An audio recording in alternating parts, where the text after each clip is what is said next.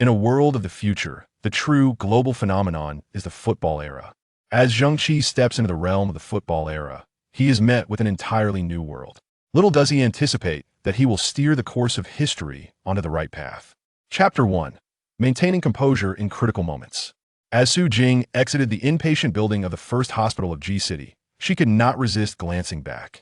Beneath the overcast sky, the gray walls of the hospital appeared rather disheartening, reflecting her own emotional state. A light drizzle fell, and in this southern city, even rain could not bring a chill, especially as November had barely begun and winter was still far off. Yet, Su Jing felt an intrinsic coldness. The streets were devoid of pedestrians, prompting her to reminisce about the bustling crowds depicted in old videos, often wondering how vibrant the world must have been in those times. "Hey, sister, why aren't you wearing a mask?" Lu Li, donned in a gas mask, hurriedly approached and without hesitation placed a miniature mask, resembling a button, on Su Jing's forehead. With a resigned smile, Su Jing pressed it, causing the mask to expand and envelop her face. "A few breaths won't kill anyone," Su Jing remarked from beneath the mask. "It's still not good for your health." "The car is waiting and will be here shortly," Lu Li replied. After seeing Su Jing nod slightly, she cautiously inquired, "How is the chairman?" "Not great, but it hasn't worsened either. The greatest challenge we face is certainly not my father's illness." Su Jing responded calmly, revealing that her name, given by her father, was not merely a wish for her to be a gentlewoman, but rather an aspiration for her to maintain composure in crucial moments. The bidding has reached a critical juncture. Once in the car, Su Jing refrained from stating their destination.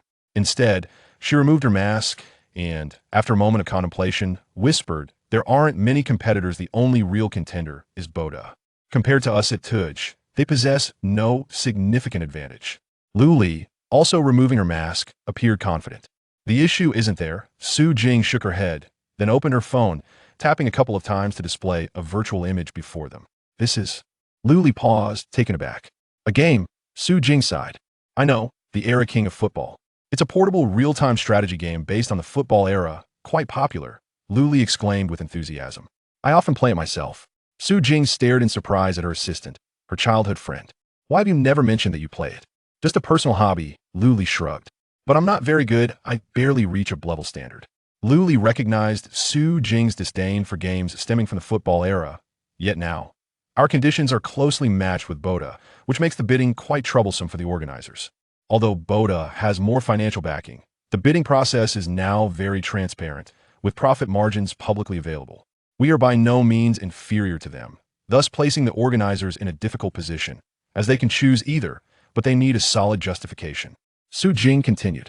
"Then," Lu Li stammered, "the head of the bidding committee is a fervent admirer of the Era King of Football," Su Jing stated flatly, adding, "a rather fanatical one. So they require both companies to compete in a match of the Era King?" Lu Li, not naive, deduced. "Precisely." Su Jing managed a wry smile. "That's problematic. The executives of Boda are almost all avid players. They even formed a semi-professional team. Among amateur players, they're considered top tier.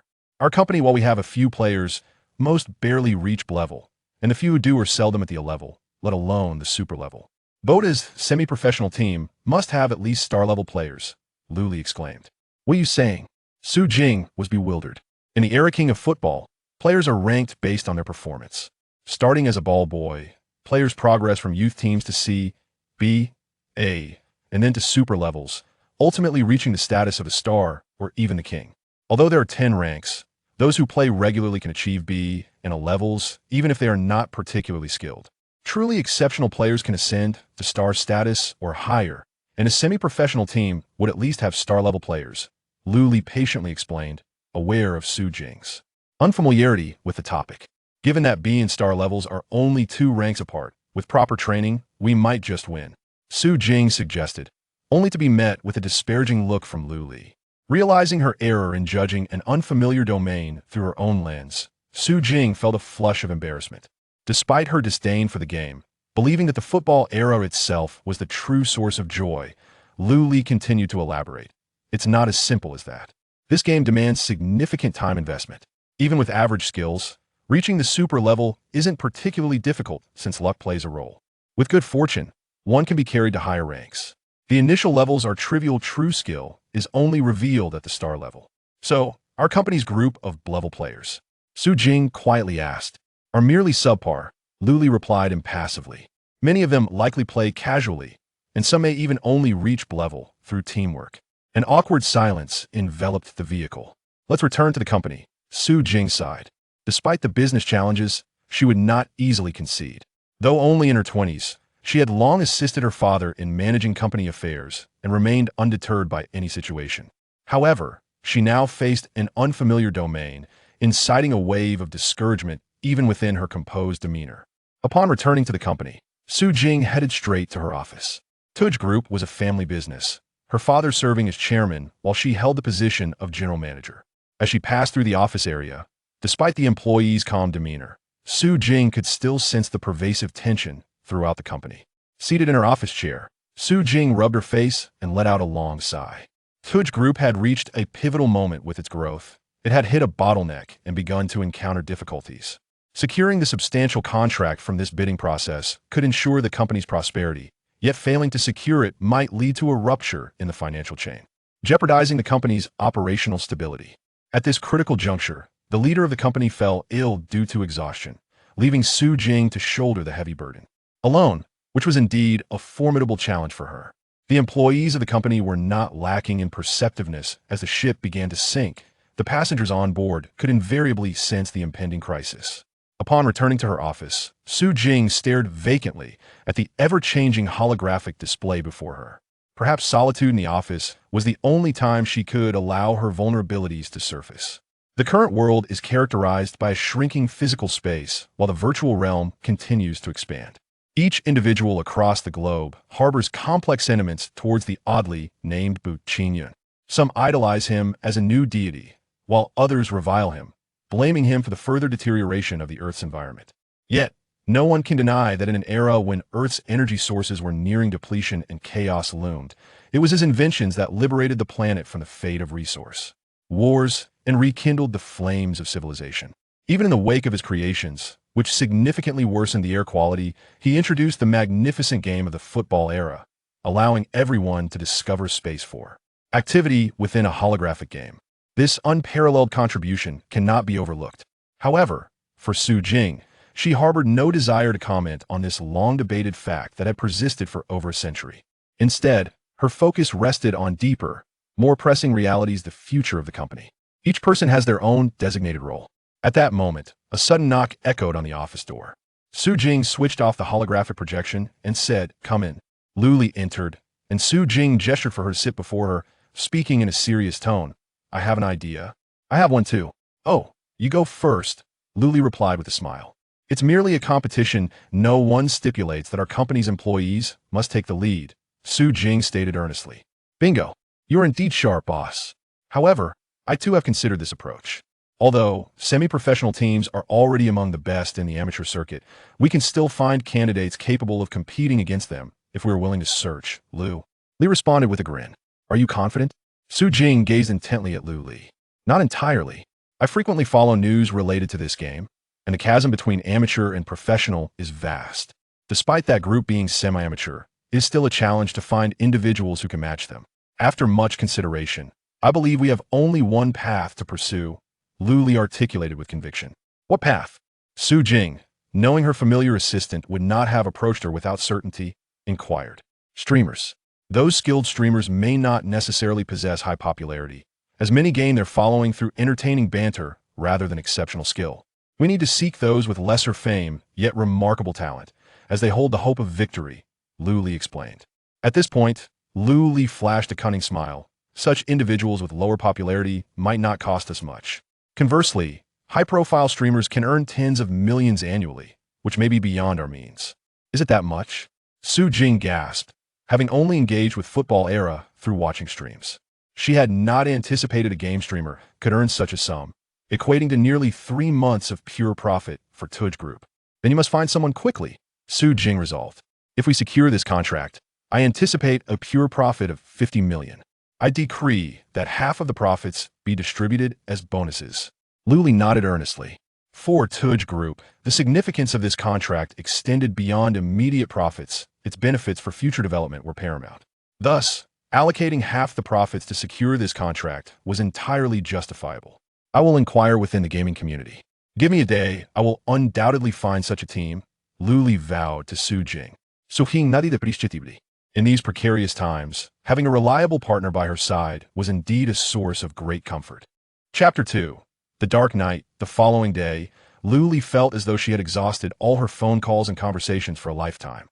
Her relentless efforts to assist Su Li were not solely for her own future, though her prospects were indeed entwined with the Tuj group. Another pivotal factor was the friendship she shared with Su Jing, as well as the gratitude she owed to the Su family. When women begin to fight with all their might, it often astonishes onlookers to discover the immense strength that lies within their seemingly frail bodies. Lu Li made countless phone calls, posted numerous messages, and inquired with many individuals, employing clever tactics on various forums to provoke discussions. For instance, she initiated threads asking which streamer excelled above the rest, who could outshine whom, and whether anyone could truly represent the pinnacle of the Araball King.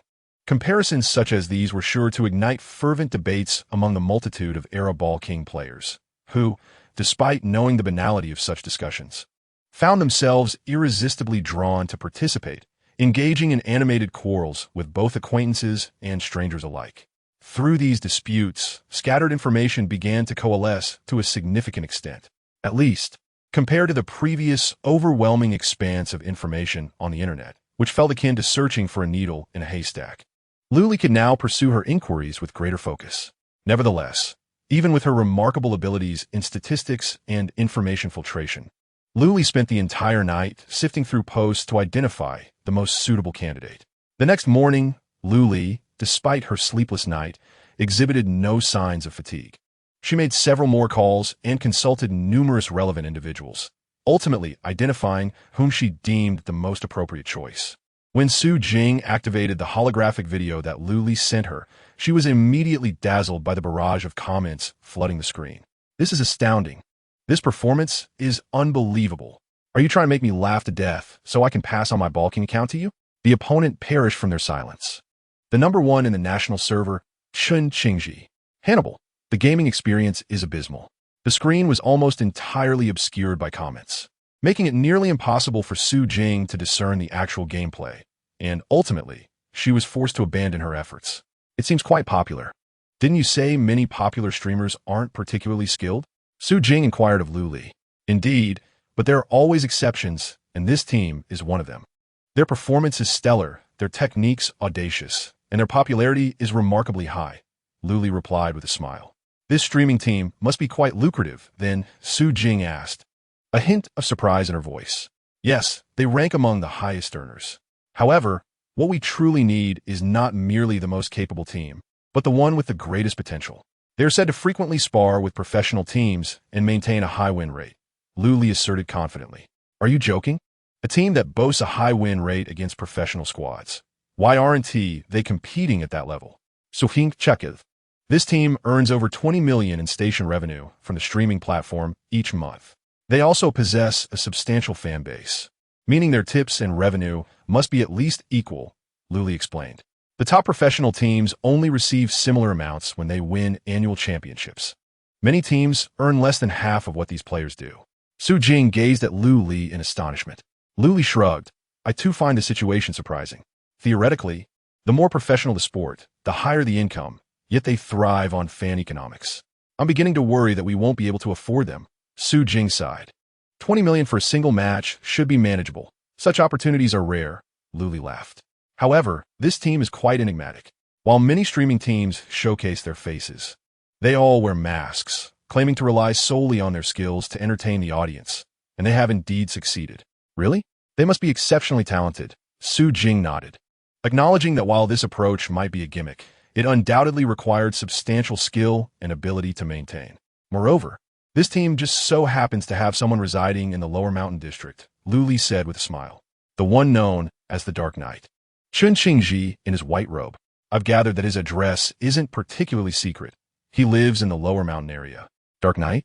That name sounds somewhat familiar." Su Jing pondered. "Yes, the other four members are called Super Flyer. I am electricity, the ocean is all water, and call me Queen." Lu Li stifled a laugh. "Is their team called the Justice League?" Su Jing remained silent for a moment before asking. "No, they're simply called the team. It's absurd." Su Jing could only mutter those 3 words. Though their style is comically whimsical, they are undeniably powerful, Luli chuckled. What concerns me now is whether we can actually secure their services. Even if we can't, we must try, Su Jing declared resolutely. So, this Dark Knight resides in the Lower Mountain District? That is quite an upscale area. Indeed, it appears that streaming income is quite substantial, Luli nodded. The Lower Mountain District is known as the affluent area of the city, where residents are predominantly wealthy and influential. Although the Su family's Tuj group boasts annual profits nearing 100 million, neither Su Jing nor her father could afford the luxury of owning a villa in such a prestigious location. The reasoning is simple. In other districts, air purification systems are installed only within individual rooms, allowing residents to move about without the need for gas masks. In contrast, the Lower Mountain District is enveloped by a state-of-the-art air purification system covering the entire area, a system so costly that even the government cannot provide it for all public spaces. Yet the Lower Mountain District has managed to secure one. The city is among the largest in Asia, but such air purification systems are scarce, existing only in this region. Just how exorbitant must the housing prices be? Su Jing felt uncertain about being able to negotiate with someone living in such luxury. Yet, as she had expressed, even if securing their services proved difficult, they must make the attempt. Otherwise, the Tuj group would stagnate, leading to a broken funding chain and ultimately its demise. Every company encounters various bottlenecks in its developmental journey. Overcoming them leads to a bright future, while failure results in stagnation. For the sake of the company and her ailing father, Su Jing was determined to secure this contract. The key to achieving this lay in whether she could engage the most suitable candidate. Despite having gone without sleep like Lu Li, Su Jing felt no weariness at that moment. After undergoing a brief therapy session to improve her state, she joined Lu Li in the car, heading towards the address Lu Li had procured. The Tuj group was not far from the Lower Mountain District. In any city, the proximity between the wealthy is always close-knit. I contacted the Dark Knight, and he indicated he would be open to discussions. Lu Li informed Su Jing as they traveled. Sensing that this matter should not prove too difficult, since the other party was willing to converse, it was merely a matter of terms. 20 million was the price Su Jing was prepared to offer. However, should the other party demand more, even if it reached 30 or 40 million, or if she had to invest every profit from the contract, it was a necessary course of action. Only by successfully executing this contract could the Tuj group ensure its future growth. The driver turned into a residential complex, but was halted by the security personnel at the entrance. Lu Li made a phone call and handed the phone to the guard, who then permitted their entry. Security is always tighter in places like this, Su Jing remarked with a chuckle. Lu Li could discern the slight strain in Su Jing's laughter, indicating that she too was experiencing a touch of anxiety under the current circumstances. Do not worry, I am perfectly fine, Su Jing reassured her assistant, silently reciting her father's oft-repeated phrase, maintain composure in the face of great matters. Do not doubt the wisdom of the ancients. Although Su Jing had been assisting her father with the company for quite some time, her academic pursuits had never faltered. Even now, she epitomized the archetype of a shrewd businesswoman, competent, resilient, yet beneath it all, she retained a hint of youthful idealism. This idealism sometimes led to fanciful notions, and in an era rife with material desires, she still yearned to encounter individuals reminiscent of the ancient sages, grand, magnanimous, and generous in spirit. Su Jing harbored a fervent hope that this enigmatic Dark Knight would embody the steadfastness of an unwavering Batman, possessing his own principles. The vehicle came to a halt before a serene, standalone villa, modest in size, yet exuding an air of tranquility and sophistication. A middle-aged man, his hair touched with gray and standing with impeccable posture, greeted them at the entrance with a warm smile. Greetings, I am Lu Li, the one who called earlier, and this is our group's general manager, Su Jing. May I inquire as to who you are? Lu Li introduced Su Jing and posed her question after they alighted from the vehicle. Welcome. I am Meng, the butler to the Dark Knight, the middle-aged man replied with a slight bow. The presence of such a distinguished butler only added to Su Jing's growing apprehension. Residing in a villa worth billions and employing someone of such stature as a butler, just how affluent was this broadcaster? It was evident that merely having wealth was insufficient to inhabit such a place. The environment suggested that this broadcaster was indeed a person of considerable fortune. Likely a wealthy heir, living a life of luxury, with broadcasting as merely a hobby. Such individuals existed in abundance, though some were ostentatious while others preferred discretion. Was it truly possible to win over such a broadcaster with mere money? This thought caused Luli, once confident, to waver in her certainty. However, having reached this juncture, they had no choice but to proceed despite their lack of assurance. Following Meng into the villa, Sujing's unease intensified as her discerning eye recognized the opulence of the furnishings and decor that lined their path, a testament to the family's immense wealth. I hope the dark night proves to be amiable, Sujing mused inwardly. Chapter 3. The team after guiding Sujing and Luli to the Grand Hall. Meng invited them to sit and inquired about their beverage preferences, swiftly presenting them with 2 cups of coffee. Thank you. Sujing expressed her gratitude, having regained her composure. May I ask if the Dark Knight is present? Meng offered a gentle smile. The Dark Knight prefers to keep his true identity concealed. He feels that meeting you both while masked would be rather impolite. Therefore, he intends to use a holographic projection for your meeting, facing away from you both. I hope this arrangement does not trouble you. We do not mind. Lily glanced at Sujing, who shook her head in agreement. Meng nodded and pressed a button, and instantly, a holographic projection materialized before them. They found themselves in a study, where a young man sat with his back to them in a grand chair, obscuring his face. Dark Knight? Luli began, but the young man raised his hand, interrupting her. I understand your purpose for visiting. However, I must clarify that my associates and I are not intimately acquainted. Engaging in a match is not a trivial matter, and I cannot ascertain their interest in this battle. It is quite straightforward. Similar to your team's usual live broadcasts, we can enter a dedicated platform for a match, albeit without streaming, Lily explained. I understand, but the crux of the matter is, why should we engage in this match? Gathering our team for a live broadcast is no simple feat. Each member has their own commitments, and our earnings from a single broadcast are substantial. Moreover, while our opponents may not be particularly formidable, they still pose a challenge. The young man countered. Sujing and Luli exchanged glances. Sujing sensed that the young man was not disinterested in the match, but rather seemed to be angling for a financial incentive. Just as Luli was about to continue her argument, Sujing interjected, 20 million. That is the remuneration we can offer, contingent upon winning the match. Luli sighed inwardly, thinking her boss was perhaps too impulsive. Did the young man truly seem in need of money? Directly mentioning it might provoke his annoyance. Indeed, the young man appeared momentarily taken aback before swiftly responding with ire. Money, money, money. Why is everything about money? What is wrong with people nowadays? Can we not have a proper discussion without discussing finances? Truly, the world has changed. Upon hearing this, Lily felt a pang of insecurity and shame. Quickly attempting to smooth things over. That was not our intention, but she was cut off as the young man continued. Besides, there are 5 of us. Splitting 4 million each is an unfortunate figure. Luli was taken aback, while Sujing stifled a smile, realizing she had not misjudged him. So, what you mean is Luli ventured cautiously. At least an additional 1 million each, totaling 25 million, for us to engage in this match, he asserted confidently.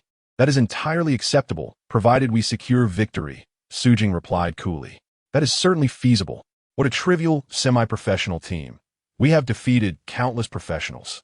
Even if there are some challenges, with proper focus, it will be a straightforward endeavor. Meng, let us draft a contract, and I will reach out to my 4 companions. I should negotiate a share for myself. As this task falls to me, he muttered, waving his hand dismissively as he deactivated the holographic projection. Meng, as if conjuring a magic trick, produced 2 contracts from his person and presented them to Luli and Sujing for their review. Luli appeared deeply affected, mechanically picking up the contract to examine it, while Sujing smiled softly.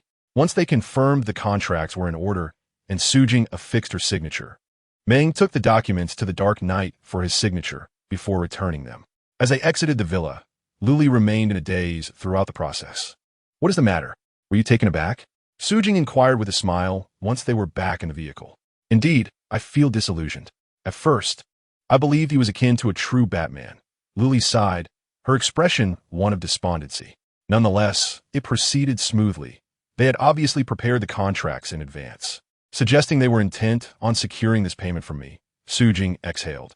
Victory is essential for a payout. Defeat yields nothing. They would not jest with such matters, I presume. Well, I hope so. It seems we might have reason to be optimistic for the decisive battle in 2 days, she concluded. Luli nodded, acknowledging that although the Dark Knight did not match her previous imaginings of a towering figure, the prowess of this so-called team was indeed exceptional. Given that they were to receive payment post-match, it was improbable that the opponents were charlatans. Even if it meant spending an exorbitant sum of $25 million for a single match, the potential rewards made it a worthwhile venture if victory was attained. Upon returning to the company, Su Jing and Liu Li garnered the attention of their colleagues, though they spoke little, merely urging everyone to prepare for the forthcoming tasks. The newfound confidence etched on their faces hinted at a promising turnaround for the company. As the atmosphere at the headquarters of the Tudge Group began to shift towards optimism, the Dark Knight engaged in stretching exercises while conversing with Butler Ming. How did I perform just now? Did I come across as too eager? The Dark Knight inquired. Butler Ming smiled gently. Not at all. Those two ladies are likely quite desperate for your assistance in this match. So a hint of urgency will not deter them from your proposition. If anyone is anxious, it will be them, not you. Please just call me Zheng Qi. I've told you countless times, no need for such formality. The young man, Zheng Qi, replied with mild irritation. My apologies, young master. You see, it's ingrained in me to care for you, Butler Ming responded. Well, I concede. After the live broadcast tonight, I'll discuss matters with those fellows. After all, winning a match brings in $5 million, which is a lucrative endeavor compared to my usual earnings, Zheng Qi stated with a smile. Your spending habits verge on extravagance. Butler Ming subtly reminded him. What of it? One must indulge. Happiness is paramount. Zheng Qi waved dismissively. Oh, by the way, I desire the pancake rolls from that renowned establishment in the city tonight. The delivery fees are quite steep, Butler Ming cautioned. Someone must enjoy it. Otherwise, how can the logistics workers increase their earnings? Zheng Qi replied nonchalantly. Butler Ming shook his head, reflecting on the recent technological advancements that allowed fresh dishes to be transported globally. This innovation, a result of a scientist's failed attempt to create a more efficient transmission method, had sparked a revolution in the delivery industry. Within just 6 months, the ability to savor local delicacies at any time had become a status symbol among the affluent. Despite the high costs associated with this service, it was evident that demand remained robust. As a young man accustomed to lavish spending, Zheng Qi's choices were hardly surprising. However, Butler Ming surveyed the villa, shaking his head before attending to his duties. Despite his substantial income, Zheng Qi's expenses were equally considerable. The monthly rent for this villa alone exceeded $1 million, and with Zheng Qi's preference for the finest things, his monthly earnings from live streaming, which could reach several million, often vanished just as quickly.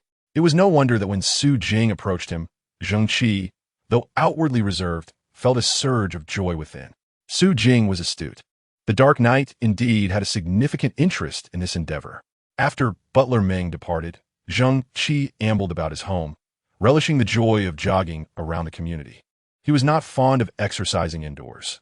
While the holographic games could fulfill any physical activity requirement, he preferred the liberating experience of running in reality, even if it came at a considerable cost.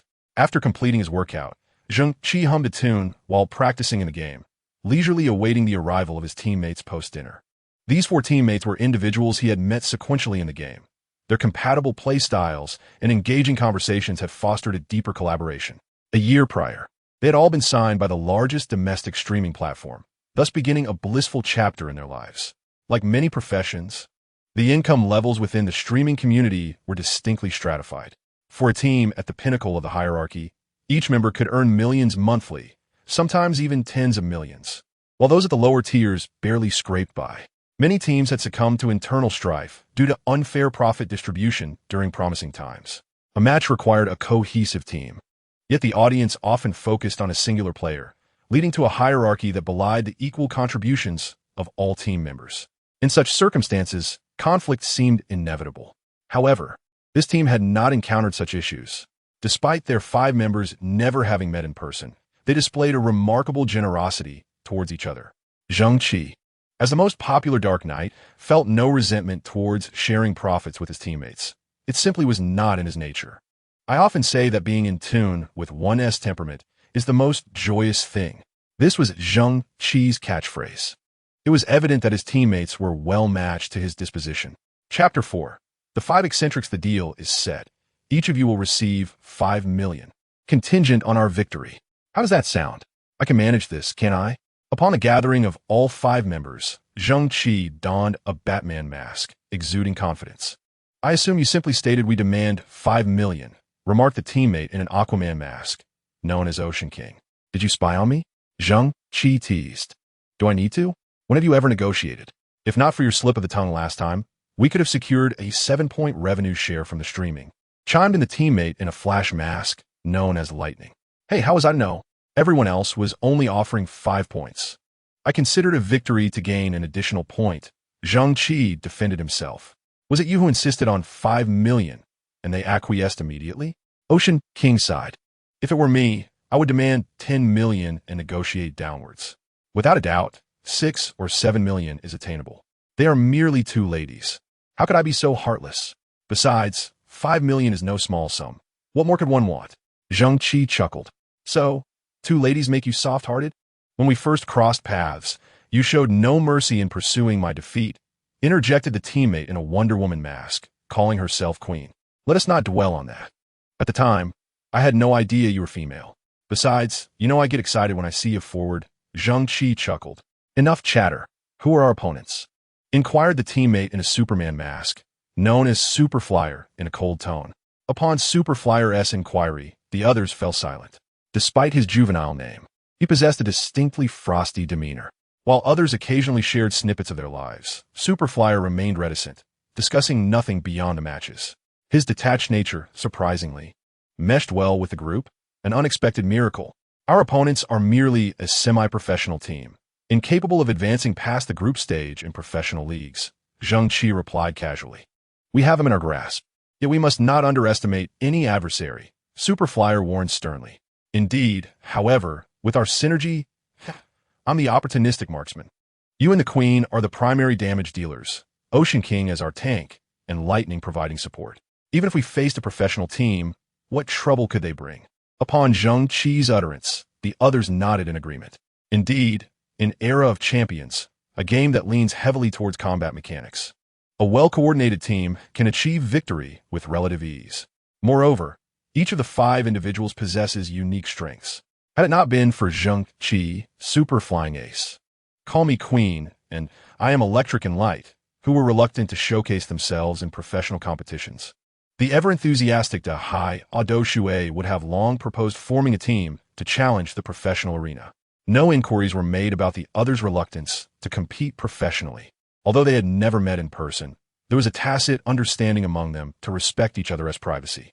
Even Dahai Ado Shui, who longed to enter the professional scene, merely maintained contact with various professional teams for friendly matches without further pressing the matter. To others, Zheng Qi appeared enigmatic. Yet he found the same mystery surrounding his companions. Super Flying Ace, I Am Electric and Light, and Call Me Queen would often vanish for days. And Dahai Ado Shui's ability to repeatedly arrange friendly matches with professional teams hinted at hidden depths. As for Zheng Qi, the suggestion to wear a mask during competitions to conceal his identity was solely his own, the reasons for which remained known only to him. Remember not to be late in 2 days. There's 5 million at stake for each of us, Zheng Qi remarked after a 2-hour livestream. Having effortlessly vanquished several challenging teams, he felt assured about their prospects. Over the next 2 days, Zheng Qi trained alone. Despite his seemingly frivolous demeanor, he approached competition with utmost seriousness, which accounted for his considerable popularity as a streamer. Era of Champions is a variant of Football Era, akin to the relationship between World of Warcraft and its predecessors. The expansive Football Era demands significant investment of time for optimal enjoyment, prompting many to opt for the more accessible Era of Champions. Consequently, despite being less than a decade old, Era of Champions rivals the century-old Football Era on the gaming revenue charts. Zheng Qi had never engaged with Football Era, finding large-scale holographic games unappealing, even though many players deemed it the more rewarding experience. Era of Champions features a 5 versus 5 combat mode, taking place in diverse environments. Essentially, it shares similarities with older games in terms of hero selection and team confrontations, with the charm deriving from individual player skill, teammate synergy, and interpersonal rivalry. However, in a holographic mode, the challenge lies not in manual dexterity, but in overall bodily coordination, making it a test of innate talent. one Zheng Qi evidently possessed. At under 20, he had already reached elite status, a combination of talent and rigorous practice being indispensable. Heroes in Era of Champions are categorized into four primary classes: forwards, midfielders, defenders, and goalkeepers, paralleling the roles of assassins, mages, tanks, and support characters in other games. Yet, the specific archetypes expand based on emphasis, much like the distinctions among forwards, midfielders, and defenders in football. Zheng Qi preferred playing as a forward, particularly favoring the hero Zheng Qi, whose commanding phrase, "thousands of troops, avoid the white robe," resonated deeply with him. Although this hero demands exceptional skill, being perceived as an assassin on the battlefield, the thrill of teetering on the edge of danger was what Zheng Qi cherished most. In contrast, Superflying Ace favored the midfield quirky, acknowledged as one of the most formidable heroes, endowed with healing abilities, high burst damage, and strong survivability, along with the pillar of strength talent, making him a reliable central figure in team battles.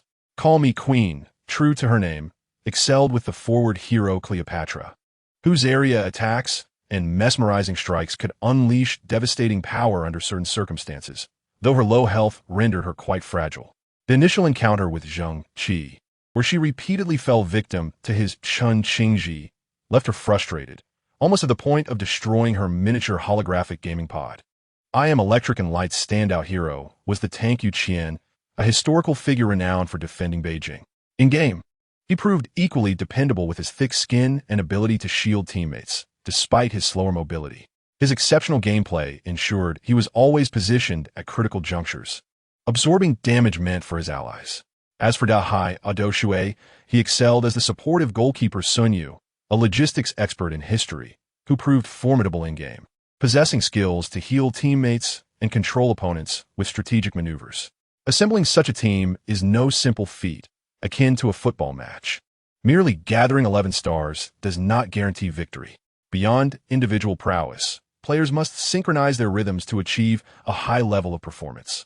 Their team exemplified this synergy, prompting viewers to lament why they did not compete professionally, as they might indeed bring honor to their country on the international stage. Moreover, the five were accustomed to wearing masks during holographic competitions, leading many spectators to speculate that they might be genuine professional players.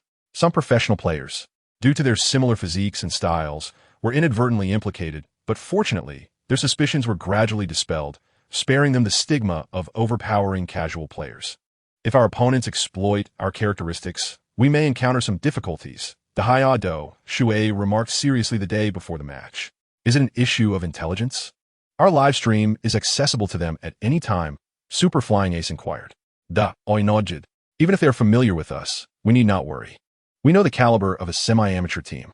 Even if they enlist professionals to play on their behalf, we are not in the dark. The match will consist of 3 rounds, ample time for us to ascertain who our opponents truly are. Zheng Qi, however, remained unconcerned. I concur with the Dark Knight's perspective. In the face of absolute strength, all other schemes are mere trifles, stated Queen, equally unfazed. My only concern is an unexpected setback. Losing 5 million is not a significant issue for us, but the company inviting us might suffer far greater losses, Dahai Ado Shui chuckled. Rest assured, it has been a year. Our skills have been validated. Even if they target us, it should pose no problem. What I worry about now is how to spend the 5 million once we secure it, Zheng Qi grinned. Don't act recklessly. Quickly spit 3 times, Electric Light urged anxiously. Brother Light, you are commendable in every aspect, yet a touch too cautious. Zheng Qi waved his hand. Tomorrow, we'll dispatch our opponents in 2 rounds. Then divide the winnings, and it will be utterly delightful. Chapter 5.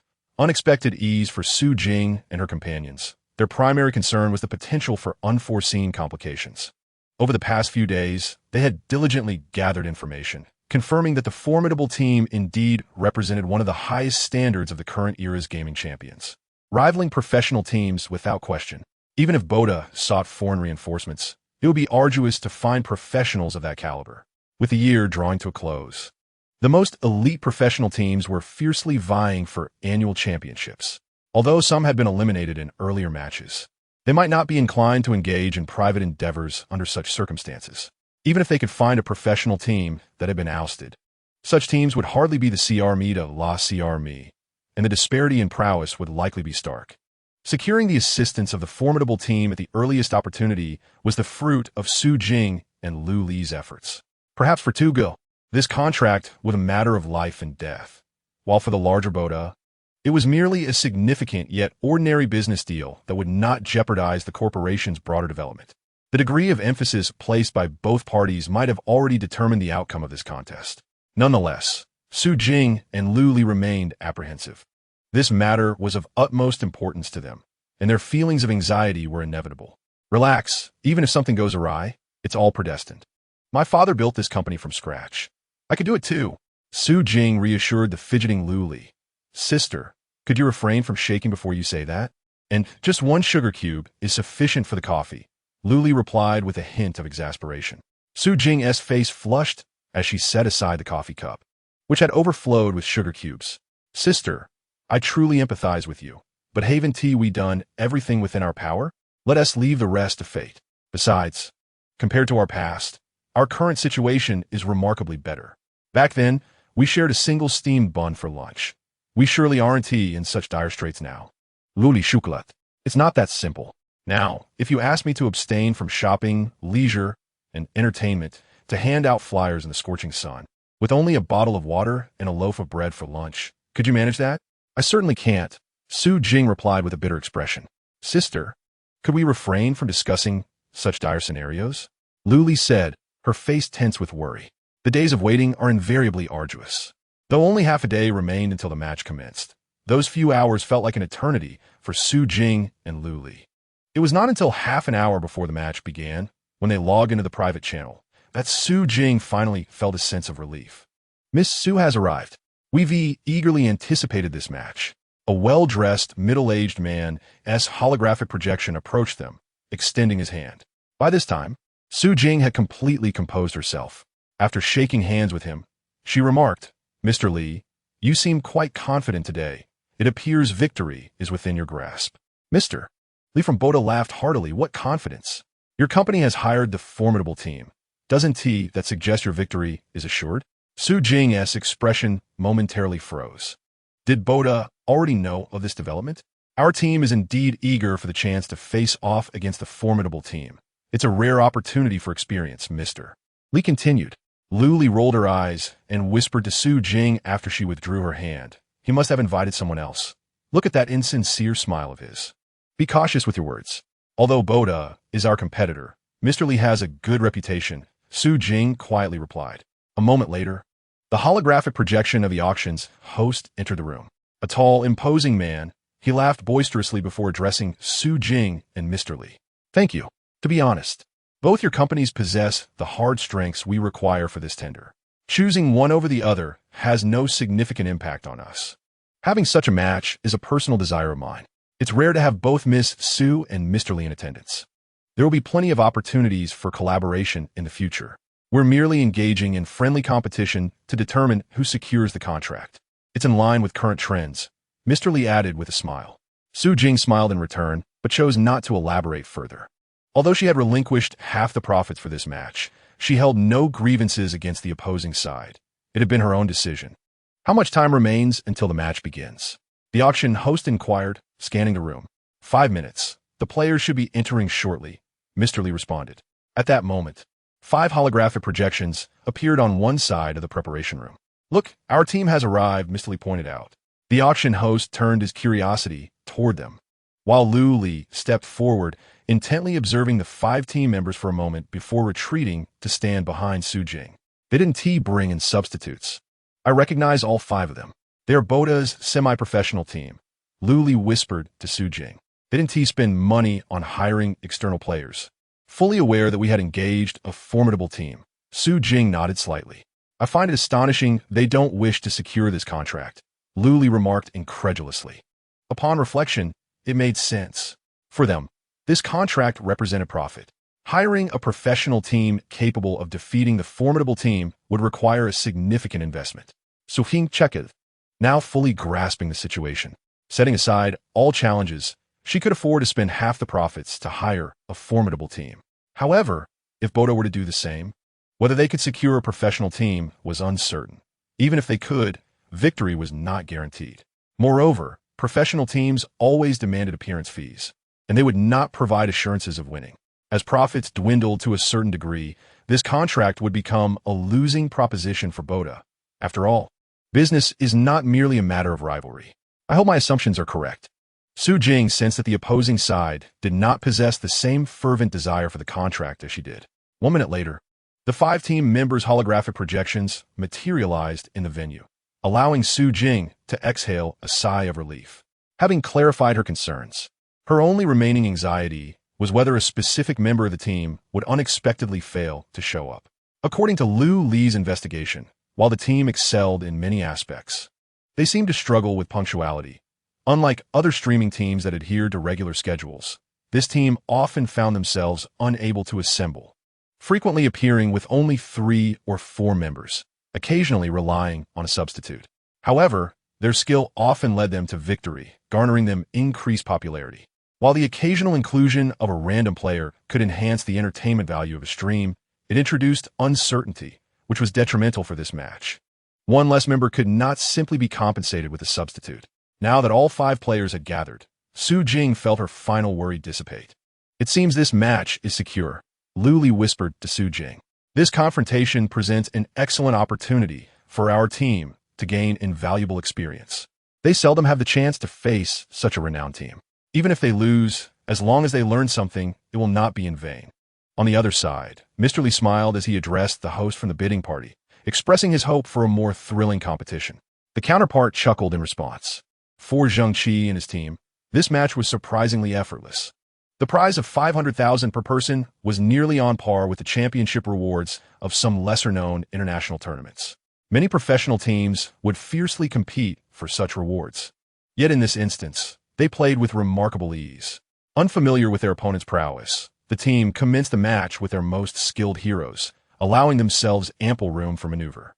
Zheng Qi's Chen Qingji, Fei Xia's Guizi, Queen's Cleopatra, Dian Guang's Yu Qian, and Hai Shuaisun Yu formed a formidable lineup, prepared to keenly observe their adversaries' capabilities. The players from the Boda team exhibited fluid and agile maneuvers. However, upon engagement, Zheng Qi and his team quickly discerned that their opponent's strength was rather mediocre. Each lane presented a distinct advantage for them. Zheng Qi, darting around the jungle, swiftly sealed off the opponent's resources, snatching several neutral monsters from their territory while deftly evading their assaults. With an early economic lead, the team steadily advanced, gradually amplifying their advantage. Their economy consistently outstripped that of their rivals. Even Yu Qian, who sacrificed his own resources, managed to outpace the enemy's primary damage dealer in equipment acquisition. In this match, a loss seemed nearly impossible. Without a hint of suspense, 15 minutes into the game, the team breached the opponent's defenses, culminating in a 1-0 lead. Witnessing their advantage, Liu Li raised her fist in triumph, while Su Jing, though silent, clenched her hand in relief.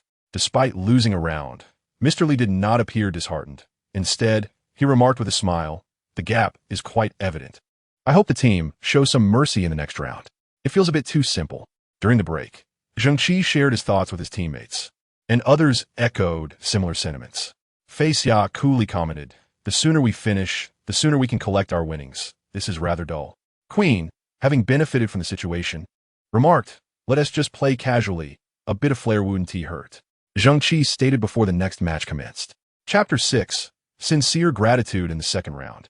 The team indeed played more liberally. Having grasped their opponent's capabilities in the previous match, they recognized that while the opposing amateur team was formidable, they were still not on par with those who could establish themselves among professional squads. To dominate such an opponent with overwhelming force would seem rather ungracious. Thus, they opted for a more entertaining approach, worthy of the prize at stake. Consequently, the team drastically altered their lineup for the second match, refraining from selecting their most proficient heroes and instead opting for those they were less familiar with. Nonetheless, given the professional caliber of the players, none exhibited glaring weaknesses. Aside from their primary heroes, they were adept with a broad range of characters, maintaining a diverse pool of capabilities. Despite Zheng Qi taking on a support role, Fei Xia transitioning to a tank, Queen roving freely, Dian Guang as the primary damage dealer, and Hai Shui assuming a core position, their gameplay remained polished. concealing their unfamiliarity with the roles chosen. However, their more relaxed approach allowed the Boda team to shine in this match, leading to a fiercely contested battle, particularly around the defensive towers, with each team trading blows. Midway through, Boda briefly seized the advantage, pushing into the team's restricted zone and nearly breaching their defenses. Yet, the team, despite being on the back foot, managed to rally, leveraging the terrain to execute a decisive team wipe. Zheng Qi sacrificed himself to eliminate the opponent's key player, while the battered Fei Xia and Queen, alongside Hai Shui, launched a counterattack, breaching the opposing zone and netting victory once more. This match extended for a full 40 minutes. A true test of endurance, yet captivated the audience, filling them with exhilaration. After the match concluded, the team members exited the arena and Mr. Li graciously acknowledged his defeat, withdrawing from the bidding process. The host from the bidding party praised Su Jing, following which a somewhat tedious signing ceremony ensued. By the time all was settled, night had fallen. Su Jing exhaled, finally feeling the weight of exhaustion. The past few days had deprived her of restful sleep due to worry, but having secured this vital contract for the company's survival, she felt a wave of fatigue wash over her. However, rest would have to wait. Luli, please go to the hospital and share this good news with my father. After stepping out of the room, Su Jing rubbed her face and turned to Luli, who had also exited. Sister, aren't you going? Luli asked, puzzled. No, I'm heading to the Dark Knight's residence. I want to personally thank him while delivering the payment, Su Jing replied. He received quite a sum, Luli murmured. That's not our concern. Without his assistance, our company wouldn't have had a chance to thrive. Su Jing waved her hand dismissively. All right, I'm off now. Watching Su Jing depart, Luli felt a renewed sense of confidence in the company's future. The growth of a company, aside from luck and other factors, hinges critically on having an exceptional leader. Mr. Su may have fallen, but Su Li remains. The future of the Tuj Group surely shines bright. Take care of your health. Old man, with such a capable daughter, you wouldn't want to leave us too soon, she mused before skipping out of the company, her heart brimming with joy. When Su Jing arrived at the Dark Knight's villa, it was already 9 o'clock in the evening. The match had commenced at 5, and the 2 rounds, along with the subsequent signing procedures, had consumed considerable time. Zheng Qi was not concerned about Su Jing failing to provide the payment. In these times, any formally signed contract was bound to be honored. The untrustworthy had long since faced penalties for their misdeeds. Su Jing was merely anxious that Zheng Qi might perceive her payment as delayed, fearing it might sour their rapport. Having already contacted the Dark Knight, Su Jing found Butler Meng waiting at the entrance as if he had been standing there all along. I apologize for troubling you at such a late hour, Su Jing said, feeling quite remorseful. Butler Meng smiled warmly. There is no need for such apologies, Manager Su. It is my duty. Under his guidance, Su Jing entered the grand hall, where he offered her a cup of milk tea and said apologetically, my young master prefers to avoid meeting outsiders. So he will meet you in his mask. It's quite all right. I should have considered that. However, I truly wish to express my gratitude in person. Su Jing replied with sincerity. In principle, it was somewhat unreasonable for Su Jingfei to demand a face-to-face meeting with the Dark Knight, considering that he was reluctant to reveal his true identity. Perhaps he bore some scars on his visage or was simply a sensitive individual by nature. Therefore, Su Jing felt quite apologetic about her request. However, at that moment, she was genuinely grateful to the Dark Knight. Zheng Qi entered the living room, donning a mask, only to be greeted by a stunning beauty who bowed deeply and sincerely expressed her gratitude. Mr. Dark Knight, I cannot thank you enough. Without your assistance, our company would have faced tremendous difficulties. Perhaps it holds significance for you, but I truly did nothing extraordinary, Zheng Qi replied, shaking his head. As he spoke, he marveled inwardly. Although holographic technology had advanced remarkably, the projection still appeared somewhat indistinct, lacking the clarity of reality. When he had previously met Su Jing through a holographic projection, he had found her particularly striking. Yet upon seeing her in person, he realized she was indeed extraordinarily beautiful. Her beauty was one thing, but the grace and tranquility she exuded were enough to evoke a sense of conquest in many men. Zheng Qi harbored no base thoughts, yet as a young man, it was entirely natural to be awestruck by such a beauty.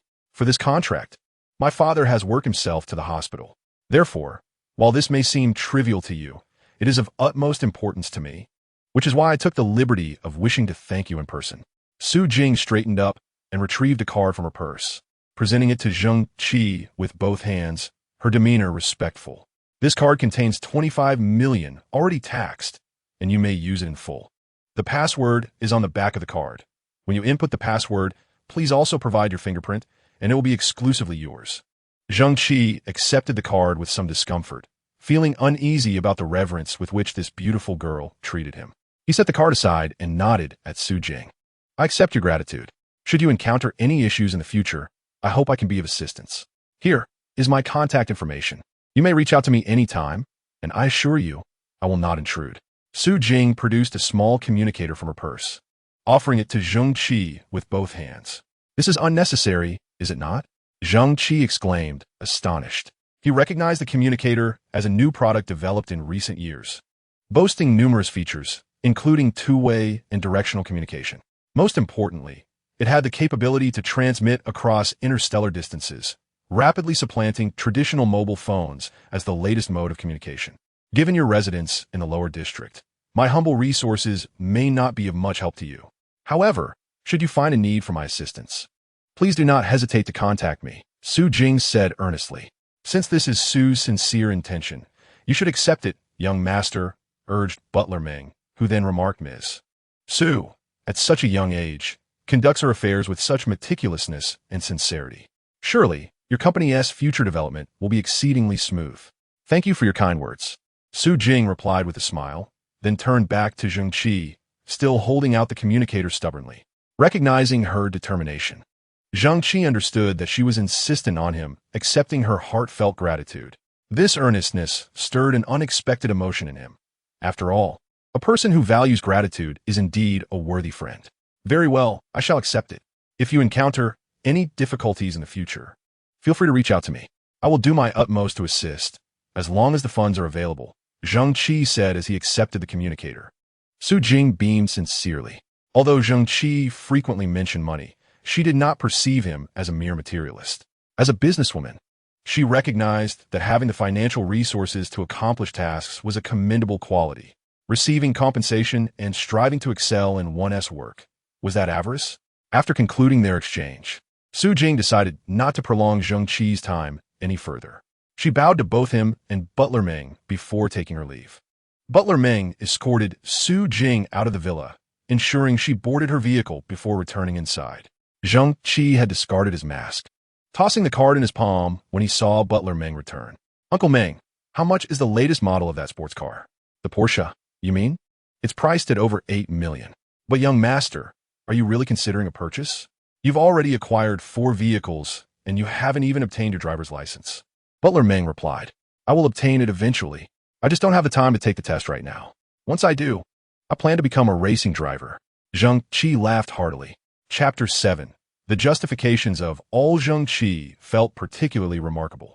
Although he had left home at an early age, he quickly sustained himself through live streaming, living a more lavish life than most.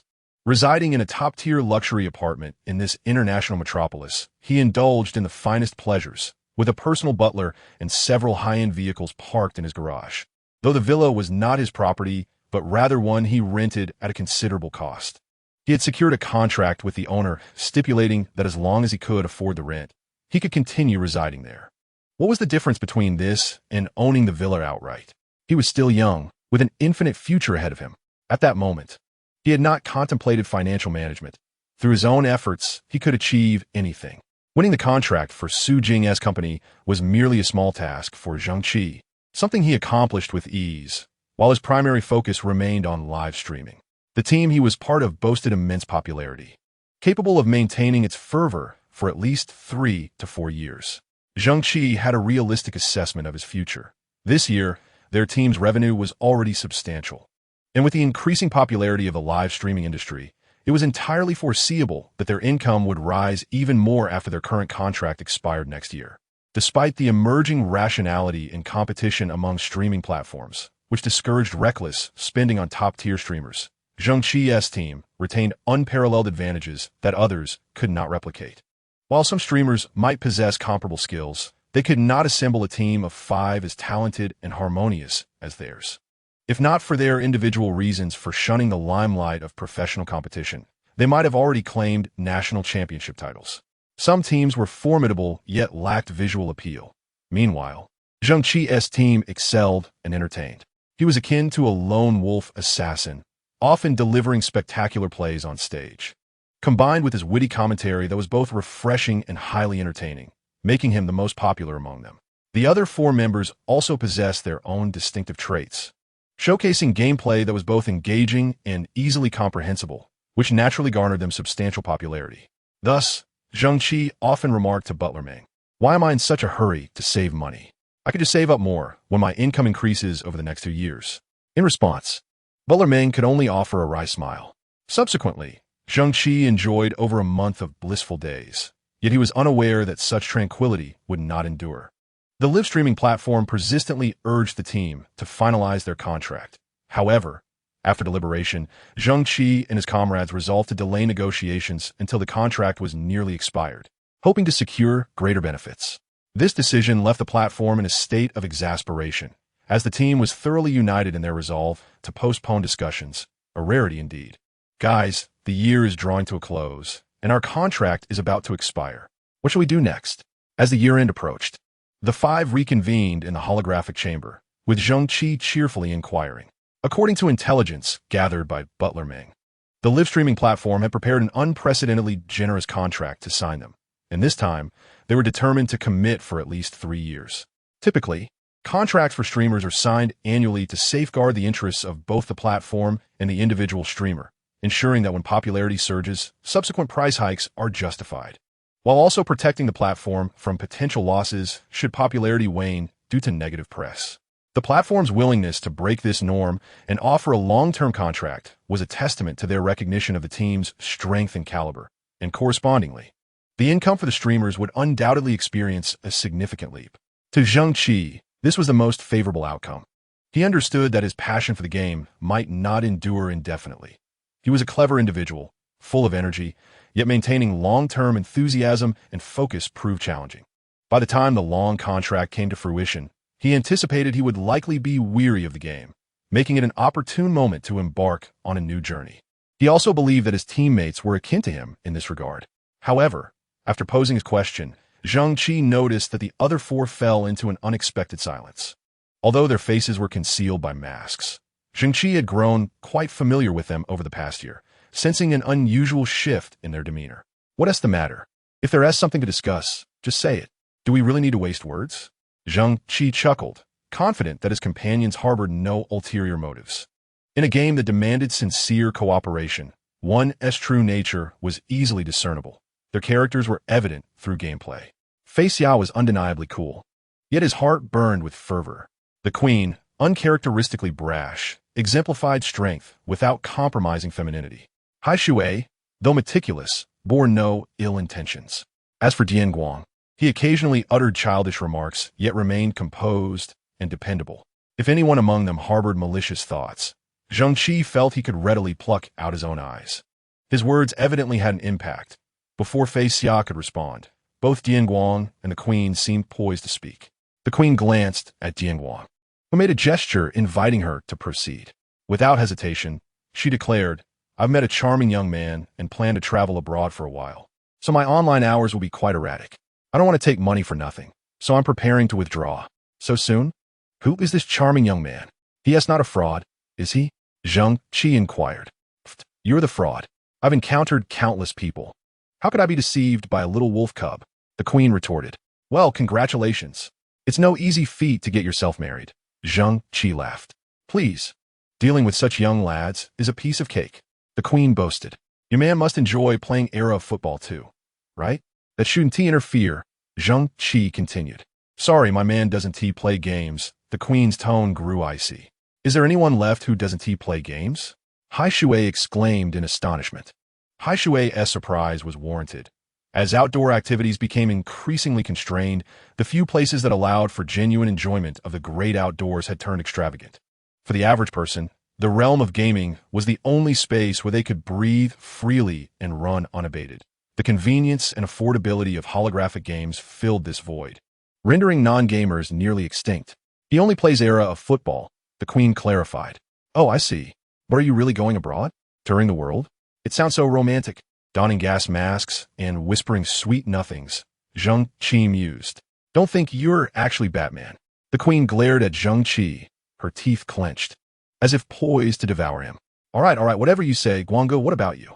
Zheng Qi turned to Dian Guang. I have something important next year, so I can't play games anymore. Therefore, I must also withdraw, Dian Guang replied hesitantly. The queen has caught herself a rich catch. Did you land a girlfriend too? That is no problem, right? Surely your girlfriend wouldn't forbid you from playing games? Zheng Qi asked. Hey, it's not that my girlfriend forbids me from playing games. It's that I simply don't have time. The queen protested. Dian Guang quickly interjected. No, I don't have a girlfriend. With your personality and income, finding a girlfriend should be simple. Zheng Qi scoffed. What is the matter? Are you really willing to forego your several million income? I have something more important at hand. Dian Guang sighed. What is it? Share it. Perhaps we can help you brainstorm. Zheng Qi encouraged. You can't help me with this. It's something I must handle myself, Dian Guang replied, his frustration palpable, nearly spilling over the edges of his mask. Don't pressure him. He may have his reasons. Hai Shui interjected to ease the tension. Actually, it's not that complicated, Dian Guang finally confessed, looking conflicted. Noticing the other's attention, he took a deep breath and revealed. In 6 months, I'll be taking my college entrance examination. Zheng Qi felt as if a thunderclap had exploded above him. The queen stared at Dian Guang in shock. Hai Shui mirrored the astonishment, and even the seemingly unflappable Fei Xia regarded Dian Guang with wide eyes. Having played together for a year, they were quite familiar with Dian Guang. While he occasionally exhibited childishness, he was remarkably reliable, exuding an aura of maturity.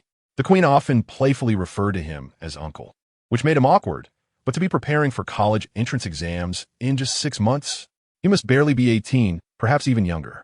Just how old are you? Zheng Qi asked, voicing a question on everyone's mind. I'll soon be 15, Dian Guang admitted, his embarrassment palpable even through his mask. The queen felt even more mortified. I can't believe I called a 14-year-old kid uncle. Oh heavens, she exclaimed. I never asked you to call me that. Dian Guang protested innocently. 15 and already facing college entrance exams? Isn't that a bit excessive? Hai Shui couldn't help but interject. I'm a special youth program, Dian Guang explained. Then you must have started playing this game before you turned 14, right? How did you bypass the anti-addiction system? Zheng Qi, taken aback, inquired about the current anti-addiction system, which is no longer a mere formality but is now governed by exceedingly stringent checks and regulations. In addition to the requirement for real identity verification, fingerprint data must also be registered, making it exceedingly difficult to forge.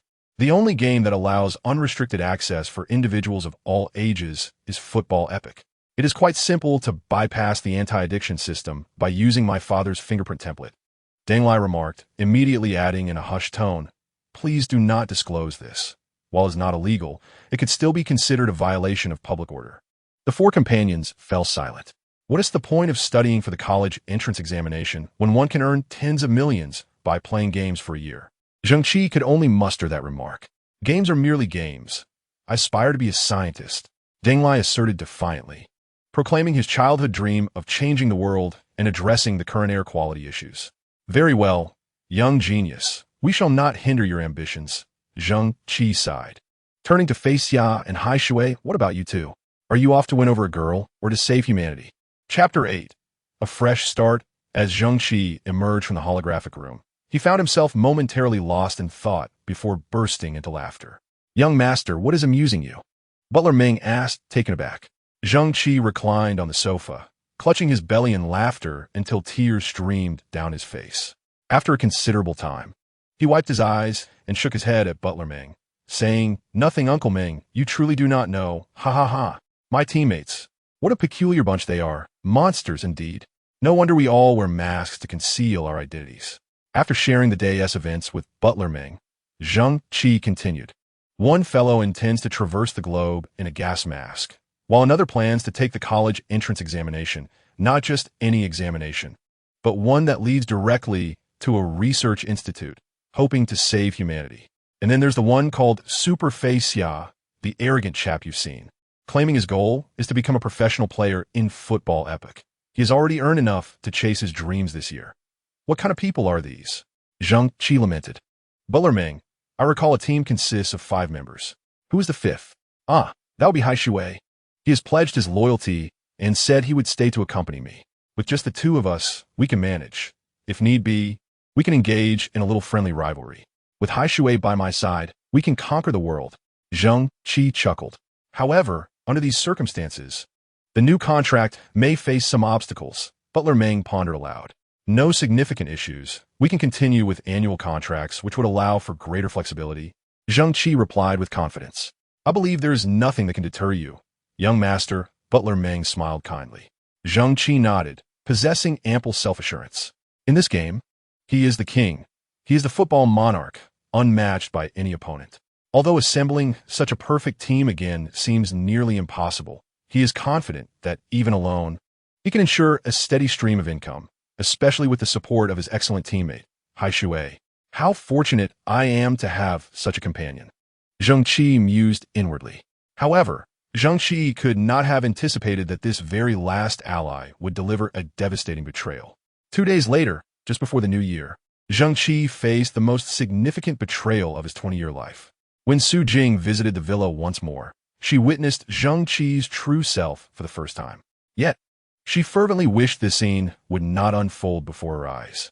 Previously, Zheng Qi had exuded confidence and vitality, even while masked. His aura radiated warmth and dynamism. Now, she encountered a young man of decent appearance, yet devoid of spirit, sitting despondently on the sofa, clearly devastated. Butler Meng, what on earth is happening? Su Jing urgently questioned Butler Meng. She had been unaware of the events that transpired. However, only moments after entering the office, Lu Li had stumbled in, presenting her with an esports report. This is from a nation's most authoritative esports weekly, which typically focuses solely on major competitions and professional players, seldom paying attention to the streaming community. Yet this serious publication has reported on a streamer scandal. The top streamer on the largest live streaming platform, the immensely popular Dark Knight, has been accused of using cheats in the game, with irrefutable evidence. Several videos provided by the streaming platform serve as material proof. While a remaining member of the team, Dahai, has given testimony, despite the current gaming environment making cheat usage seem implausible. The astonishing achievements of Dark Knight and his team raised the possibility of foul play. With the official confirmation of these allegations, Zheng Qi found himself unable to prove his innocence, and the betrayal by Hai Shui struck him even harder. Why would he do this? It makes no sense. Zheng Qi muttered incessantly. He wasn't particularly enraged. His attachment to the game was not profound. Although his gaming account was now exclusively bound, and he could no longer play as the football monarch, there were countless popular games available, and he did not feel cornered. I believe he did not use cheats, Su Jing passionately declared to Zheng Qi. We witnessed that match. It was in a private room. Your skills are indisputable. If necessary, I can stand as a witness. That is futile. My account has been banned, and, strictly speaking, it has little to do with the streaming platform or the game company. Butler Meng gently interjected. What do you mean? Su Jing asked, taken aback. They aim to force me into a corner. I refuse to return home. Let us see what they can do. Zheng Qi suddenly shot up from the sofa, exclaiming. Who is he speaking to? Su Jing whispered to Butler Meng. Butler Meng sighed and gestured for calm. Young master, it must be said that your family primarily wishes for you to take over the family business. Is this a deliberate act by Dark Knight's family? Su Jing quickly grasped the melodramatic situation. I refuse to return. I have no interest in their affairs. Besides, I am 20 years old. I can support myself and live better than they do, Zheng Qi declared, waving his arms emphatically. However, your financial situation is quite dire. Butler Meng stated helplessly. Is that true? Su Jing could not help but inquire. Zheng Qi's face flushed. He was reluctant to admit his reckless spending habits, having squandered his earnings without a penny saved. Now that his account was banned, restarting in another game would not happen swiftly, and he anticipated a period of frugality ahead. I don't care. I won't return home. I can move out and live in a less luxurious place, Zheng Qi asserted loudly. But that would mean you cannot roam freely. Butler Meng cautioned. Then I shall not return home either, Zheng Qi retorted. Zheng Qi waved his fist and said, Uncle Meng, tomorrow sell my few and used cars. They are all brand new and should fetch a decent sum, enough for me to continue residing here. Housekeeper Meng swiftly retrieved a calculator and tapped a few keys. Well, those luxury cars of yours are indeed pristine. Selling them all would certainly cover at least a year's rent. A year, you say? Then I shall use this time to prove my innocence. Zheng Qi scoffed before adding, but how will you prove it? Su Jing couldn't help but interject. Over the past few days, she had developed a keen interest in the game Epic King, though she hadn't yet played it. She understood that once an account was banned, one could not simply create a new one to continue playing, otherwise the punishment would be too lenient. My account is barred from Epic King, yet I can still play Football Epic. While the two games have diverged significantly, Epic King was originally derived from Football Epic. Unlike real-time strategy games, Football Epic is a vast system game, transcending time with servers unknown to the world. No one can employ cheats in Football Epic. I will venture into Football Epic to demonstrate my skills. That way, I can clear my name of any cheating allegations. Zheng Qi declared loudly. Though he had faced considerable setbacks recently, he had been contemplating ways to vindicate himself. For him, being accused of cheating was not merely a blemish on his reputation. He could not bear the thought of bowing his head before his family. Well said, Mr. Dark Knight. Is there anything I can assist you with? Su Jing regarded Zheng Qi with a hint of admiration. Although he had previously appeared childish and impulsive, he now demonstrated a uniqueness that set him apart. Just call me Zheng Qi. That is my name. Zheng Qi smiled at Su Jing. I am grateful for your visit and for your unwavering belief in me. It is only right, considering the immense help you have provided me, Su Jing replied. Zheng Qi chuckled and shook his head. There is nothing I truly need help with. However, Miss Su, as a businesswoman, do you have any plans to acquire cars? I have a few decent ones in my garage. Rather than letting a used car dealership profit, I would prefer to offer you a fair deal. Perhaps it's 60 or 70%. Su Jing laughed. On the surface, Zheng Qi seemed to be seeking her assistance. Yet if he were indeed selling and used luxury cars, attaining a favorable price wouldn't be challenging. As Zheng Qi suggested, it was better to let a friend benefit than to allow an intermediary to take a cut. Coincidentally, our company is planning to acquire a few new vehicles. 2 or 3 would suffice. How about we settle on 80% of the market price? Su Jing pondered before saying, Deal. Zheng Qi extended his hand to Su Jing. Now I can feel somewhat more at ease. Selling brand new cars through an intermediary, regardless of their skill, would likely yield only 60 to 70% of the original price, especially for high-end vehicles. The reason was simple. Those who could afford such luxury cars were reluctant to purchase second-hand ones. Conversely, the market for used cars at lower price points was surprisingly robust. Moreover, with the intermediary's commission, attaining 60% would have been commendable. Su Jing's offer of 80% was indeed quite generous. And what about the holographic pod? Do you have any connections? Zheng Qi inquired. The contract you helped us secure is precisely related to the holographic pod. Su Jing smiled slightly. That is splendid. Uncle Meng, starting tomorrow, I shall create my own dominion in Football Epic. Zheng Qi exclaimed with unwavering confidence. It's simply a matter of starting anew? Who is afraid of that? Chapter 9. Entering a novice village master. I have always had a question, but I am unsure if I should ask. After bringing forth a beautifully crafted dish for Zheng Qi, housekeeper Meng did not leave as usual, but stood nearby and asked. Artificially synthesized food, no matter how delicious, always feels as though it lacks something compared to organic food. Zheng Qi sighed and then looked at housekeeper Meng. If you have something to ask, please do. I recall when you chose to play Epic King, you seemed to regard Football Epic with disdain. What was the reason for that?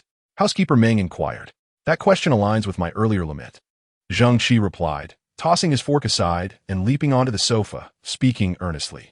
Uncle Meng, in the past century, the state of human existence has changed immensely. Has it not? Indeed, in the past, resources were not so abundant. Housekeeper Meng nodded in agreement. However, the price paid for this abundance is that over a century ago, anyone could enjoy the freedom of running outside and savoring organic food. Now, only those with substantial wealth can experience that, much like I did last year. Zheng Qi waved his arm. Why have I spent so much money? Look at the neighborhood I live in. Consider the expensive food I previously consumed. Yet in holographic games, running and enjoying synthesized food has become quite affordable. Anyone can partake. Isn't that wonderful? In today's world, there is no hunger. Everyone can enjoy life more fully. Housekeeper Meng frowned. I do not know. I simply feel that I aspire to live a life beyond the reach of most. Zheng Qi's words fully encapsulated the capriciousness of youth. I desire to run freely and consume organic food. even though these synthesized foods surpass organic options in variety and taste. Similarly, I would rather engage in a game like Epic King, which only requires a holographic headset, than immerse myself in a holographic pod to play football Epic. This was my reasoning for choosing Epic King. You truly are quite willful, Housekeeper Ming remarked. Well, if one has money, a bit of indulgence is permissible. However, it's not as if I am without funds. Living frugally is also an option. Zheng Qi waved his hand dismissively. I'm still young. What is there to fear? Housekeeper Ming couldn't help but chuckle. Indeed, youth is a precious time filled with infinite possibilities, unlike his own. All right, I'm going to eat. I wish to experience the game soon. I've never played it before. Zheng Qi muttered as he began to eat. Aren't there many guides available? Housekeeper Ming asked curiously. What is so intriguing about guides? I will figure out myself. Besides, the game provides hints and processes. Mature games are always friendly to newcomers, Zheng Qi replied nonchalantly. Although he was only 20 years old, he was already an experienced gamer. As the world's first transcendent holographic game, Football Epic had quickly spawned various similar games, offering vast possibilities to a large user base. Zheng Qi had played most of these games, but he had focused more on Epic King in the past year or two. Since all the games he had previously played were derived from Football Epic, his confidence was not unfounded. Have you decided on a character? Still calling yourself Dark Knight? Housekeeper Ming asked. Let us leave that name behind. It's probably become infamous. In a new zone, it shouldn't be difficult to choose a good name. I shall call myself Ren Pingsheng. Zheng Qi contemplated before responding. After finishing his meal, Zheng Qi rested for a moment, then went out to jog. He had run this much before, but now he felt that if he didn't run a few extra laps, the rent would be too burdensome. Today was the opening of the new zone, and since Master, you have never entered Football Epic, your identity account must be created in the new zone. In the realm of football, a new district emerges each year, welcoming a multitude of fresh faces into the game. No matter how robust the servers may be, they inevitably face the challenge of accommodating this influx, necessitating the establishment of new districts to alleviate the strain. This year's new district, the 108th, holds a particularly auspicious number. However, the thought of preying on the inexperienced youth leaves Zheng Qi with a twinge of guilt. With a smile, Zheng Qi mused that in this era, gaming identities are as unique as one's identification card, rendering the creation of alternate accounts a non-issue. Yet, for those discontent with their experiences in the older districts, transitioning to a new one is an option, albeit at the cost of abandoning their previous accounts, an act of virtual self-destruction that entails relinquishing all accumulated gear and levels. Few are willing to make such a sacrifice. Thus, new districts predominantly attract newcomers, not merely in the gaming sense, but those who have just reached the age of 14. As the few who circumvent the anti-addiction systems to enter the game before this age are exceedingly rare. Zheng Qi felt a pang of conscience at the thought of taking advantage of these novices. Once adequately prepared, Zheng Qi reclined into the holographic chamber, resembling a coffin. As the chamber enveloped him, he silently critiqued the situation, aware that his grievances were somewhat trivial. However, it is not uncommon for a 20-year-old to perceive the world through a lens of discontent. The holographic chamber, a cutting-edge product, was a testament to Su Jing's company having surpassed the initial stages of manufacturing, marking a significant industrial upgrade. Many large corporations have successfully navigated this phase to ensure their survival. We live in the best of times, yet also the worst.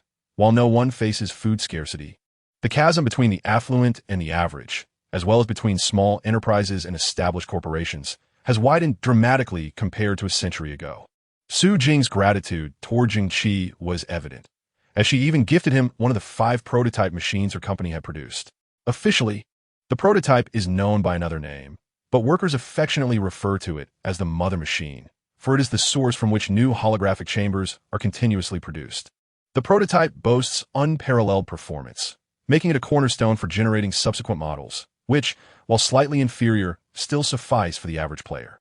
For an adept like Zheng Qi, a superior holographic chamber would enable him to fully realize his potential, though he was unaware of this at the moment. Upon closing his eyes, Zheng Qi found himself within the game, greeted by a familiar new player village, a staple of the football era. As an experienced player, he understood the significance of the initial village, and despite his impatience with the incessant chatter of the novice guide, tempted to silence them with a sharp retort. He endured to absorb the information being relayed. Unlike typical newcomers who might squander time on trivialities while skimming through guides, Zheng Qi recognized that seasoned games often provide substantial assistance to novices.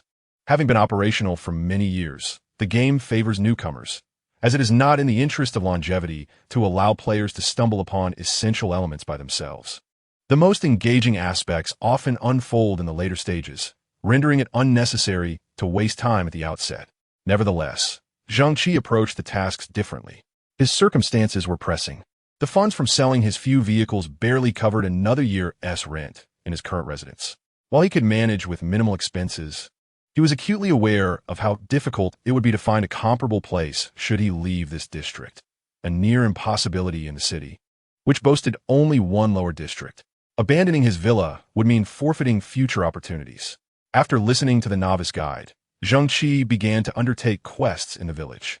Unlike seasoned players who typically avoid time-consuming tasks in favor of those that enhance attribute points, Zheng Qi believed in establishing a solid foundation. To excel in a game, one must possess a comprehensive understanding of it. In Era of the Football King, Zheng Qi did not simply stream gameplay from the beginning. He explored nearly every hero before designating by Pao Qingqing as his primary character, a strategy mirrored by many top professionals.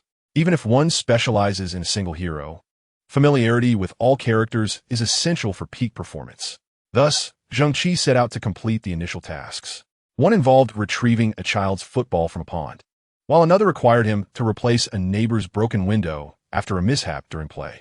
The shopkeeper demanded a ticket to the latest match in exchange for the glass, prompting Zheng Qi to seek out the village's amateur football team for a ticket. The elderly gatekeeper, unable to attend the match himself, offered a ticket in exchange for Zheng Qi demonstrating a star player's signature move. Completing this series of tasks elevated Zheng Qi from level 1 to level 5, earning him several attribute points, with many more quests awaiting completion. These initial tasks were mandatory, but the subsequent ones would allow for selective engagement. Determined, Zheng Qi resolved to finish all remaining 50 quests, a daunting prospect indeed. Chapter 10. The Novice Village. Hey, buddy, you don't need to bother with that task. It barely yields any experience, a nearby player kindly advised as Zheng Qi prepared to embark on his next endeavor. In Era of the Football, players can display or conceal their avatars, and their appearances can be either standard or customized.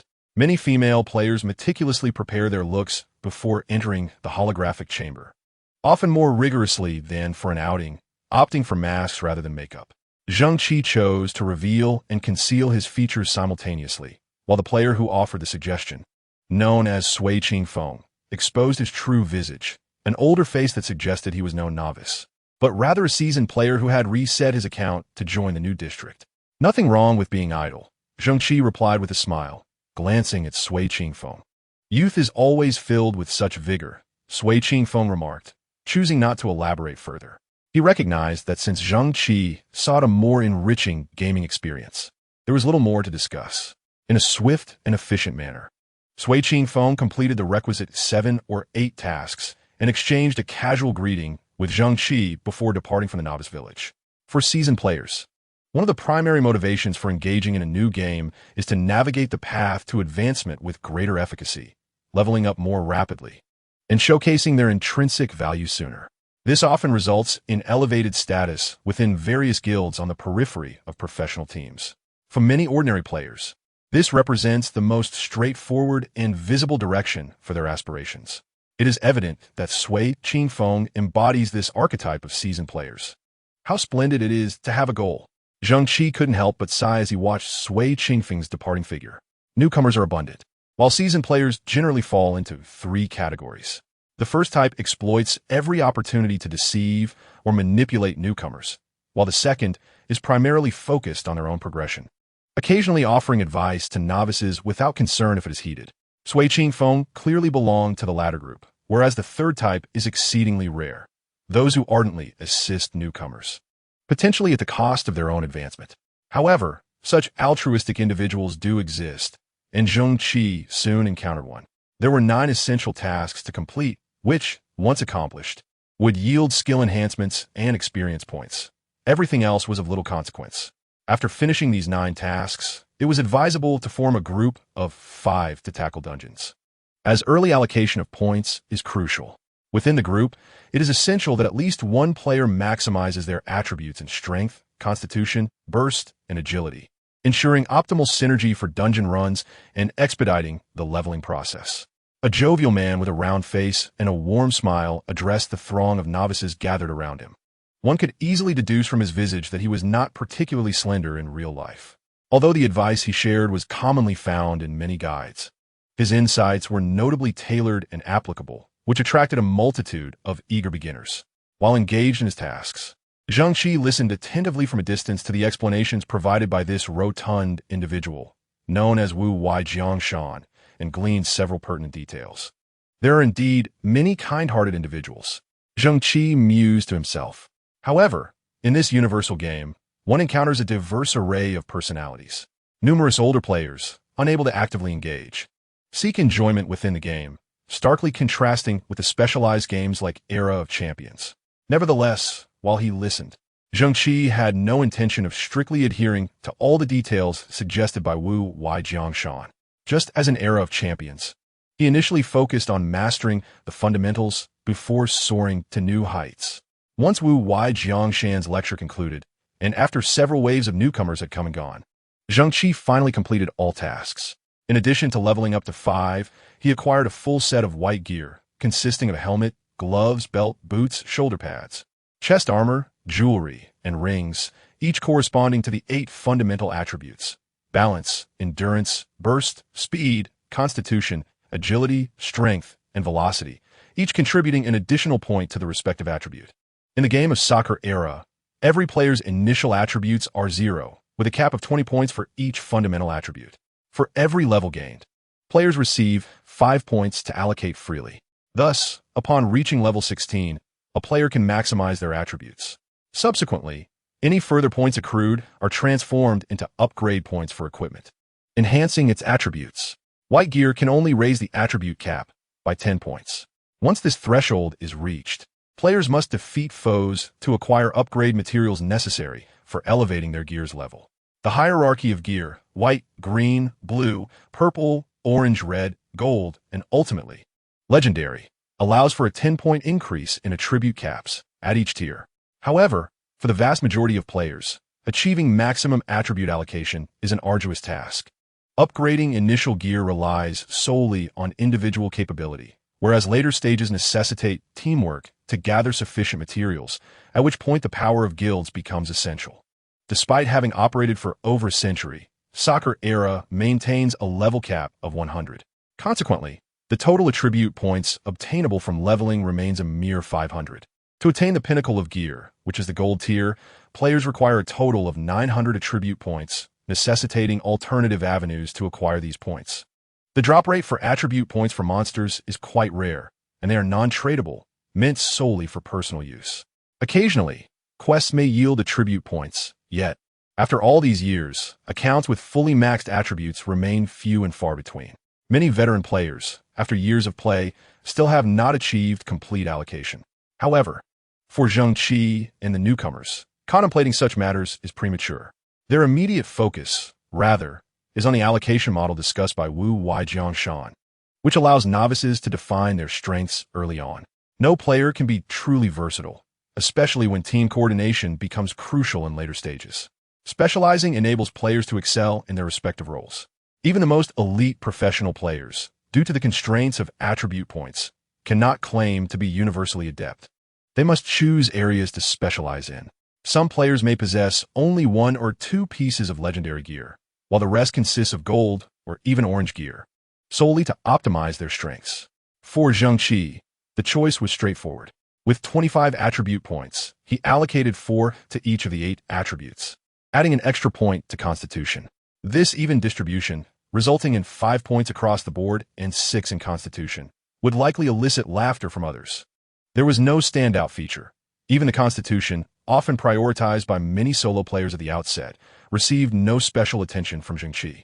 Among the 8 attributes, Constitution is crucial as it directly impacts stamina. In Soccer Era, there is no health bar. Instead, player vitality is measured by stamina, which is directly linked to Constitution. 1 point of constitution equates to 10 points of stamina, just as stamina was fundamental for football players of the previous century. It holds equal importance in soccer era. Stamina is consumed through running, attacking, and evading. For novices, while other attributes may be lower, a critically low stamina could render them unable to complete dungeons. At the outset, such an allocation could be deemed a fatal error.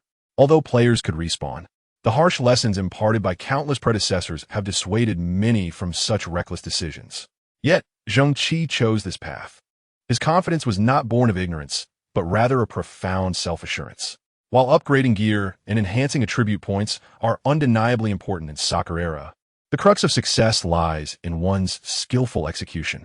Many longtime veterans possess attributes that are not significantly different from those of professional players. However, the disparity in practical engagements can be stark, as they may find themselves thoroughly outmatched, not due to character disparities, but rather the difference in operational proficiency. Moreover, many relatively young former professional players, once in their prime, may suddenly find themselves in a slump, consistently bested by newcomers, not due to flaws in their characters, but rather in their own capabilities. This distinction is paramount. Ultimately, soccer era is an almost perfect holographic recreation of past football, where the strength of a character is not determined by the character itself, but by the individual behind the controls. For Zheng Qi, soloing dungeons might take a bit longer, yet he faces no competition for experience points.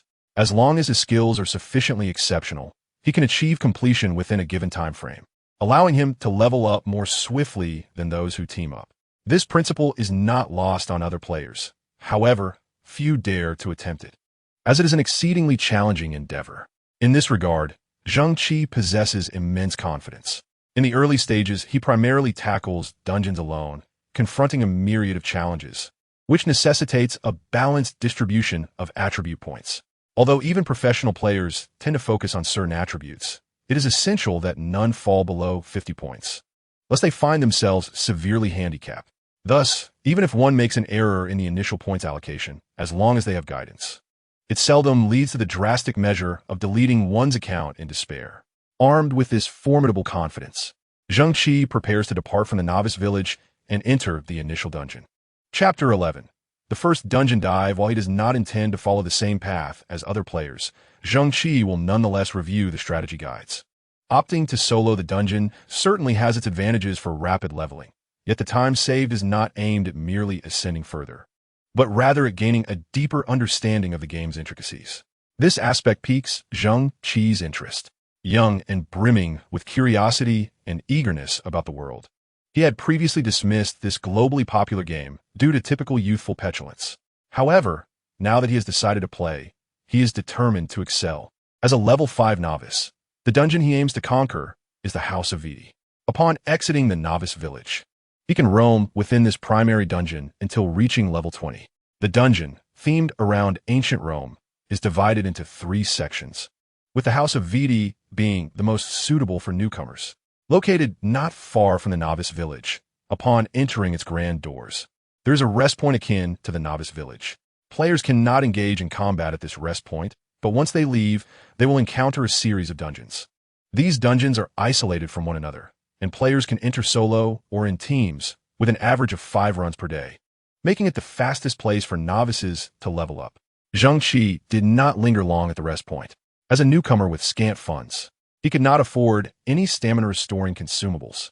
Fortunately, the game allows for gradual stamina recovery while standing still, enabling him to tackle dungeons even with limited resources, albeit at a slower pace. Upon entering the dungeon, Zheng Qi found himself in a corridor flanked by rooms, 22 in total. By entering these rooms, he could engage in combat with monsters, which included mace guards and defensive guards, overseen by the Viti steward. With a stroke of luck, he might even encounter the elusive hidden Viti brothers. Rather than hastily searching for rooms, Zheng Qi began to run through the corridor. Running consumes stamina, while walking briskly does not.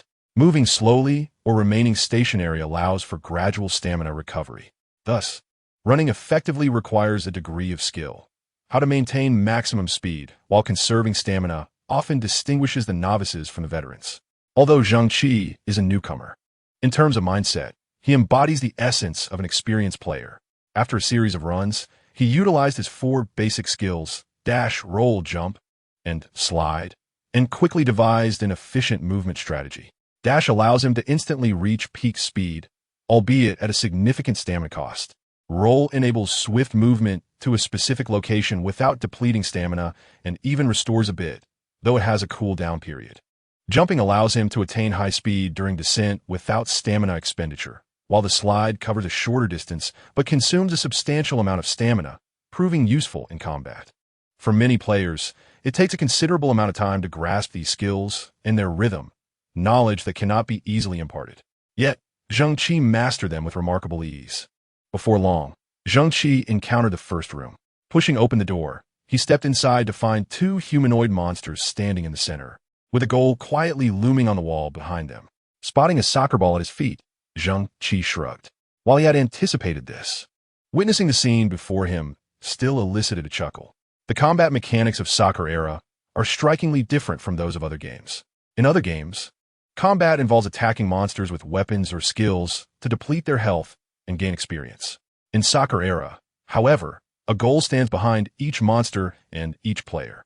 The player who scores the most goals within a designated time frame emerges victorious. Unlike the football of the last century, players can employ various methods to immobilize their opponents, allowing them to strike the monsters. When struck, monsters become momentarily incapacitated, providing an opportunity to maneuver past them and shoot the ball into the goal, thereby scoring a point. The number of goals scored within a minute determines the experience and currency earned. Naturally, while attacking the monsters, they will retaliate. Although players do not perish from monster attacks, their stamina will diminish. Should it reach 0, they enter a state of incapacitation, recovering fully after 10 seconds. Each encounter within a dungeon lasts only a minute. If no goals are scored within that time, the attempt is deemed a failure, necessitating a restart. As such, many novices refrain from diving straight into dungeons for experience and instead practice their skills in designated training areas, honing their techniques before attempting dungeons, especially since they can only complete 5 runs per day. Scoring 3 goals within a minute yields the maximum experience, and surpassing that grants opportunities for additional rewards. Over the course of a century, records have escalated to impressive heights, with the highest single-game record in the House of Vidi standing at 11 goals, established by the illustrious striker Liu Xiaotian during his novice days. Prior to him, few had managed to score 10 goals in a single match, rendering Liu Xiaotian's record nearly insurmountable. Upon noticing Zheng Qi, the two monsters lunged toward him simultaneously. 1. A mace guard, wielding a mace capable of inflicting substantial damage, 20 stamina points with a single hit, is something a novice cannot afford to be struck by. The other, a defensive guard, necessitates caution when attacking the mace guard. As Zheng Qi pondered this, he dribbled the ball toward the two guards. Before he could close the distance, the mace guard, clad in simple garments and brandishing a mace, roared and swung the weapon toward Zheng Qi. Instead of immediately evading, Zheng Qi took a swift step forward, feeling the rush of air as the mace flew toward him. At the last moment, he executed a precise slide, narrowly avoiding the incoming blow. This maneuver cost him 5 stamina points, a necessary sacrifice. Having successfully dodged the mace, Zheng Qi found himself in close proximity to the mace guard, seamlessly transitioning into an attack. After being struck by the hammer-wielding guardian, Zheng Qi immediately experienced a moment of rigidity, a forced stillness that varied in duration based on the comparative strength of both parties. Although Zheng Qi possessed only 5 points of strength, the creature's power was insufficient as well, resulting in a rigidity lasting at least 2 seconds. Following the strike on the Hammer Guardian, Zheng Qi executed a roll, regaining a modicum of stamina while closing the distance to the defensive Guardian. Upon completing the roll, Zheng Qi swiftly rose to his feet and swung his right foot to take a shot. The defensive Guardian lunged forward, yet Zheng Qi feigned the kick. At the instant he made contact with the ball, he deftly controlled his movement, waiting for the Guardian to leap before raising his foot once more to send the ball into the open net.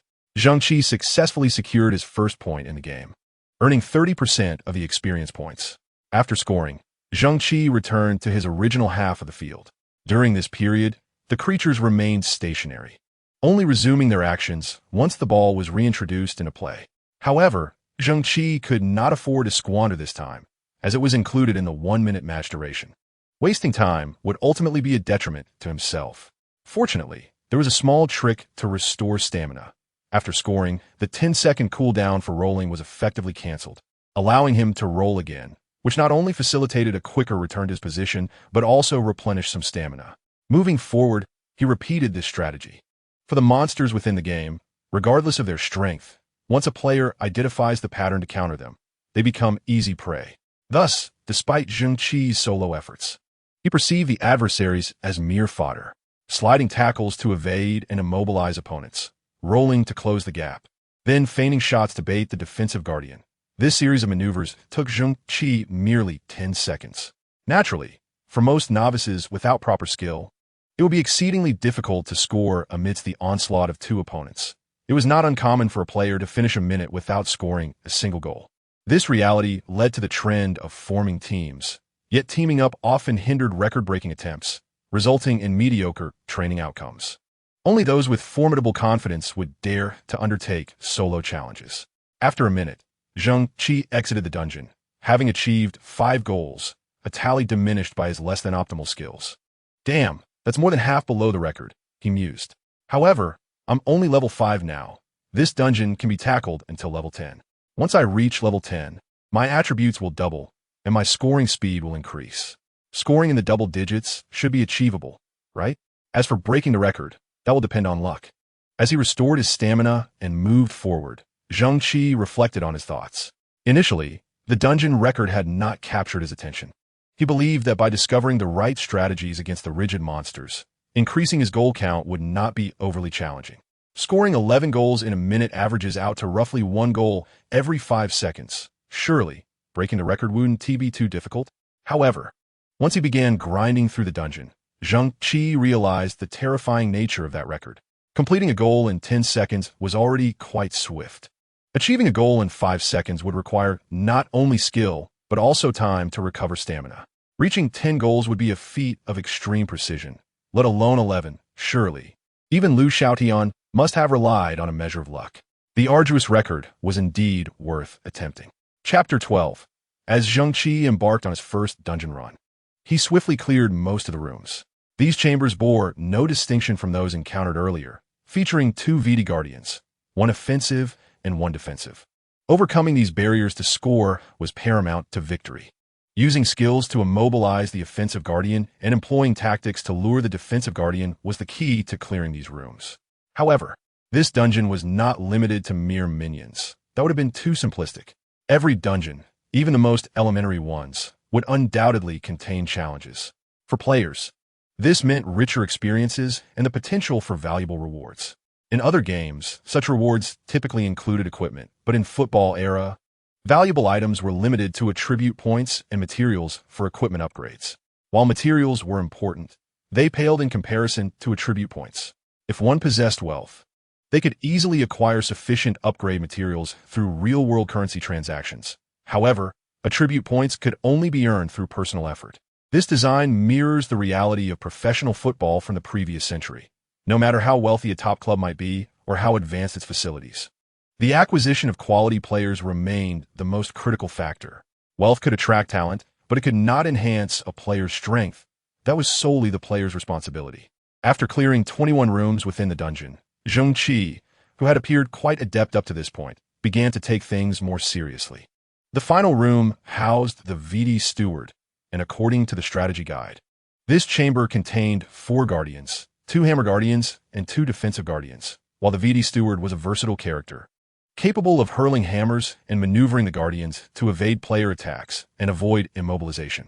Generally, such encounters necessitate teamwork, making solo attempts exceedingly difficult. However, exceptions existed.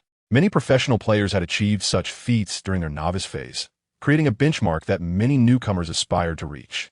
Zheng Qi now aimed to accomplish a similar achievement. The detailed strategy had been previously outlined by others, with no particularly unique techniques involved, merely the need for precise timing and quick reflexes. Ordinary minion battles allotted 1 minute, while facing the VD Steward granted 5 minutes. Thus, the requirements were not overly stringent. After taking a moment to recuperate and fully restore his stamina, Zheng Qi took a deep breath, pushed open the door, and strode confidently inside. The VD steward awaited him, accompanied by its four subordinates. As Zheng Qi approached, the two hammer guardians positioned themselves at the front, flanked by two defensive guardians, with the VD steward trailing behind. The VD steward bore no distinctive size compared to the guardians, but adorned with a hat and a belt, it exuded an air of opulence. Zheng Qi pondered whether it might drop attribute points. Generally, first kills yield rewards, at the very least, materials for equipment upgrades. However, attribute points were not guaranteed, contingent on the player's execution of a task. The distinction between professional and casual players often manifested during first kills, where a successful solo first kill in these early dungeons could yield attribute points, albeit in small amounts. Accumulating these points gradually widened the gap between players. Hence, every aspiring professional player dedicated effort to this pursuit. The crux of the challenge lay in evasion. With a burst of speed, Zheng Qi sidestepped the hammer hurled by the guardian, contemplating his next move. Facing 5 adversaries, Zheng Qi recognized the inherent disadvantage. Yet, they too lacked a goal to defend. Even if struck, depleting their stamina would merely consume time. In such circumstances, evasion becomes exceedingly crucial. If one manages to score before their stamina is depleted, even a subsequent cooldown of 10 seconds poses no significant issue. Dodging the first hammer, the second arrives swiftly. Although the hammer-wielding guards also experience cooldowns, allowing them to launch attacks in succession leaves the player with little opportunity to close the distance. With a decisive step, Zheng Qi skillfully sidesteps the second hammer, accelerating forward and leaving both guards behind. This strategy is fraught with danger. After all, while the hammer guards are not incapacitated, they can strike from behind at any moment. Given Zheng Qi's current stamina, enduring even 2 hammer strikes would lead to exhaustion.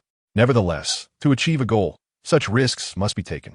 While running forward, Zheng Qi mentally calculates the timing of the hammer launches while also observing the movements of the steward, Wei Ti. Many understand this theory, yet executing it proves to be a formidable challenge. After estimating the timing, Zheng Qi waits an additional half-second before suddenly darting sideways, narrowly avoiding a hammer that whizzes past him. Following his lateral movement, Zheng Qi halts abruptly and takes a step back, allowing the second hammer to fly by as well. These two evasions showcase Zheng Qi's keen predictive abilities and calculative prowess. If witnessed, it would surely evoke admiration from onlookers. However, the difficulty of this solo endeavor lies in the limited skills available to players, which, paradoxically, are quite versatile. After Zheng Qi's consecutive dodges, the previously motionless Wei Ti finally springs into action. Having evaded twice, Zheng Qi finds himself at his limits, akin to the saying in old martial arts novels. His old strength has waned while new strength has yet to manifest. He has already utilized the sprinting skill and executed a quick stop. Now, he must resort to skills to alter his trajectory. Without hesitation, Zheng Qi performs a roll. This rolling maneuver is an active skill that allows him to traverse a considerable distance. He aims to reduce the gap between himself and the goal. However, as he rolls, Wei Ti gestures, summoning a guard that positions itself directly in the path of Zheng Qi's roll. This move is quite treacherous should they collide. Both the guard and Zheng Qi would enter a brief state of immobility. While this moment is fleeting, it is sufficient for the hammer guards to launch their strikes, depleting Zheng Qi's stamina. In that instant, Zheng Qi forcefully cancels the roll, switching to a sliding tackle. Although this decision prevents him from recovering stamina, it allows him to strike the guard obstructing his path. In a split second, this skill switch liberates him from his precarious predicament, leaving the guard momentarily stunned. Yet, this action seems to plunge him into a deeper crisis. As he rises, another guard lunges at him, while the 2 hammer guards, now out of cooldown, prepare to unleash their hammers. One hammer hurtles toward Zheng Qi's back, while another flies toward his right side. Should he evade to that direction, he would inevitably be struck. To his left and ahead, 2 guards impede his advance. Thankfully, Zheng Qi still has one skill at his disposal, jumping. With a powerful push from his right foot, Zheng Qi leaps forward, soaring over the guard's head toward Wei Ti.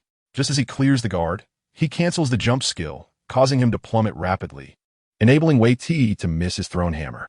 The deft use and cancellation of his fundamental skills, sprint, roll, jump, and slide, allows Zheng Qi to elegantly break through the encirclement of 4 guards, confronting Wei Ti directly.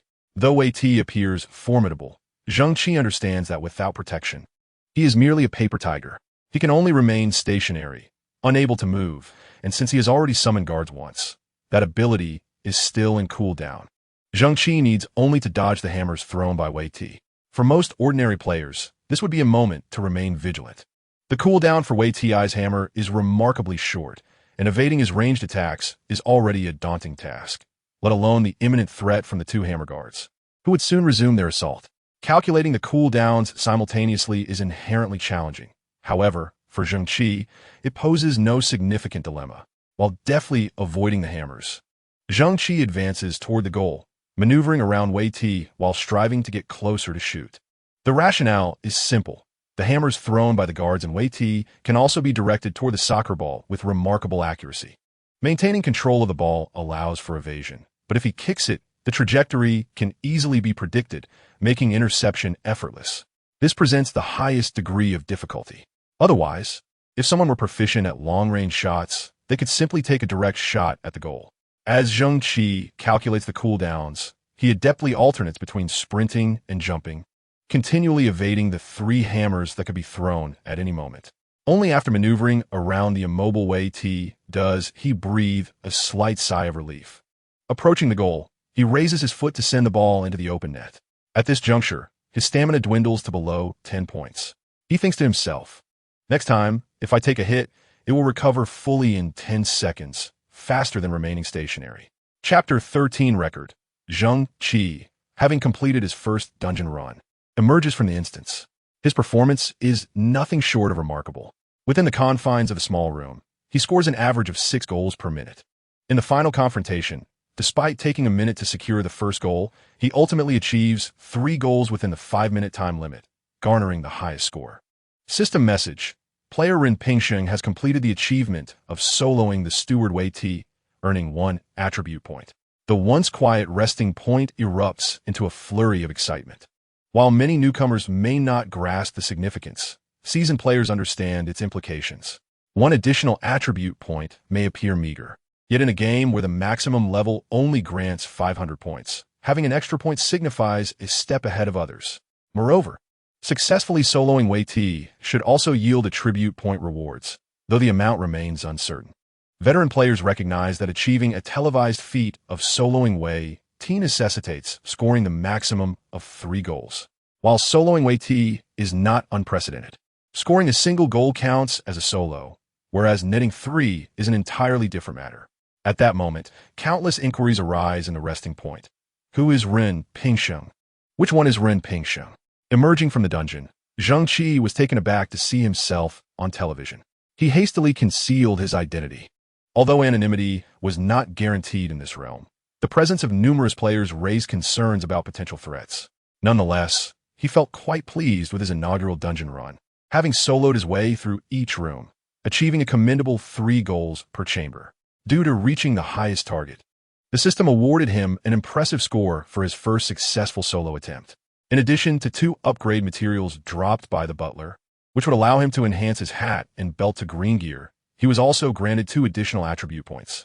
With the rewards from his successful first run, he had accumulated 8 points to allocate. Following his usual practice, he distributed 1 point to each attribute, resulting in 7 points in stamina, while the others remained at 6. Although concentrating all points in his stamina would have bolstered his performance in the dungeons, Zheng Qi chose not to do so. He believed that maintaining a balanced approach would better hone his skills. While the football era provided training opportunities, Zheng Qi viewed them as akin to nurturing flowers in a greenhouse. He preferred the rigorous training offered by the dungeons. After a brief respite at the rest point, Zheng Qi prepared to tackle the dungeon once more. He aimed to complete his 5 daily runs, believing that if he maintained this level of performance, he could reach nearly level 8 within a day, thus gaining the capability to explore other locations for upgrades and equipment. Before reaching level 20, which marked the completion of the first dungeon, players had limited freedom, gaining more flexibility only after surpassing this threshold. Although leveling up was often monotonous, Zheng Qi found renewed interest in the nuances of his attribute point allocation, as each movement and skill usage exhibited subtle differences that required him to readjust. This growth in power necessitated a harmonious integration with his skills to unleash his full potential. During his second run, Zheng Qi's performance did not match his initial success. His average goals per chamber dipped to 4. However, he remained unfazed, recognizing that it was not yet the time to break records. There would still be opportunities to do so before reaching level 10, and he resolved to aim for record-breaking achievements once his attributes were more formidable. As long as he could net 3 goals and secure the highest rewards, that was sufficient. Upon reaching the final room, Zheng Qi adapted to his newly increased attribute points and successfully scored 3 goals once again, completing another solo run. Despite the experience gained being equivalent to his previous run, it did not elevate him to level 7, as higher levels required significantly more experience, a well-known norm. In his third and fourth attempts, Zheng Qi continued to diligently grind through the dungeon, recognizing that progression during the novice phase could not be rushed. Upon attaining level 7, he allocated his 5 new attribute points among stamina, jumping, agility, speed, and explosiveness, maintaining his average attributes. His subsequent rest was not merely to recuperate physically, but to relax mentally, as soloing demanded intense focus and concentration. Continuous play without breaks would inevitably lead to fatigue, regardless of his energy levels. While he rested, a new announcement flashed across the World Channel. A player had achieved the first day 5-kill achievement, earning an additional attribute point. The rest point erupted with chatter as players speculated. Such records were time-sensitive, and these two were particularly noteworthy since they could only be claimed on the first day of the server's opening, making them unique accolades. Many regions had seen no records established due to the lackluster performance of newcomers. Following Ren Pingxing's achievement of the first kill record, players had anticipated that he would also secure the 5-run record. However, to their surprise, another player had claimed it instead, the XN, who aspired to fly high. Breaking such records typically required extraordinary talent. Could this be a newcomer from a professional team? Historically, professional teams scouted promising players from the novice pool. Yet they also brought in previously identified talents to seize records in new areas and enhance their attributes. If a pure newcomer achieved such a record, it would be remarkable indeed. Zheng Qi paused upon reading the news, then shook his head and smiled. He had initially intended to secure the second record for himself, but had not pursued it with fervor. Given the time spent acclimating to the environment, it was only natural for someone else to seize the opportunity first. After all, having achieved a first-run record, he felt no sense of loss. He resolved to complete his 5th dungeon run. Ignoring the ongoing discussions among the players at the rest point, Zheng Qi delved into the dungeon. Unbeknownst to him, chaos was unfolding elsewhere. What in the world is happening? Chen Feng, the head coach of Nangua, one of China's top 20 teams, roared from within a particularly grand building. Known for his fiery temper and undeniable talent, his outbursts were respected rather than feared. Now, as he erupted in anger, an uneasy silence fell over the entire structure. Although Chen Feng's temper was notorious, it rarely flared without cause.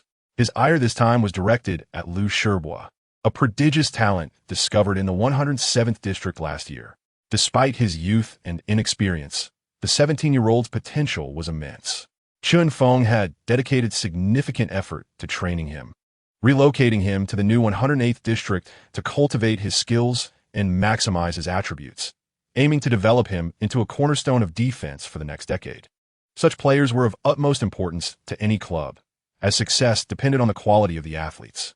Chen Feng placed great emphasis on Liu Shibo, whose performance in the 107th district had been particularly striking. It had taken considerable effort to secure his commitment. However, Liu Shibo had entered the 107th district as a novice, missing numerous opportunities to enhance his abilities. Now, at just 18, a year of training in the new district could substantially elevate his future prospects. Players of this caliber often swept up record rewards and typically entered professional competitions with an advantage. Yet, Chen Feng's ambitions were thwarted on the very first day of the server's opening. Losing the first solo record was one thing. Fortune could be capricious.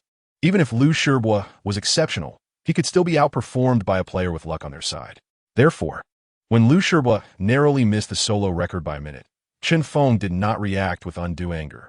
However, Losing the 5-run record was an entirely different matter. Coach, according to our intelligence, no newcomers from other clubs are present in this district, a staff member reported after a lengthy pause. Is it not the doing of Tianhe, Xiongfeng, or Shenhua? Chunfeng took a moment to compose himself before inquiring. They are not the ones. Their personnel are quite stable, and there are no remarkable newcomers emerging. The staff responded quickly. In that case, this new district may indeed have an exceptional newcomer. If we hear about someone named Yisin Xiangfei, we should reach out to see if he has any interest in joining our club. Chunfeng promptly issued his directive, recognizing that any newcomer capable of achieving such records must possess extraordinary talent, whether through luck or the cunning of a seasoned player seeking to seize records and annoy others. Such talent should not be easily overlooked. Furthermore, we should keep an eye on Ren Pingsheng, who secured the first kill record. He may prove to be a valuable asset. At this point, Chunfeng couldn't help but glare at Lu Shibua.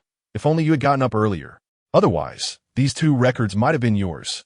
Lu Shibua scratched his head. It's cold. It's perfectly normal to wake up late. When you're just 2 attribute points short, you'll regret it. And there will be no place to seek them. Chunfeng exclaimed. The difference isn't significant. I can easily secure more records later. Lu Shibua replied nonchalantly. Chapter 14. Ambush. Zheng Qi certainly did not anticipate that after merely securing a single record, he would attract the attention of one of the top 20 premier clubs in all of China, particularly one of the stronger teams. However, even if he were aware, he would remain unfazed. If he aspired to make a name for himself in the football era, facing off against elite players from these top clubs would be an inevitable part of the journey. Encountering them prematurely would be of little consequence. Although the football era claims to perfectly simulate the football experience of yesteryears, there are still differences between the game and real-life sports. At least in reality, one cannot lose monsters to others. After completing 5 dungeons, Zheng Qi departed from the VD House, a haven for early-stage players to grind dungeons. However, one can only clear it 5 times before it becomes unavailable. Typically, novice players require 3 to 4 hours to finish 5 runs. Given that clearing 21 rooms in one large room theoretically takes only 26 minutes. However, taking into account recovery time and other factors, it often exceeds 40 minutes. At this time, most players are still fighting within the dungeons. Only those with exceptional skills like Zheng Qi or seasoned veterans can complete all dungeons within 3 hours. After leaving the VD House, Zheng Qi set off for Pompeii City. The period before reaching level 20 is considered the novice phase, which will predominantly unfold in Pompeii City and its surrounding areas. Pompeii City is set against the backdrop of ancient Rome, with wild monsters resembling ancient Roman soldiers roaming about. Upon encountering these minor foes, players can engage in battle, but if they fail to score more than 3 goals within a minute against the monster's defenses, they will not gain experience and must start over. This process makes it easy for monsters to be snatched away by others. Conflicts arising from monster theft are quite commonplace in the game, prompting many players who prefer to avoid contention to log off after completing their dungeons or to linger in public areas. Typically, either seasoned veterans or confident newcomers. Zheng Qi, however, was unconcerned. He began to wander around the ancient city of Pompeii. Although he had thoroughly reviewed the entire area's map, there is a significant difference between merely viewing an electronic map and physically exploring the terrain. As he traversed the expansive map, Zheng Qi encountered a monster. Faced with an ancient Roman soldier, despite the opponent's defense being significantly higher than that of the VD guards, Zheng Qi managed to slide tackle and stagger the foe for 1 second. However, accustomed to battling multiple opponents, he easily dispatched this adversary. After exiting combat, Zheng Qi intended to rest and recover his stamina when suddenly a figure flashed before him, and the next moment, he felt a blow. Damn, I was slide tackled. Zheng Qi's body stiffened as he stood frozen, watching an adversary dressed similarly to him roll backward and then attempt another slide tackle. With nothing to lose, Zheng Qi mentally cursed before swiftly rolling to the side, evading the attack. The opponent missed, seemingly caught off guard by the shorter than anticipated stiffening time of Zheng Qi, and for a moment, failed to rise. Irritated, Zheng Qi retaliated with a slide tackle of his own, striking the opponent who had yet to regain his footing. He swiftly lifted his foot and kicked the soccer ball toward the foe, then jumped to follow the ball in midair, delivering a powerful strike downward. Although newcomers below level 20 possess only 4 basic skills, these skills can be combined in various ways. The only damaging moves between players are slide tackles and striking the opponent with a soccer ball. Zheng Qi's previous move, a jump kick following a soccer ball, is known among players as an aerial volley, a continuous skill, based on the calculations of strength and other data. If a regular shot deducts 1 stamina point upon hitting the opponent, an aerial volley deducts 3. Zheng Qi's strength may not be exceptionally high, but at this stage, any player's skill points max out at 51. With 3 points from rewards and basic equipment attributes, Zheng Qi totals 53 attribute points. Even if the opponent dedicated all their points to strength, they would not possess overwhelming power. Indeed, upon taking the hit, the opponent emitted a groan. And although Zheng Qi could not see the opponent's stamina, such a reaction indicated a significant drop, reaching a critical level. With 80 stamina points remaining, Zheng Qi maintained a precarious balance above the safe line, showing no mercy as he executed another slide tackle to keep his opponent staggered, then repeated the aerial volley. "Wait, I have something to say." The opponent's words were cut short as Zheng Qi's kickball struck him squarely in the face, resulting in a pained scream before the figure vanished in a shimmer. In the football era, if a player's stamina hits 0 while grinding dungeons, they merely enter a 10-second rest period without facing death or returning to the city. However, if another player depletes one's stamina during combat, they will return to the city, incurring a penalty in experience. Actively attacking other players and sending them back to the city results in a red name penalty. But the consequences of a red name hold little significance. In the football era, supplies are optional and not particularly crucial, merely serving to expedite stamina recovery. Thus, this phenomenon has led many uninteresting individuals to take pride in their idleness, passing time as they please. The game developers seem to have little recourse against such players. Even if they offend powerful factions and are repeatedly beaten back to town, the worst that happens is a loss of experience points, which can be regained after a few days of play. Consequently, Zheng Qi refrained from questioning why he was suddenly ambushed, recognizing that such tedious players are abundant, often comprising veteran players who can no longer thrive in established realms. With so many seasoned players around, engaging in conflicts with them would be unwise. After all, these individuals have ample free time and could easily target him for amusement. My journey is towards the stars and the sea. I cannot be perturbed by such trifles, Zheng Qi remarked confidently, before standing still to restore his stamina. This time, however, he heightened his vigilance, constantly surveying his surroundings to avoid another ambush.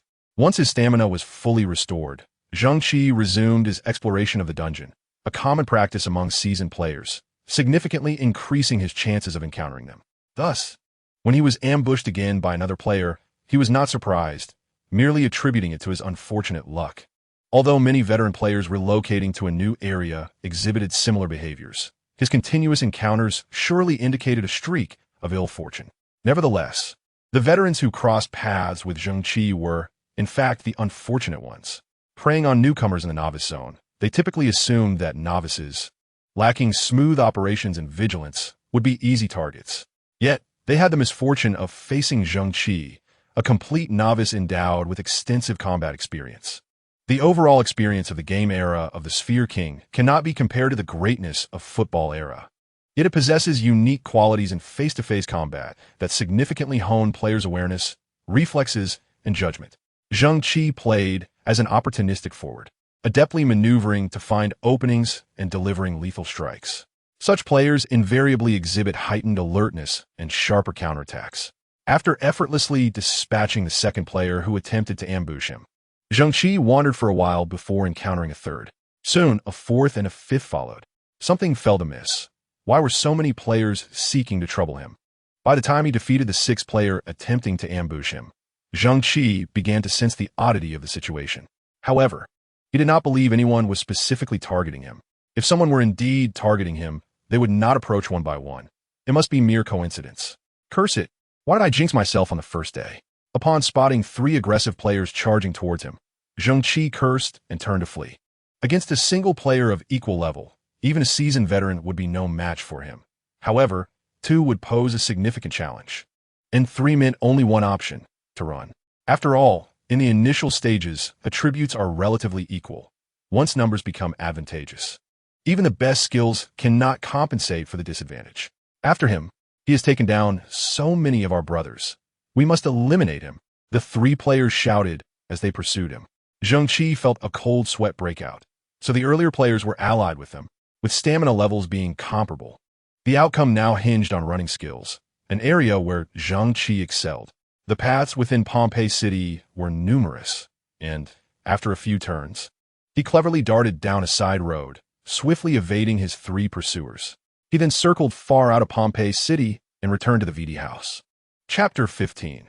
The mythical zone inside the South Country Club building. Judging by the way he ran, it is likely that he is the one who longs to soar. The holographic projection in the hall swiftly displayed footage of Zheng Qi slipping away like an eel. A middle-aged man, standing beside Chun Feng, remarked seriously, "There is a certain awkwardness, but his combination abilities are exceptionally robust, demonstrating the caliber expected of a remarkable newcomer." Chun Feng nodded slightly, despite the individual's concealed identity. Their experienced eyes could discern much from his movements. For players under level 10, swiftly evading pursuers necessitates a blend of 4 skills and various movements such as running, slowing down, and stopping. Stamina is finite. Only by balancing exertion can one run farther and seize the chance to escape when the opponent's line of sight is obscured. However, even with outstanding running techniques, there remains a distinction between seasoned veterans who have refined their skills through repeated practice and newcomers who rely solely on innate talent. Zheng Qi is that exceptional newcomer. The emergence of such players is rare, and now that it is confirmed that other clubs have not reincarnated their newcomers into this new zone, it indicates he is an exceptionally gifted individual. Who else could it be if not the one who claimed the record, the one who longs to soar? How many core members do we have in this zone? Chun Feng inquired. Quite a few, the assistant coach replied. New zone exploration is a task every top-tier club, and even secondary clubs, engages in. After all, every club needs outstanding players. Even if these players may not necessarily become mainstays in the first team, they can play significant roles within the branches. Generally, when a new zone opens, a loyal cadre of club members opts to reincarnate and enter the new zone, providing a continuous influx of fresh talent. Although the skill levels of these members may not be exceptional, their loyalty is trustworthy. Naturally, these members can be categorized into 2 types: those who openly represent the club's external guilds to recruit and expand their influence, and those who engage in less savory activities. Conflicts between guilds are inevitable in the game, and while initially, guilds may engage in direct confrontations, the evolution of football era over nearly a century has led the idle populace to exhaust the essence of humanity's millennia-long struggles.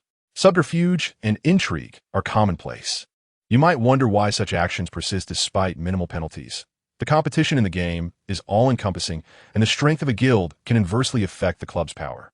In this era of abundance, the most widely played games worldwide represent immense interests. The rivalries between clubs similarly signify substantial conflicts of interest. As professional teams, which serve as humanity's spiritual bastions, their competitions are naturally captivating. Chun Feng's inquiry was evidently directed towards the less savory activities. There are at least 1,000 members. The assistant coach responded. Excluding the infiltrators, how many mobilizable forces can we muster? Chun Feng continued his questioning. Not many, as they all have assigned tasks. I can think of a way to gather perhaps a few dozen, the assistant coach replied. Have them all mobilized. If they see him, they are to pursue and eliminate him. Chun Feng said nonchalantly. Aren't we trying to recruit him? The assistant coach asked, puzzled. First, let him understand that he cannot survive alone. Only then will he appreciate the benefits of being in a guild, Chun Feng said with a slight smile. I see. That's fine. Our people have already noted where he logs off. We will keep watch. As soon as he logs back in, we will have someone track him. The assistant coach responded, fully convinced. Chun Feng ceased further conversation. The discovery of Zheng Qi was indeed a matter of chance. The first to attack Zheng Qi was, in fact, an idle passerby, merely a bored veteran. However, when Zheng Qi successfully countered and eliminated him while at a disadvantage, a member of the Southern Guild happened to witness the event and reported it.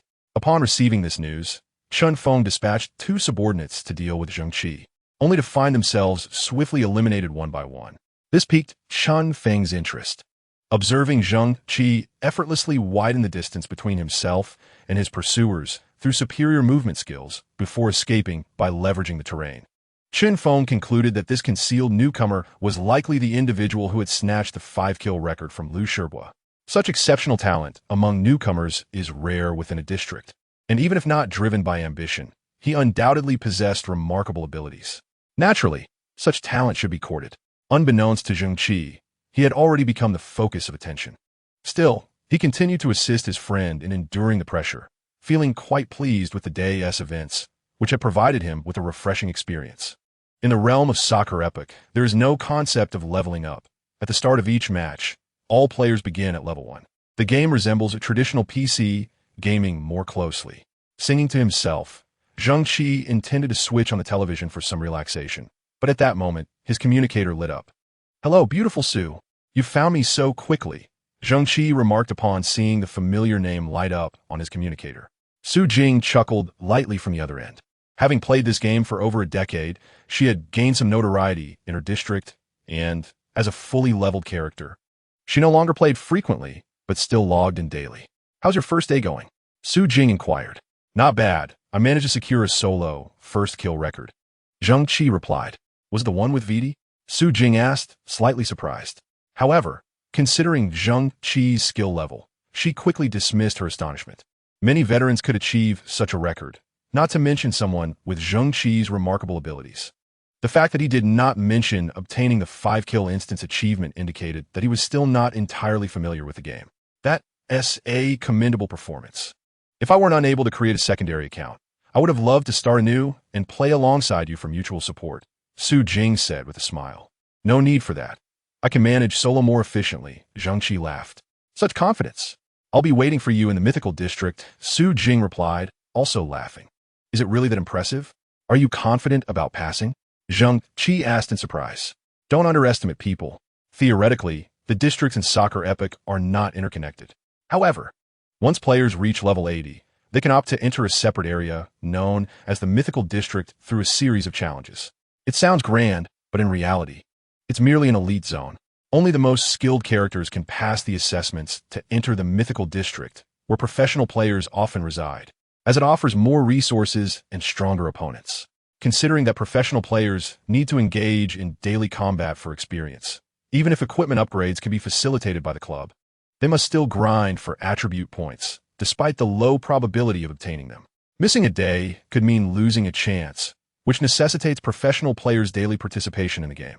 Remaining in the ordinary district could lead to various complications, while the elite zone provides a quieter atmosphere for them. Those who pass the assessments to enter the mythical district are generally highly skilled players. Even if not professional, their levels are certainly commendable. Such players often possess a sense of pride and do not behave like mindless fans who rush to take photos with professional players.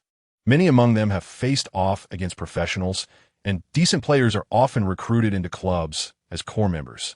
The normalcy of this situation arises from the game's design, where each player is restricted to a single account and cannot delegate control, with strict requirements for passing assessments. No amount of money can circumvent that if one's skills do not meet the standards. Hence, Zheng Qi was quite surprised. However, Su Jing did not express anger. After exchanging a few more words, she ended the call. What she said earlier was genuine. Had it not been for her attachment to the account she had used for a decade, she would have indeed contemplated creating a new one to play alongside Zheng Qi. "Dear sister, you must put in the effort. Otherwise, it would be quite embarrassing not to enter the mythical district," Luli remarked while slurping her bubble tea. "I understand. I will make time to practice," Su Jing replied with a smile. After securing that major contract, the company was swiftly back on track, and her father's health was gradually improving, allowing him to soon resume control of the entire business. Consequently, Su Jing would have more free time. In truth, Su Jing is quite intelligent and possesses excellent physical fitness, making it unlikely for her to struggle in passing the assessments. Previously, she had devoted much of her energy to managing the company, but now that she had some leisure time, her age, while slightly advanced for this game, would not pose significant issues. At least Lu Li was very confident in her abilities. Having managed to pass the assessments to enter the mythical district, Lu Li, who had always lagged behind Su Jing in various aspects, believed that Su Jing could certainly succeed. "I actually want to create a new account to play in the new district," Lu Li suddenly said. Su Jing looked up, surprised at Lu Li's statement. After all, It's not a particularly good account, Luli shrugged. You're right. How about we both reincarnate to the new district together? Su Jing proposed to Luli. Sounds good. Since we secured the contract, we have nothing pressing to do. I'll get a holographic chamber, and we can make gaming our job. So I want to be thinking about food all the time and gaining weight, Luli exclaimed excitedly. Indeed, exercising more in the holographic chamber can help with weight loss. Su Jing chuckled. Chapter 16, Pursuit and Encirclement, Part 1. After a day of rest, Zheng Qi logged into Soccer Epic promptly at 8 o'clock the following morning. Despite his youth, he maintained a remarkably regular daily routine, rising at 6 to run for an hour, returning to shower and have breakfast, resting briefly before diving into the game. Though there are attribute distinctions in the game, a player's performance is significantly influenced by their physical condition.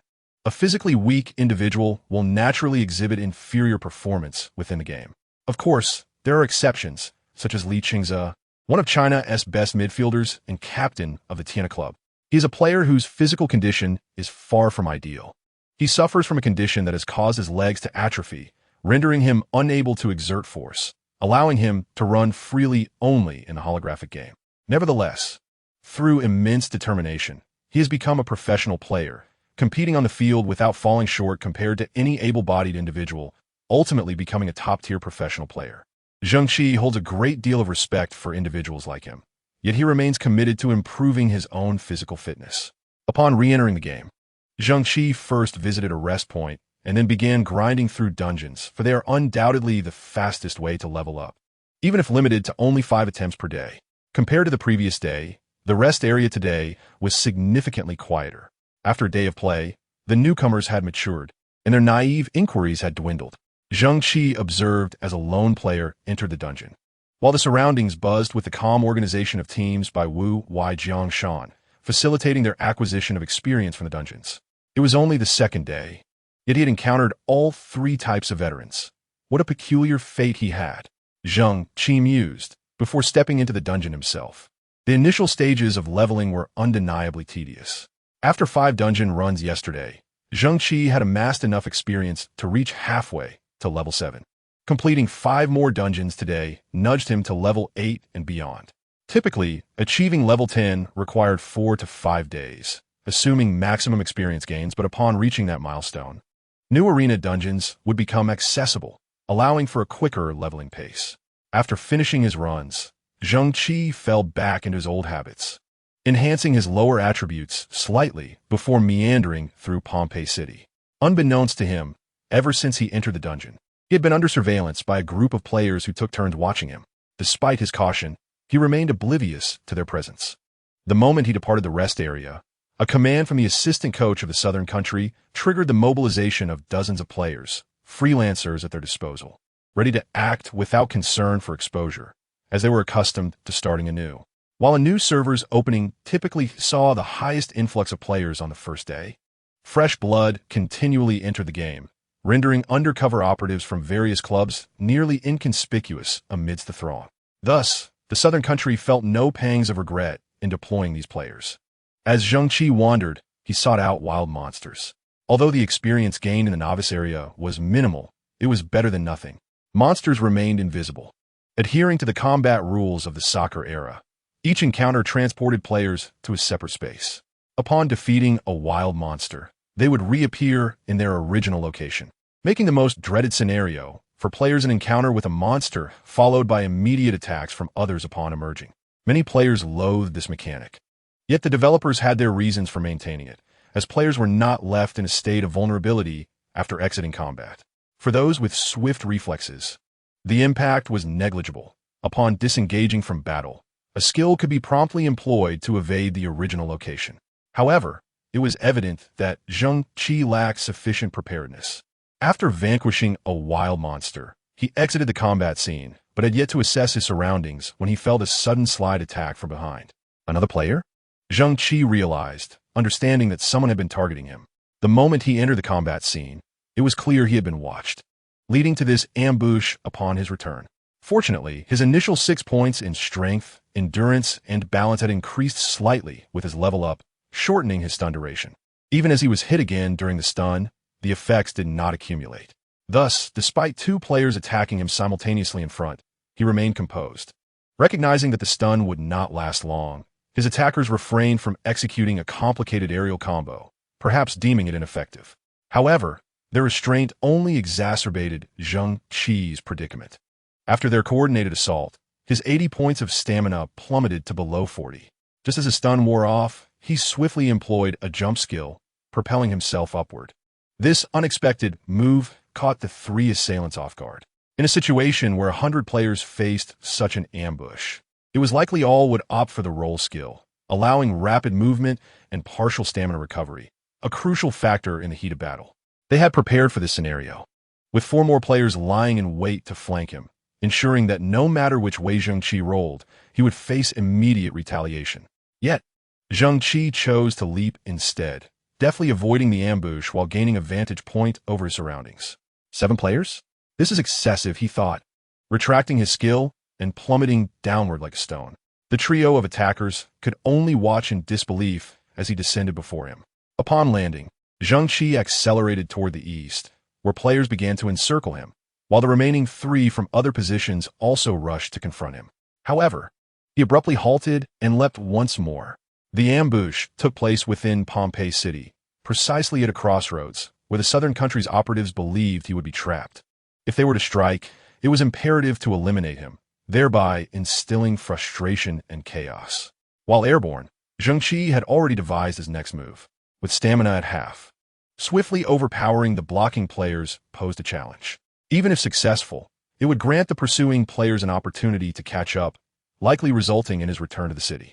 Thus, he dashed in one direction as a ruse, diverting their attention before retracting the sprint skill and opting to jump. This leap was not aimed at any path, but directed toward the adjacent wall. The roads of Pompeii City were flanked by walls standing 2 meters high. Seasoned players with jump stats exceeding 50 could scale them effortlessly, yet for a newcomer like Zheng Qi, it was an impossible feat. This very fact led the southern country's operatives to underestimate his approach. Reaching the apex of his jump, Zheng Qi found himself only a meter high and chose to activate the slide skill, which could transcend terrain limitations, usable even mid-air. The 7 players below watched in astonishment as he slid against the wall, covering a meter. This was the maximum range of the slide skill. Zheng Qi then executed another jump, propelling himself upward by half a meter. With outstretched hands, he grasped the wall's edge and, with a powerful push, vaulted over.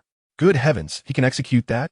One of the pursuing players swore, astonished, though they were veterans accustomed to scaling walls and mountains. They never anticipated Zheng Qi could achieve such a feat before reaching level 10. I'll give it a try, one player declared, mimicking Zheng Qi's jump, slide, and subsequent leap. Thud! The player fell from the wall, landing poorly and losing a significant portion of stamina, prompting him to sit down hurriedly to recover. Fool! Can you not even discern where his slide lands? Another pursuer remarked, while Chun Feng, witnessing the scene, erupted in anger. His keen sight undoubtedly surpassed that of the peripheral players, allowing him to discern that Zheng Qi's critical second jump after the sliding tackle hinged upon the protruding brick on the wall, a commonplace feature in such environments. It is only at such locations that one can leverage the terrain for a second leap. What kind of novice would even recognize such nuances? Even Liu Shibo found himself intrigued. Chun Feng, with his 50 years of life experience, having navigated the tumultuous waters of the football era, certainly had seen all. Zheng Qi's performance was far from that of a newcomer unacquainted with the game. While his movements revealed a lack of familiarity with the football era, it did not imply he was merely a novice. Perhaps this individual was older than he appeared. Such instances were not unheard of. And it would indeed be a pity if he were of similar age, as he would be a promising talent worth nurturing. Chun Feng turned to Liu Shibo, remarking, "Is this how we pursue a worthy newcomer?" Liu Shibo scratched his head in confusion. "What do you understand?" "This is to make him aware of the harsh realities faced by professional players," Chun Feng replied with a scoff. "Yet he has already escaped." Liu Shibo pointed to the projection. "He won't get away," Chun Feng retorted with a cold grunt. Chapter 17. The Pursuit and Encirclement, Part 2. Given that the Southern District had assembled dozens to encircle Zheng Qi, they would not easily allow him to slip away. Although Zheng Qi was unaware that anyone would be so bored as to mobilize such a large group against him, he recognized that if 7 individuals were intent on his downfall, greater dangers might lurk, while dying would merely result in a loss of experience. Zheng Qi was keen to avoid hindering his progression. It is vital to understand that each dungeon's first completion yields rewards. The sooner one can tackle a dungeon, the greater the advantage in securing limited attribute points. Missing an opportunity translates to a loss that cannot be recouped. Despite Zheng Qi's unwavering confidence in his abilities, the strength of a character and the player's skill are equally paramount in the football era. Even the top striker, Liu Xiaotian, would falter against a level 100 character if he were reduced to a level 10 role. There are limits to one's capabilities. Thus, if he were to be eliminated and returned to town, the potential loss of experience might seem minor, but in the early game, where avenues for gaining experience are scarce, falling behind could lead to a cascade of setbacks. After vaulting over the wall, Zheng Qi landed gracefully, executing a roll upon impact.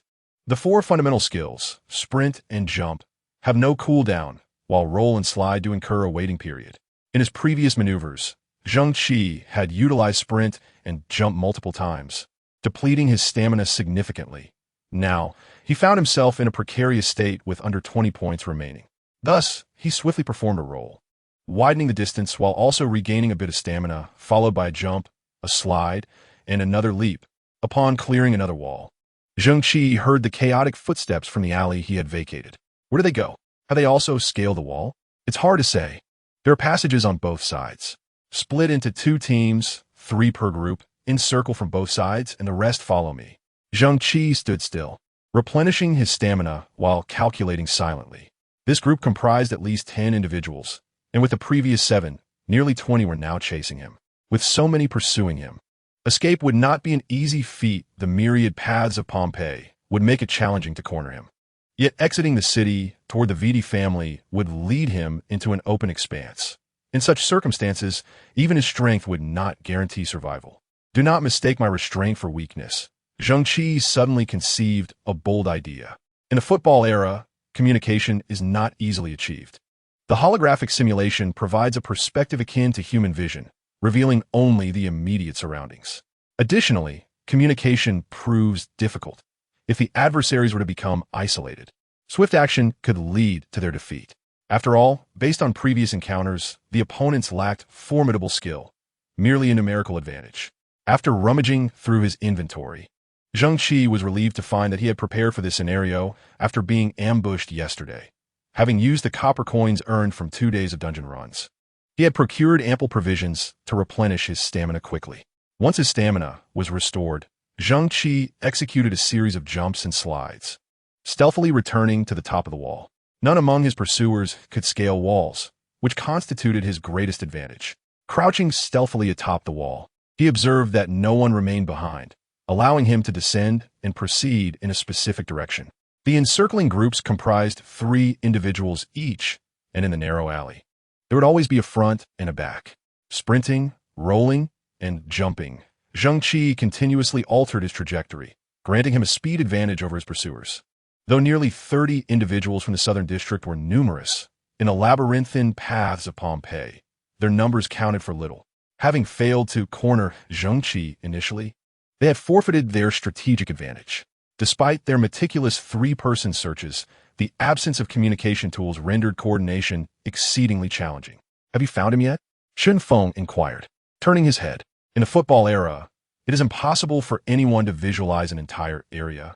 The holographic projection before Chen Feng could only display what the 30-odd individuals present could observe. A cursory glance revealed that they had lost track of Zheng Qi. Yet he felt no frustration. Attacking the opponent was not about annihilation, but rather about creating obstacles, thereby enhancing the Southern Union's recruitment efforts. After all, why had he dispatched these members to undertake such unsavory tasks? There was no trace of him outside the city. He must still be within Pompeii. The assistant coach swiftly responded, "You take charge. I have other matters at the club. Our goal is merely to trouble him, not to hinder his progression excessively." Chen Feng, disinterested in lingering, turned to leave, burdened by numerous responsibilities at the club. The assistant coach nodded. Evaluating newcomers was a minor matter, and, as an assistant, he was more than capable of handling it. Moreover, although Chen Feng was still in his prime of 50, he had begun to consciously cultivate a successor. hoping that this opportunity would allow him to demonstrate his suitability for the role. Furthermore, there was no need for him to direct operations, unlike other games. In the football era, players reside within a holographic pod. Even if he were to issue commands, players would not hear him. Even the players themselves would need to establish a separate communication channel to coordinate their actions, a feature only available after reaching level 20, leaving them reliant on single-line communication at present, which made coordination across significant distances unfeasible. Zheng Qi was undoubtedly aware of this, and it was the key to his desire for vengeance against his adversaries. When the teams are too distant from one another, timely support cannot be formed. In reality, he only needed to contend with 3 opponents, although it would be challenging for him to eliminate all 3 at once, leaving him vulnerable to a counterattack.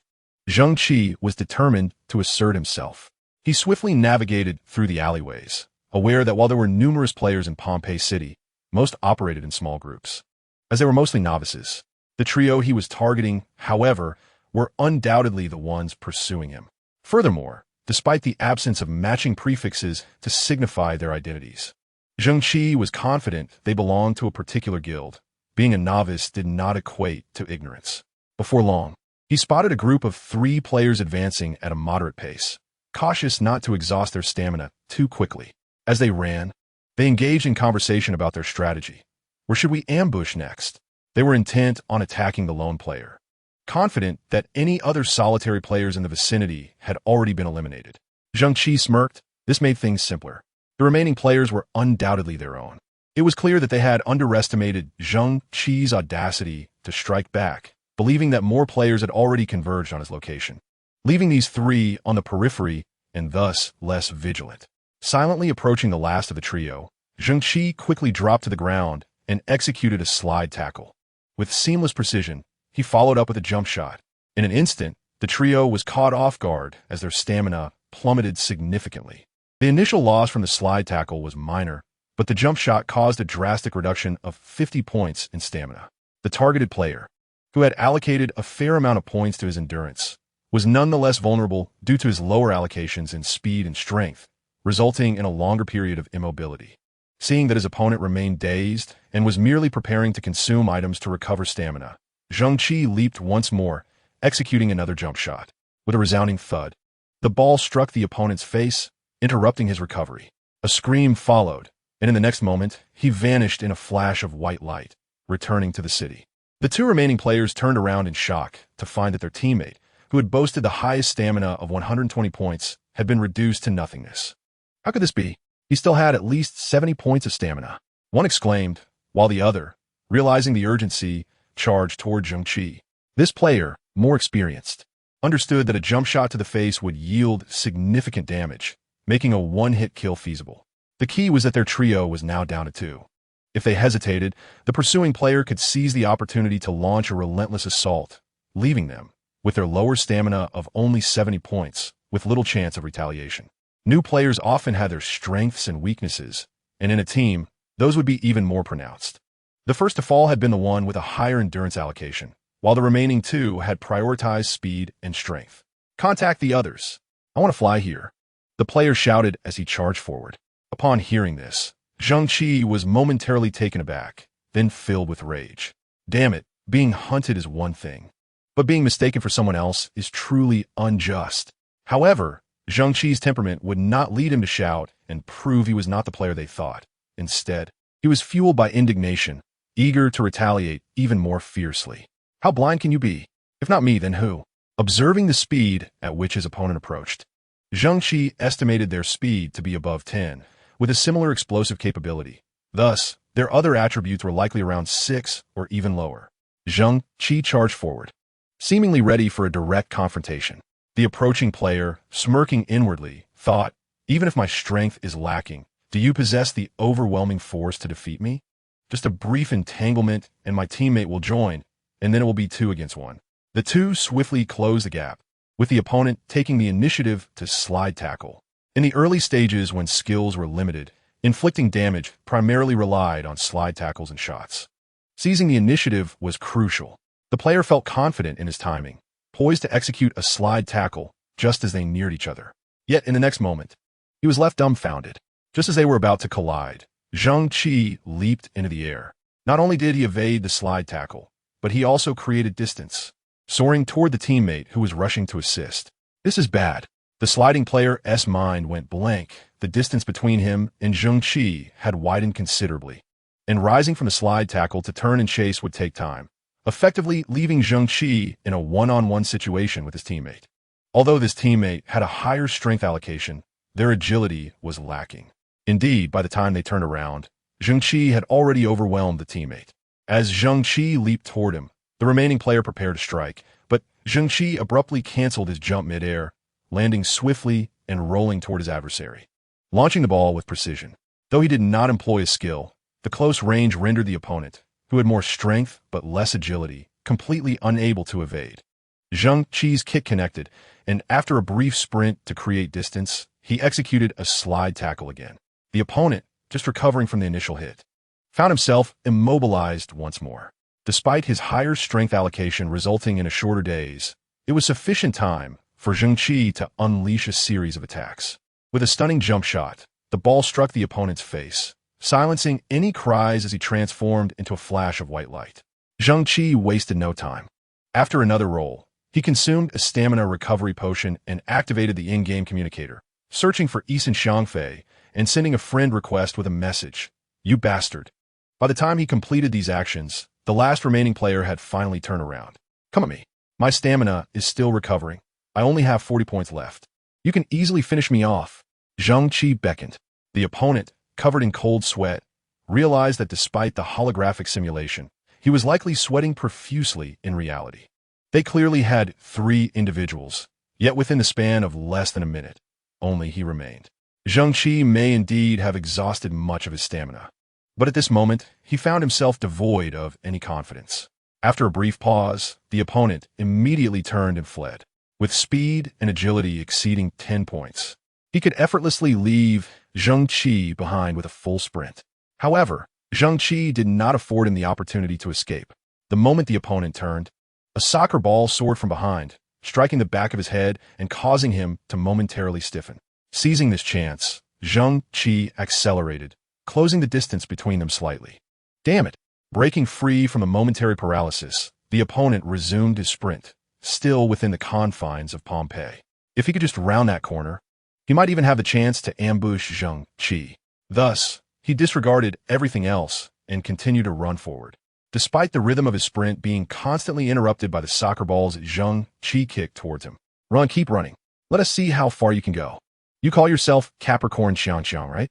What a ridiculous name. I'll remember you. Every time we meet, I'll take you down." Zheng Qi's shouts echoed from behind, filling Capricorn Xiangxiang with frustration. He never wanted such a name, but as an undercover operative, it was crucial that his name be difficult for others to remember.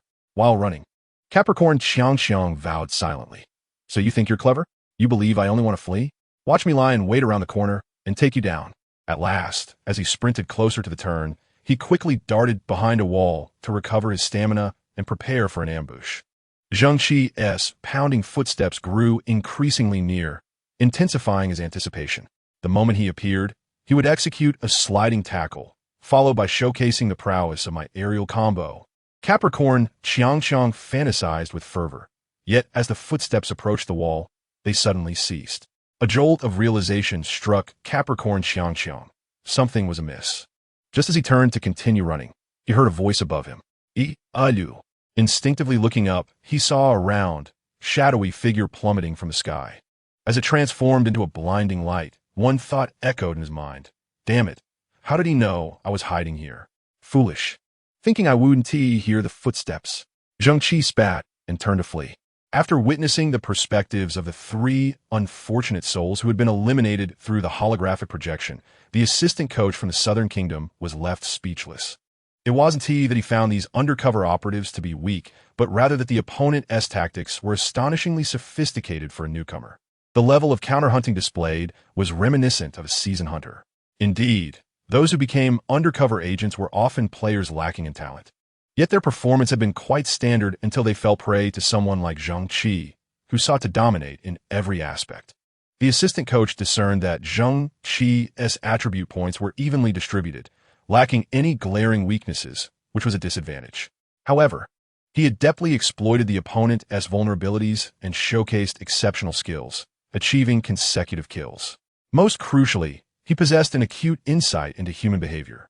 Although this squad nominally consisted of 3 members, he methodically dismantled them one by one, engaging in one-on-one confrontations each time.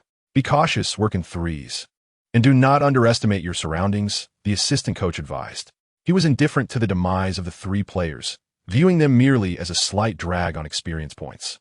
After all, such players were meant for menial tasks. A little less experience was inconsequential, and he held no expectations for them to accomplish anything remarkable. Continuing the search, he did not leave Pompeii. Under this directive, the remaining individuals heightened their vigilance, roaming in groups of 3. The 2 closest squads to the attack site hurried over, but found nothing. After a brief discussion, the 2 squads separated to continue their search. Once they departed, Zheng Qi scaled the wall and, after a moment's contemplation, followed one of the squads to track them. He was unconcerned about running low on supplies. The players who had been hunting him likely possessed some provisions, and while defeated players did not drop equipment, the chances of supplies dropping were still significantly high. After eliminating 3 players, Zheng Qi not only faced no losses but also replenished some supplies. 5 minutes later, another squad has been eliminated. The assistant coach from the Southern Kingdom stated wearily. This time, he found himself at a loss for words. The squad had exhibited considerable vigilance. Yet, Zheng Qi launched a surprise attack from the wall, directly landing in the midst of the group. He swiftly dispatched an unsuspecting player and, while evading attacks and restoring health, he repeatedly interrupted the opponent's skills, gradually wearing down the remaining 2 players. Most critically, when he finally defeated the last player, another squad arrived just moments too late. This fellow possesses great self-confidence and remarkable timing. He must have occupied a vantage point to observe everyone's movements. Otherwise, it would be too coincidental for him to attack the most peripheral squad, the one furthest from support. Liu Shibo, intrigued, had been observing from the sidelines after finishing his dungeon runs. He immediately pointed out the key factors that led to the previous squad's demise. Upon hearing his insights, the assistant coach experienced an epiphany. Indeed, it must be so. This poses quite a problem. Our players cannot scale walls. Not to worry. As long as we maintain proximity, we can send out alerts at the first sign of an attack. Those who fall can regroup, Liu Shibo remarked with a smile. The assistant coach nodded in agreement. But the next piece of news sent a pall over Liu Shibo's expression. The first trio sent back to the city had been ambushed while en route from the House of Vidi to Pompeii, resulting in total annihilation. Chapter 19. Counterattack, Part 1. Has that fellow already fled the city? The assistant coach asked in astonishment. For the first time, Liu Shibo's brow furrowed. He closed his eyes, contemplated, and decisively shook his head. No, the second squad was eliminated at a location to the north of Pompeii's center. While the House of Vidi is situated to the south, the first squad was also attacked in that vicinity. The distance between these 2 locations is such that a player with a speed of 10 points would require a full minute of sprinting, even at the expense of stamina, to reach them. The time between the second and first squad's eliminations was only 2 minutes. While it's not impossible, it would be exceedingly difficult. The time required for stamina recovery alone would not suffice. If it were indeed the work of this Zheng Qi, he would be truly formidable. Therefore, I would prefer to believe that another adversary has emerged. Liu Shibo's previous remarks, though numerous, had never been so fervently articulated, revealing the turbulence within him that contrasted starkly with his earlier calm demeanor. Thus, we must observe further, he ultimately concluded. The assistant coach nodded. Although Liu Shibo was a newcomer, he had accumulated considerable experience during his previous year in another district. His decision to start anew in this area was aimed at crafting a more formidable character. If he did not possess a promising future, the club would not have dedicated an entire year to help him develop his unique persona. In this regard, the assistant coach, despite his extensive experience, might not be as astute in assessing player roles as Liu Shibo. This highlighted the fundamental difference between theoretical and practical approaches. In top-tier clubs, the status of a star player rivaled that of the head coach. Chunfeng's high regard of the Southern Country Club was significantly attributed to his past as a top professional player. As for the theoretical assistant coach, he found himself at a disadvantage when facing a rising star like Liu Shibo. Within the confines of Pompeii City, Zheng Qi continued to dart through the streets. He was well aware that the players he had previously eliminated would soon return, yet he remained unperturbed. No matter how many there were, they could not prevent him from retreating to a safe point. Now was the perfect opportunity to toy with them. Utilizing the intricate terrain, he could fully exploit his agility. Although the map of Pompeii City was not a secret, its complex pathways and numerous intersections, coupled with his ability to leap over walls using consecutive skills, provided him with a distinct advantage. Evading capture was not a challenge for him. The exhilaration of being the hunter instead of the hunted was intoxicating. Upon encountering another small team, Zheng Qi executed a mid-air assault, isolating 3 of them. After eliminating one, he noticed the remaining 2 had regrouped, making a swift resolution impossible.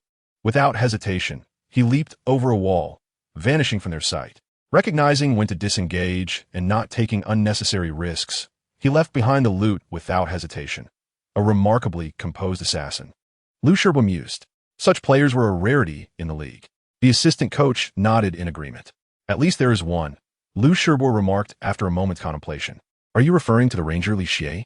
The assistant coach asked, surprised. Isn't that a bit too generous? While the style did bear some resemblance, it was evident that he was not Li Xie. The legendary character would not be so frivolous as to play in a new district.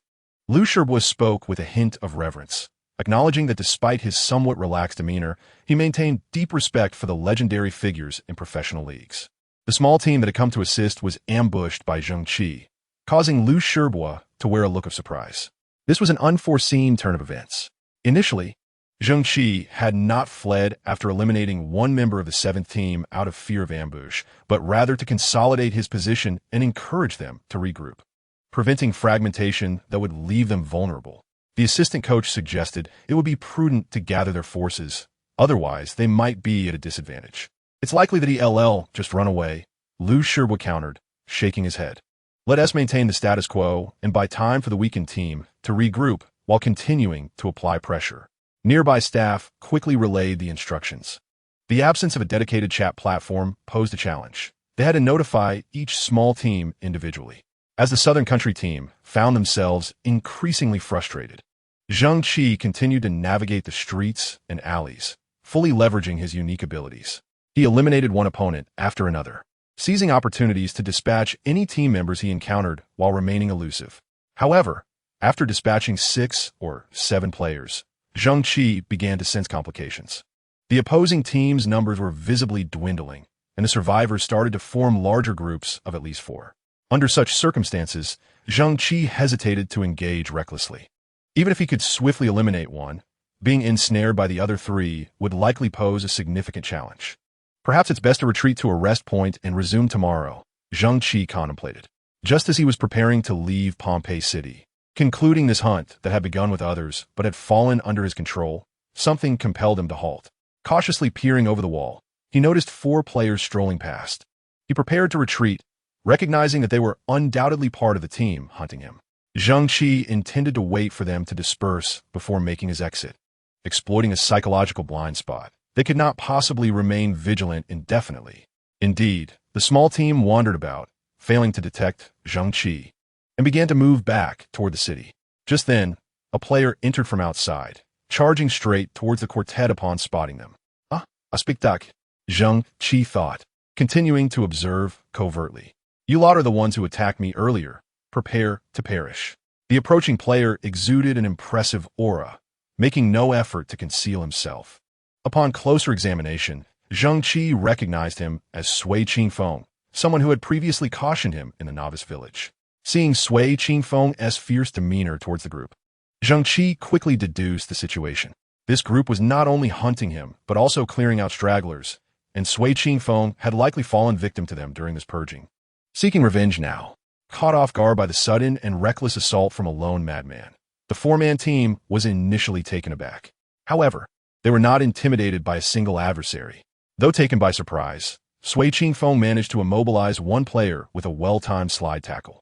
The remaining 3 swiftly surrounded him, launching their counteroffensive. Sui Qingfeng's level was comparable to the others, yet his skill allocation seemed deliberately considered, with significant investments in vitality, strength, and speed. This made him remarkably resilient. However, His limited focus on agility and explosive attributes rendered his offensive capabilities somewhat unstable. A disadvantage he soon felt as he struggled to hold off the 4 assailants. 1 against 4, even a professional player would find it daunting at this stage. Although Zheng Qi was an experienced player, he did not expect to single-handedly eliminate all 4. His aggressive advance was merely an attempt to vent his frustrations and engage the enemy. His movements were adept and his experience commendable. However, once ensnared by 4 opponents, despite his efforts to inflict maximum damage, his stamina began to wane rapidly. After executing a roll to create some distance, he hastily consumed a health pack to recuperate. Yet, the adversaries were not about to allow him to recover unchallenged, as 3 of them simultaneously struck him, interrupting his restoration efforts. As he saw 3 opponents charging at him, Zheng Qi accelerated to evade, but one adversary blocked his path. With no way to avoid the impending slide tackle, he resolved to retaliate first. Having been caught in a sliding tackle, the character found himself rendered immobile, with his health depleting rapidly. It was clear he would not endure until the end of the immobilization. At that moment, however, the opponent who had executed the slide suddenly veered off course, narrowly avoiding a collision with him. Missing the tackle was a grave misstep, as it would have forced the opponent into a state of stiffness. Conversely, failing to connect meant the attacker would also be immobilized unless he canceled the skill midway. The opponent, evidently unprepared for the miss, did not cancel the maneuver and, once past the character, became rigid and fell to the ground. Although the character was unsure of what had transpired, his seasoned experience guided him on how to respond. He skillfully lifted the ball and leapt into the air, forcefully smashing it towards the immobilized opponent's face. Despite the less-than-ideal execution of the combo, due to various factors, the cumulative damage from the sequence and the strike to the face was significant. The opponent let out a cry before disintegrating into light and returning to town, leaving behind a trove of supplies. The character seized several items from the ground, having utilized much of his own stock, thus replenishing his resources. Eliminating one opponent felt like a victory, yet he pondered how the adversary had missed the tackle. Chapter 20. Counterattack, Part 2. While the character remained puzzled, the other 3 players had observed the situation clearly. As they prepared to pursue and encircle him, one of them was intercepted just as he completed his slide tackle. Another player leapt down from a wall and executed a sliding tackle of his own, causing the first player's attack to veer off course. Although the system recognized the initial slide as valid and uninterrupted by immobilization, the goal of the maneuver was not to immobilize, but to redirect his trajectory.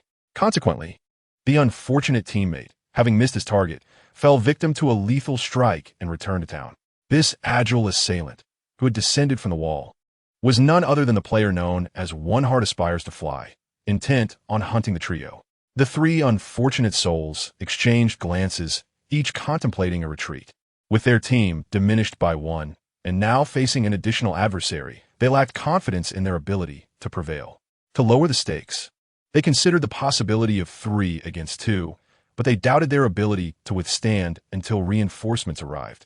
Thus, they quickly communicated and, with a shout, dispersed into 3 separate alleys. Thank you, the character said to Zheng Qi. No need for thanks, I'm off to hunt them down now. Care to join? Zheng Qi inquired. Absolutely, the character exclaimed, elated at the prospect. Without hesitation, the duo set off in pursuit of their foes, fully aware that they must remain resolute in their mission to eliminate any adversary they encountered. The target, being chased by Zheng Qi and the character, could only lament his misfortune, as he was the sole focus despite the others scattering. No amount of protest could alter his fate. Zheng Qi's agility and the character's seasoned skills ensured that they swiftly caught up. Zheng Qi executed a flawless slide tackle, rendering the opponent immobile, while the character unleashed a series of attacks, sending the foe back to town. Ah, that felt exhilarating. The character laughed heartily. There are more than just these few. I estimate around 20 scattered throughout Pompeii City.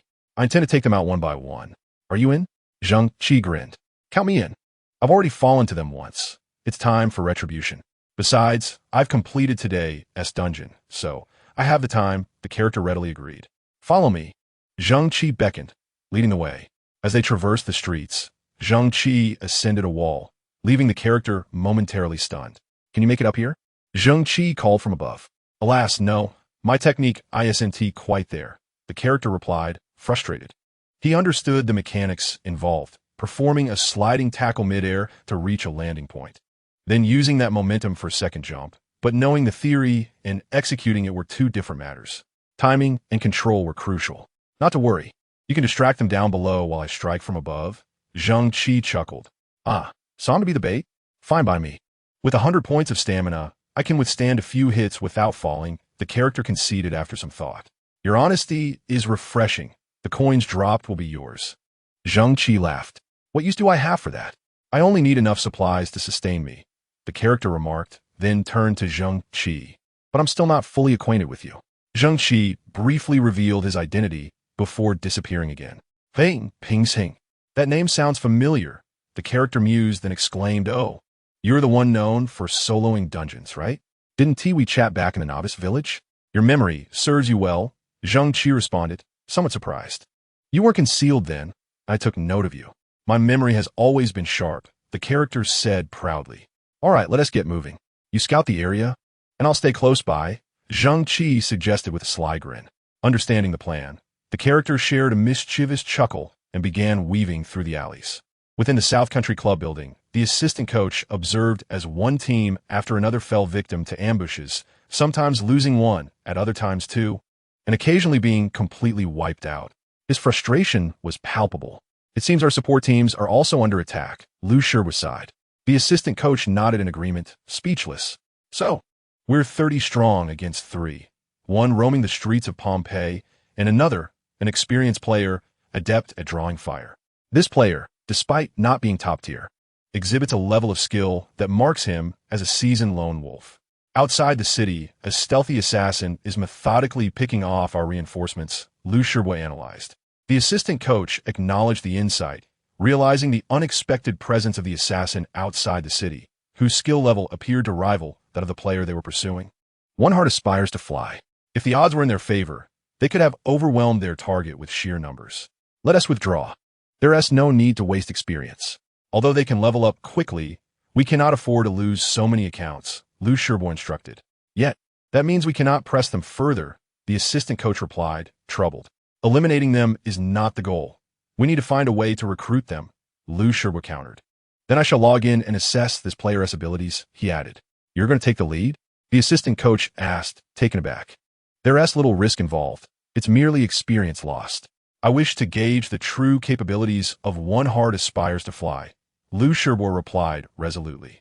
The assistant coach nodded quietly. With the recent unpredictable developments, it was no longer feasible to force someone determined to soar. It was wiser to let Lu Sherwood assess his capabilities. If he proved exceptional, the union could be approached to extend generous terms to entice him. Nonetheless, the sacrifices of the deceased were not in vain.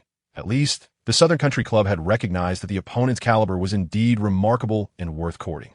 Lu Sherwood's challenge would discern whether the individual was capable of becoming a professional player or merely suited for a high-ranking position within the union, thus facilitating better preparation for subsequent actions. Should he possess the aptitude for professional play, every club would be eager to recruit such talent, as no organization would allow a young person of such capability to act as a mole. Conversely, if he fell into the latter category, caution would be paramount. For who could ascertain whether he was a high-ranking spy dispatched by rival clubs? Such incidents were not unheard of. There had been cases where a high-ranking mole from one club ascended to the presidency of a rival's branch union, absconding with substantial resources, leaving the competitor significantly weakened, a matter of little concern to anyone, including the game authorities. Consequently, even the powers bestowed upon union presidents had become exceedingly limited, permitting only a fraction of union wealth to be mobilized under mutual oversight. Currently, the greatest damage inflicted by ordinary moles arose when high-tier materials surfaced, enabling the upgrade of red gear to legendary status, a rarity, especially given that equipment could not be traded. Despite daily material production, many professional players still relied solely on gold-tier gear. Even the most elite players lacked sufficient attribute points to fully meet their equipment needs. The distinction between those capable of upgrading their gear and those who were not was stark. Attribute points could be reset and redistributed, greatly influencing tactical arrangements. However, if a professional player possessed only one piece of legendary gear, Their other attributes would max out at a mere 90 points, the upper limit enhanced by red gear.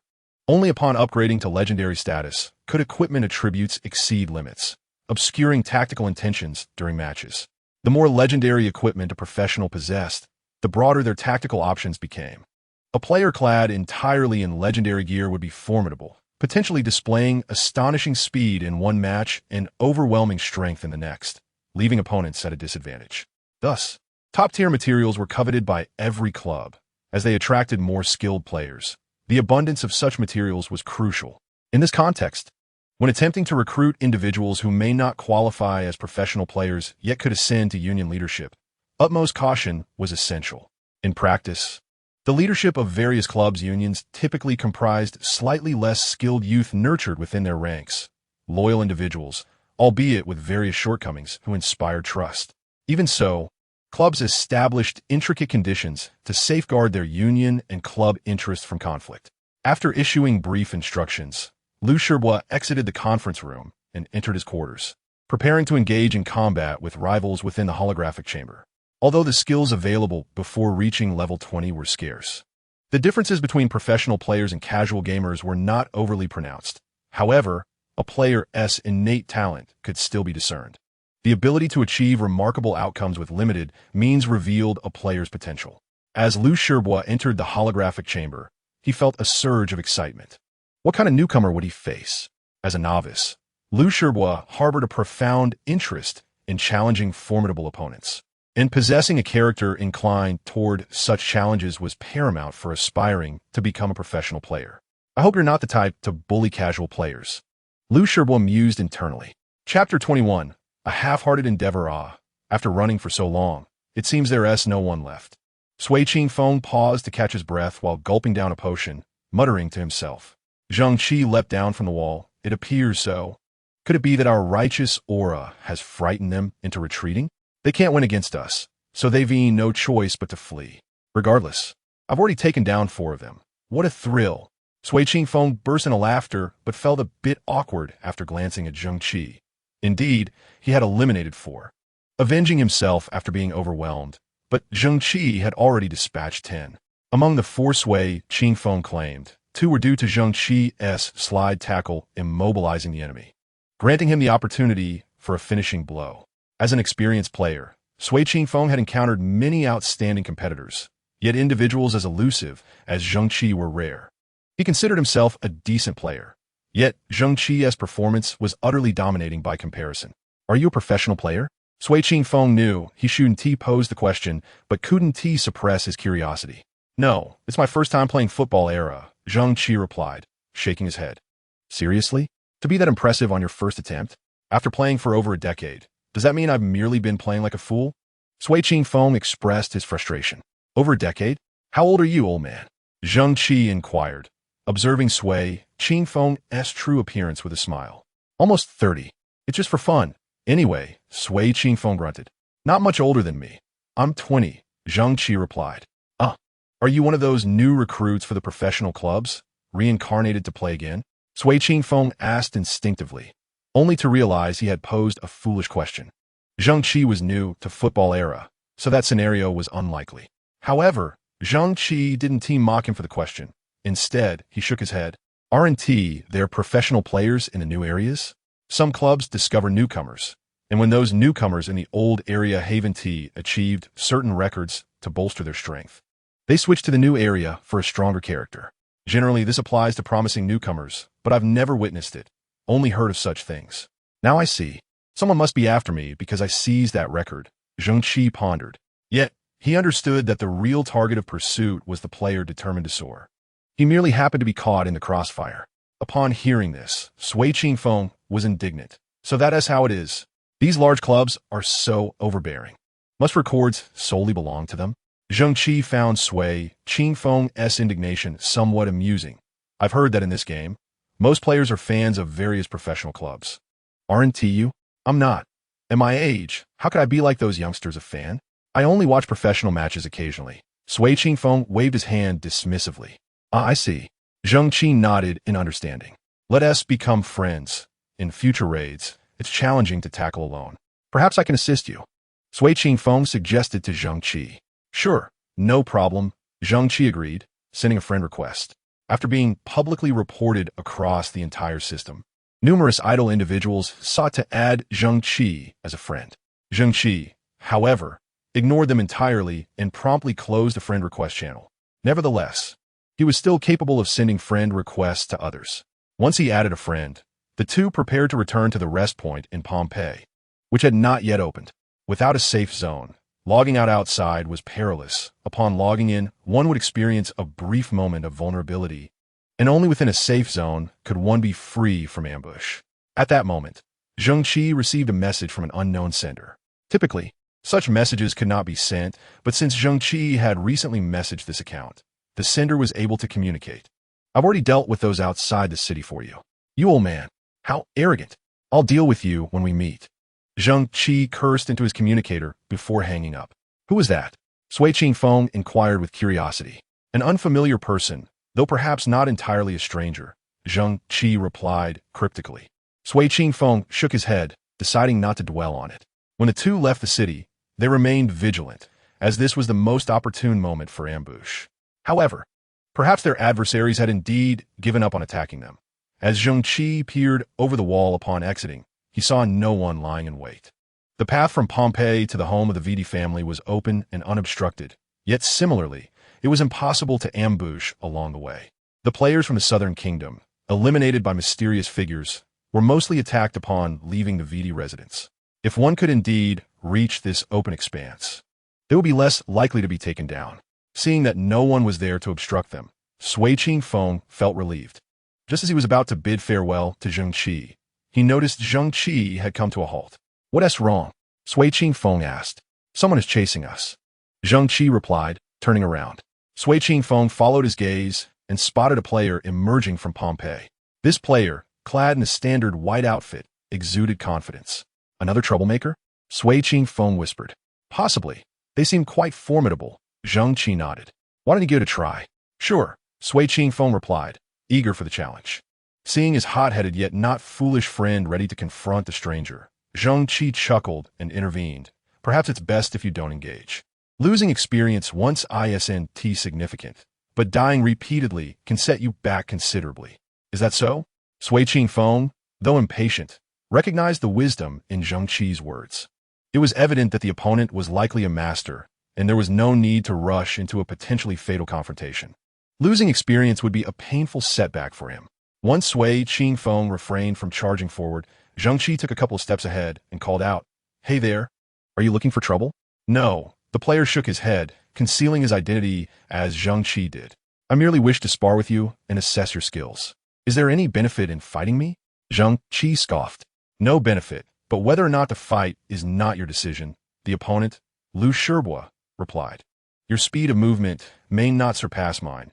Zheng Qi laughed. It takes just a minute to sprint from here to the rest point. You had many opportunities to flee earlier. Choosing to counterattack instead shows you likely want to run. Lu Shibois remained unperturbed, as if discussing an ordinary matter. True enough.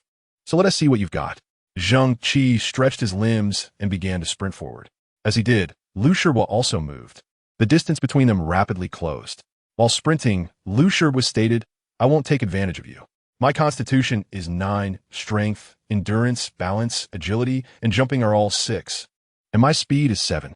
Though he lacked a few attribute points compared to Zheng Qi, Lu Shibois had achieved excellent results during his initial dungeon runs, which compensated for the difference. In several abilities, he fell slightly short of Zheng Qi, yet his constitution was marginally higher. By revealing his attributes, he intended to express fairness in their impending match. You likely know my attributes, so I won't waste time on that. Zheng Qi laughed heartily. Sui Qingfeng watched from a distance, his fists clenched. The open and honest approach of both players stirred his own competitive spirit. What confidence it took to not exploit even the slightest advantage. What followed was undoubtedly a fierce clash. However, 5 minutes later, Sui Qingfeng, initially poised to observe and learn, found himself crouching down, contemplating leaving the scene to preserve his dignity. Nothing was more awkward than watching two clearly exceptional players, capable of easily defeating opponents of their level, merely circle one another without engaging. As they neared contact, Lu Shibois executed a sliding tackle, prompting Zheng Qi to leap evasively just before being struck. He swiftly canceled his jump and countered with a sliding tackle of his own. Liu Shibois adeptly canceled his motion, rolling to evade, and the two once again created distance between them. This rapid series of maneuvers was a spectacle to behold, and Sui Qingfeng couldn't help but express his admiration. Unfortunately, after this brief interaction, both players began to circle one another, accelerating, halting, and rolling without ever truly engaging. While Sui Qingfeng understood that they were seeking each other's weaknesses, he found it perplexing that they continued this for 5 consecutive minutes. The most troubling aspect was that each time they exhausted their stamina, they paused to drink potions. Sui Qingfeng feared that if this continued, they'd be at it until tomorrow without any tangible progress. Is this even worthwhile? Zheng Qi seemed to share his impatience. Although his movements had been aimed at finding an opening, Liu Shibois' disciplined and precise actions left him with no opportunity to strike. Perhaps if Liu Shibois chose to attack, Zheng Qi could exploit a moment of vulnerability, but Liu Shibois appeared overly cautious, opting not to strike without absolute certainty. It lacks meaning. There's no room for engagement before level 20. It seems I come at the wrong time today, Liu Shibois sighed. Zheng Qi's vigilance exceeded Liu Shibois' expectations. While his own movements lacked the flawless precision developed through professional training, Liu Shibois sensed that the openings he had observed were intentionally left by Zheng Qi. Perhaps next time we can have a proper match, Liu Shibois abruptly stated before swiftly turning and disappearing into the streets of Pompeii. Chapter 22. The dialogue between the elder and the youth. Is he unwell? Sui Qingfeng couldn't help but ask as he observed Liu Shibois vanish like a rabbit. The level is too low. It poses challenges in execution. Zheng Qi replied with a smile. Sui Qingfeng nodded thoughtfully, recognizing the truth in this statement. Before level 20, the advantage for professional players lay primarily in their quick reflexes and accurate judgment, and Zheng Qi exhibited exceptional prowess in these areas. Even the most elite players might struggle to defeat him. In such circumstances, without the certainty of defeating an opponent, the risk of being unexpectedly eliminated by Zheng Qi loomed large. Losing face would be significant, making a strategic withdrawal a reasonable choice. The two individuals swiftly made their way to the resting point, having endured a day filled with tension from relentless pursuits and counterpursuits, leading to considerable mental exhaustion that necessitated a break. Before departing, Zheng Qi glanced in the opposite direction of Pompeii City, nodded in acknowledgement, and then hastily left. As their figures faded into the distance, a player emerged from the city gate, momentarily staring at Zheng Qi's retreating silhouette before also hastening towards the resting point. Why did he suddenly retreat? Assistant coach inquired curiously, noticing Liu Shibois re-entering the conference room. He did not believe Liu Shibois was fearful of losing face. In high-stakes situations, it was common for professional players to stumble. Despite his youth, Liu Shibois possessed a cheerful disposition, unbothered by such trivialities. There's no way to play it easy. If one player falters, two might as well meet their demise. Liu Shibois shrugged, revealing no signs of discontent. Was it that player who slipped away with the breeze? He wouldn't initiate a surprise attack. The assistant coach exclaimed, taken aback. It's not him. It's another individual. I heard footsteps. Likely the mysterious figure intent on ambushing us. He must have sensed the situation, or else he wouldn't have been stalling for time. He doesn't wish to confront me directly, Liu Shibois replied with a smile. Another person? The assistant coach was momentarily stunned. Are there truly so many exceptionally skilled newcomers in this area? There are many players. The emergence of one or two outstanding newcomers is hardly remarkable.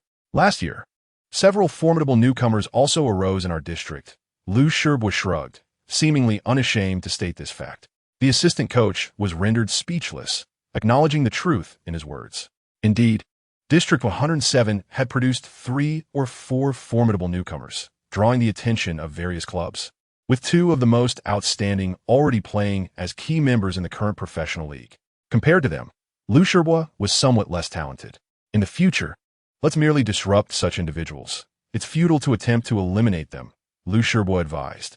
The assistant coach nodded silently, recognizing that such talents would eventually cross paths with various clubs, at which point it would merely be a matter of who could attract them. Regrettably, this time they lacked clarity on whether the opponent possessed the potential to become a professional player or would merely serve as an ordinary guild administrator, complicating their engagement strategy. If the individual could become a professional player, it would require a humble approach and generous incentives to draw them in. Conversely, if they could only be an ordinary guild administrator, they could be lured in with minor privileges and then gradually assessed. In this scenario, if they were to offer substantial benefits up front and the individual turned out to be mediocre, it would be a significant loss. A professional player's compensation could sustain a sizable branch. Conversely, if they cautiously engaged someone who turned out to be talented, they risked undervaluing them, allowing other clubs to swoop in. In such circumstances, approaching them becomes quite challenging. You should consult the old man about this matter. I am merely a player, Liu Shibo remarked, dismissively leaving as the assistant coach sought his advice. The assistant coach could only wait for Chun Feng's inspection, ready to report the situation in detail. To his surprise, upon hearing about the near-total defeat they faced yesterday and that Liu Shibo's efforts had proved futile, Chun Feng did not erupt in anger. Instead, he seemed contemplative, eventually waving the assistant coach off, signaling his departure. The assistant coach left, as if granted a reprieve. Chen Feng pondered for a moment before activating his communicator to summon Liu Shibo. What did you think of those few minutes of interaction? Chen Feng inquired. At least it was promising. However, without concrete engagement, one cannot glean much. Furthermore, a complete newcomer is likely to encounter many pitfalls. From the tone of his voice, he has already passed the voice-changing phase. In comparison to my age, he cannot be much younger. Yet he is not particularly old either, Liu Shibo earnestly responded. Consequently, this newcomer may not hold much value for us. However, we shouldn't hastily judge, as there is another aspect to consider. Tomorrow, I will send a few members from the second team, with you at the helm, to fortify our guild in this district. Although we possess ample materials in general districts, accumulating more is never a bad idea. Chun Feng instructed Liu Shibo. That would undoubtedly intensify the competition in this area. Liu Shibo chuckled. I initially thought one of you would suffice, but given that other clubs likely deploy numerous second-tier players, it might be a bit taxing to have just you. Chen Feng replied. You're hurting my pride, old man. Liu Shibo exclaimed. Enough with the shouting. You need to be pushed more. Had you not been lazy during the previous record pursuits, you and T have to start from scratch this year. Chen Feng glared at Liu Shibo. Upon hearing this, Liu Shibo fell silent, acknowledging that he had indeed squandered opportunities last year due to his lethargy, missing out on several key records and consequently starting at a disadvantage compared to his rivals. Though he accepted his fate with grace, he felt a sense of obligation to contribute to the club, as they needed his distinctive defensive skills. The guild's organizational staff possess ample experience. You must heed their guidance in planning and arrangements. However, during crucial moments, it is your personal abilities that will shine. I will send 4 second-tier members along. Once you surpass level 20, strive to acquire as many records as possible. Understood? Chen Feng concluded. Liu Shibo nodded. At 18, he was no longer considered young. While many 15 and 16-year-old players had already become key developmental targets for clubs. In such a competitive environment, failing to accumulate sufficient records and attribute points could lead to being overlooked, regardless of Chun Feng's prior confidence in him. The world of professional leagues is invariably ruthless. Chun Feng raised his hand, seeming to wish to pat Liu Shibo's shoulder, but then lowered it, as if realizing they were communicating through holographic means rather than in person. Rest assured, old man, I will give it my all. Liu Shibo smiled as he assuredly stated. In this competitive landscape, it would become apparent whether those two newcomers were genuinely exceptional or merely mediocre. One only realizes who is truly swimming naked when the tide recedes. Currently, amidst the competition in these low-level dungeons, little can be discerned. As one ascends to higher levels, the truth will invariably come to light. Therefore, do not trouble them unduly. Engage them in the dungeons to confirm whether they are the individuals we seek. Chun Feng dismissed his earlier emotions, returning to the demeanor of the composed head coach. I understand, old man. Rest assured, I will not disappoint you. Liu Shibo affirmed with a firm nod. At that moment, Zheng Qi had exited the holographic chamber and returned to his quarters. Uncle Meng, is dinner ready? I am Stadavan. Zheng Qi called out loudly upon noticing that Butler Meng was absent from the room. Ah, young master, I apologize. Please wait a moment. I will prepare it right away. Came a response. Hearing the voice of Butler Meng, Zheng Qi felt a sense of bewilderment. Butler Meng had always meticulously arranged his life, ensuring that he experienced no discomfort whatsoever. Often, Zheng Qi would not even need to voice his desires. a mere glance would suffice. What was happening now? Upon rising and stepping out of his room, Zheng Qi was astonished to find Butler Ming in the living room, diligently assembling a new holographic pod. This holographic pod was not only costly, but also required reassembly after being disassembled during transport. Zheng Qi was unsure how to set it up, as his own had been delivered and installed without him lifting a finger, courtesy of Su Jing. Clearly, ordinary customers did not enjoy such privileges in these times. Manual labor was a luxury. Yet, Butler Ming appeared to be quite adept at handling the holographic pod. The man, whose hair was already flecked with gray, skillfully wielded various tools and expertly assembled the pod. "Butler Ming, what are you doing?" Zheng Qi asked, surprised to learn that his butler possessed such diverse skills. "Well, young master," Butler Ming replied, rubbing his hands together, "when you play games, you typically only emerge after an hour or two to stretch your legs. This gives me something to do. However, since you have been immersed in the game football era for extended periods, I found myself somewhat bored. So, I thought I might join you in your gaming endeavors. I promise not to disturb you. Just send me a message when you log off, and I will do the same. This way, nothing will be delayed." Zheng Qi stared at Butler Ming in astonishment. The butler seemed slightly embarrassed. "Of course, if you prefer I don't participate, that's perfectly fine. After all, the holographic pod can still be returned." "Oh no, Butler Ming, that is not what I meant." Zheng Qi quickly interjected upon seeing Butler Ming's intent to dismantle the pod for a return. He genuinely did not mind Butler Ming gaming alongside him. He was simply surprised that his butler was familiar with the game. "I may not be young anymore, and I cannot engage in violent games. But football era is not solely about combat." Butler Ming chuckled. Zheng Qi slapped his forehead, realizing that, as a young person, he had overlooked the fact that football era was designed for players of all ages. The offshoot games, such as Era King of Football, had strict age regulations and anti-addiction systems, while Era King of Football permitted players aged 10 and above, limiting their gameplay to 1 hour. Many games mandated a minimum age of 14 or even 18 to participate. In contrast, Football Era had no upper age limit and a very low lower age limit. Children aged 2 and above could enter the game accompanied by their parents. This was due to the game's ability to provide a genuine sporting experience, particularly as many children lacked outdoor activity options. Before the age of 2, children could usually meet their activity needs at home, but as they grew older, they would need to engage in activities within Football Era. Thus, the novice village in Football Era was quite expansive, featuring designated areas for children's activities where only parents and their children could enter, while other players were prohibited.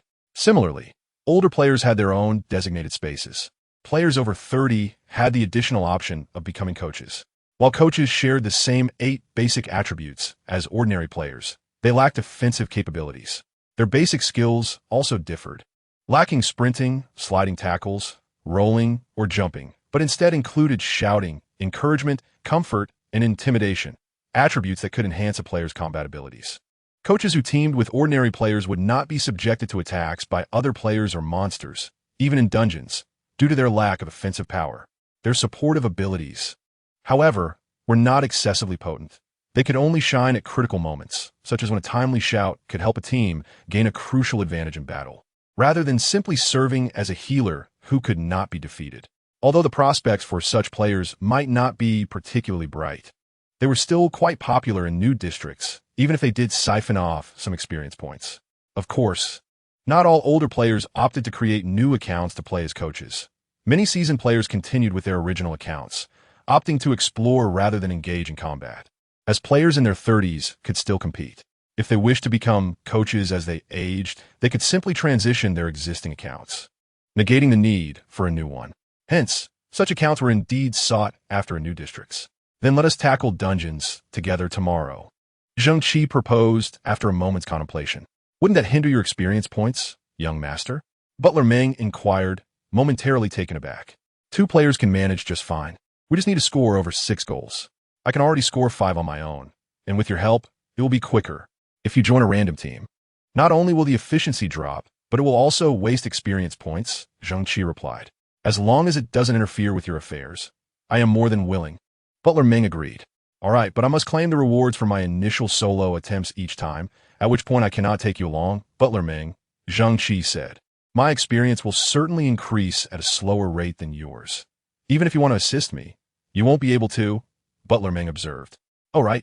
By the time I reach level 10, you will likely still be below level 9. I can tackle it myself first, and then come back to assist you.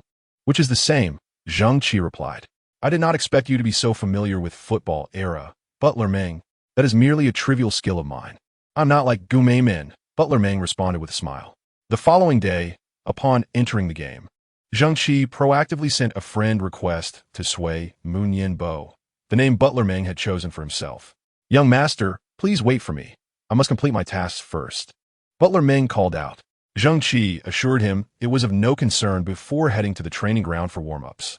This was a safe zone that all players could access at any time to practice their moves and abilities. However, the skills available were limited to those currently possessed, making it less appealing to players at his level, as it could be rather tedious. Once in the mythical zone, personal training areas could be customized to max out attributes and skills, allowing players to indulge themselves. However, these personal training areas were primarily used by professional players to hone their skills.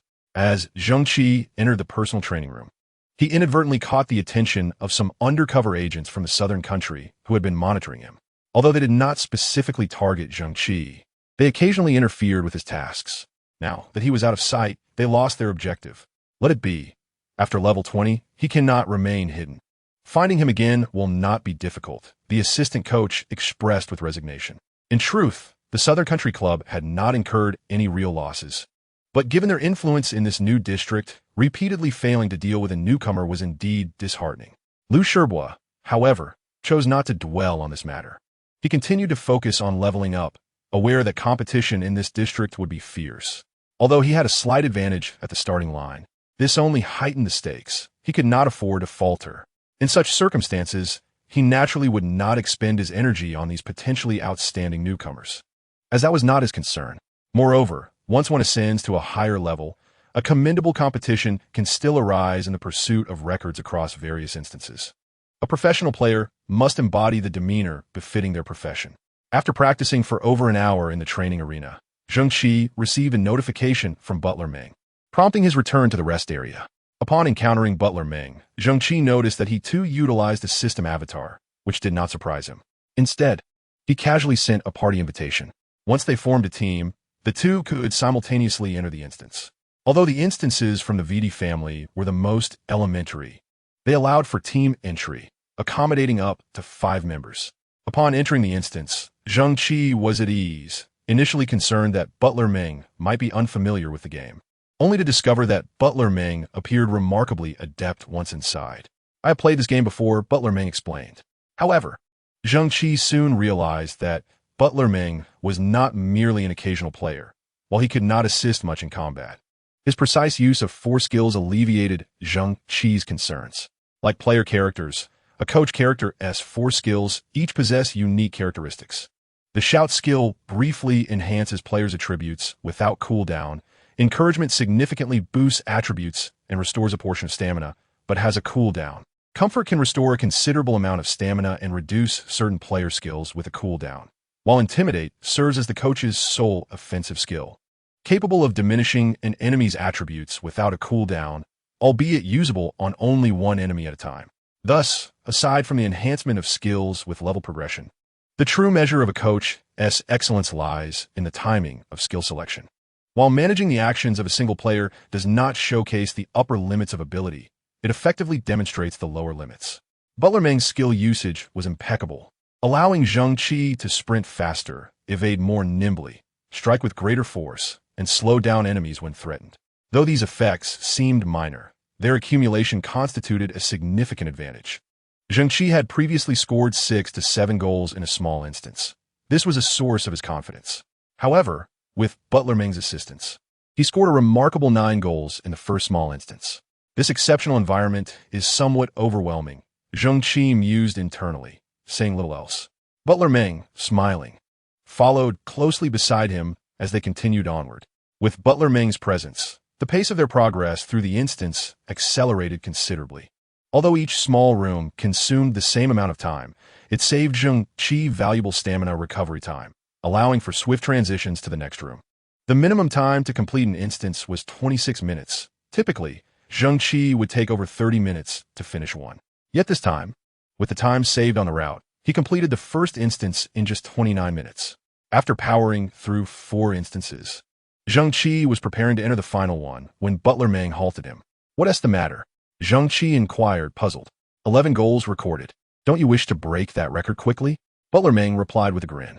"Of course I do, but wasn't I just at level 9? I can't reach level 10 until tomorrow." Zheng Qi responded, bewildered. "Besides instances, there are places for leveling up," Butler Meng clarified. "The monsters in Pompeii City are scarce." Zheng Qi remarked. "Bring me along, and we can enter the arena," Butler Meng continued, still smiling. Following Butler Meng's explanation, Zheng Qi suddenly slapped his forehead. Indeed, one could only enter the arena after reaching level 10, but that was under the condition of being solo. If accompanied by a coach, players could venture into the arena at level 9 to grind for experience. Many professional teams capitalized on this, a fact Zheng Qi had not previously considered. However, such an endeavor could be perilous, as the challenges would be more stringent, and they might encounter professional teams within the arena, Butler Meng cautioned. "Who is afraid?" Zheng Qi retorted boldly. Chapter 24. Shocking news. Zheng Qi was genuinely unafraid. Even with professional teams, at this juncture, few possessed the capability to enter the arena for farming monsters. Even if he encountered that fellow named One Heart Desiring Flight, there was no reason for him to fear.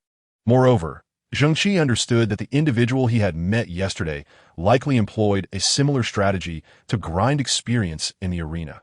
If he refrained from participating, he risked falling behind. The competition for instance records was not merely a matter of reputation. It had tangible benefits for individual characters. Although the personal first clear reward from the VD Family S instance only added a few attribute points, other personal first clear records would progressively yield greater rewards as levels increased. Theoretically, once every player reached the pinnacle, their total attribute points could reach at least 600, yet those god-tier accounts typically boasted around 800 points. Such a vast disparity stemmed from these records. While defeating monsters could also yield attribute points, the competition for such points was fiercer, and the probability of their occurrence was lower. God-tier accounts averaged around 800 points, while ordinary professional player accounts hovered around 700 points. This constituted a substantial chasm. Thus, after Butler Meng's reminder, Zheng Qi prepared to boldly accompany him to challenge instances beyond their level. "This way, I can level up faster without having to struggle alone," Butler Meng cheerfully remarked. "Indeed, after 4 instances, you've barely reached level 7. Defeating higher-level monsters grants significantly more experience," Zheng Qi replied with a smile. "Moreover, teaming up accelerates the pace, providing an inherent advantage over solo grinding. There should be more monsters in the arena as well. That's one of the benefits of level-skipping challenges," Butler Meng responded with a smile. The two began their journey towards Pompeii City. Along the way, Zheng Qi remained vigilant, carefully observing his surroundings. However, it was evident that, as Zheng Qi's rhythm and movements changed from his usual patterns, the dozens of players from the Southern Kingdom who had been monitoring him failed to capture his movements in time.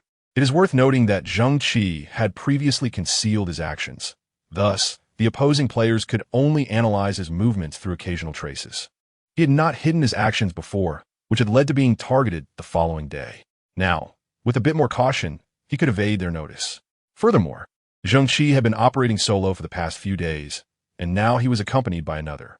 Upon entering Pompeii City, Zheng Qi slowed his pace, guiding Butler Meng directly toward the southern part of the city, home to one of Pompeii City's 3 great structures: the arena, the Wizard's Hall, and the Temple of the Sun constituted the trio of significant edifices in Pompeii City, serving as the prime locations for players between levels 10 and 20. Here, myriad wild monsters roamed, and specialized instances existed, though Zheng Qi could not yet enter them, needing to reach level 11 first. The Colosseum is characterized by its intricate corridors and passageways, shrouded in darkness, where players can only perceive a radius of 2 meters ahead. Consequently, encounters with other players are frequent, often leading to spontaneous skirmishes over trivial disagreements. However, most of the time, unless fueled by animosity, players tend to disperse quietly in search of wild beasts. At the junction leading from the corridors to the arena, there exists a resting point, a sanctuary where players can recuperate before entering the arena instance. This aspect remains consistent across all instances. At this moment, the Colosseum is relatively deserted. Zheng Qi has not spotted a single player. The scarcity of players implies a heightened probability of encountering wild beasts, and with the experience points gained from challenging higher-level foes, leveling up might not be slower than farming instances. Zheng Qi mused to Butler Meng. If only I had anticipated this, those professional players might have already surpassed level 10. Most players will only reach level 9 today. You won't fall behind, Butler Meng reassured Zheng Qi. Nodding in agreement, Zheng Qi acknowledged the validity of this statement, realizing that rapid leveling had previously been unattainable. Even if those professional players were well prepared, they too could only engage in higher-level monster hunts today. He concluded that his progress had likely not lagged significantly. With this thought in mind, Zheng Qi decided to cast aside all distractions and focus on leveling up. Before long, they encountered the first monster within the Colosseum. Monsters in any region closely resemble those in instances, and Pompeii City is no exception. Within the Colosseum roamed gladiators wielding weapons alongside colossal beasts, yet defeating these monsters one by one proved to be a manageable task. In no time, with Butler Meng's assistance, Zheng Qi vanquished a beast, and as he observed his rising experience points, he exclaimed joyfully, "At this rate, it won't take long to reach level 10. Indeed, let us aim to surpass that 11-ball record before hitting level 11. Butler Meng encouraged him. That seems quite challenging, Zheng Qi replied, shaking his head. It wasn't a matter of underestimating himself, but rather a recognition of the increasing difficulty upon understanding the record better. When he was at level 5, he managed to score 6 balls, but that was nearly his limit. Even with Butler Meng as support, he could only approach that record, having scored 11 balls only once. Without such assistance, matching or breaking that record would indeed prove to be a formidable challenge. Challenges must be faced. Breaking a record of this magnitude would yield 5 attribute points. Butler Meng motivated him. Zheng Qi nodded.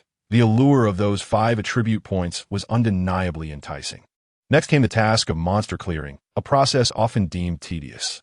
However, Zheng Qi found it invigorating, as he could train effectively during combat. Perhaps due to the scarcity of players eligible for higher-level challenges, he spent considerable time without encountering another player. In these favorable circumstances, Zheng Qi leveled up swiftly. He was already close to the experience required to reach level 10, and after 4 hours of diligent effort, he finally attained that milestone. Let us head back, Uncle Meng.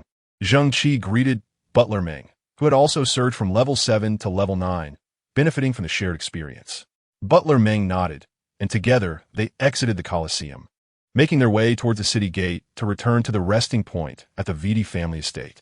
Zheng Qi had one last instance left unused. He planned to practice in this instance today, acclimating to the changes brought on by his new attribute points, with the intention of unleashing all 5 instances tomorrow to shatter records. Zheng Qi was filled with optimism, and the journey back was devoid of trouble.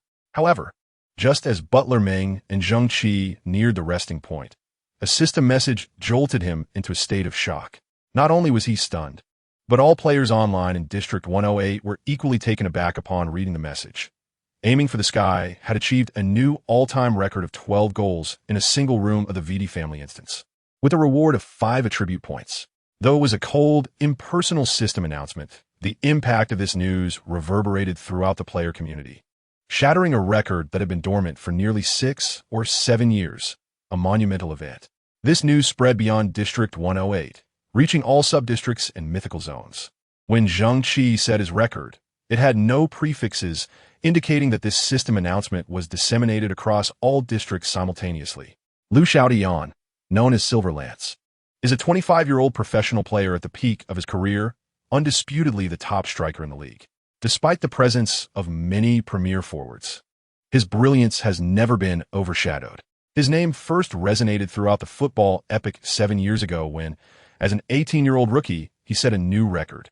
Subsequently, he was recruited by the foremost club in the north, the Changfeng Club, where he consistently ranked as the highest-scoring forward over 6 professional seasons. Now, such an illustrious player had his record surpassed by another newcomer. Yes, a newcomer.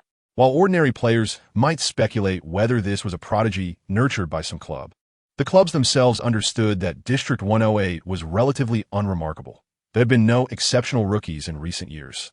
The only true professional rookie to emerge from District 108 was Liu Shibo from the Southern Kingdom, who, despite his talent, had not reached this level. In an instant, all professional clubs turned their attention to this previously overlooked district. Although it was customary for clubs to send seasoned players to bolster their presence in new districts, they had not dispatched any rookie professionals to this particular area until now.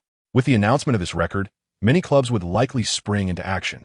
Looks like competition in that district will be fierce, Chan Feng remarked to himself, reminiscing about his disciple Liu Shibo. Was his luck truly so poor? This revival represented Liu Shibo's final opportunity. Yet facing such an extraordinary rookie would compel many clubs to dispatch second-string players to observe the newcomer, thereby intensifying competition in this district to unprecedented levels. Such phenomena are exceedingly rare. After all, records are finite. If competition becomes too fierce, the distribution of records could lead to mediocrity among previously promising newcomers, a scenario that has occurred before, often resulting in mutual destruction. Consequently, clubs have developed a tacit understanding to avoid conflicts in new districts, as new districts open each year, allowing for mutual compromises. However, with the emergence of such a phenomenal rookie in this district, who could afford to be complacent? Chapter 25. Breaking records in succession. How could someone beat me to it? In stark contrast to the shock and complex emotions experienced by the clubs, Zheng Qi's sole reaction was a lament over the loss of his record. Then aim for another. Young master, Butler Meng encouraged Zheng Qi. Yes, I'll strive for 13 goals, though that number feels somewhat ominous, Zheng Qi chuckled. As he entered the rest point, the atmosphere buzzed like a bustling marketplace, with everyone engaged in discussions about the individual known as Yisun Xiangfei, who had recently achieved a remarkable feat by breaking a record that had stood for nearly 7 years. This record, originally set by the renowned professional player Liu Xiaotian, was particularly noteworthy as it had been accomplished when Liu was merely a novice, still unfamiliar with the intricacies of the game. Even seasoned players would find it daunting to surpass such a benchmark. Who exactly was this Yisun Xiangfei? Amidst the swirling speculations, Zheng Qi quietly navigated through the rest point and entered the dungeon, aware that he had one final instance of gameplay left for the day. Young master, allocate those 5 attribute points entirely to speed, reminded Butler Meng. Zheng Qi nodded, having previously distributed the points gained upon reaching level 9 evenly across his attributes. With 9 points in physique and 8 in speed, the remaining 6 attributes were all at 7. Meng's reminder underscored the importance of speed. The quicker one was, the less time it would take to accomplish each goal. It was said that Liu Xiaotian had broken his record due to his initial unfamiliarity with the game, focusing all his points on speed, which ultimately yielded excellent results. However, many players who subsequently maxed out their speed attributes failed to break the record, as attributes are merely one aspect of combat prowess. The player's skill is paramount. As Zheng Qi approached the dungeon's entrance, he took a deep breath. Despite having played for 3 hours in the arena, he was not in peak physical condition. Nevertheless, in the context of a challenging encounter, with Butler Meng by his side to assist, he needed to summon his full capabilities to withstand the pressure of formidable foes. Under these circumstances, his state of mind was, paradoxically, at its best. While his energy had been somewhat depleted, the exhilaration and clarity of thought allowed him to perform at an elevated level. Upon entering the dungeon, Zheng Qi continuously adjusted his breathing, entering an almost transcendental state of hyperfocus, where he concentrated solely on the task at hand, disregarding everything else. This breathing technique, which he had mastered since childhood, aided him significantly. Though seemingly esoteric, it was merely a form of self-regulation. Upon reaching the first room, Zheng Qi did not hesitate but stepped inside. With 21 rooms filled with minor adversaries, he had ample opportunities to challenge the record. Acceleration, sudden stops, rolls, slides, and evasions. The combination of 2 low-level monsters presented 16 distinct patterns, all of which Zheng Qi had memorized through his recent dungeon runs, allowing him to respond adeptly to any situation. He successfully navigated through the challenges, scoring goals with precision. For seasoned players, these low-level dungeons were well-known territory. The more times they restarted with different characters, the more familiar they became with these initial dungeons. Thus, the 16 possible reactions and strategies had long been cataloged, and for experienced players, achieving 3 goals typically posed little difficulty. However, to score more goals in such a constrained time frame necessitated not only skill but also speed attention to detail, and a dash of luck. For instance, knowing how to evade, the optimal path for evasion, and the precise moment to strike towards the goal without allowing monsters to obstruct the attempt were all crucial factors. An old adage states that time is like water in a sponge. There is always some to be squeezed out. While this is undoubtedly wise, how much time can truly be extracted in just 1 minute? 1 minute, equating to 60 seconds, meant that to achieve 12 goals, one would need to score every 5 seconds.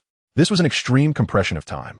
To reach 13 goals, he would need to average a goal every 4.6 seconds. The difficulty of extracting a goal under such pressing conditions was evident. After completing the first room, Zheng Qi had scored 9 goals, which was commendable, especially with Butler Meng's assistance. This indicated that Zheng Qi was in a good state. Yet, he remained unsatisfied. He understood that breaking records required persistence, a series of attempts, and a touch of fortune. Even Liu Xiaodian did not consistently score 11 goals. It was a matter of having an exceptionally good day when the stars aligned. Of course, the prerequisite was having the requisite skill to seize such opportunities. Just like Yisin Xiangfei, Zheng Qi did not perceive himself as inferior to anyone. Thus, if he aimed to challenge the record, he needed to seize every fraction of time and strive for that benchmark. What does it mean to challenge a record? The phrase itself is imbued with significance. One must continually push the limits to inch closer to the ultimate goal. In the second room, Zheng Qi's performance waned slightly, scoring only 7 goals. However, he remained undeterred. Having anticipated that breaking the record in this room would be implausible, he concentrated his spirit and continued to score 1 goal at a time. Technically, there was little to critique about the record. It was about finding the most suitable path and persevering through each attempt. The so-called peak operations were precisely that. Although the choices were limited, the repeated execution of the same strategy demanded a high level of self-control. In the third and fourth rooms, Zheng Qi's initial thoughts of falling short of the record dissipated as he became fully immersed in the competition. He calculated distances and time, scoring rapidly while saving his rolling skill for after each goal to swiftly return to the kickoff point and restore some energy. He resembled a meticulous merchant, carefully calculating every aspect of his resources to maximize his gains. This feeling was quite profound, when one abandons all distractions and dedicates oneself entirely to a task. A unique sensation arises.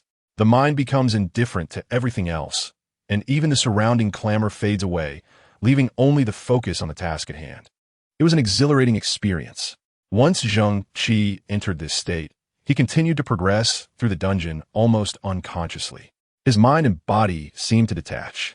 His consciousness remained calm, observing as he scored goal after goal, then swiftly exiting each room to replenish his energy before entering the next. In the end, he lost track of how many goals he had scored across the 21 rooms. It wasn't until he encountered Butler VD after completing the final room that he emerged from this state, feeling slightly dizzy from the intense focus, akin to a sensation of oxygen deprivation. After Zheng Qi shook his head and regained some clarity, he immediately noticed that his communicator began to buzz. This struck him as peculiar, as he had not added many friends, merely the casual acquaintance Sui Qingfeng and his butler Meng. The only other person capable of communicating with him was Xin Xiangfei, with whom he had exchanged a few words as strangers. Upon inspecting his communicator, he saw Sui Qingfeng's avatar pulsating with activity. Upon opening the message, he was greeted by 3 enormous exclamation marks, followed by a flurry of exclamatory phrases. "Wow, you're incredible. How did you manage that?" Each message was succinct, a testament to the sender's urgency, preferring to send multiple brief messages rather than a single lengthy one. "What's got you so excited?" Zheng Qi muttered, closing the chat window, only to notice another message in the stranger's section. "Impressive." It was a simple 2-word compliment from Xin Xiangfei. At that moment, Zheng Qi truly grasped the situation and hurriedly scrolled through the system notification panel. When completing a dungeon, the system notifies you of the experience gained, and he had previously overlooked the system announcements due to his intense focus on the game. Player Rin Pingsheng of District 108 achieved a record of 13 goals in a single room of the VD Home Dungeon, a new all-time record for the entire era. Reward: 5 attribute points. Staring at this record, Zheng Qi was momentarily stunned before bursting into a gleeful grin. "I did it. I really did it." Although he had confidence in his abilities, He had never been entirely certain he could surpass the previous record, as 12 goals seemed to be a limit beyond which he could not surpass without extraordinary luck. With one dungeon remaining to complete before reaching level 11, he estimated he could tackle 10 more dungeons, totaling 231 ordinary rooms, his last chance to make an impact. Once he surpassed level 10, any subsequent goals would not count towards breaking the record. Who would have thought that in his very first dungeon, he had already shattered the record? Chapter 26. Chain reaction for the entire District 108, or indeed for the entire football era. This day could be described as one brimming with news, overwhelming in its frequency. The breaking of Liu Xiaoyan's 7-year-old record was already a significant event, and within an hour, another record was shattered. If he, Xi and Xiang Fei, had simply improved upon his own record, the impact would not have been as profound. It merely would have confirmed that District 108 had produced an extraordinary newcomer.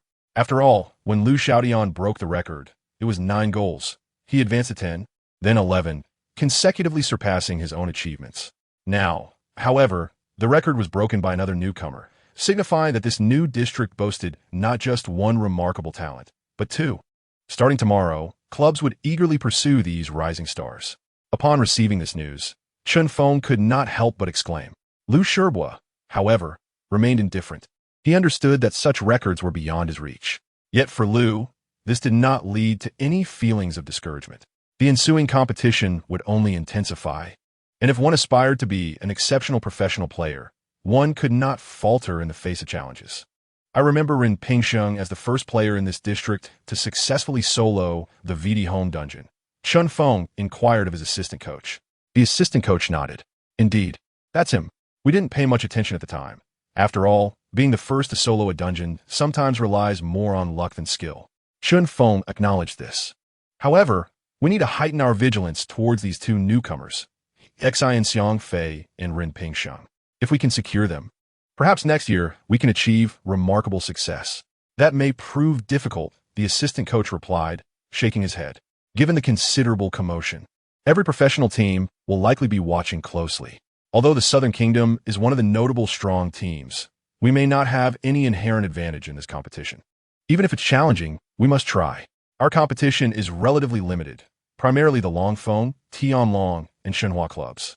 In comparison, our appeal may not be lacking. Chen Feng gestured emphatically. In competition, the worst thing one can do is succumb to fear before the battle. We are a club, and we are in competition with all our opponents. Any club lacking such courage has long since descended to the second league, unworthy of remaining in the Super League. The assistant coach nodded in agreement, acknowledging that his theoretical approach lacked the courage to face formidable adversaries, a quality that Chen Feng exhibited. Young master, you are remarkable. Let me cheer for you. Upon exiting the holographic chamber, Zheng Qi was greeted by the exuberant Meng, who waved a bouquet of flowers he had procured from somewhere. That's unnecessary, Meng. You should at least find some tall cheerleaders in hot pants instead of personally taking the field. Zheng Qi chuckled. It's not feasible to find them on short notice. Please bear with me. What would you like to eat today? I'll prepare it. Meng replied with a beaming smile. Anything will do. I'm going to take a bath and unwind. Today has truly exhausted me. Zheng Qi replied lazily. All right, I'll prepare the water for you. Soaking in the bathtub, Zheng Qi felt his body relax. Yet he realized that he was mentally drained, and this act of indulgence could only offer limited relief. Nevertheless, today had brought substantial rewards. Not only had he shattered the record, but he also received 5 attribute points, which he distributed evenly. Now, aside from balance, his other attributes had risen to at least 8 points, with speed soaring to 13 points, enabling him to navigate future dungeons with greater ease. Exi and Xiang Fei will surely admire my prowess. I'm indeed the strongest. With a buoyant spirit, Zheng Qi soaked for a full hour, feeling rejuvenated before finally rising, drying himself, donning a bathrobe, and lazily making his way to the dining room. In the next moment, upon seeing the rather drab array of food that Meng had prepared, Zheng Qi was taken aback. Is this it? He asked, eyeing the unremarkable spread before him. Indeed, this is a professional player's meal plan, meticulously crafted by hand. While the taste may not be exceptional, I have endeavored to enhance the flavor while maintaining its nutritional integrity. The meal plan for professional players is crucial. Adhering to it alongside proper training can yield better performance in the game, Meng stated with a hint of pride. Hey, I never said I wanted to be a professional player, Zheng Qi retorted. However, if you do not pursue being a professional player, how can you prove your worth? Meng inquired, puzzled. At that moment, Zheng Qi recalled his initial aspiration to demonstrate his abilities within the football era. To achieve this, he would indeed need to confront professional players head-on to validate his skills. But must he truly consume the meal plan of a professional player? What caliber of skill do the top-tier professional players possess? You should be aware that the attributes of the character, along with one's personal performance, are crucial.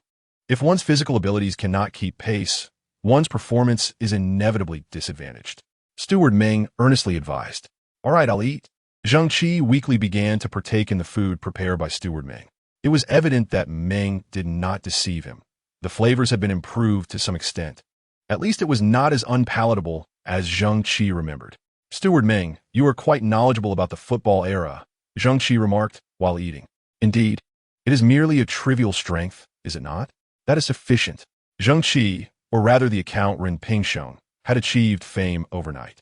The announcement echoed throughout the system, shattering records in a dramatically continuous fashion, which indeed astonished the entire football-era gaming community.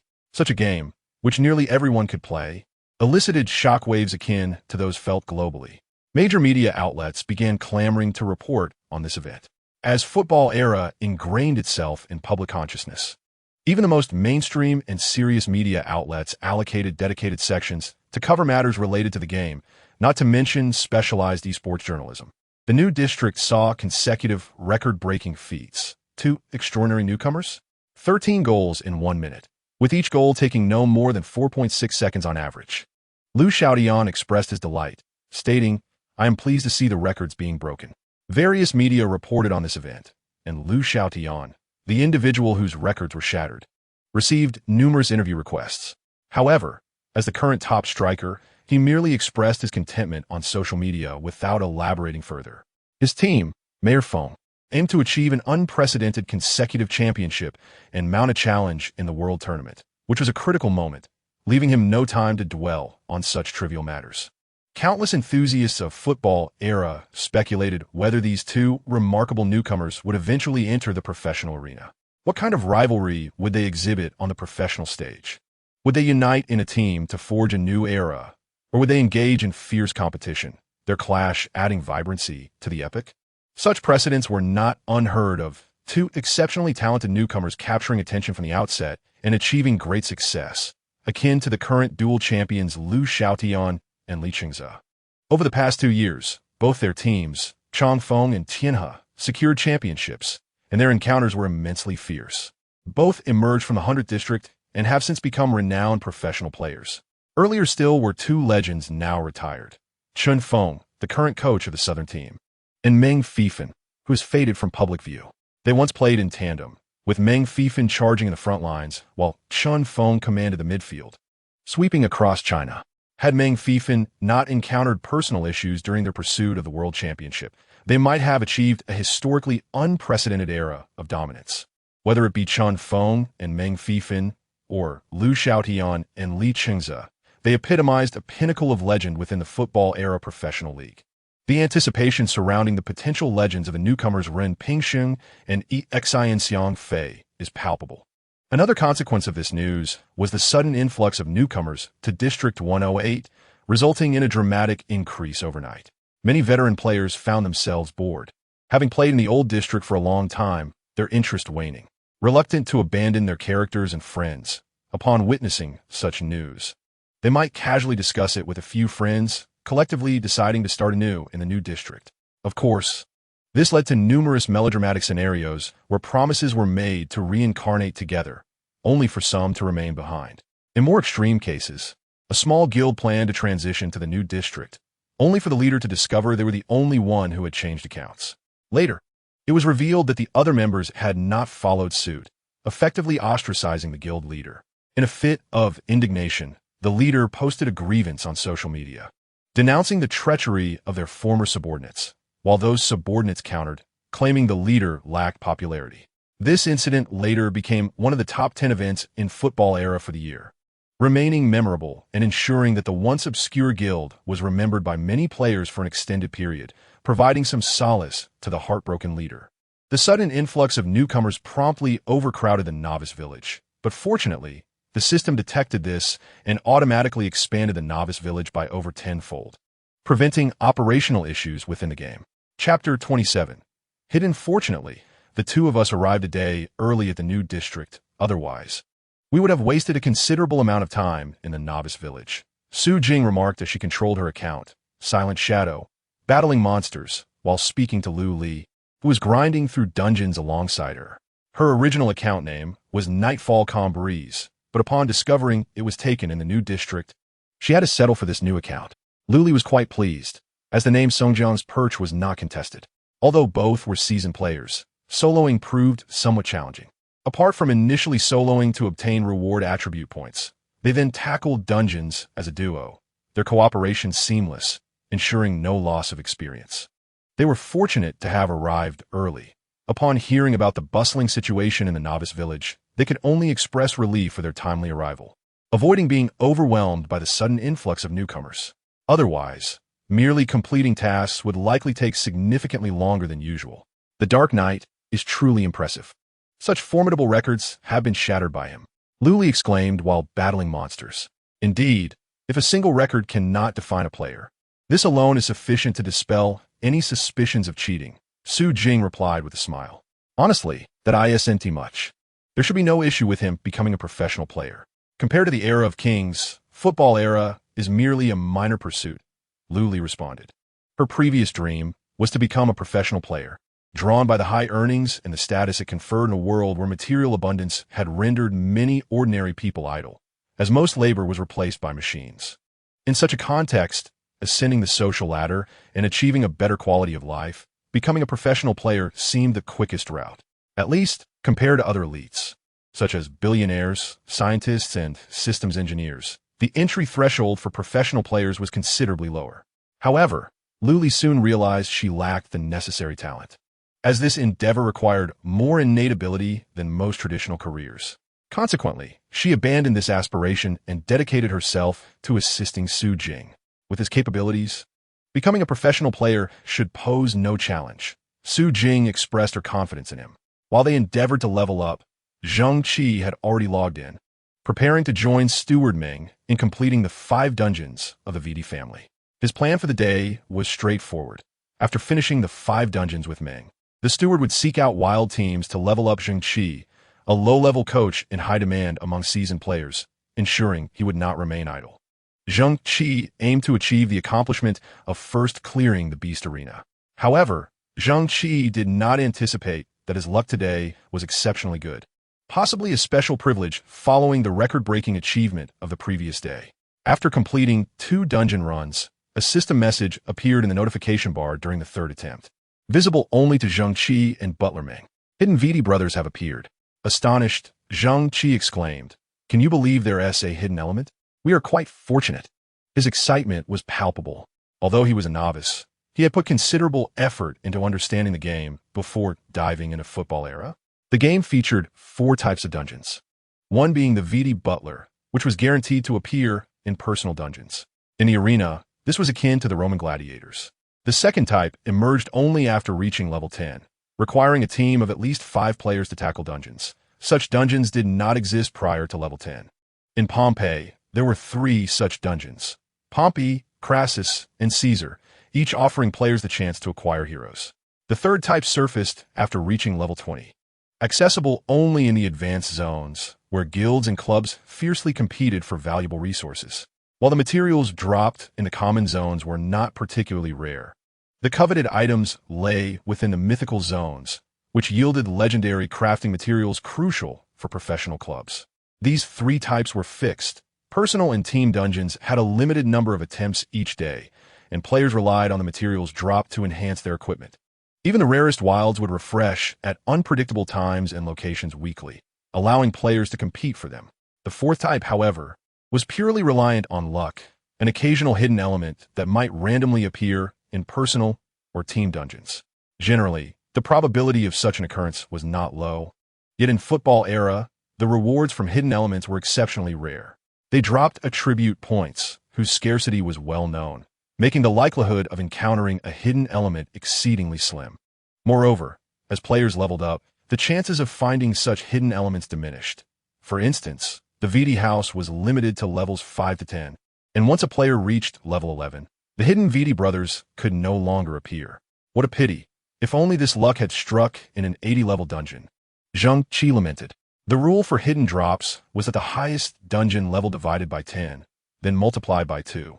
For the VD house, capped at level 10, that meant only 2 attribute points per player. Better than nothing, I suppose, Butler Meng chuckled. Indeed, one should not be too greedy. Zheng Qi nodded in agreement. However, while he spoke lightly, the appearance of a hidden element indicated an increase in the dungeon's difficulty. Previously, only the VD butler inhabited the room, but now it transformed into the VD brothers duo, with varying numbers of small monsters replacing the ordinary creatures in the 21 other rooms. Naturally, these smaller foes would not drop valuable materials, offering only experience points. Overall, encountering a hidden element was not particularly advantageous from an experience perspective, but the guaranteed attribute points made the time investment worthwhile. Zheng Qi was confident he could solo such a dungeon, especially with Butler Meng's support. Clear the monsters. Clear the monsters. Zheng Qi efficiently dispatched the creatures within the room. Whether they were ordinary nail hammer guards, or defensive protectors, or even the VD butler, he found the task quite simple. With Butler Meng's assistance, he had once scored 12 goals in a single encounter, leading Zheng Qi to believe that his luck and performance had peaked the previous day. However, such extraordinary feats often required a touch of fortune. After nearly an hour, Zheng Qi finished clearing the other rooms and finally reached the last one. Why aren't you going in?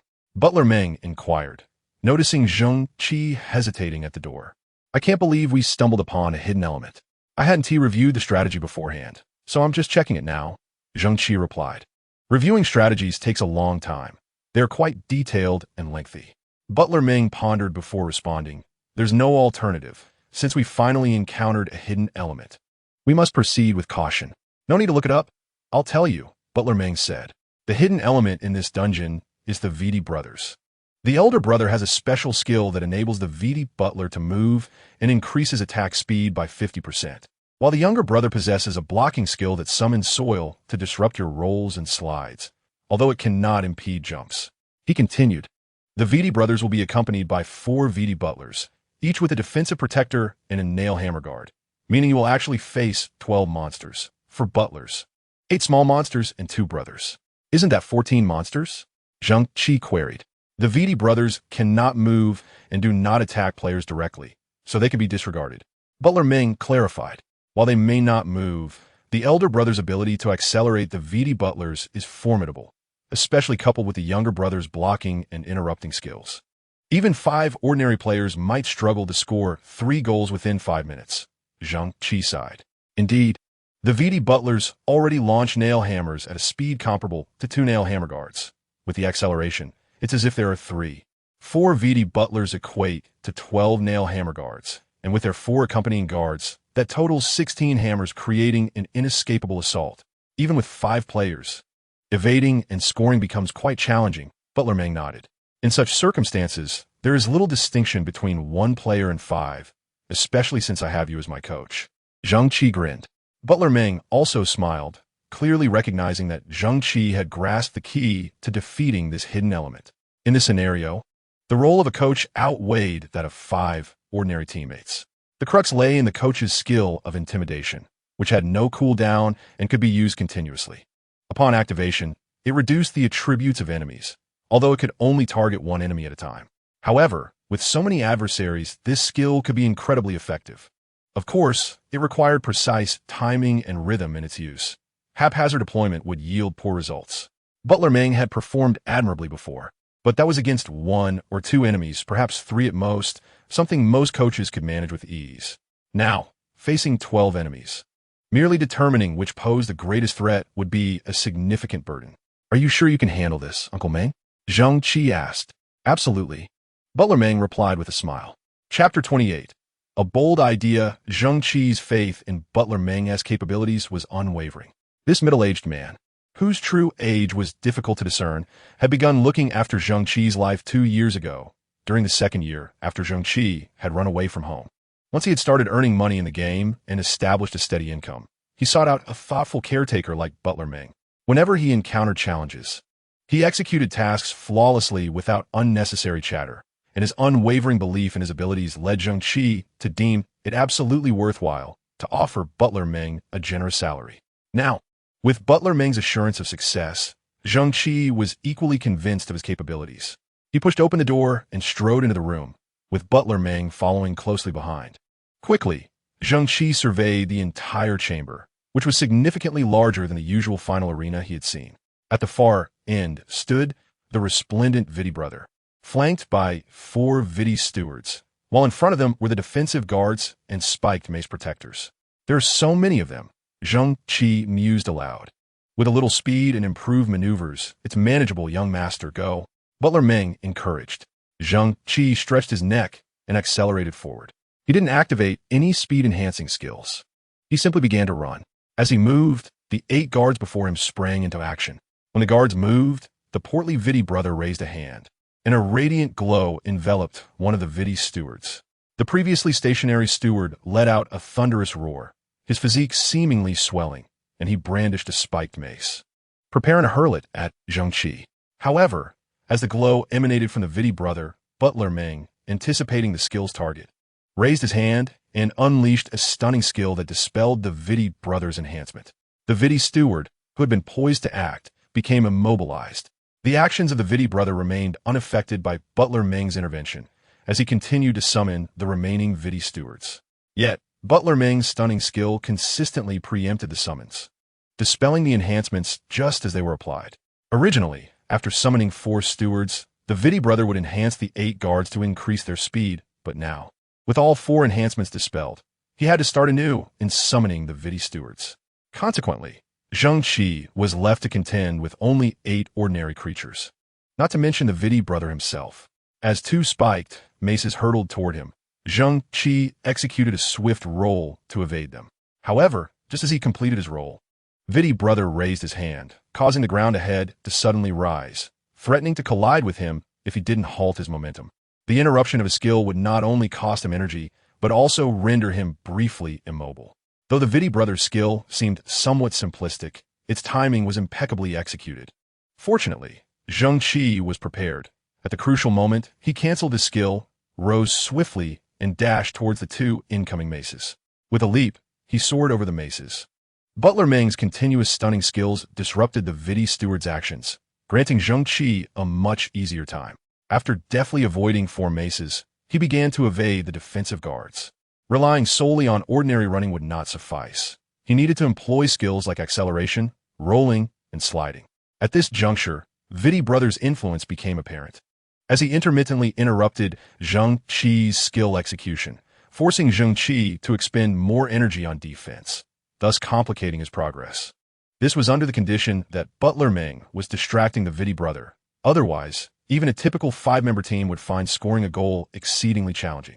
If luck were to favor them with a hidden opportunity, but their execution faltered, they would watch their attribute points slip away. If the hidden target wasn't defeated within the allotted time, it would vanish, offering no second chances. Thankfully, Zheng Qi's skill and reflexes far exceeded those of the average player. With unwavering focus, he calculated the frequency of the spiked mace guard's throws while skillfully evading the defensive guard's pursuits, and occasionally canceling skills to avoid the interruptions from Vidi brother. He steadily advanced towards the goal. However, the distance remained arduous. The more opponents there were, the larger the field became. As he sprinted amidst the opponent's encirclement, he finally approached the penalty area and prepared to shoot, only to hear Butler Ming shout from behind, "Use a feint." Momentarily taken aback, Zheng Qi's footwork did not falter as he executed a feigned shot, only to discover the ground before the goal suddenly protruding half a meter upward. "Wow, Vidi brother can do that too?" Zheng Qi exclaimed, his heart racing. He took another step forward, sidestepped the final defensive guard's lunge, lifted the ball, and executed a soaring kick. The wall summoned by Vidi brother reached a maximum height of half a meter, while Zheng Qi's airborne shot soared a full meter high, finally finding its way into the net. Upon scoring, all the creatures halted their movements. Although Zheng Qi had avoided being hit while chugging potions, The series of runs and skill activations had significantly drained his energy. Thank goodness for your assistance. How did those ordinary players manage? Zheng Qi remarked as he turned back. Sometimes, it can only be done through sheer numbers, Butler Meng replied, using bodies to block attacks while allowing the fastest one to slip through. Of course, it's not always successful, but if it works even once in 5 minutes, there's a reward of attribute points. That must diminish the reward, right? It's better to score 3 goals for the full reward, Zheng Qi chuckled, having scored a goal within a minute. It was evident that his speed would only increase from here on. Uncle Meng, your skill timing is remarkable.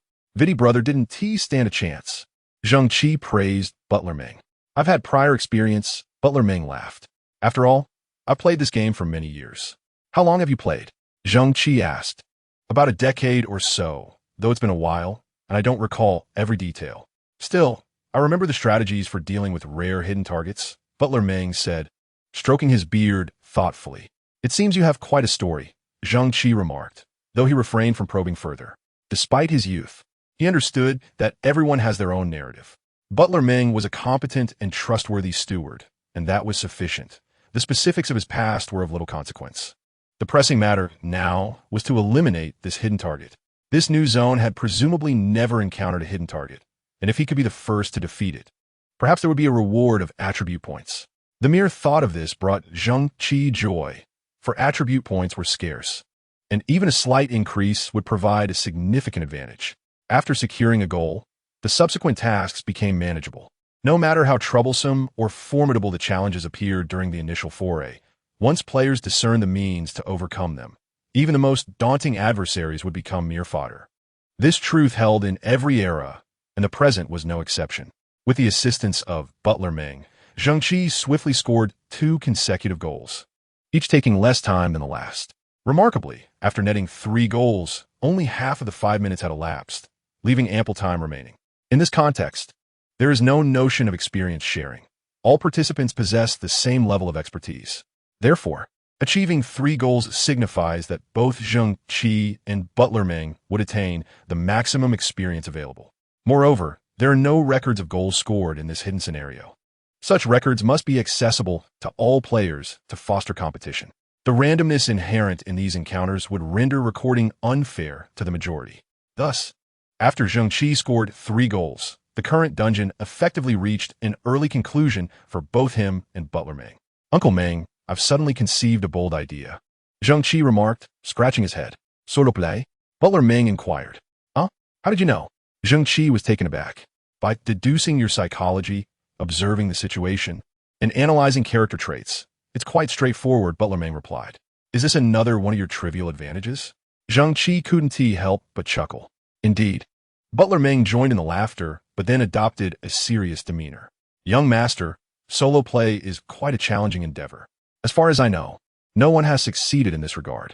This hidden task is designed primarily for the majority of players. An individual player, even with a coach as assistance, would find it difficult to succeed. I understand, but if I fail, there is no loss, right? It can serve as a form of training for me. Zheng Qi responded lightly, glancing eagerly at the location of the Vidi brothers. That is true. Even if you fail, it's not a significant issue. Butler Meng nodded in agreement. Zheng Qi raised his fist. All right, I'm ready to go. Wait a moment. Let me enhance your attributes first, Butler Meng interjected. The coach's cheers and encouragement can temporarily boost a player's attributes. Since Zheng Qi was determined to play solo, enhancing his attributes would undoubtedly increase his effectiveness. That sounds good. Zheng Qi had no objections to this. Chapter 29. The stories of the past player Ren Pingsheng, player Sui, Moon Yinbo, successfully completed the Vidi brothers' first clear, earning attribute points as a reward. When this news broke, players felt somewhat numb, having already seen the district record shattered. A hidden first clear in this area seemed trivial in comparison. Players merely marveled at Ren Pingsheng's fortune, as hidden tasks are often rare and elusive. Many divisions might never witness their first hidden dungeon. This was not an uncommon occurrence, especially since players beyond level 10 can no longer encounter such hidden opportunities. However, the true connoisseurs held a different perspective. This is not merely luck, Chun Feng remarked to Lu Shihua. Indeed, the strong remain strong. Although the game's soccer era appears to be heavily influenced by chance, it still follows certain patterns. Those who set impressive records are more likely to encounter hidden tasks. Ren Pingxiang has broken the district record for the VD family. He must have some advantages, Lu Shibo replied with a smile. You seem unfazed, Chen Feng observed. What good is worrying? I cannot break the record of 13 goals. However, I will strive for other dungeon records. I just need to do my best. I'm not a super genius, Lu Shibo shrugged. The world of professional players is quite ruthless. One must be psychologically prepared, Chen Feng noted, nodding slightly. But it seems he has found an ally this time. Lu Shibo diverted the conversation. Sui Moon Yanbo appeared rather listless, eliciting a smile from Chen Feng. Could he be another formidable talent? How many true geniuses are there? The probability of genius is quite low in this world. Chen Feng shook his head. While a few geniuses may emerge from a vast pool, there are not many capable of becoming professional players, let alone someone of Lu Xiaoyin's caliber. Coach, you were once such a genius, Lu Shibo flattered. Me? I wouldn't categorize myself as one. The true genius was that fellow. Unfortunately, his pride and inability to endure failure led to various issues later on. Sometimes, though I find your demeanor rather laid back, I also consider that such a disposition might not be entirely disadvantageous, Chen Feng sighed. Why did Meng Fifan suddenly vanish at the peak of his career?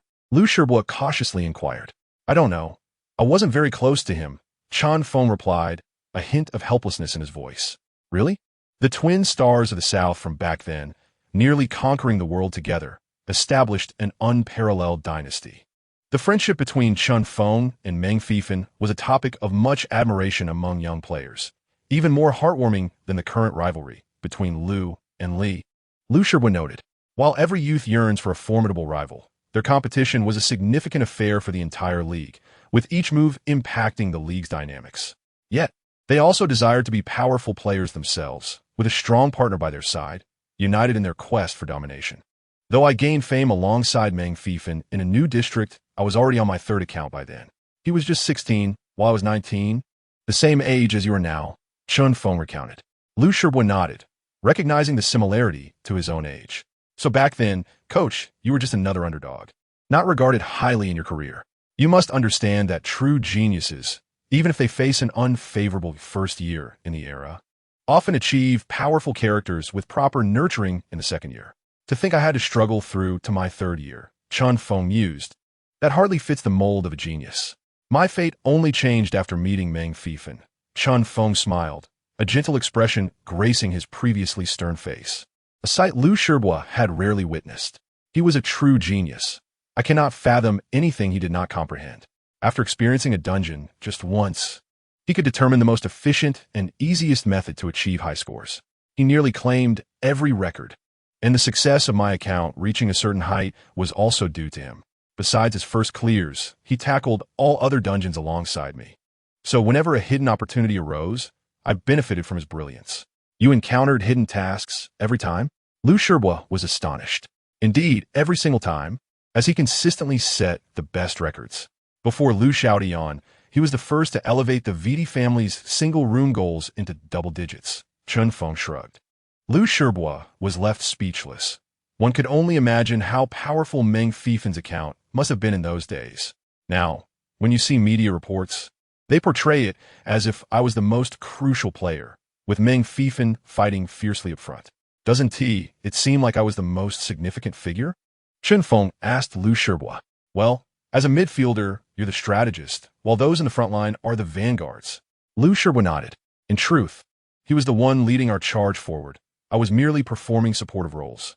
Chen Feng replied, you may not be aware, but in our era, Meng Fifan's account, though remarkably low profile and not as ostentatious as ours, was referred to as the emperor among professional players in private circles. The emperor? Lu Shibo was taken aback. Indeed, the league boasts many stars. Virtually every club has its leading player along with a cadre of notable figures. The most renowned are the duo, Lu Xiaoyan and Li Qingze. Yet even the media and fans merely refer to them with nicknames like God Brother, occasionally adding a prefix like Great. Those who can earn such titles are certainly respected by their peers. As for the informal appellations within the professional community, veteran players typically have old prefix to their surnames, while newer entrants have little before theirs. For instance, Lu Shibo, upon joining the league, is addressed as Little Lu by his seniors. The fact that Meng Fifan was privately dubbed the Emperor by other professionals is astonishing. His exceptional skills and capabilities, coupled with the unparalleled strength of his character, are legendary. He almost secured every record and reward, and during outdoor skirmishes in the mythical zone, he consistently achieved the highest kill counts. One wonders just how formidable his character must have been. A playful smile crept across Chun Feng's lips. Lu Shibua, unable to fathom it, shook his head in honest disbelief, acknowledging that it exceeded his imagination, even though he stood just a step away from being a professional player. Who currently possesses the highest attribute points in the league? Chun Feng suddenly inquired. Lu Xiaotian, with 897 points, surpassing the average by over 100. Only Li Qingze, with his 875 points, can compete with him, Lu Shibua quickly responded. In an era where the average player hovers around 600 points, with 700 marks the dividing line between ordinary and professional players, an account boasting 800 points is deemed divine. Thus, Lu Xiaotian and Li Qingze, nearing 900 points, truly embody their title of the duo. Impressive, isn't it?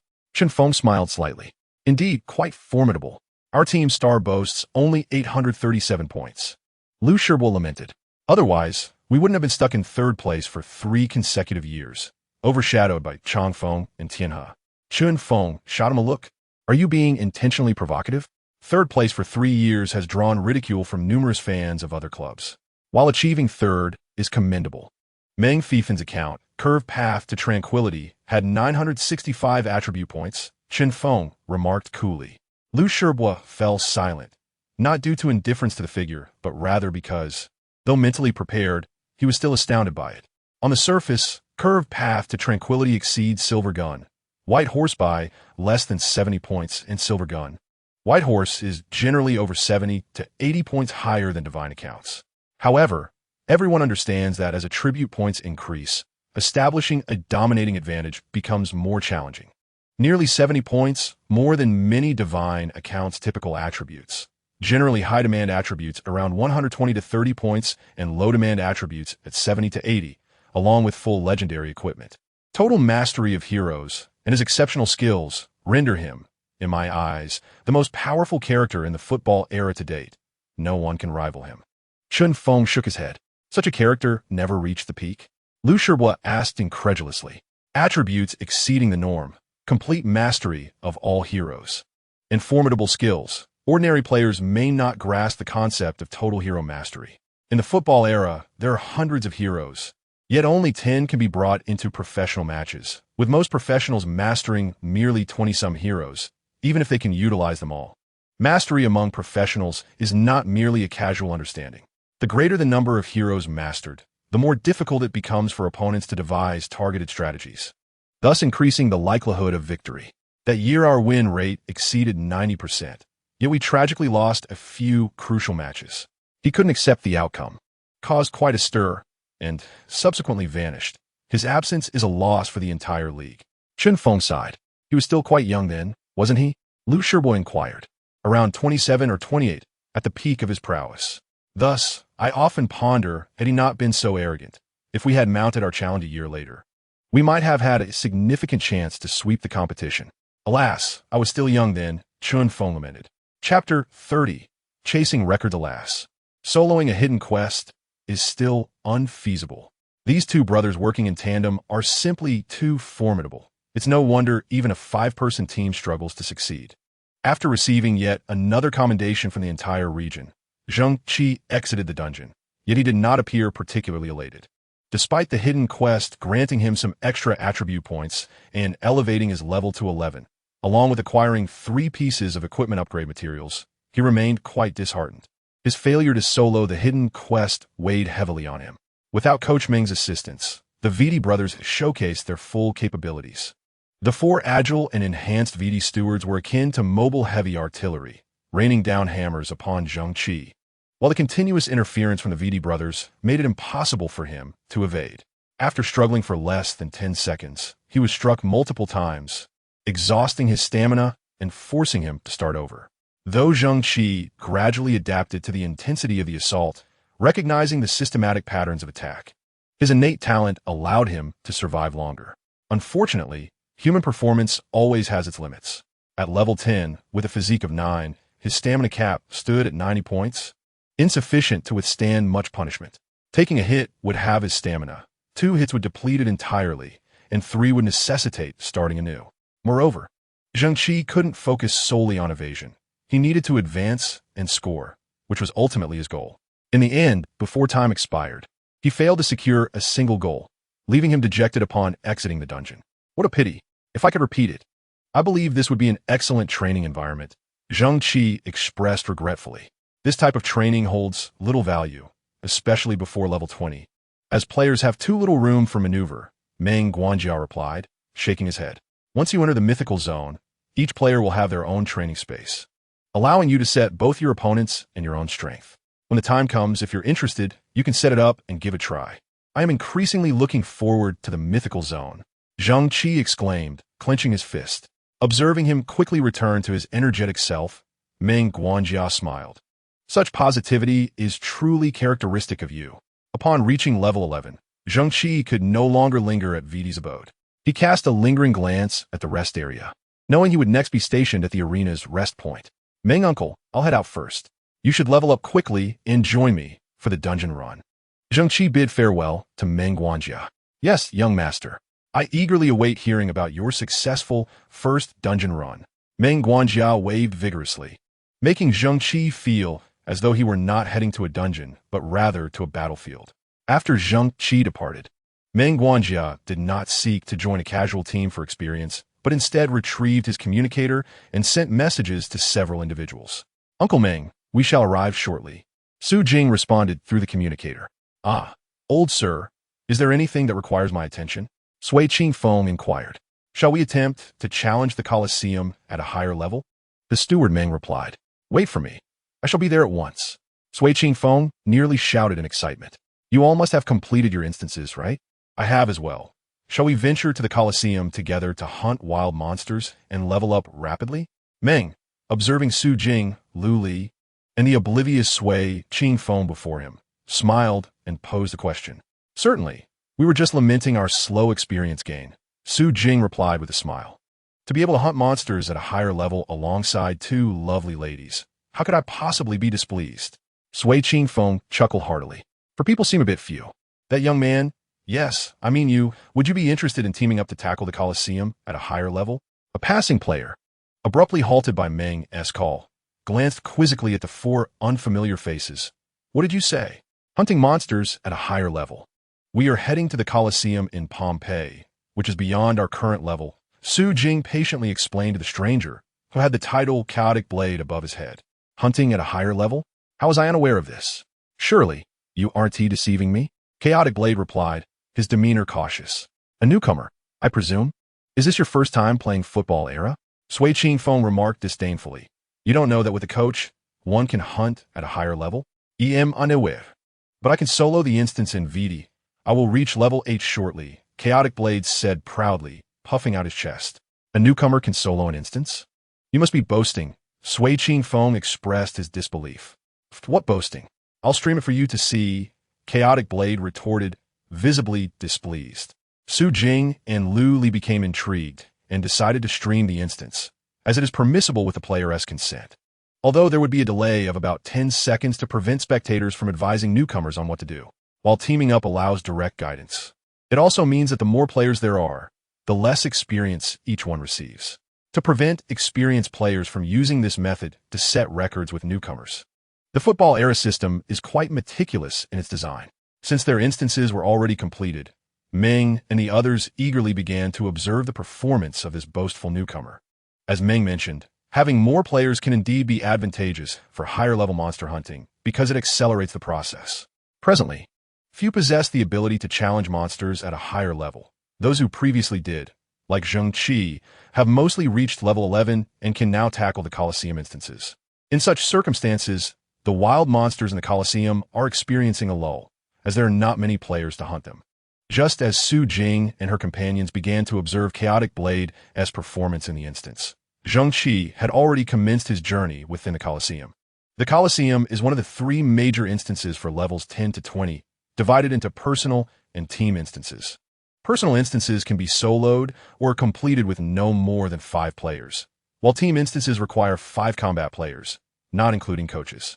With a coach, the process becomes significantly quicker, highlighting the distinction between ordinary players and those backed by professional clubs. Organized guilds can assemble teams with diverse skills, paired with a coach, making the experience much less laborious than that of unorganized players, who can only rely on chance to form random parties. Zheng Qi, for now, could only tackle personal instances. Team instances would have to wait until he found a few good companions. However, he was unconcerned, knowing that even a makeshift party could efficiently conquer team instances, especially with Steward Mang as his coach. Soon, it would be he who selects the party, rather than the other way around. The personal instance of the Colosseum is comparable to that of Vidi, comprising 22 rooms. In the ordinary rooms, there's 1 Roman light infantryman and 1 beast, while the final room contains a Roman centurion, flanked by 2 light infantrymen and 2 beasts. In the storyline, the Colosseum is governed by Pompey, the most formidable and ruthless of the 3 alliances of ancient Rome. This historical figure, known for his brutal treatment of captives, reveled in watching his warriors and beasts engage in deadly combat for entertainment. However, for the players, this reality holds little impact. Zheng Qi entered the instance and began to solo the Colosseum. In comparison to Vidi, the combat mechanics of the Roman light infantry and beasts remained unchanged. The beasts would charge forward, while the shield-bearing Roman infantry could block their advance. However, the beast charge was considerably more perilous and challenging to evade, while the infantry, in addition to blocking, also possessed offensive capabilities with their short swords, which could inflict significant damage. For many ordinary players, adapting to the new combat dynamics requires time. Zheng Qi, however, was undeterred. He did not squander time acclimating to the environment but launched directly into the fray. Skillfully dodging the beast charge, Zheng Qi advanced. And when confronted by the Roman infantry's blockade, he executed a sliding tackle, rendering the opponent momentarily immobilized. He then swiftly leaped over the infantry's head and executed a stunning aerial shot. The ball soared into the goal like a cannonball. This instance was indeed more challenging in terms of evasion compared to Vidi, yet it had its advantages, at least during the shooting phase. He needn't worry excessively about the beast lunging forward to intercept the ball. The defensive capabilities of the infantry were limited, but their speed was remarkable. The beast charge had a larger range, but was comparatively slower. Therefore, players with precise timing and strong shooting skills could find themselves at a distinct advantage in such an instance, with instances of scoring numerous goals being commonplace. The scoring record for a single room in the Colosseum instance reached a staggering 17 goals, making it challenging to break, and the record holder was not a renowned legendary star. For Zheng Qi, he aspired to shatter such records, achieving the first solo record, consecutively breaking records 5 times. And setting scoring records could yield a minimum of 7 attribute points, an immensely significant figure. In the first room, Zheng Qi managed to score 8 goals, all while conserving energy as he aimed to secure 2 easily attainable records first. However, to his surprise, upon entering the 13th room, a system message caught his attention. Player immovable as a mountain successfully completed the solo Colosseum personal instance for the first time, earning 2 attribute points. In Chapter 31, You Are My Boss Now, players in District 108 were bustling with discussions about the newcomer immovable as a mountain. Zheng Qi's reaction was more direct. Damn it, they snatched my record. The loss of a record translates to a loss of attribute points. Losing attribute points signifies a decrease in strength, leaving Zheng Qi infuriated, as the consequences were severe. The crux of the matter lies in the fact that the initial record was snatched away, which subsequently implied that the forthcoming 5 initial records would no longer be his. Zheng Qi, while attempting to conquer the dungeons of the Vidi family, suffered a significant setback, unaware that after the first record, there were still 5 more to contend for. He took breaks after each dungeon run to ponder more effective strategies for scoring. This inadvertently allowed Xin Xiang Fei, who was singularly focused on seizing opportunities, to claim the 5 records. Now, it seemed that the steadfast figure of Budong Rushan would not grant him another chance. Indeed, despite Zheng Qi's diligent efforts to complete 5 consecutive runs of the Beast Arena, he was still outpaced by Budong Rushan, who claimed the 5 records first. Why are you so slow? The record has been taken by someone else. Zheng Qi messaged Xin Xiang Fei, feeling disheartened. Xin Xiang Fei remained silent for a moment before responding with an ellipsis. Don't be ridiculous. You lack even this basic skill. I thought you were my rival. Zheng Qi continued to vent his frustration, only to discover he had been blocked by Xin Xiang Fei. How dare you block me? Meanwhile, at the Southern Nation Club, staff members were continually congratulating Lu Shibua. After losing a few records, he focused intently and swiftly claimed 2 records, earning an additional 4 attribute points, a commendable achievement indeed. I wonder if those 2 fellows will attempt to break the scoring record. 16 goals? I will strive for it, but I'm not overly optimistic. Lu Shibua maintained a clear-headed perspective. There is no need to force it, Chun Feng remarked, shaking his head. However, you performed admirably this time. Several members of the second team have already begun activities in Zone 108, led by Wu Sun, and the club has assigned them a coach. They will likely catch up to your progress soon. Wu Sun, you say? Lu Shibua fell silent. I know you're not fond of this young man, thinking him too cunning, but he is indeed a promising newcomer, and the club holds high hopes for him, Chun Feng reminded. If he provokes me, I won't pay him any mind. Lu Shibua replied with a chuckle. Not planning to team up with them? Chun Feng inquired, surprised. No need. I have my coach to assist. Forming a random team is sufficient. Furthermore, when challenging records, discord within the team will only hinder progress. Lu Shibua resolutely declined the suggestion. Despite his usually easygoing nature, he was unwavering on this matter. Chun Feng understood this sentiment well. He had also been a player of conviction in his time, although he recognized that such an approach might pose obstacles for Lu Shibua's future. He was aware that forcing a change upon him would only cause him to lose sight of his fundamental values. While I'm a head coach, I must also be accountable for the entire team. Moving forward, do take care of yourself, Chun Feng concluded. Lu Shibua nodded slightly. As Budong Rushan claimed consecutive records, the chaotic swordsman, Ruanshi Guangdao, who was grinding creatures in the beast arena, looked up in envy, exclaiming, wow. They're on TV. How I wish I could be on TV too. This zone seems hopeless. I'll reincarnate. The next zone might still hold promise. Sui Qing Feng replied. Old Sui, are you mocking me? I'll take you on in a duel. Ruanshi Guangdao shouted defiantly. I'm not afraid of you. Hey, what are you two quarreling about? Sui Feng, you're much older than Little Knife. Can't you just let him be? Little Knife. You ought to show respect to Sui Feng, Su Jing interjected, assuming the authoritative demeanor of a company executive, separating the two and sharing a wry smile with Lu Li. Earlier, during the observation, Su Jing was astonished to discover that although Ruanshi Guangdao appeared inexperienced with the game, his reactions and operational skills were quite commendable. While his solo runs were fraught with danger, he managed to squeeze in 3 goals for maximum experience each time, an impressive feat for a novice, far beyond what many veterans could achieve. Su Jing noted that Sui Qing Feng was equally impressed. As a veteran, he too struggled to attain such results, relying on years of accumulated experience. However, Sui Qing Feng's volatile temperament and Ruanshi Guangdao's lack of tact and conversation frequently led to disputes while they were grinding monsters together, necessitating Su Jing to mediate. But Butler Meng paid no mind to their squabbles, offering no counsel against it. Yet both Su Jing and Lu Li understood that regardless of how heated their arguments became, neither would willingly depart from this makeshift team. The reason was simple. The number of players capable of grinding monsters at a higher level was exceedingly limited, coinciding with a golden period of fewer players and more monsters. Butler Meng, as a coach, skillfully guided them through various techniques, allowing their monster grinding endeavors to flow like water, continuously boosting their experience. Hardly anyone would wish to leave. After persuading Sui Qing Feng and Ruanshi Guangdao to settle down, Su Jing cautiously addressed Butler Meng. Uncle Meng, it's quite normal for records to be snatched. Perhaps he was just a bit slow. However, we still have hope for the Team Dungeon's first kill, provided we can act a bit more swiftly. Butler Meng replied. Since they have secured the personal Dungeon's first kill, it's likely that the team will as well. Su Jing felt a tinge of concern.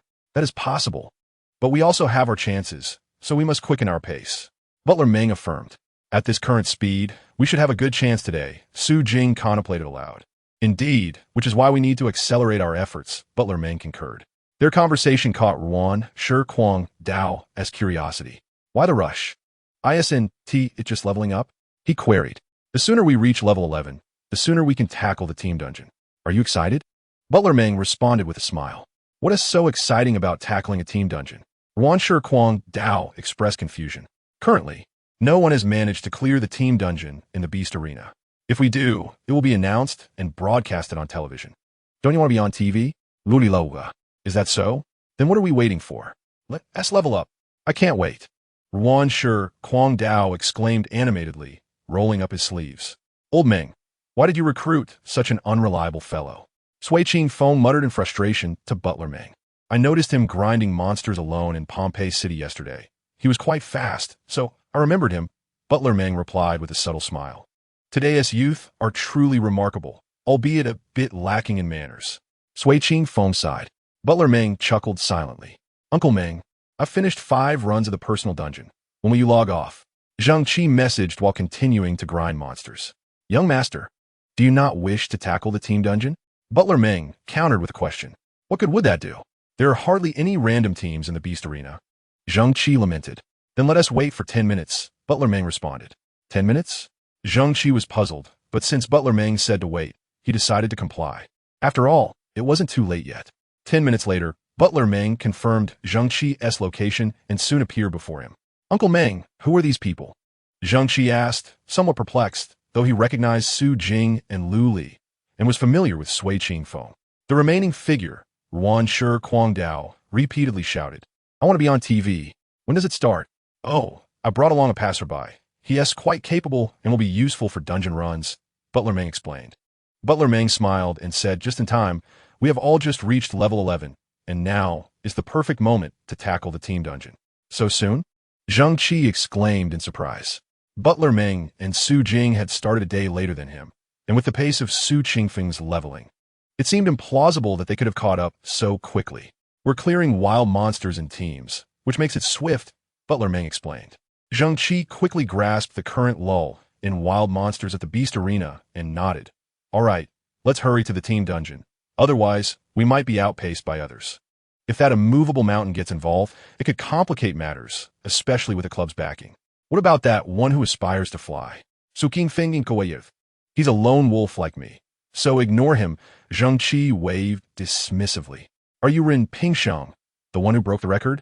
After all the players had formed their team, the chaotic swordsman suddenly exclaimed. Oh, so you know about breaking records? Su Qingfeng teased. However, the chaotic swordsman was too astonished to banter back, wow. I just found out yesterday from the news how remarkable breaking that record is. Boss, from now on, you're my boss. Zheng Qi was somewhat amused by this sudden declaration of loyalty, but given the chaotic swordsman's personality, he waved his hand. No problem. I'll have your back. Just know I'm destined to become a professional player and dominate an era. Boss is so impressive. I want to be a professional player too. Watching these two seemingly eccentric individuals engage in enthusiastic chatter, Su Qingfeng rolled his eyes, while Su Jing and Lu Li exchanged wry smiles. Was it any wonder that only monsters could truly get along? Butler Meng remained unfazed by their antics, seemingly indifferent to the commotion. All right, time is of the essence. Let us discuss how to conquer the team dungeon. Butler Meng clapped his hands and stated directly. Chapter 32. Understanding the key to success, Butler Meng typically had a low profile, even when occupying a pivotal role as a coach within the game. He would deploy various skills at the most opportune moments to enhance his teammates' performance. Yet his presence often went unnoticed, to the extent that players might hardly feel his influence during battles. However, at this moment, Butler Meng asserted his presence. Zheng Qi and the chaotic swordsman had never tackled a team dungeon before, and although Su Jing, Lu Li, and Su Qingfeng had previous experience, their familiarity with this early-stage dungeon was limited, as their memories were not particularly detailed. The team dungeon at the Beast Arena featured Pompey, who commanded a remarkably elite army. His 2 elite monsters were the Deputy General and the Civil Officer. The initial phase took place within the arena. We must first defeat 10 ferocious beasts and 10 Roman light infantry before encountering the Civil Officer, who leads a 10-member squad. The Civil Officer possesses healing abilities, so we should avoid entangling with the 10-man team and swiftly breach their defenses. If we can strike the Civil Officer's gates 10 times, we can eliminate him. The second phase involves the Deputy General, who, like the Civil Officer, possesses healing abilities and formidable combat skills. This time, we cannot concentrate our attacks on him. Instead, we must first eliminate his 20 Roman heavy infantry one by one, Butler Meng elucidated. Why not just take down the deputy general directly? If we can dispatch the civil officer, the deputy general should just be a minor nuisance. Clearing 20 heavy infantry seems too cumbersome. The chaotic swordsman expressed his confusion. Doing so would lead to real trouble, Butler Ming clarified. If we do not eliminate all the heavy infantry before the deputy general falls, they will signal for reinforcements. And a horde of gladiators and beasts will flood the arena, resulting in failure. Indeed, I experienced this firsthand during my initial exploration. My teammates were unaware of this principle, and the outcome was disastrous. Su Qingfeng corroborated with painful memories. Now, I understand. This is indeed perilous. The chaotic swordsman remarked. Please continue. Su Jing urged the otherwise quiet Butler Ming. Butler Ming smiled and continued. Next, we will assault the champion S stand to take down Pompey. Along the way, we will encounter gladiators, who are significantly more skilled than the infantry, but fewer in number, so we should be able to clear our path without much trouble. The critical moment will arise when we reach the champion S stand, where Pompey will launch his attack. Among the 3 titans of Pompey City, he is the only pure offensive hero, wielding devastating power that intensifies as his health diminishes. He also has the ability to summon cavalry. Thus, the key to dealing with Pompey lies in. Butler Ming elaborated for nearly 10 minutes, during which Zheng Qi remained silent, listening intently. He understood that while Butler Ming's words were directed at all, they were particularly meant for him. Among his teammates, Su Jing and Lu Li were balanced in their attributes, capable of effectively restraining opponents. Su Qingfeng's build leaned toward strength, allowing him to absorb damage and create opportunities for others. As for the chaotic swordsman, his build was rather peculiar, favoring jumping skills to an unusual degree, with 20 points allocated to that attribute, while others were comparatively low. This made him adept to disruption, but lacking in offensive capacity. As for Zheng Qi, he was swift, with no deficiencies in other attributes, and he understood that when critical moments arose, he would need to take charge. Nevertheless, he welcomed this responsibility, reminding himself that with greater power comes greater responsibility. Once Butler Ming had shared sufficient information, the 6-member team simultaneously entered the team dungeon. The vast arena loomed before them, and apart from Butler Ming, who followed with a smile, the other 5 were awestruck by the grandeur of such a meticulously crafted structure. I didn't realize the arena was this immense during our monster farming, the chaotic swordsman exclaimed. Su Qingfeng and Su Jing, being seasoned players, were somewhat more accustomed to this spectacle, as they had previously experienced similar awe. Of course, we were farming monsters in the corridors of the arena, so we couldn't fully appreciate its size, Su Qingfeng explained. But even entering the arena, it didn't seem that large, the chaotic swordsman insisted. All right, let us prepare to go in, Zheng Qi said, shaking off his astonishment and waving his arm. Su Qingfeng took the lead, with the chaotic swordsman closely behind, while Su Jing and Lu Li positioned themselves slightly behind, forming a protective formation around Zheng Qi as per Butler Ming's strategic arrangement. Su Qingfeng, with higher health and strength values, could absorb damage. The chaotic swordsman, with his remarkable jumping ability, could draw the majority of attention, while Su Jing and Lu Li provided protection, effectively diverting the opponent's focus. Zheng Qi would then be able to fully harness his skills as a silent assassin. Upon entering the arena, signs of monsters began to emerge in the vast expanse. Zheng Qi recognized the Roman light infantry and ferocious beasts he was familiar with from personal dungeons. Charge! Su Qingfeng shouted, rushing towards the infantry formation, while the chaotic swordsman leaped before the group of beasts, preparing to attract their attention. The beasts possessed significant offensive capabilities and a wide attack range, acting solely on instinct. However, the chaotic swordsman alone was sufficient to draw their focus. Though it was risky, his agility allowed him to evade and toy with the beasts using his jumping skills. And with Butler Ming as support, he would manage just fine. Meanwhile, Su Qingfeng, Su Jing, and Lu Li would attract the attention of the light infantry, creating an opening for Zheng Qi. Butler Ming's tactical arrangement was indeed commendable. In the chaotic arena, the wild blade leapt about, drawing fierce beasts to the opposite side of the vast Colosseum. Once dispersed, they could no longer pose a threat to this side. Meanwhile, with the assistance of Su Jing and Lu Li, Sui Qingfeng engaged in battle with 10 light infantrymen, skillfully evading or enduring their assaults. Zheng Qi silently accelerated, rolling beside one of the light infantrymen on the periphery of the skirmish. Before his opponent could react with a graceful slide, he knocked the soldier off balance, then leapt to his feet and swiftly kicked the ball into the net behind him. The light infantryman vanished from the arena, leaving 9 remaining. Although Zheng Qi's team was in the midst of exploration, their progress was remarkably smooth following the insightful guidance of Butler Meng. The wild blade adeptly dodged the onslaught of the beasts, narrowly escaping several times.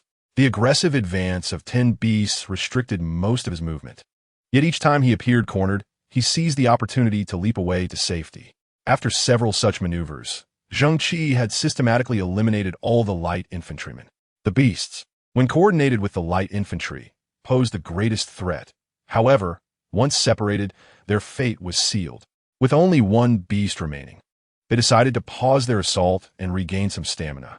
Butler Meng halted their attack, granting the wild blade a restorative skill, allowing him to continue taunting the final beast while the others focused on recuperation and cooldowns.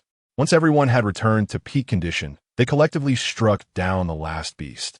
Following its disappearance, the civilian officer, accompanied by 10 light infantrymen, emerged. Engaging each one individually would be time-consuming, but if the others could entangle the light infantrymen, it would create opportunities for Zheng Qi. If the officer possessed any awareness, he would surely decry the treachery of humanity, yet devoid of such intellect. He succumbed to Zheng Qi's relentless assault, repeatedly allowing the ball to breach his defenses until he ultimately vanished in a flash of light. The defeated officer dropped 4 materials, all of which Zheng Qi collected. The spoils from the dungeon would later be divided among the team. The officer's demise signified that they had progressed a third of the way through the dungeon. Now, Zheng Qi's team prepared to cross the arena towards the spectator stands. The audience began to disperse as 20 heavily armored infantrymen, alongside the imposing Vice General Pompey, took their positions in the stands.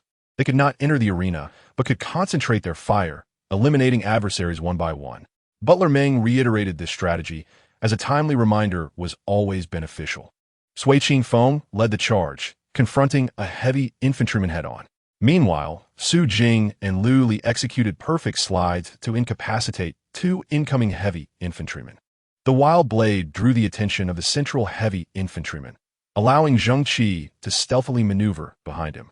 In a decisive moment, he executed a powerful shot, breaching the opponent's net before the other heavy infantryman could react. The heavy infantrymen vanished from the stands, and although they had quickly dispatched one, it came at a cost. Sui Qingfeng's health was nearly depleted, and both Lu Li and Su Jing had sustained injuries. Under the protection of the wild blade and Zheng Qi, the trio swiftly retreated back into the arena. Wow, they truly did not pursue us, the wild blade marveled. There are always loopholes in the system. Moreover, if we had not coordinated so effectively to eliminate a heavy infantryman in one fell swoop, we would not have been able to exploit such opportunities, Butler Meng chuckled. Indeed, we previously relied on brute force. Anyone whose stamina dwindled immediately retreated to recover. The inability to eliminate a heavy infantryman in one go forced us to retreat, allowing the heavy infantryman's health to be replenished by the vice general, making the fight exceedingly taxing, Sui Qingfeng lamented. However, this tactic can only be employed 5 times. When we face the remaining 5 heavy infantrymen, we must endure, Butler Meng cautioned. Otherwise, the vice general will summon the gladiators of the arena prematurely. The remaining 5 can be dealt with. We have sufficient strength, especially with your healing skills, Uncle Meng. Zheng Qi laughed heartily. The others nodded in agreement, acknowledging the truth in his words. Chapter 33. Steady progress. When one grasps the underlying principles and learns the nuances of any endeavor, the execution becomes significantly easier. Zheng Qi and his team were oblivious to the struggles faced by early players during the dawn of the football era, who endured relentless hardships at the hands of the system before gradually leveling up. After all, this game had existed for over a century, and the earliest players had long since faded into obscurity, leaving no trace behind. As even the most complex games are diligently studied and refined by players, certain details have been uncovered, providing immense convenience to those who follow, as long as they meet specific conditions to clear dungeons with relative ease. After successfully defeating 5 heavy infantrymen, Zheng Qi and his team surged forward, confronting the remaining 5 heavy infantrymen and the vice-general. They no longer needed to sacrifice their stamina for guaranteed kills. Instead, they engaged in a gradual war of attrition against their foes. The vice-general exhibited formidable combat prowess, dealing substantial damage while possessing a degree of healing ability, though his restorative skills paled in comparison to those of the civilian officer. Under Butler Meng's guidance, the team executed a steady strategy, methodically eliminating his subordinates before turning their focus on the vice-general. A featherless phoenix is inferior to a mere chicken. A general without troops is vulnerable to attack. 10 minutes later, the vice-general collapsed in frustration. He attempted to unleash his skills, but Butler Meng continually interrupted him with intimidation tactics. During the cooldown periods, Zheng Qi and the others took turns executing slides to immobilize him, all while relentlessly dealing damage. Excellent. We have completed 2/3 of our objective. Now let's press forward. There have been no system announcements. Others must not be advancing as swiftly as we are. Let us strive for the next milestone. Butler Meng encouraged them all, particularly the Wild Blade. Upon hearing this, the Wild Blade let out a fierce roar and charged ahead towards the royal stand.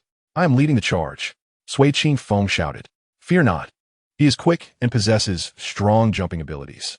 Even if he encounters an attack, evading will not be a hassle, Su Jing reassured Sui Qingfeng with a smile. As they proceeded, the others began to familiarize themselves with the Wild Blade's characteristics. He sounded quite young, brimming with energy. Zheng Qi, typically not one for restraint, found himself becoming more reserved and composed in his presence, as he felt it would create a clash of styles. The Wild Blade's exuberance left the others feeling somewhat helpless. Throughout the dungeon run, he incessantly chattered, often to himself or humming tunes, as if conversing with an invisible companion. I suspect this kid is barely 14, perhaps even younger, and likely bypassed the anti-addiction system using hacks, Sui Qingfeng quipped. No, individuals like that do not behave this way. Zheng Qi laughed heartily. No one knew what he was saying, except for Butler Meng, who understood that Zheng Qi was likely reminiscing about that flash of light. That little fellow who was determined to save the earth. After advancing a short distance, the others saw the chaotic blade of the world leap back at an even swifter pace, followed closely by at least 3 gladiators. According to protocol, gladiators were supposed to emerge one by one. His ability to bring back 3 at once was truly remarkable. Luli sighed. Let's go, Su Jing declared. Shi Luli and Sui Qingfeng charged forward, confronting the 3 gladiators head-on, while Zheng Qi cleverly maneuvered around, slipping behind one of the gladiators. Goodness, there's no goal behind him, Zheng Qi exclaimed. Did you not listen closely? When it reaches the level of Pompey, there are no goals to attack. Gladiators are part of Pompey's elite guard and exhibit his characteristics, Butler Meng added, encouraging the fatigued, chaotic blade of the world. So how do we fight? Zheng Qi, initially attentive, grew impatient with Butler Meng's lengthy explanations. Do you see their armor?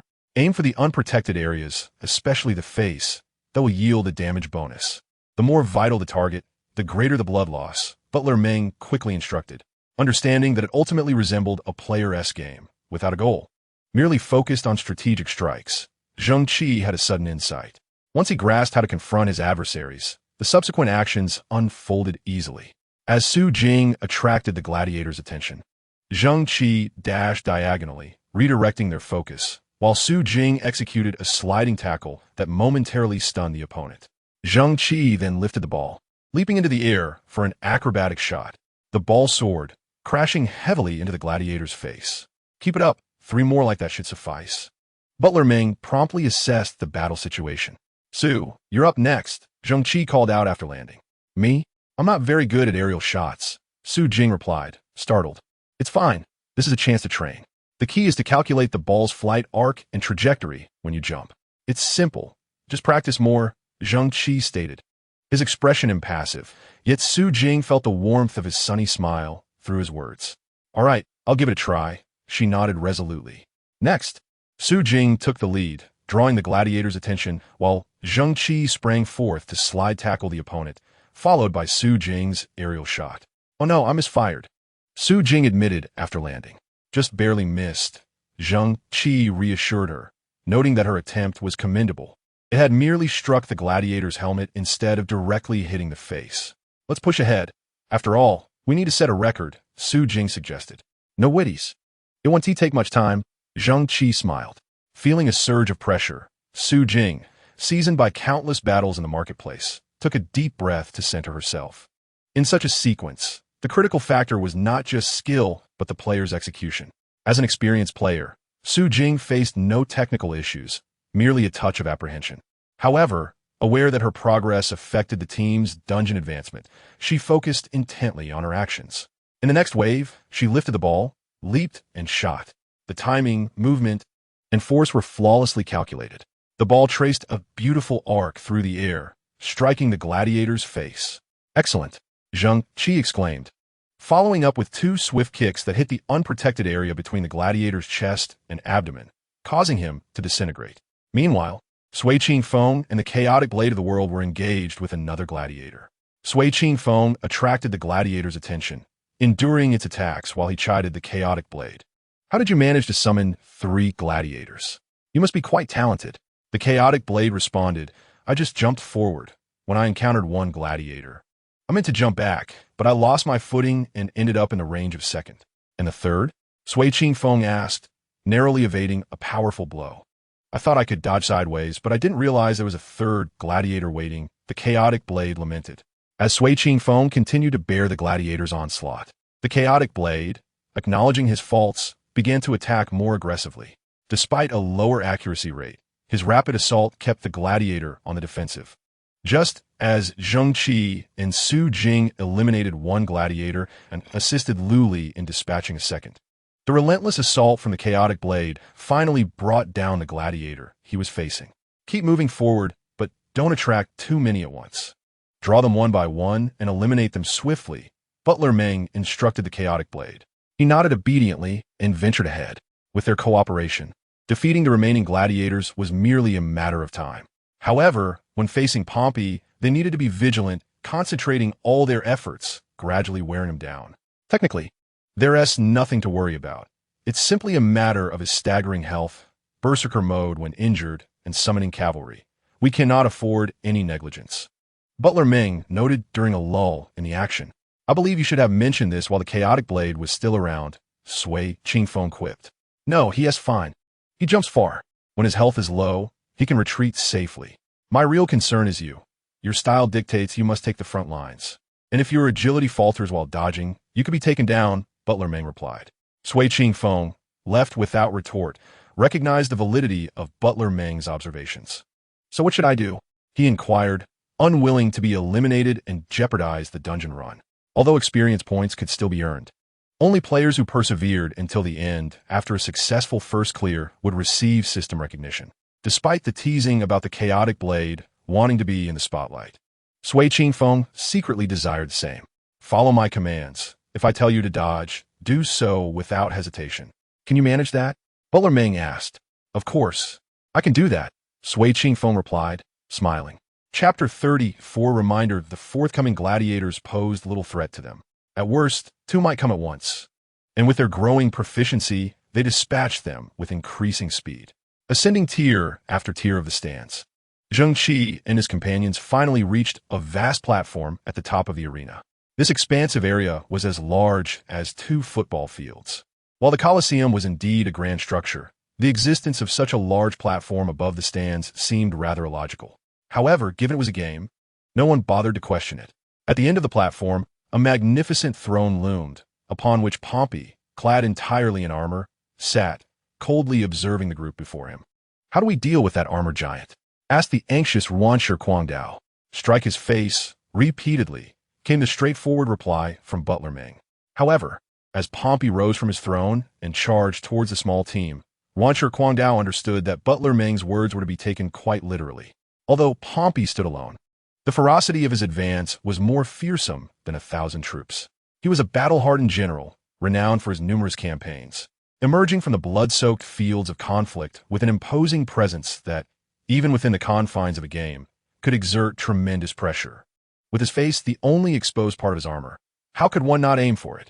Butler Meng empowered Zheng Qi and his companions with 5 consecutive shouts before commanding, "Charge!" Leading the way, Sui Qingfeng dashed forward. As Pompey swung his long sword, Sui Qingfeng executed a sideways roll, narrowly avoiding the attack.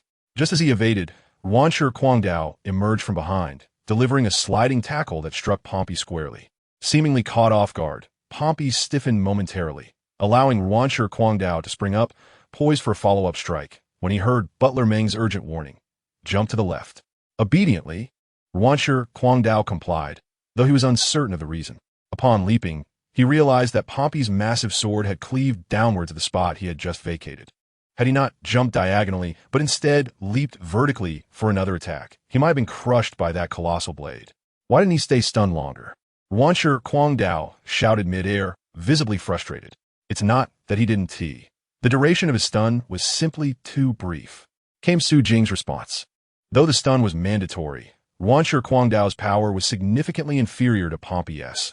Thus, the brief moment of incapacitation posed little hindrance to Pompey's actions. Draw his attention. Sui Qingfeng, be ready to attack. And you three, Jing, Lu Li, prepare to join in. Butler Meng's commands became more succinct, realizing that calling each name was a waste of precious time. Sui Qingfeng gritted his teeth and charged once more. When he saw Pompey swinging his heavy sword toward him, he didn't evade. Instead, he focused intently on the trajectory of the blade, rolling just in time to escape the strike. Even so, the gust of wind from the sword caused a drop of over a third of Sui Qingfeng's stamina. As he consumed a potion, he heard Butler Meng's directive, "Little knife, go." Ruanshi Guangdao executed a close-range sliding tackle and rolled away. Jing. Su Jing followed with her own sliding tackle. Lu Li, though dissatisfied with the abbreviation, Lu Li performed a sliding tackle as well. Each sliding tackle momentarily stunned Pompey, and despite the short duration, the trio's coordinated efforts rendered Pompey unable to act. Now, it was Zheng Qi's moment to shine. He was the most accurate in aerial strikes among the team. He did not disappoint, launching a beautiful jump shot that soared towards Pompey, who had just recovered from his momentary stun, and struck him squarely in the face. Stun effect. Good luck, Guangdao, go. Butler Meng exclaimed, noting Pompey swaying slightly, a prime opportunity to attack. However, they needed to avoid a simultaneous assault, even with a large target like Pompey's face. Multiple attackers would only collide with one another in midair. Having just executed his aerial strike, Zheng Qi required a brief cooldown, allowing others to attack first. Ruanshi Guangdao's reflexes surpassed his cognitive response. Upon hearing Butler Meng's call, he swiftly executed another aerial strike that hit Pompey squarely in the face. Following him, Zheng Qi, aware the stun wouldn't last long, took the opportunity to strike. Despite lacking any particularly unique abilities, Pompey possessed substantial health and resilience, making him difficult to wear down quickly. During the fleeting stun, Zheng Qi and his companions landed 4 hits on Pompey's face. Once Pompey regained his senses, Butler Meng resumed directing the team's patient assaults. Thus, one after another, they attracted attention, created stuns, and struck Pompey's face. Initially, their coordination was lacking, allowing Pompey to escape his stuns multiple times. However, as they grew more synchronized, a rhythm emerged: attract, stun, attack, leading to a remarkable cadence that simplified their efforts. In the realm of soccer era, health bars were invisible, yet experienced players could gauge remaining health through factors such as attack frequency, damage output, and health regeneration capabilities. Although Zheng Qi's team didn't seem equipped for such calculations, Sui Qingfeng, Su Jing, and Lu Li were seasoned players, albeit not exceptionally skilled, often blending into the crowd during gameplay. Zheng Qi and Ruanshi Guangdao, though talented, were still relatively new. Thus, other players might have doubted the team's ability to succeed in a group dungeon from the outset. For most players, leveling up primarily stemmed from solo dungeons or grinding monsters, with group dungeons being a gamble that often resulted in failure, yielding little experience. However, this time felt different. After a grueling half-hour, Butler Meng issued a warning: be cautious. He's about to go berserk. While Zheng Qi and Ruanshi Guangdao were unfazed, Sui Qingfeng, Su Jing, and Lu Li exchanged astonished glances. How did he know? Sui Qingfeng mused internally about the validity of Butler Meng's claim. Their acquaintance had begun coincidentally, the previous day, while Sui Qingfeng sought to tackle a dungeon. Butler Meng had introduced himself, offering to assist. As an experienced player, Sui Qingfeng recognized the value of having a mentor, leading to his eager agreement. Knowing that Butler Meng was acquainted with Ren Pingsheng, he intended to stick with him. Yet, while Butler Ming demonstrated skillful gameplay and timely judgment, his level of expertise was typical for someone with a decade of experience in soccer era, a standard not surprising in this era of widespread gaming. But now, was this level of insight truly indicative of the judgment possessed by a seasoned veteran? Unbeknownst to him, Sui Qingfeng had been playing for over a decade and encountered numerous coaches and players, yet none had managed to calculate health points with precision. After all, it is a complex calculation that considers various factors. Perhaps seasoned coaches can intuitively sense when a player is about to enter a frenzied state. But such instincts are rarely accurate, with errors of several minutes being commonplace. Was Meng the steward's reminder of this nature? To ensure that teammates are not caught unawares by a sudden onslaught, he must have issued an early warning to allow them to prepare. It had to be so, Sui Qingfeng thought. Otherwise, if one possessed such precise judgment, they would surely coach a professional team rather than lead a new district. However, 5 seconds later, his certainty was shattered by reality. As Zheng Qi executed a magnificent volley that struck Pompey in the face, the latter let out a thunderous roar, clenched his fist skyward, and began to radiate a crimson glow. While the bewildered Yuan Shirquan pondered this transformation, the seasoned Sui Qingfeng immediately recognized it as a sign that Pompey's health had plummeted to 30%, and he was about to enter a berserk state. Was Meng the steward's judgment really accurate to within 5 seconds? Surely this was a jest. Stunned, Sui Qingfeng found himself momentarily frozen, failing to hear Meng's command to retreat until Yuan Shirquan, obediently fleeing, inadvertently pulled him along. It was only then that he reacted, sprinting backward for a distance before halting. At that moment, Pompey completed his transformation, his armor shattering into countless shards that rained down like droplets upon the ground, revealing his bare torso. Observing the ground battered into tatters, Sui Qingfeng extended his tongue. Had he not retreated, he would likely have met his demise in that instant. What should we do now, old man? Yuan Shirquan inquired of Meng the steward. What else is there to do? We attack. The fellow has shed his armor. We can strike at will. Sui Qingfeng replied, waving his hand dismissively. I believe striking his face would yield greater efficiency. Yuan Shirquan mused thoughtfully. Hitting the face is most effective when the target is stunned. Now that he is berserk, both his strength and resistance have surged significantly, and the window for stunning is too brief. We should focus on unrestricted attacks. If we can strike his face, we will, and if not, we'll aim for his body. Be cautious. His speed and attack power have increased by approximately 50%. It's crucial not to get hit. Preserving oneself is paramount. Meng the steward quickly articulated this strategy, his demeanor akin to that of a general commanding thousands. Sui Qingfeng felt his doubts intensify, yet recognizing the critical moment. He set aside his concerns and charged toward the berserk Pompey. In a state of frenzy, the rhythm of other attacks became inconsequential. What mattered was the individual performance of each player. Such circumstances often lead to discord in temporary teams, as no one wishes to be the one who jeopardizes the group's success. If unity falters, some may shirk their responsibilities, hoping to survive to the end, and that could easily result in total annihilation. Sui Qingfeng believed he would not stoop to such cowardice, though his temperament was fiery. He was straightforward and often fell victim to others' machinations. Fortunately, this time, he found himself in a commendable team. Su Jing and Liu Li exhibited no selfishness, diligently attacking until their health was nearly depleted before momentarily retreating to recover. Zheng Qi roamed the battlefield, his attack frequency the highest, and his evasion skills remarkable. He often withdrew, not due to injury, but because he had exhausted too much stamina using his skills. Yuan Shirquan had initially been a source of concern for Sui Qingfeng, as he felt the newcomer was unreliable. However, despite his frantic cries of impending doom, Yuan Shirquan remained exceptionally proactive in his assaults. If he believed he could endure a hit without immediate death, he would willingly take a hit to land strike. The camaraderie displayed by his companions reassured Sui Qingfeng, leading him to take a calculated risk during one attack. Noticing that his health seemed adequate, he refrained from immediate retreat and, drawing closer, unleashed a powerful shot to inflict further damage on the opponent. Yet, in that moment, as Pompey bellowed and swung his sword horizontally, Sui Qingfeng was caught off guard. He could only manage a feeble block, avoiding a direct cut from Pompey's longsword, but was still sent flying.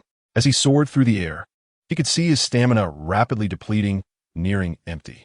Damn it, it seems I'm done for, he lamented internally. While dying in the game was inconsequential, being expelled from the instance at such a critical juncture was truly vexing. Just as his stamina was about to hit rock bottom, Sui Qingfeng suddenly noticed a surge in his stamina, recovering a full 20 points before gradually declining once more. Relief washed over him. Meng the steward had timely activated the sole skill among the coach's 4 basic attributes capable of significantly replenishing stamina. Although Sui Qingfeng's stamina continued to wane, it was sufficient to prevent his demise upon landing. Being struck mid-air and unable to consume potions would have been the true peril, but that 20-point boost allowed him to survive the descent. Indeed, as Sui Qingfeng executed a roll upon landing, he found himself with 2 health points remaining. There was no time for contemplation. He instinctively performed a roll, avoiding the battlefield while slightly boosting his dangerously low stamina, and then hastily consumed a potion. Though potions had cooldowns, they restored health swiftly when uninterrupted. After regaining a considerable amount of stamina, Sui Qingfeng charged back into the fray. Be cautious this time. That was a bit reckless, and I should not have made that error, he reminded himself as he surged forward. Meng the steward promptly granted him a shout to enhance his attributes while advising him. Sui Qingfeng nodded, feeling somewhat chagrined. Such a blunder was unbecoming of a seasoned player like himself. However, in that fleeting moment, he had been swept up in fervor. It seems I'm not yet old. I still possess the impulsiveness of youth, he reassured himself as he advanced. Meanwhile, the true youth, Rewrote, displayed a level of acumen surpassing his own. Like a flea, he darted about, and in this chaotic situation, his specialized stats proved advantageous, allowing him to leap and strike before swiftly retreating. Although his damage output was somewhat lacking, his endurance was commendable, an essential trait that allowed for sustained assaults, thereby slowing the opponent's health recovery. In this regard, Rewrote's performance mirrored Zheng Qi's. Both withdrew only when their stamina was nearly depleted from relentless skill usage, taking a moment to rest. Indeed, the youth are remarkable, Sui Qingfeng mused once more. Yet this time, he refrained from recklessly charging ahead, recognizing that Meng the steward was already occupied managing 5 players. He did not wish to add unnecessary burdens to the steward's responsibilities. After reaching 30% health, a second rampage occurs at 10%. Yet the calculations for this phase are far more intricate. Prior to rampage, there was no automatic healing capability. Now, in addition to evaluating various scenarios, one must also factor in healing abilities and the number of interruptions. The complexity is such that merely contemplating the calculation methods feels like a mental explosion. Nevertheless, Butler Meng clearly announces the timing of the second rampage. It is imminent now. Retreat. In that moment, Sui Qingfeng promptly begins to withdraw, obediently quicker than anyone else, and his companions follow suit without hesitation. Indeed, just as they exit the battlefield, the bloodied Pompey lets out a thunderous roar, and from behind him, countless cavalry emerge, charging forth like a relentless tide. Unfortunately for them, Zheng Qi and the others have already vacated the arena. No matter how formidable the Roman cavalry's assault or how intimidating their presence, they cannot reach those who have retreated.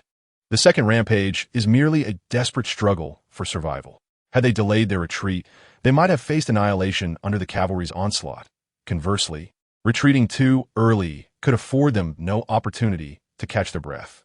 In terms of difficulty, this phase is indeed more challenging than the first rampage. However, having successfully exited the battlefield in time, the subsequent actions seem rather straightforward.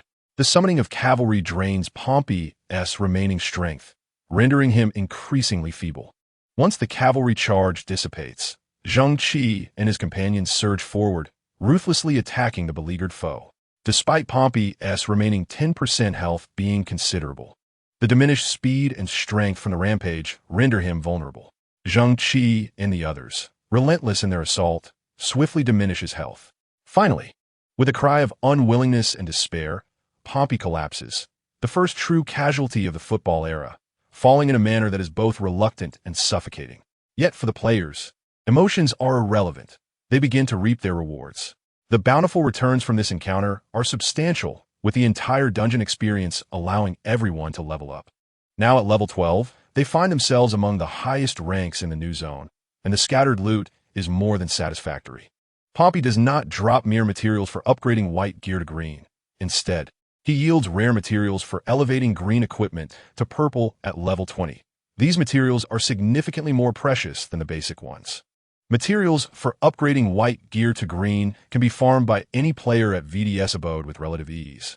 But materials for upgrading from green onwards are primarily found in team dungeons and wilderness raids. Thus, the importance of a guild is evident, as it enables players to leverage teamwork to acquire essential gear. Of course, one could choose the path of a lone wolf, but without sufficient skill, that choice could be fraught with challenges.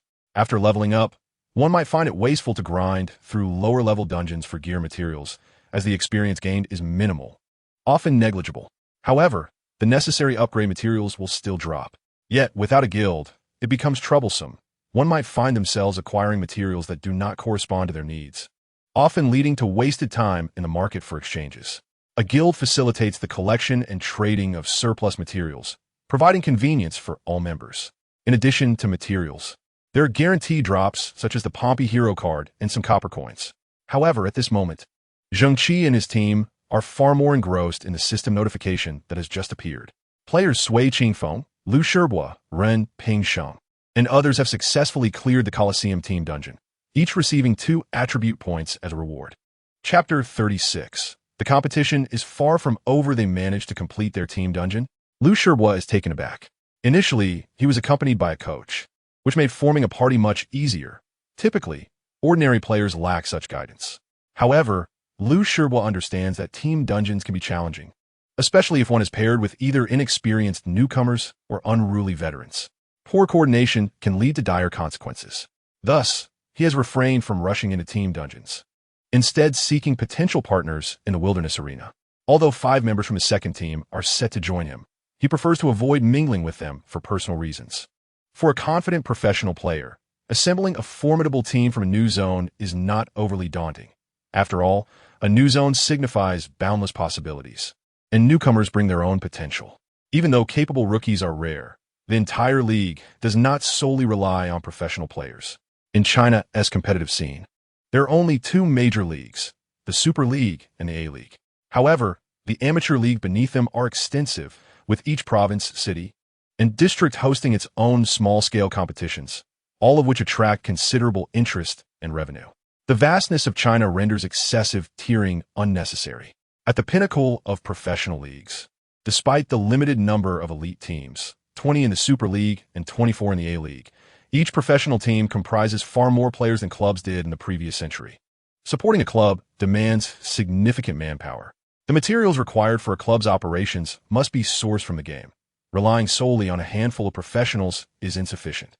A robust network of subordinate guilds is crucial for acquiring necessary resources. While attribute points are exclusively earned by players, enhancing a character's capabilities requires more than just these points. The staggering amounts of materials needed for equipment crafting pose a challenge.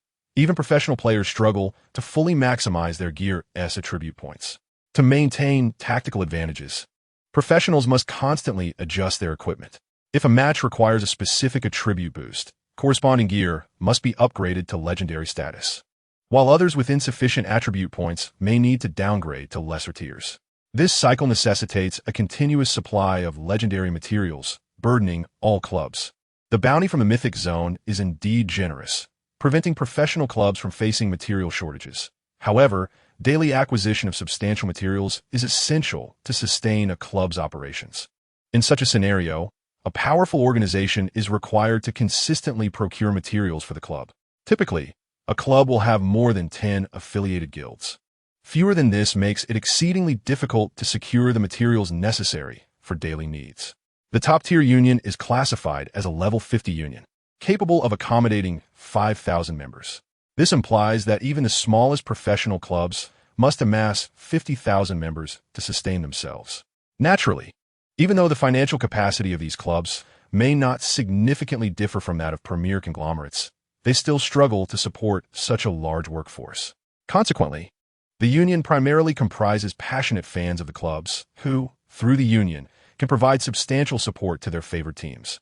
The management of these unions must be directly overseen by individuals controlled by the clubs. Otherwise, should the painstakingly assembled union collectively decide to leave, It could lead to dire consequences for any club's management. As a result, clubs typically exert direct control over the union's administration, which usually consists of 10 to 20 individuals, allowing for efficient management of daily operations and a balance of power that has been refined over the past century. Joining a union is not without its advantages for players. Within a top-tier union, members benefit from attribute bonuses. A level 50 union grants an increase of 50 attribute points, which is a considerable enhancement for the majority of players. Even professional players would not overlook these 50 attribute points, as every professional club encourages its players to join the central union. Additionally, players can contribute their surplus materials to the union in exchange for urgently needed resources, with any excess being convertible into contribution points. A higher contribution score can yield advantages in monster hunting and dungeon runs, ensuring mutual benefits for both the union and the players. However, in a new area like Zone 108, the establishment of unions is still premature.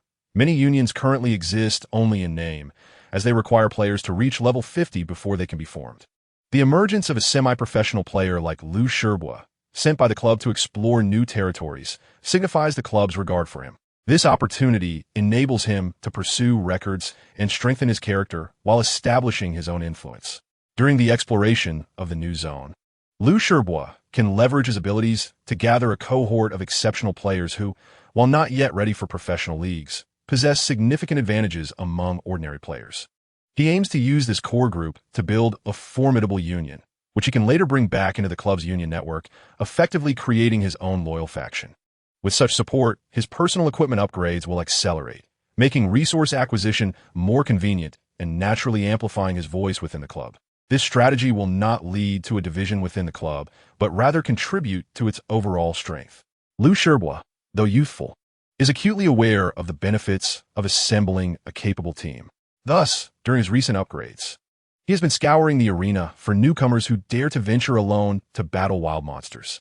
At this stage, those who brave the arena solo are either audacious or sufficiently confident in their capabilities. With a fresh zone just beginning, the influx of new players could number in the hundreds of thousands, making it akin to searching for a needle in a haystack when seeking potential teammates in the novice zone.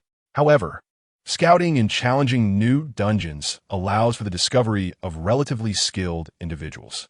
Liu Shibua, accompanied by his coach, inherently represents strength, and newcomers will gradually recognize the significance of this. Experienced players will immediately understand the implications. Consequently, Liu Shibua's pace in forming a team is impressively swift.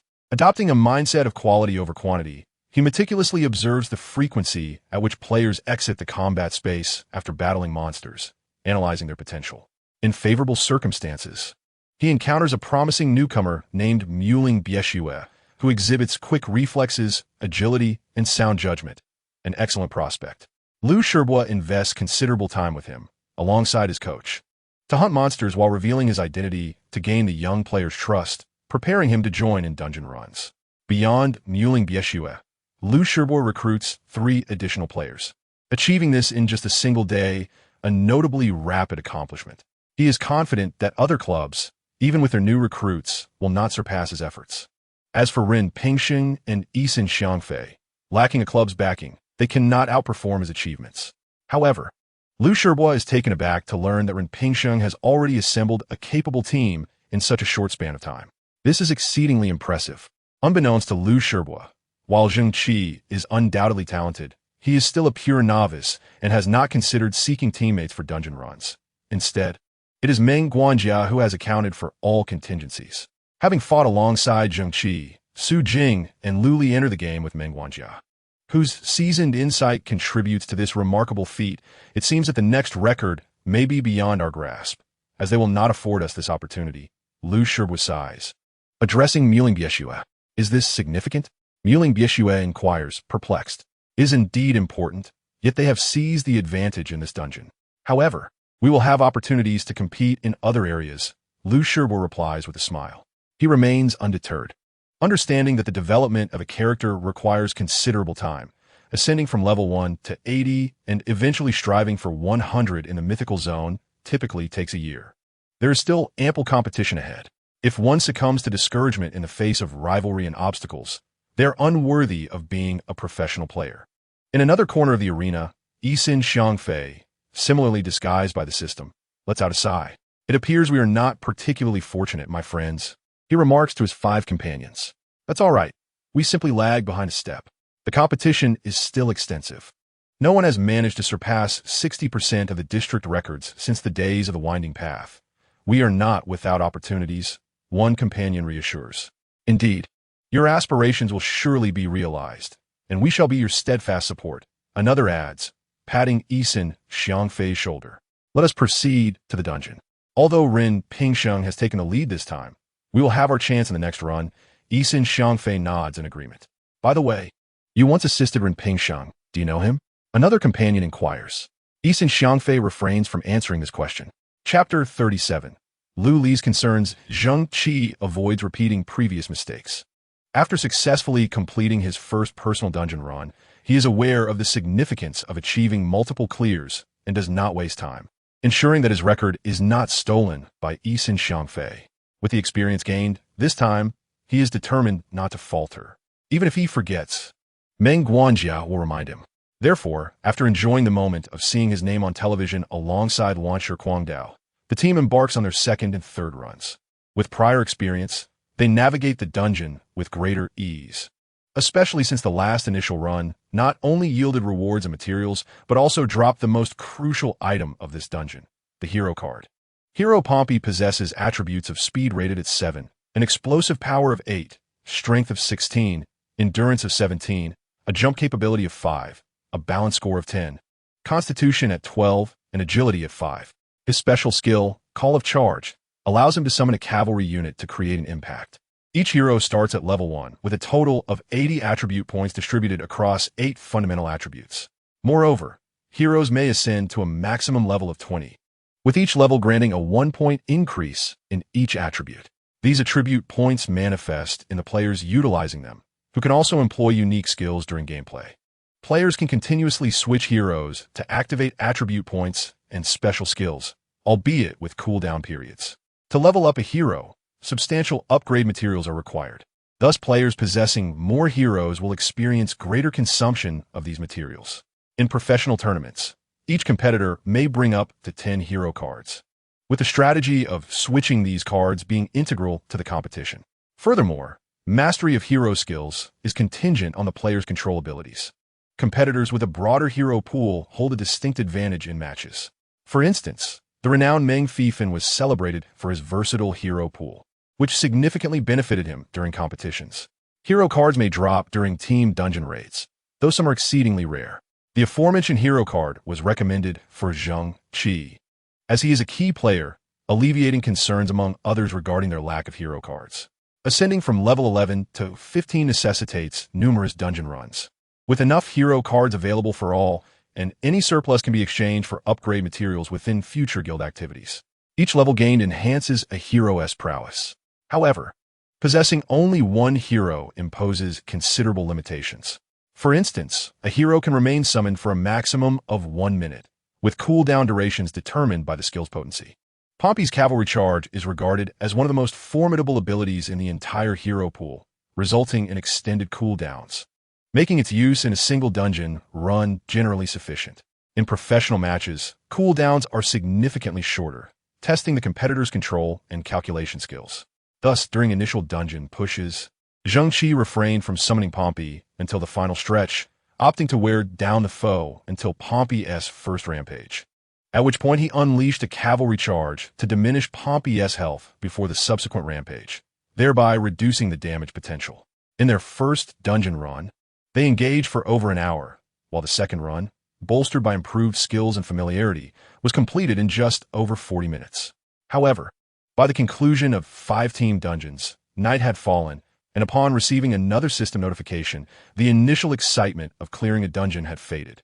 Instead, they exchanged casual farewells and logged off to rest. In the era of football, relentless leveling is unnecessary. Completing dungeons is paramount. After logging off, Butler Meng began preparing a meal for Zheng Qi, who felt a pang of embarrassment. Given the day's successful progress, he decided to indulge a bit and ordered an expensive meal to share with Butler Meng. In contrast to his familiarity with Zheng Qi, Su Jing and Lu Li found themselves increasingly curious about Butler Meng. despite lacking a position in a professional club's first team. His extensive knowledge of the era of football suggested he could easily serve as a guild manager. It raised questions as to why he chose to be a personal butler, particularly since many in that role managed the lives of affluent individuals and earned substantial incomes, yet lacked the freedom that comes with other positions. Zheng Qi was not a wealthy individual, which piqued Lu Li's curiosity. Gossip is a woman's nature, and as they pondered why Butler Meng was so well-versed in the game, yet refrained from discussing it with them, they fervently debated among themselves. Su Jing proposed a theory. Perhaps Uncle Meng is sent by Zheng Qi's family to look after him. Lu Li nodded in agreement, recalling how Zheng Qi's family had previously restricted his gaming pursuits to compel him to assist them. However, achieving such a restriction was no simple feat. It required a teammate, Hai Shui, to testify against him, which they had witnessed during the match. Hai Shui, a professional live-streaming player, seemingly had no animosity towards Zheng Qi, who wondered what could motivate such betrayal. Su Jing speculated it was likely due to a financial incentive, questioning how much it would take to persuade a player with a multi-million yearly income to sabotage a teammate. Lu Li mused that it could easily amount to several hundred million, nearly equivalent to their entire company's assets. In reality, Zheng Qi suffered minimal loss, as he merely lost access to the title of king of the era. Few rivals would resort to such tactics against him, as it was too costly. While the profits from live streaming were astronomical, individual wealth generation was significantly less. Lu Li concurred with Su Jing's analysis, leading them to suspect Zheng Qi's family played a role in these events, though not necessarily maliciously. But a family that can easily dispense hundreds of millions for such schemes is not to be underestimated, Su Jing remarked. While they were frustrated with their child's rebellion, they also worried about his well-being, making it quite normal for them to send Butler Meng to oversee his affairs. Lu Li noted Zheng Qi's previous income was substantial enough to sustain a butler, and even without current earnings, Uncle Meng continued to support him, indicating a deeper reason behind his presence. Therefore, we must remain vigilant, Su Jing asserted. Who should we watch? Lu Li inquired, puzzled. Of course, Butler Meng, Su Jing replied. Exasperated, it dawned on Lu Li that if Butler Meng was indeed sent by Zheng Qi's family to oversee him, he could be considered a covert operative. After all, Zheng Qi's family had previously sabotaged him through a teammate, and now, with Butler Meng in close proximity, they might attempt to undermine him further, potentially preventing him from continuing his journey in the era of football. Surely not. Uncle Meng seems too kind. Lu Li hesitated, grappling with the implications. The thought of the amiable Butler Meng being a double agent was troubling. I am merely speculating. We need not harbor undue suspicion towards Butler Meng. However, we must keep our wits about us, Su Jing resolutely declared. Zheng Qi has been a tremendous help to us, and now that we are by his side, we should assist him to the best of our abilities. Lu Li reminded her of Zheng Qi's family's influence, acknowledging the fear that came with the notion of a family capable of effortlessly wielding hundreds of millions to restrict Zheng Qi from playing the game. Even in the absence of other powers, mere wealth can be a formidable force. After all, in today's world, riches represent an immensely significant influence. My father has now recovered and is managing the company, while we remain merely two ordinary players. Su Jing shook her head and spoke. Lu Li silently nodded in agreement. Although still somewhat apprehensive, Lu Li wholeheartedly resonated with Su Jing's perspective, as she too is a person who values gratitude. Good fruits often grow alongside other good fruits. Zheng Qi, unaware of the depth of Su Jing's thoughts, felt that his experience in the football era was progressing smoothly. Today, he achieved 2 records, granting him 4 additional attribute points, bringing all 8 of his attributes to 10 points, which is quite remarkable among players of the same level. Thus far, he has accumulated 15 extra points from rewards, which equates to a substantial advantage over ordinary players, placing him at least 3 levels higher. What does this signify for his future prospects in the game? Zheng Qi has not pondered extensively on this. He has enough money to indulge in this luxurious lifestyle for a year. By then, he should be able to make a push for professional competitions, at which point signing with any professional team would yield an income no less than what he earned during his live streams. Although his previous livestream income could be said to far surpass that of nearly all professional teams, it is important to note that the professional leagues, particularly those of the football era, are categorized by type, with the most lucrative and fan-favorite competitions still being those of football era, rather than others. If we were to compare the football era to the professional football of the last century, we would find that in today's esports realm, there is no equivalent to the likes of basketball, formula racing, golf tours, or tennis masters, which could rival professional football in terms of income and fame. Compared to the football era, both the era's king and other sports derived from it, while not lacking in revenue, can only be likened to last season's table tennis. Volleyball or badminton leagues, important, yet not as financially lucrative. Chapter 38. A renewed challenge with the aspiration of becoming a professional player. Zheng Qi continued his endeavors in the football era. The ensuing journey proved to be quite propitious. Zheng Qi and his team continuously engaged in team dungeons, while he honed his skills alone in personal dungeons, intending to break personal records upon reaching level 15. In personal dungeons, prior to level 20, the use of hero cards obtained during this phase is prohibited, as few players acquire them at this stage. This regulation exists to prevent unfair competition. However, once players surpass level 20, they may utilize heroes to conquer dungeons. Mastering the art of switching heroes within the dungeons becomes crucial for achieving the best results, as opponents become significantly tougher. Consequently, after reaching level 20, the number of goals scored in dungeons tends to decrease, where scoring a goal becomes the primary means to earn the highest experience. The records for these divisions often reflect single-digit scores. After level 20, dungeons do not have overall records, only division records, and a systematic record is maintained, which must be surpassed to earn attribute points. To prevent players from steadily accumulating points by merely breaking records, stipulations dictate how much one must exceed to qualify as having broken a record, and an individual can only receive a reward for breaking a record once. Moreover, records are only fixed after most players surpass that level, with the highest achiever receiving additional skill points as a reward. For instance, if the system record for the first dungeon after level 20 is 5 goals, and a player scores 10, while no one else can surpass that, they would receive the maximum additional skill points reward, possibly up to 5 points. However, if another player scores 6 and breaks the record, then another scores 7, and yet another scores 8, the ultimate reward for maintaining the record may be reduced to a mere single point. In such scenarios, players capable of breaking records will immediately exert their full strength to secure the best results, while those with slightly lesser abilities will strive to break a record first to claim a portion of the attribute point rewards. This rule ensures that competition intensifies.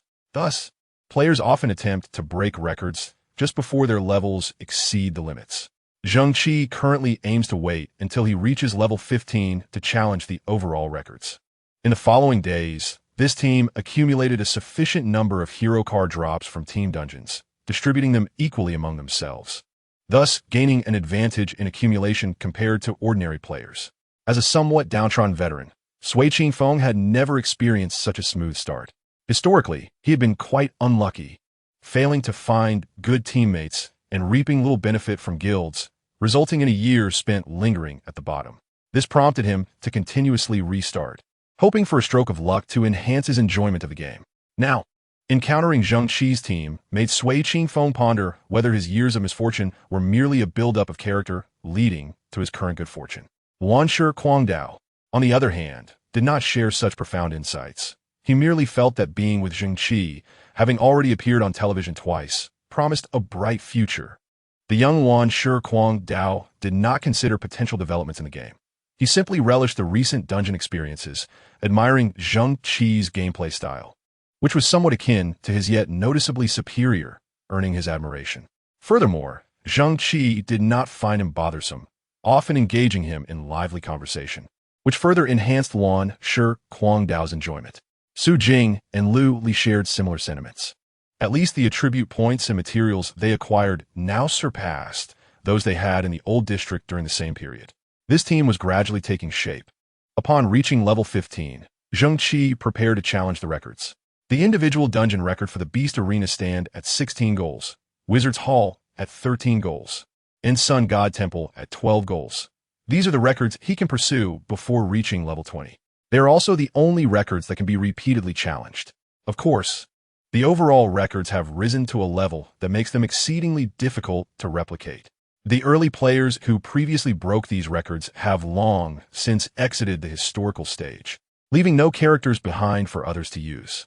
If one possesses exceptional skills, it is indeed possible to amass ample reward attribute points within these dungeons. However, such a feat is exceedingly improbable.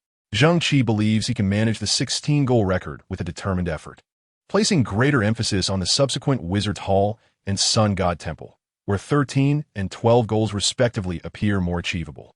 With a stroke of luck, he might even manage to challenge them a few times. Zheng Qi remains blissfully unaware of the naivete of his aspirations. Overall records are those that have withstood the test of time, and if they were easily repeatable, countless professional players would have obliterated them long ago. Yet, the innocent spirit of youth remains unafraid of the challenges ahead. Upon reaching level 15, his total attribute points amounted to 75. Coupled with the 8 points from his equipment and the 15 points obtained as rewards, his total attribute points have soared to 98. Following his principle of balanced attribute allocation, both his speed and constitution now stand at 13, while the rest are at 12. This approach, though seemingly detrimental to breaking records, allows a player of Zheng Qi's caliber to navigate various scenarios with remarkable ease. Inside the personal dungeon room of the arena, a combination of fierce beasts and Roman light infantry awaited. Zheng Qi is quite familiar with these two types of monsters, and dispatching them poses little challenge for him at this stage. The crux lies in racing against time. He must score more than 16 goals within a minute. Zheng Qi, uninterested in calculating the precise seconds per goal, simply resolves to eliminate one opponent after another as swiftly as possible. As he entered the personal dungeon, Su Jing watched with a hint of concern. "Uncle Meng, do you think he can break the record?" she inquired of Butler Meng. This question also lingered in the minds of Lu Li and Sui Qingfeng, as well as the chaotic swordsman.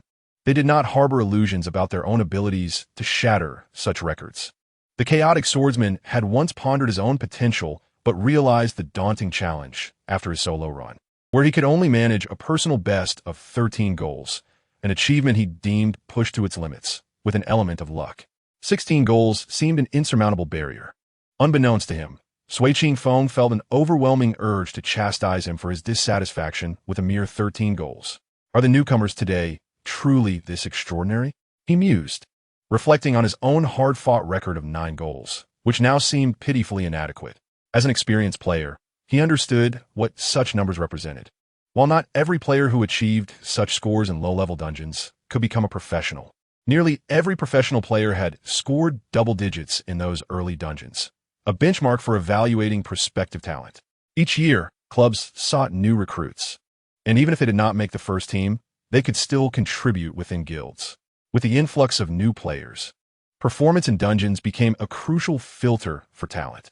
Currently, the league's elite may only have one exception: the captain of Tianhe, Li Chengze. His story is legendary. As a person with disabilities, he faced significant disadvantages early on. However, his strategic mind quickly earned him recognition within his district. He applied to become a professional player with Tianhe, but was initially dismissed due to poor early dungeon performance. It was only thanks to the legendary coach, Ren Shifeng, who recognized the disparity between his reputation and performance, that Li Chengze was given another chance. Had it not been for this, the league might not have witnessed the dual prominence of Tianhe's Longfeng. Fans of Lu Xiaotian often lament why Ren Shifeng took such a serious approach back then, wondering if their Silver Lance Knight could have dominated the realm. This narrative underscores the significance of personal dungeon records, especially as an increasing number of aspiring professional players emerge. Such records are becoming ever more critical, for even if one were the next Li Chengze, finding a talent scout like Ren Shifeng might prove elusive. This young man will likely become a professional player, Sui Qingfeng mused, pondering what peaks Ren Pingxing might reach. He listened intently to Butler Meng, whose recent display of knowledge about the football era had begun to instill a sense of faith in Sui Qingfeng. Whether he can break the record depends on luck. I am confident he can challenge it. I don't know if he will succeed, but even if he doesn't, it matters not, Butler Meng replied. The next 2 records have fewer goals, don't they?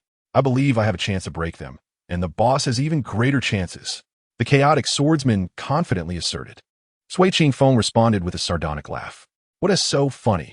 The chaotic swordsman grumbled, although the subsequent records demand fewer goals. The difficulty in surpassing them is certainly not less than that of the current record, Su Jing explained to the chaotic swordsman. Is that so?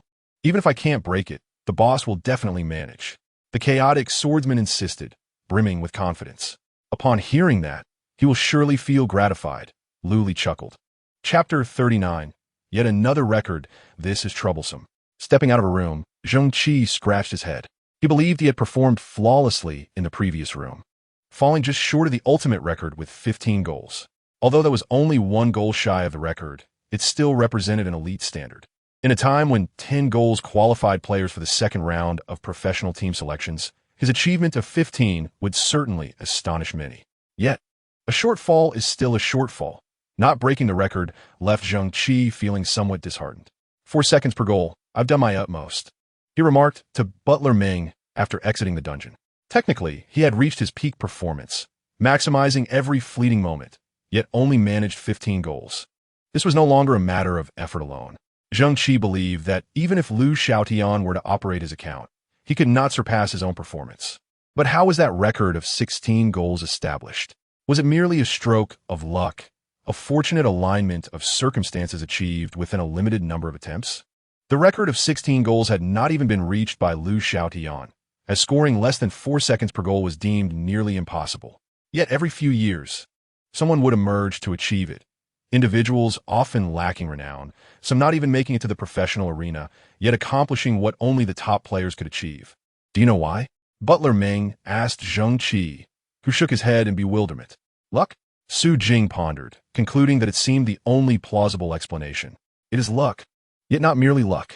Each record-breaking player has been interviewed, and even they struggle to articulate how they achieved it. However, they share a commonality. Butler Ming began to build suspense. What commonality? Lu Li inquired, curious. While breaking the record, they never consciously considered it. They did not calculate the seconds needed per goal, nor did they meticulously manage their stamina. They simply charged forward, driven by sheer determination to score, and under optimal circumstances, they set the record. Butler Ming glanced at Zheng Qi before continuing. Zheng Qi was taken aback. So, it was my meticulous calculations that inhibited me? He mused, scratching his head. Thinking things through is beneficial, but sometimes, when overthinking becomes counterproductive, one should experiment with a more instinctual approach. Butler Ming smiled faintly and remarked, Your current stamina value stands at 130 points. There are times when enduring a hit may not lead to demise, yet it allows for a swifter goal achievement. In such instances, one might opt to take the hit without wasting a moment pondering it. As long as you sense that your stamina will not deplete entirely, continue your endeavors until you're on the verge of exhaustion. Only then should you replenish your stamina. This replenishment may cost you some time, but if you can conserve more earlier, it will be worthwhile. Zheng Qi clenched his fist and, without further ado, charged back into the instance. I don't understand, asked the boisterous Ruan Shirquang Dao. It's quite normal not to comprehend. I too find it perplexing, Su Jing chuckled. In essence, it is rather simple. Act on instinct and refrain from squandering energy on calculations. However, while this notion may seem straightforward, its execution is arduous. After all, even the elite professional players have failed to break records due to a mere stroke of bad luck. I wonder if he can succeed. Butler Ming shrugged and added. The others began to grasp the meaning behind his words. While contemplation and action can occur simultaneously, distractions inevitably arise, causing a subconscious slowdown that is unavoidable. Yet, if all actions could be executed instinctively, one could truly attain the utmost speed, surpassing what players might mistakenly believe is the fastest. Of course, this also necessitates a fortuitous stroke of luck, plenty of it. They settled into a quiet anticipation for Zheng Qi to complete his personal instance.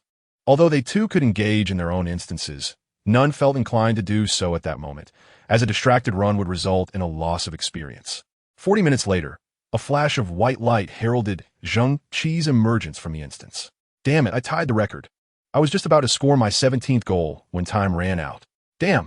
Zheng Qi vented a torrent of expletives before swiftly re-entering the instance.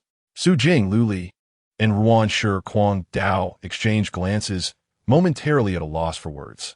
I have a feeling we will soon receive a system notification, said Sui Qingfeng. Indeed, my boss will undoubtedly break the record, proclaimed Ruan Shirquang Dao. It's not you breaking the record, Sui Qingfeng retorted, feeling somewhat powerless. Su Jing and Lu Li remained silent, their eyes fixed nervously on the system notification area, eagerly anticipating the emergence of a new record announcement. A minute passed, yet no notification appeared. 5 minutes elapsed, and still no news. Surely it can't be that close again? Luli inquired anxiously, her emotions mirroring the tension of the decisive match years ago between Chang Feng and Tian He that had gone into overtime. Even if it doesn't happen today, he can certainly try again tomorrow. After all, he just tied the record. It's merely a matter of luck, Su Jing reassured Luli, though she too felt an overwhelming anxiety. Despite it being just a slight margin of luck, what if that luck never materialized? So many top professional players had failed to break what seemed like an outrageous record, all due to a mere stroke of fortune. Although Su Jing held strong confidence in Zheng Qi, she pondered whether he could achieve what many elite players had not. Ruanshi Guangdao, however, appeared unfazed, blindly optimistic about Zheng Qi's abilities. Sui Qingfeng displayed a measure of tension, though as an experienced player, he had witnessed many feats. Even if the record were not broken, tying it was still a remarkable accomplishment, albeit with a loss of 5 reward points. Butler Meng's expression remained calm, his true feelings concealed from the others. Suddenly, a message flashed before their eyes. Player Ren Pingsheng from District 108 achieved 17 goals in a single room of the Beast Arena instance, setting a new all-time record. Reward: 5 attribute points. Yay! Su Jing couldn't help but cheer, raising her fist in triumph. Luli reacted even more energetically, jumping up and down at the sight of Ren Pingsheng's name, then embracing Su Jing in joy. Sui Qingfeng, though less exuberant, pumped his fist in celebration, while Ruanshi Guangdao leaped about excitedly, exclaiming, "My boss is truly amazing. Incredible." Butler Meng's hidden smile revealed a glimmer of approval, thinking, "This lad has not disappointed me." Their celebration was conspicuous, yet no one paid them any mind. Other players were still in shock from the newly revealed system message. They had already been numbed by previous announcements, yet this one still struck them profoundly. First, the record that had stood for 7 years at VD's home was shattered, and now, an unknown number of years-old record at the Beast Arena was broken. Although there had been instances of players scoring 16 goals, none had ever breached that record. And now it was broken, once again by Ren Pingsheng.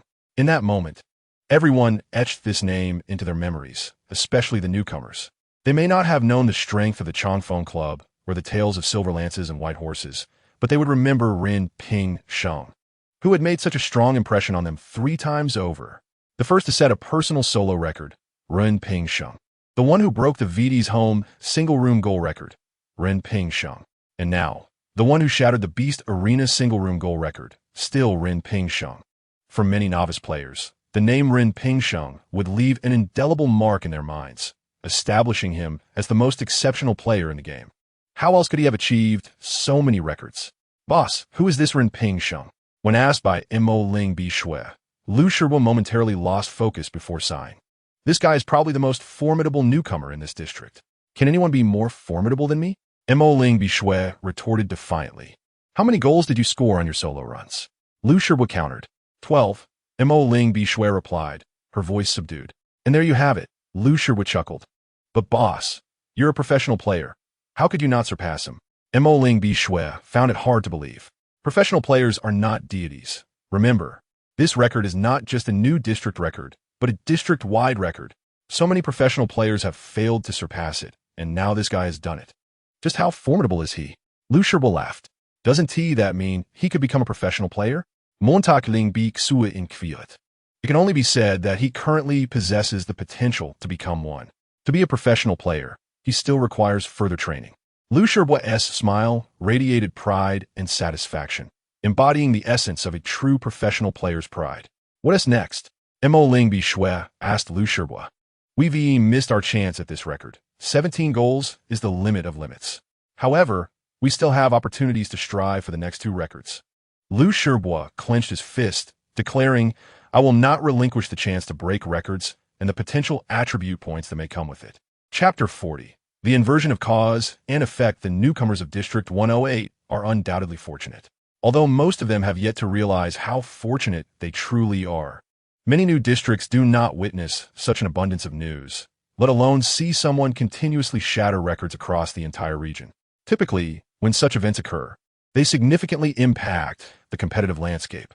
The apparent inactivity of many clubs can be attributed to the earlier record-breaking feat by Zheng Qi. which prompted them to dispatch numerous secondary team members into this new district while selecting more elite players. This strategy aimed to either win Zheng Qi over or, failing that, to suppress this newcomer and prevent him from becoming a future rival. Under this mindset, any actions taken by the clubs are deemed quite normal. If they cannot utilize someone, they will attempt to undermine him. Such suppression will not deter the newcomer, as he can always start anew in the district.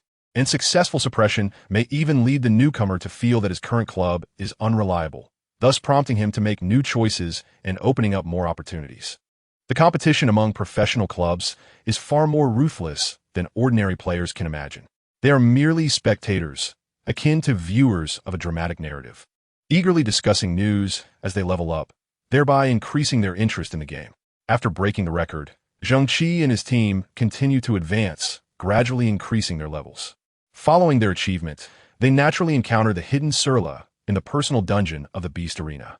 While hidden bosses can be challenging, for a team that has already conquered team dungeons, it merely presents an opportunity for additional rewards. Each member gains 2 extra attribute points, which brings joy to Sui Qingfeng, who has never acquired additional attribute points this early in his numerous districts. Although it is just 2 points, it signifies a substantial advancement. Upon reaching level 16, Zheng Qi and his team begin tackling the upcoming Wizard's Hall dungeon. Compared to the Beast Arena, the monsters in the Wizard's Hall are significantly more formidable. However, the players' attributes have also improved considerably.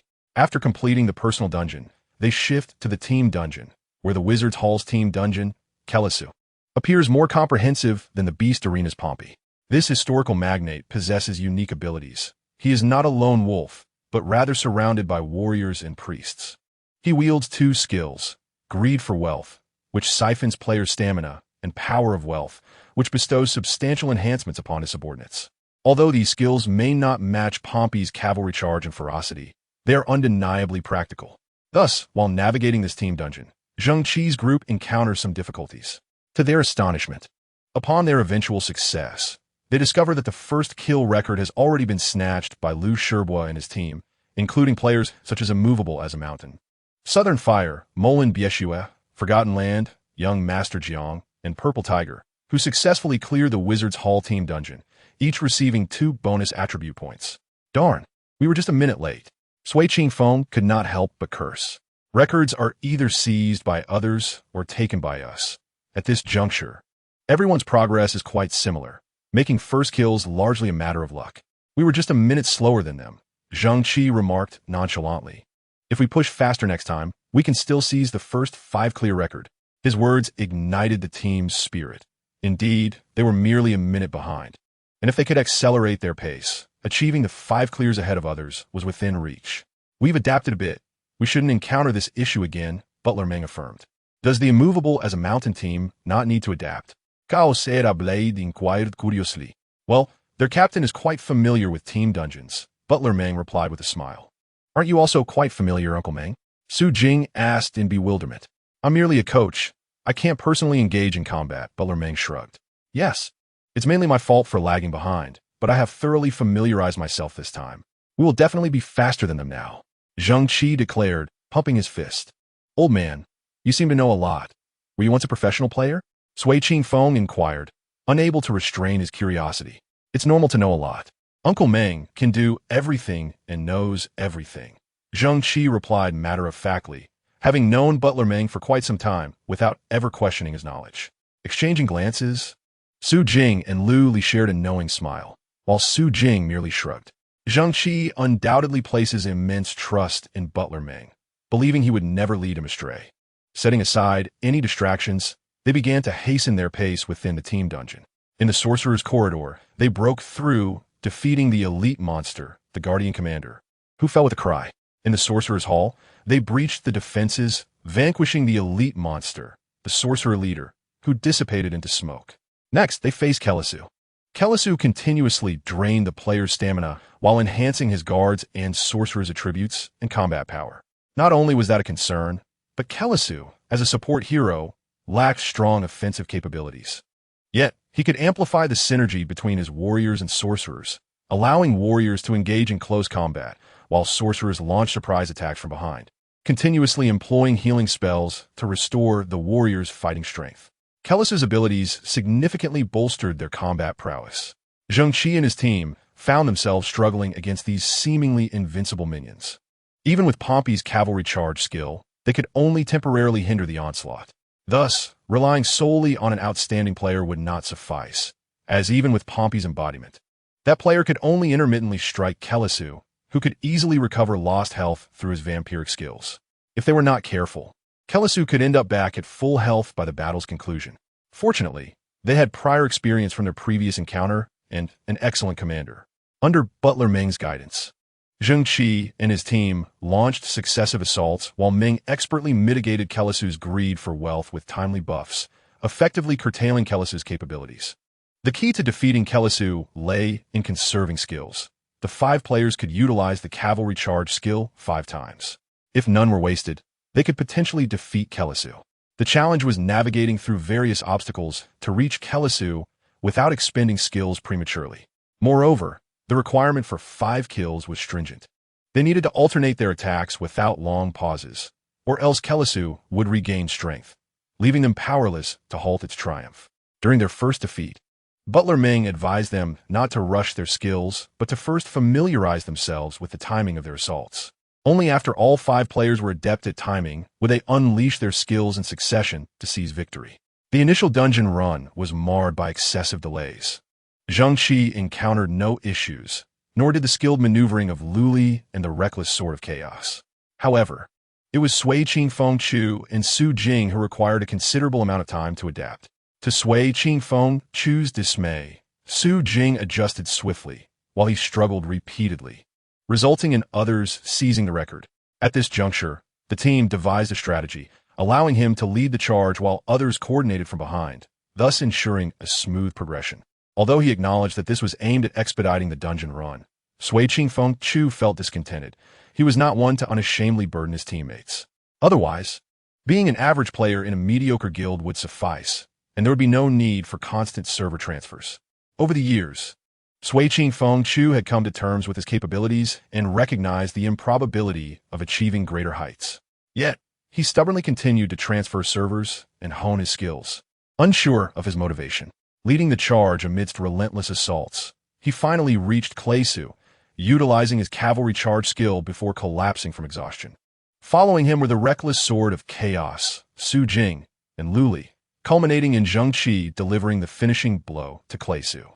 The third and fourth attempts proceeded smoothly, and according to Butler Meng's calculations, the pace was remarkably swift. Should no unforeseen events occur, they had a significant chance of securing the 5-kill record before the immovable mountain team. Although this achievement was not of paramount importance, each member would receive 2 additional attribute points as a reward. May I make a request? Sui Qingfeng Chu inquired while battling monsters, as everyone was invigorated for the 5th attempt. What request? Su Jing asked curiously. Please don't let me lead the charge this time, Sui Qingfeng Chu asserted resolutely. I have fully adapted and can perform optimally during support. Trust me. Su Jing hesitated for a moment, but then suggested, since we are progressing smoothly, how about you take support for tomorrow's team dungeon? Sui Qingfeng Chu remained silent. Let him support. I believe he can manage, Zheng Qi chuckled.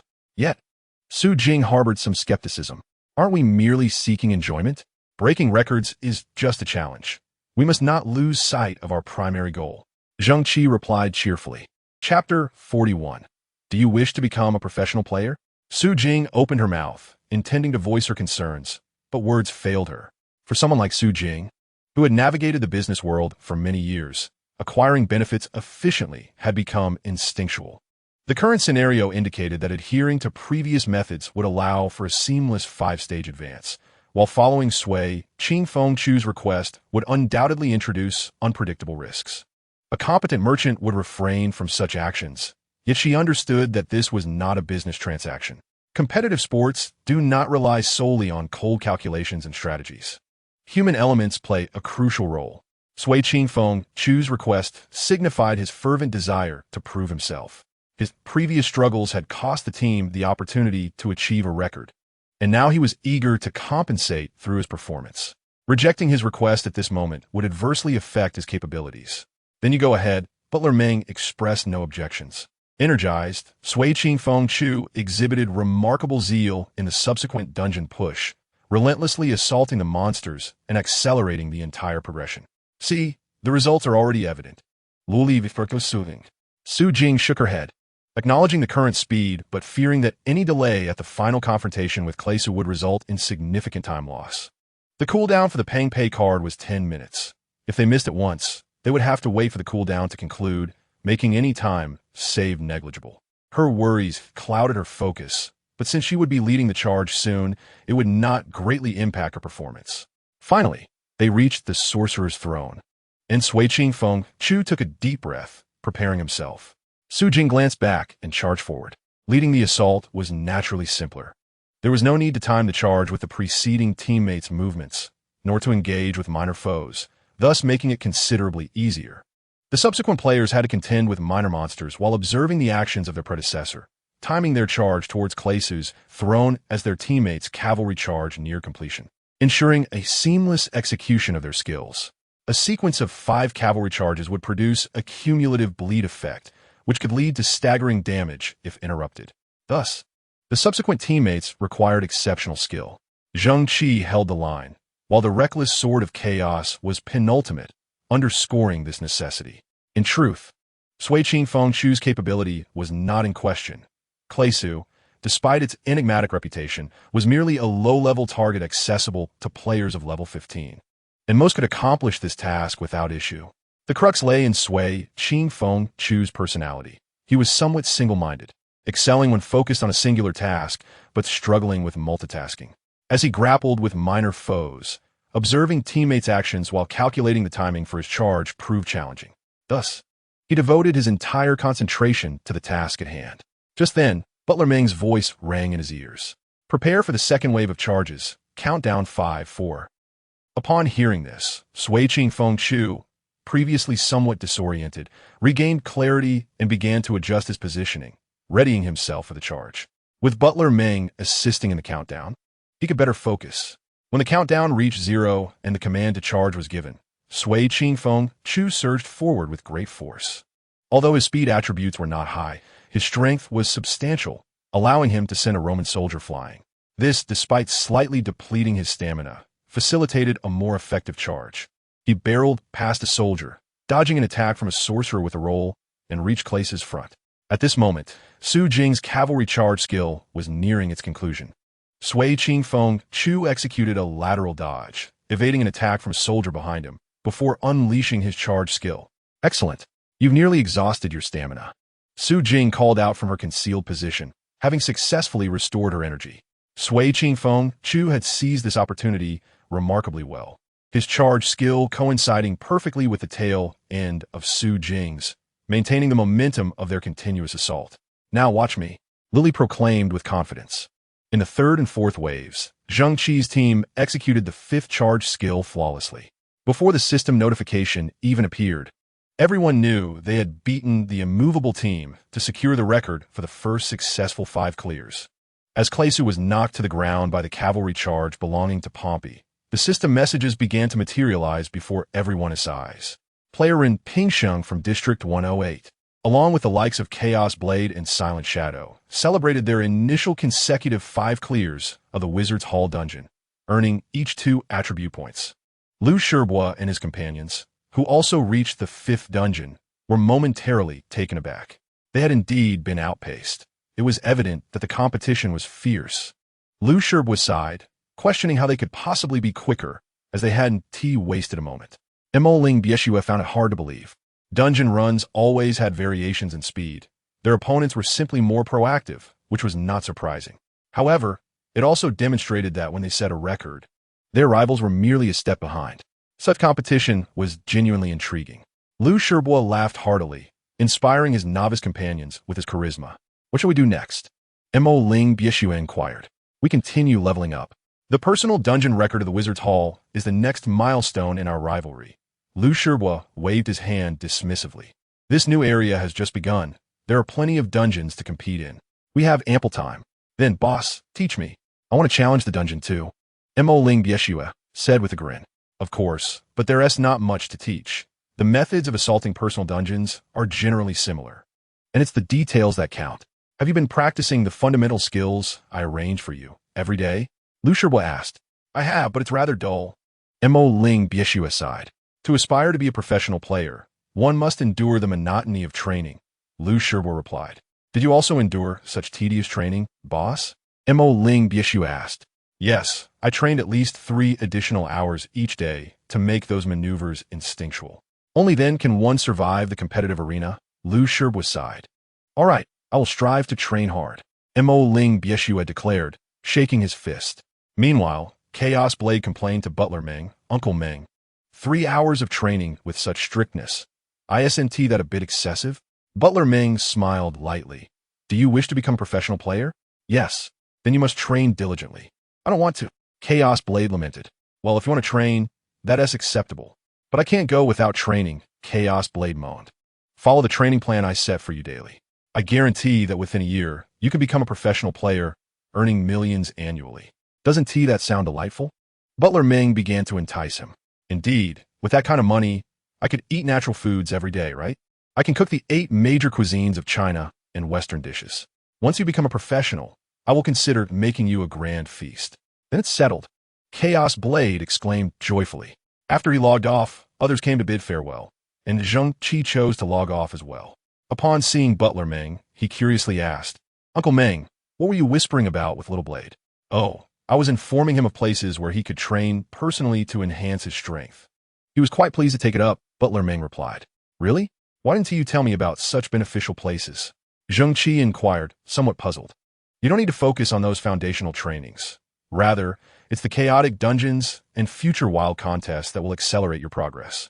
In the era of Soccer Kings, you have already established a solid foundation, Butler Meng answered. So I can take it easy then, Zheng Qi said, pleased. Indeed, rest well. There are many dungeons to tackle tomorrow, Butler Meng nodded. Absolutely.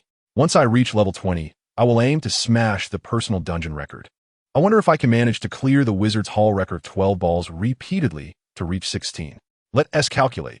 13 balls yield 5 points. 14 yield 5 points. 15 yield 5 points. And 16. Wow. That is 20 extra attribute points. Zheng Qi counted on his fingers.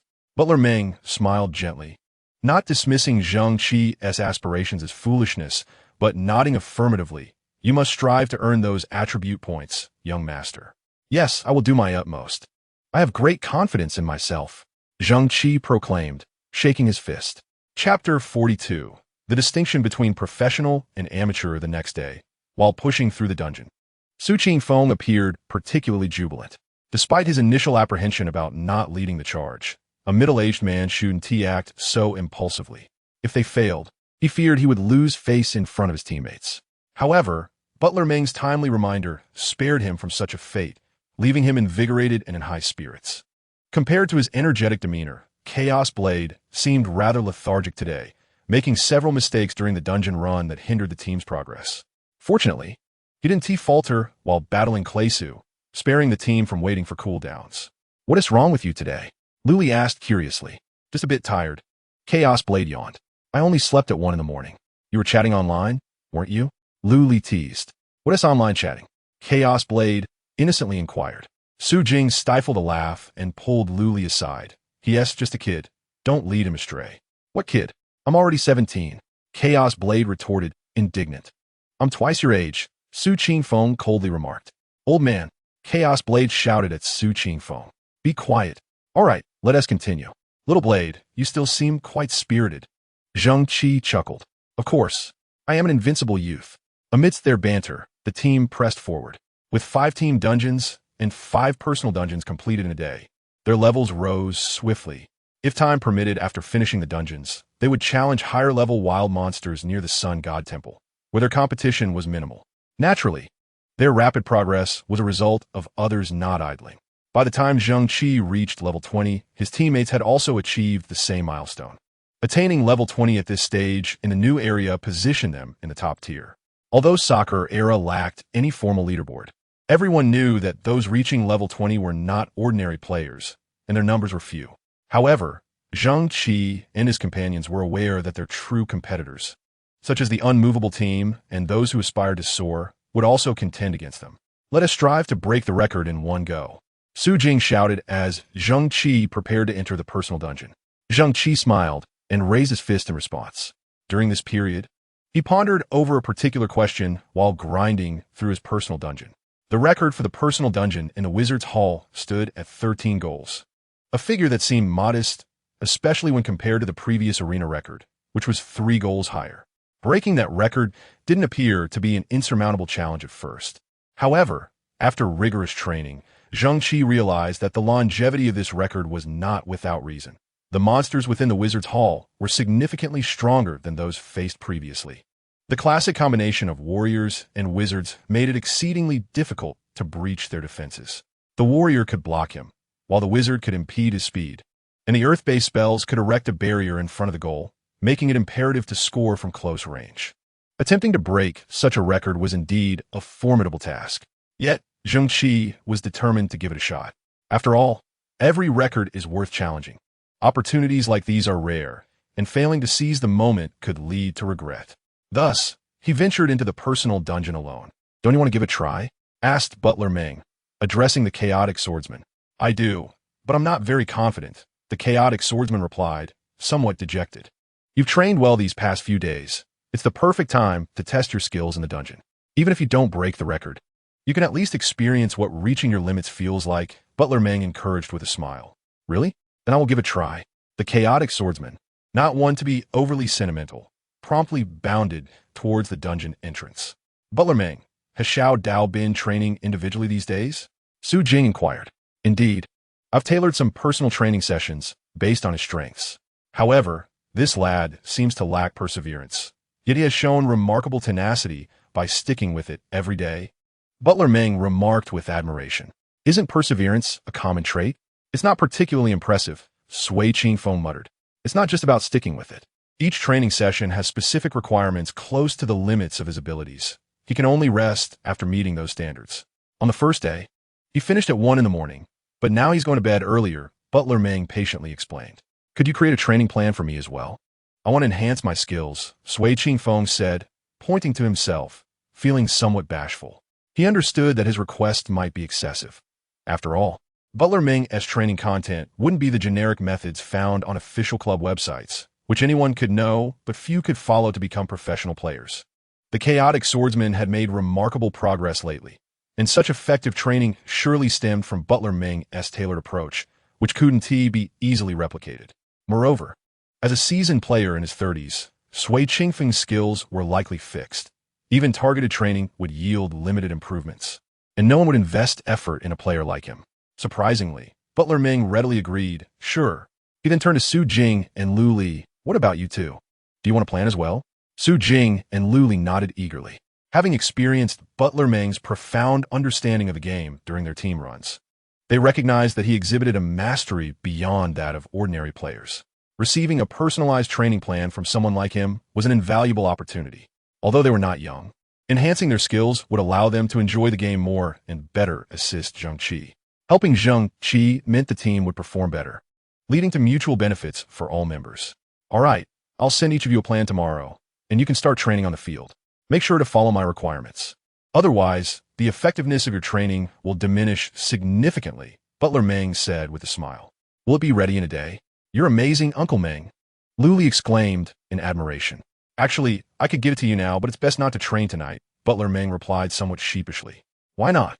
Su Jing asked curiously. She had no objections, recognizing that Butler Meng was helping them. "We're scheduled to run the Sun God Temple team dungeon tomorrow. So if you train tonight and it affects your performance, we may fall short in our competition," Butler Meng explained. "Oh, that's certainly important. It relates to our additional attribute points. We'll train tomorrow instead," Sui Qingfeng nodded in agreement. He understood that, despite his age, even the best training wouldn't yield significant improvements. But like Su Jing, he didn't want to lag behind in the team dungeon. Sui Qingfeng, Su Jing, and Lu Li eagerly anticipated their training the next day. Zheng Qi had already entered his personal dungeon. Now at level 20, his attributes had significantly improved, with his speed, physique, and agility each at 17 points, while the other 4 attributes were at 16 points. Though these figures appeared somewhat ordinary, Zheng Qi believed that his adaptable style was best complemented by a balanced distribution of points, allowing him to maximize his technical advantages.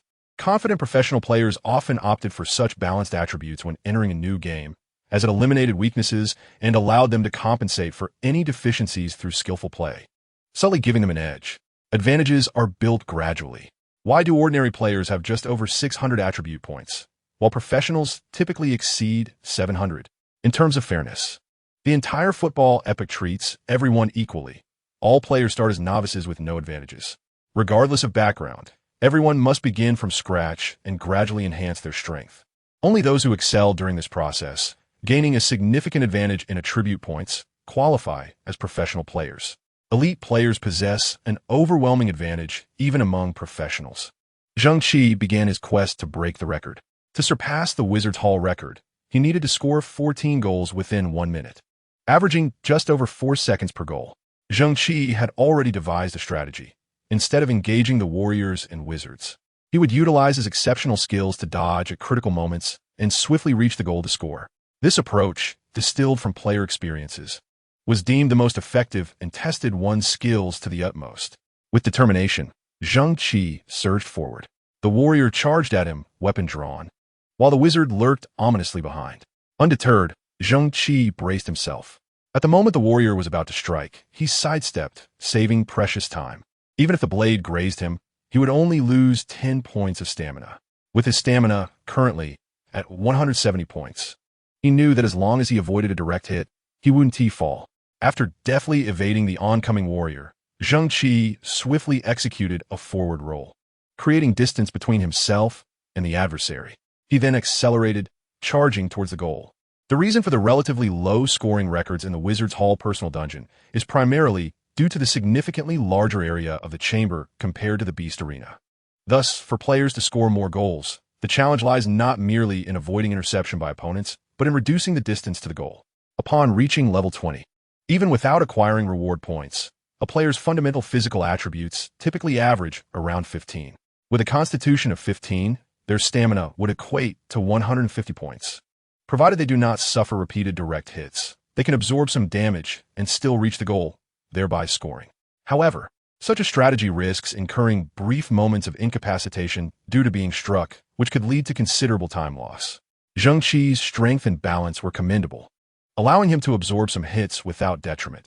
He often chose to do so during shots on goal, as the brief incapacitation seldom impeded his forward momentum. After completing the first room, Zheng Qi felt he had performed admirably, yet upon stepping out, he discovered he had only scored 11 goals. Damn, that's quite far off, he muttered, noting that the record stood at 13. To surpass it, he needed to score 3 more goals, but time was of the essence. He resolved to continue, convinced that a solution would present itself. Attempting to break personal dungeon records can be a solitary endeavor.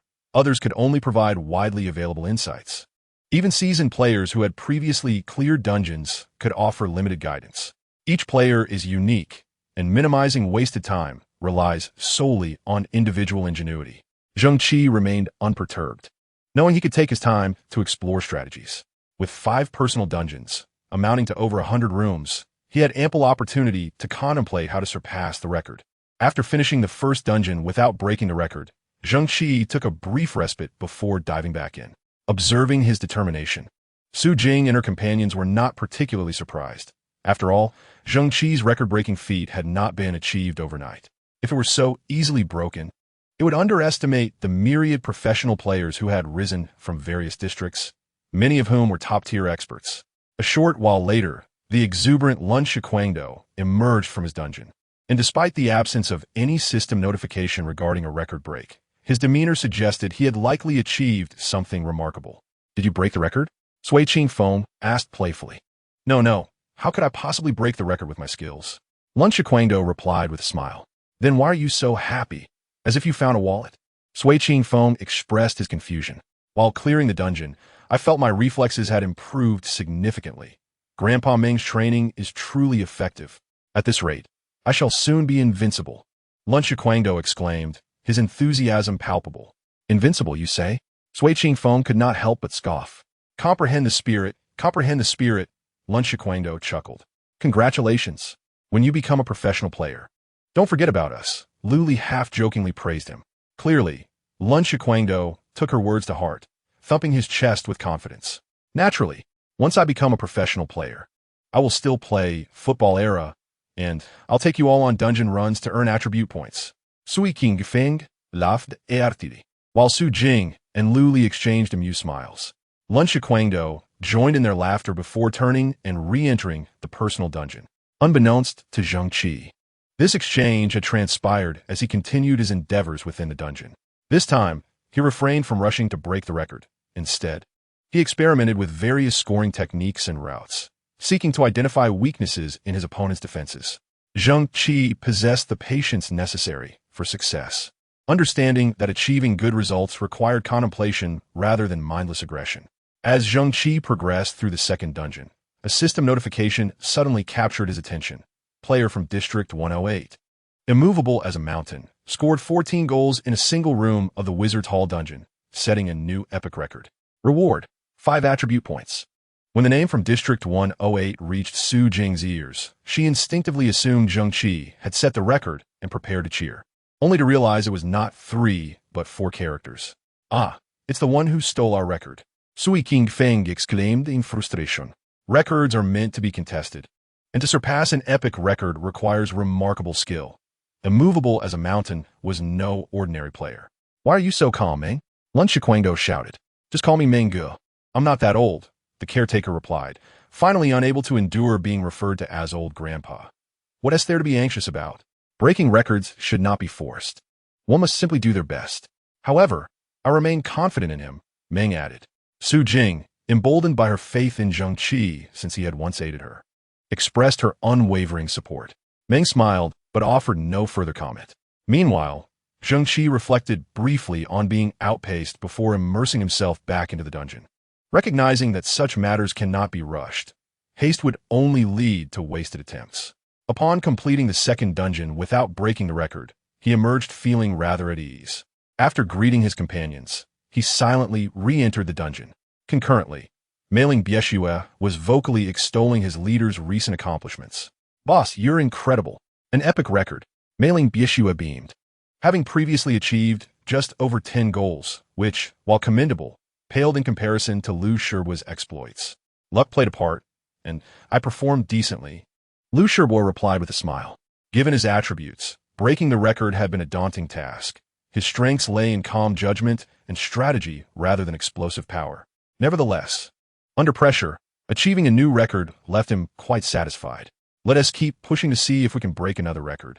Lu Shibuo remarked to Mailing Bieshue before diving back into his personal dungeon, determined to maximize his current good fortune and state. After all, surpassing his previous record could yield a significant advantage, as the disparity in attribute points between elite players and ordinary ones was merely around 100. Securing 10 attribute points in a single dungeon run was undeniably a lucrative endeavor. However, Lu Shibuo also acknowledged that scoring 15 goals seemed an improbable feat. Just 5 minutes later, as he prepared to score, a system notification jolted him, causing the ball to slip from his feet and be intercepted by a returning wizard. Distracted by his failed attack, Lu Shibuo waved his arm vigorously, muttering an expletive. What is with these newcomers? They're all so overpowered. The system message was straightforward yet provoked an outburst from Lu Shibuo, who was usually quite composed. Player from District 108, 1 mind on flying. Scored 15 goals in a single room of the Wizard's Hall dungeon, setting a new epic record. Reward: 5 attribute points. Why has someone broken the record again? Isn't it still the same leader? This is simply inconceivable.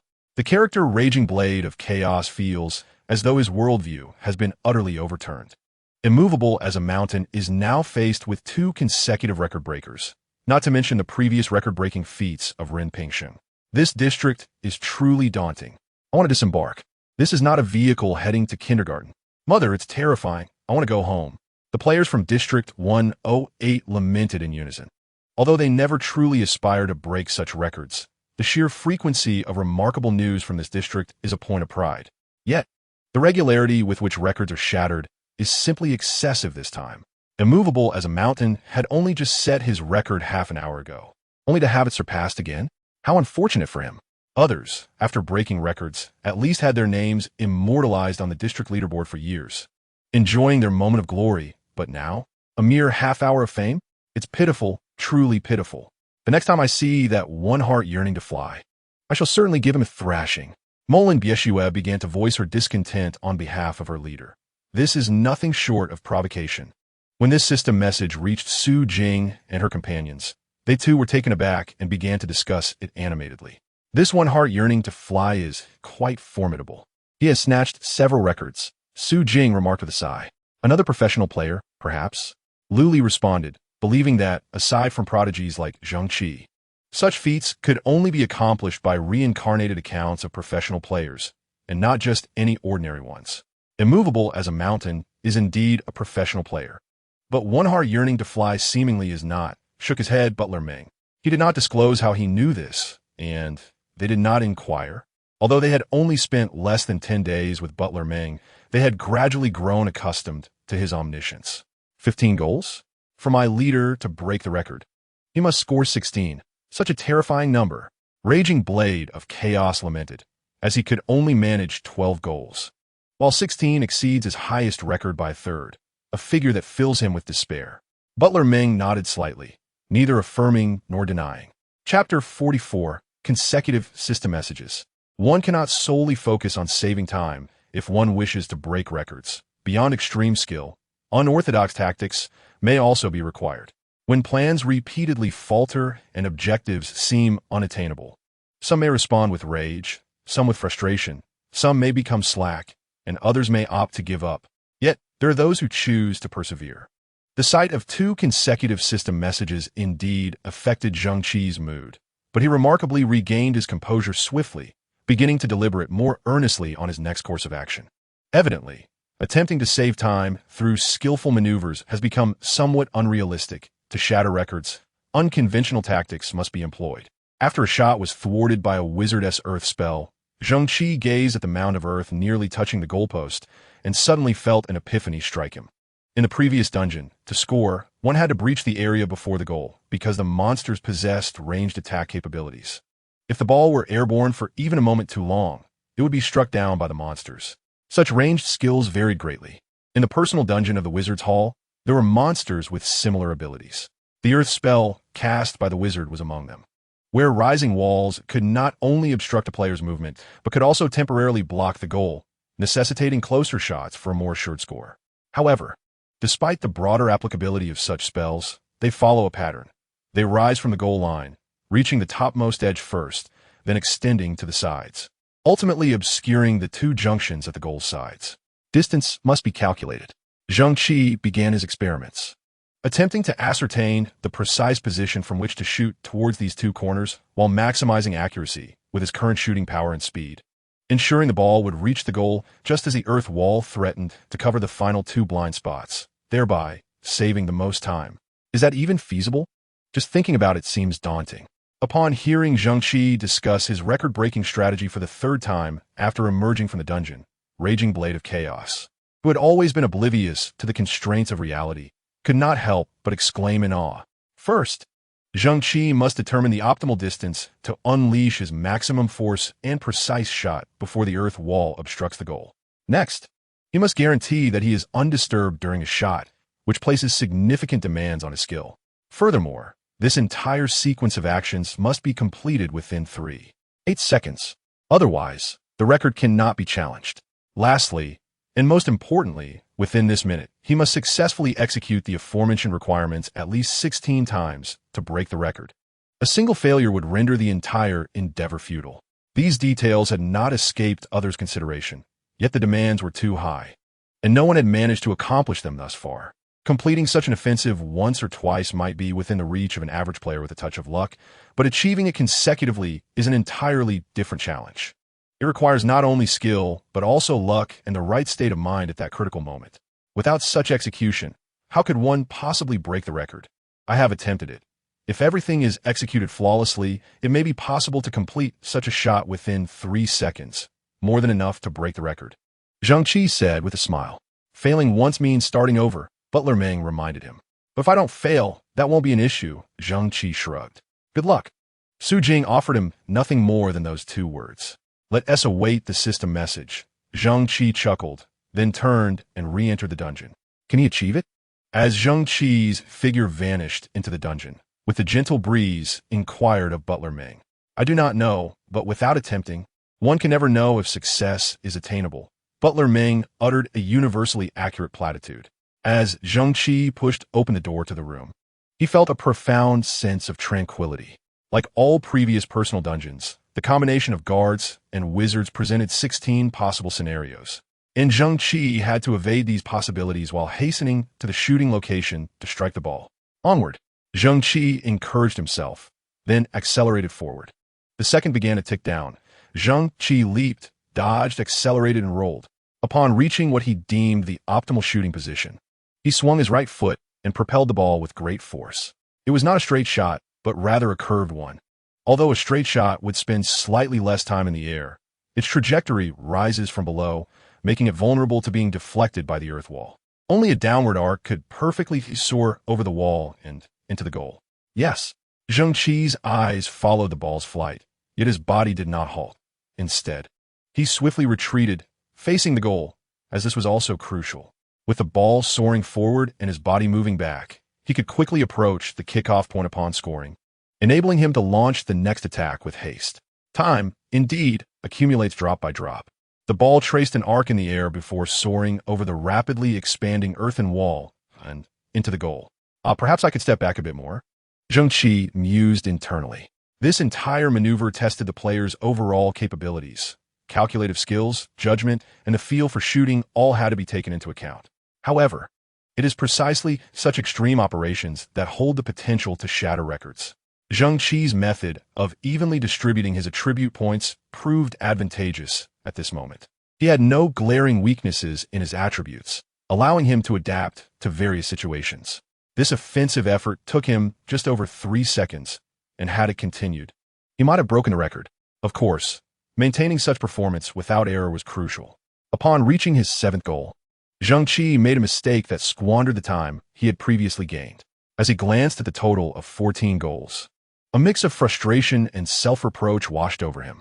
If only I had thought of this sooner, I could have claimed the record of 14 goals. After a brief sigh, he proceeded to the next room. This task was indeed challenging and exhausting. After completing the 4th dungeon run, Zheng Qi shook his head, feeling somewhat lightheaded, and said to Butler Ming, "Just thinking about it makes me tired."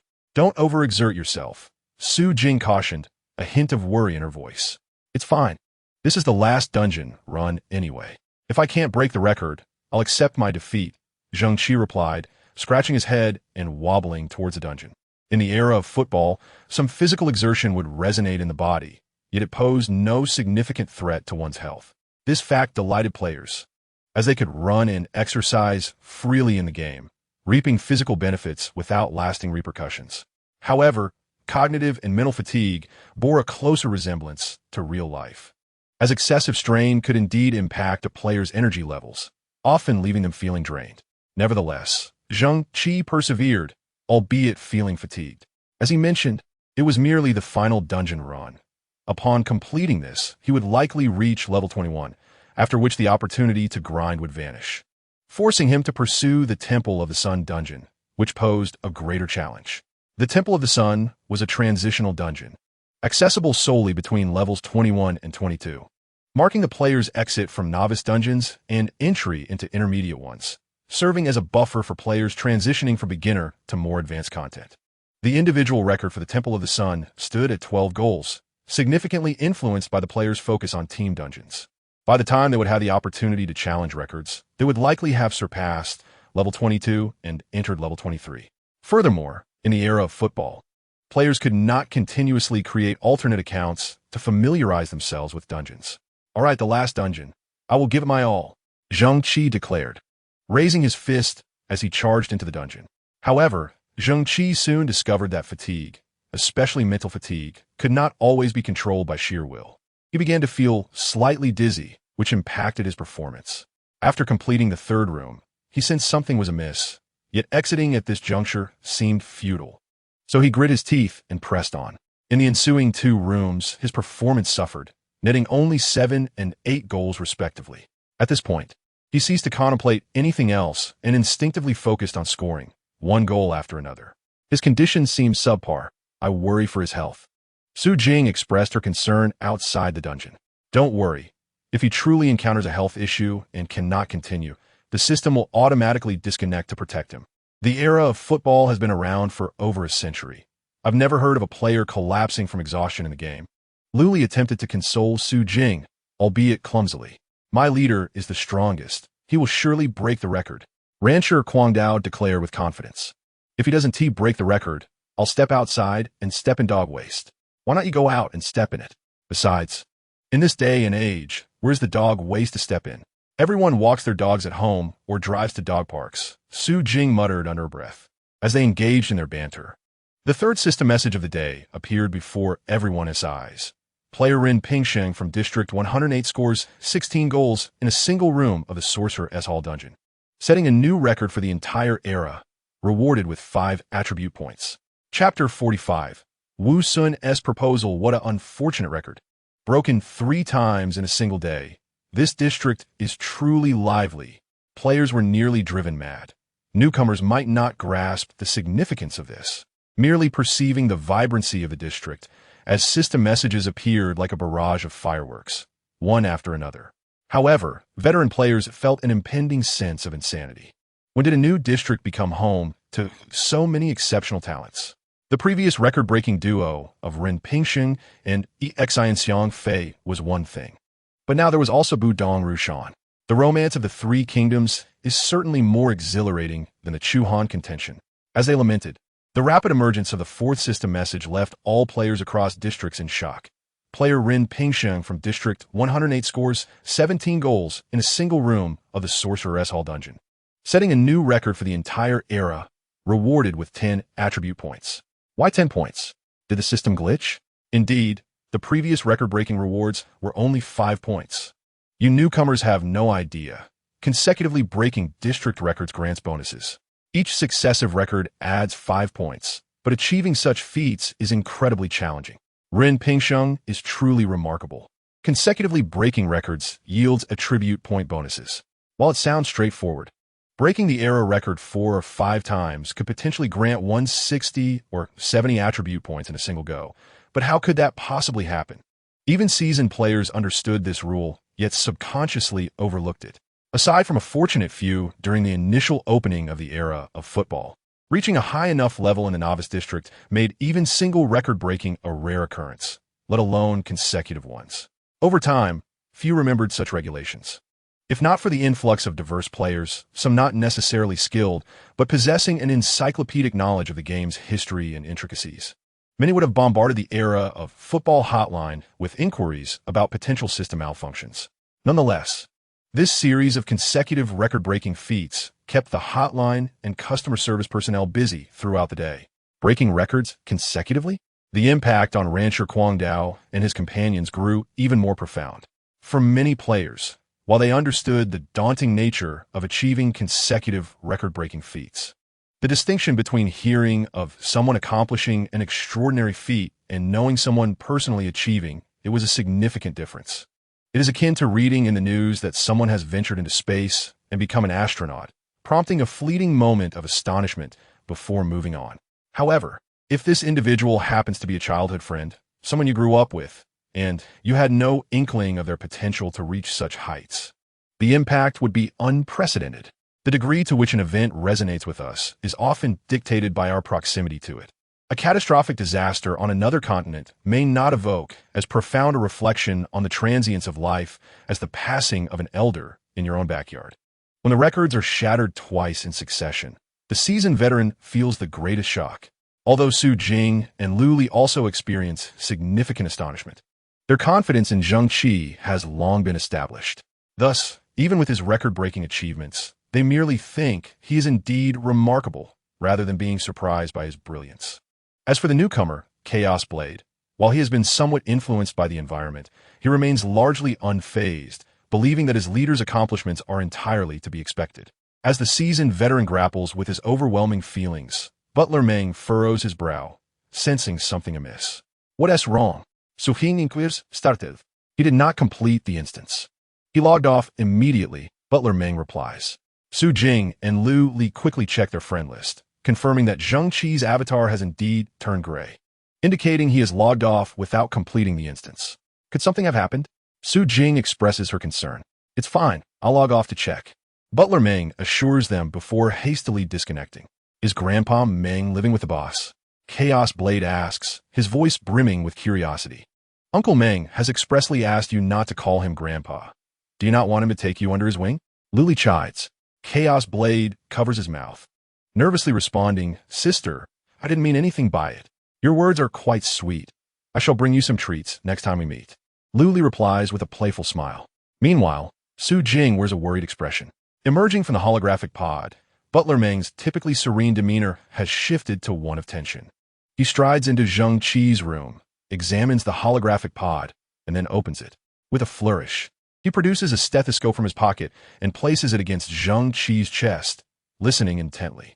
After a brief moment, Butler Meng's brow relaxes as he stows away the stethoscope, bends down, and gently lifts Zheng Qi from the pod. Despite Zheng Qi's tall stature, Butler Meng appears unfazed by the effort. He lays Zheng Qi on the bed, tucking him in for a more comfortable rest before straightening up, surveying Zheng Qi with a soft sigh as he exits the room. In his own quarters, Butler Meng reflects for a moment before retrieving his communicator and dialing a number. Old Meng, is there something amiss? A voice with an authoritative tone emanates from the device. Today, Zheng Qi overexerted himself in the game and fainted, Butler Meng states calmly. Was it after breaking the records twice? The other party inquires after a brief silence. Yes. However, I checked, and it is simply exhaustion causing his fainting. There are no significant issues, Butler Meng responds. That is a relief, Old Meng. I am grateful for your care. It allows me to feel more at ease, the voice sighs. I am simply fulfilling my duties, Butler Meng replies succinctly. After ending the call, Butler Meng takes a seat in the living room, lost in thought. Meanwhile, in the game, although they worry about Zheng Qi's condition, Su Jing and her companions have yet to clear their instance, so they divide their efforts to level up and progress. They cannot afford to fall behind, lest they be unable to team up with Zheng Qi. At the Southern Country Club, Lu Shibois emerges from the holographic pod, momentarily dazed. Achieving a record-breaking feat and earning 5 additional attribute points is a source of joy for any player. After all, those extra points can provide a significant advantage. Yet upon witnessing Zheng Qi's consecutive triumphs, Lu Shibois feels no joy. Lu, are you done? A voice calls out, prompting Lu Shibois to frown. The speaker, though polite, hurts him with the question. What do you mean, done? Today is over, but tomorrow I shall continue. Lu Shibois replies curtly, then counters, what about you, Wu Sun? What level are you now? The newcomer, younger than Lu Shibois, wears an eager expression, his ambition unmistakable. I am nearing level 20. Although I am 2 days late to challenge the record, I have still acquired what I needed. We 4 work well together, even if leveling for monsters is slow. Wu Sun sighs. If only we could be quicker, we wouldn't lose the team instance record to others, he laments. That requires teamwork. My current team is quite effective. Lu Shibois responds. Don't keep your distance, Lu. The competition here is fierce. Our 2 teams need to collaborate. Wu Sun laughs. Lu Shibois shakes his head, unconvinced. I see little need for collaboration. That is not a fair perspective. Both Ren Pingxing and Xin Xiang Fei possess remarkable skills and solid teams. If we compete separately, we merely facilitate their success. It is better to work together. Wu Sun insists, laughing again. Lu Shibois studies him, seemingly at a loss for words.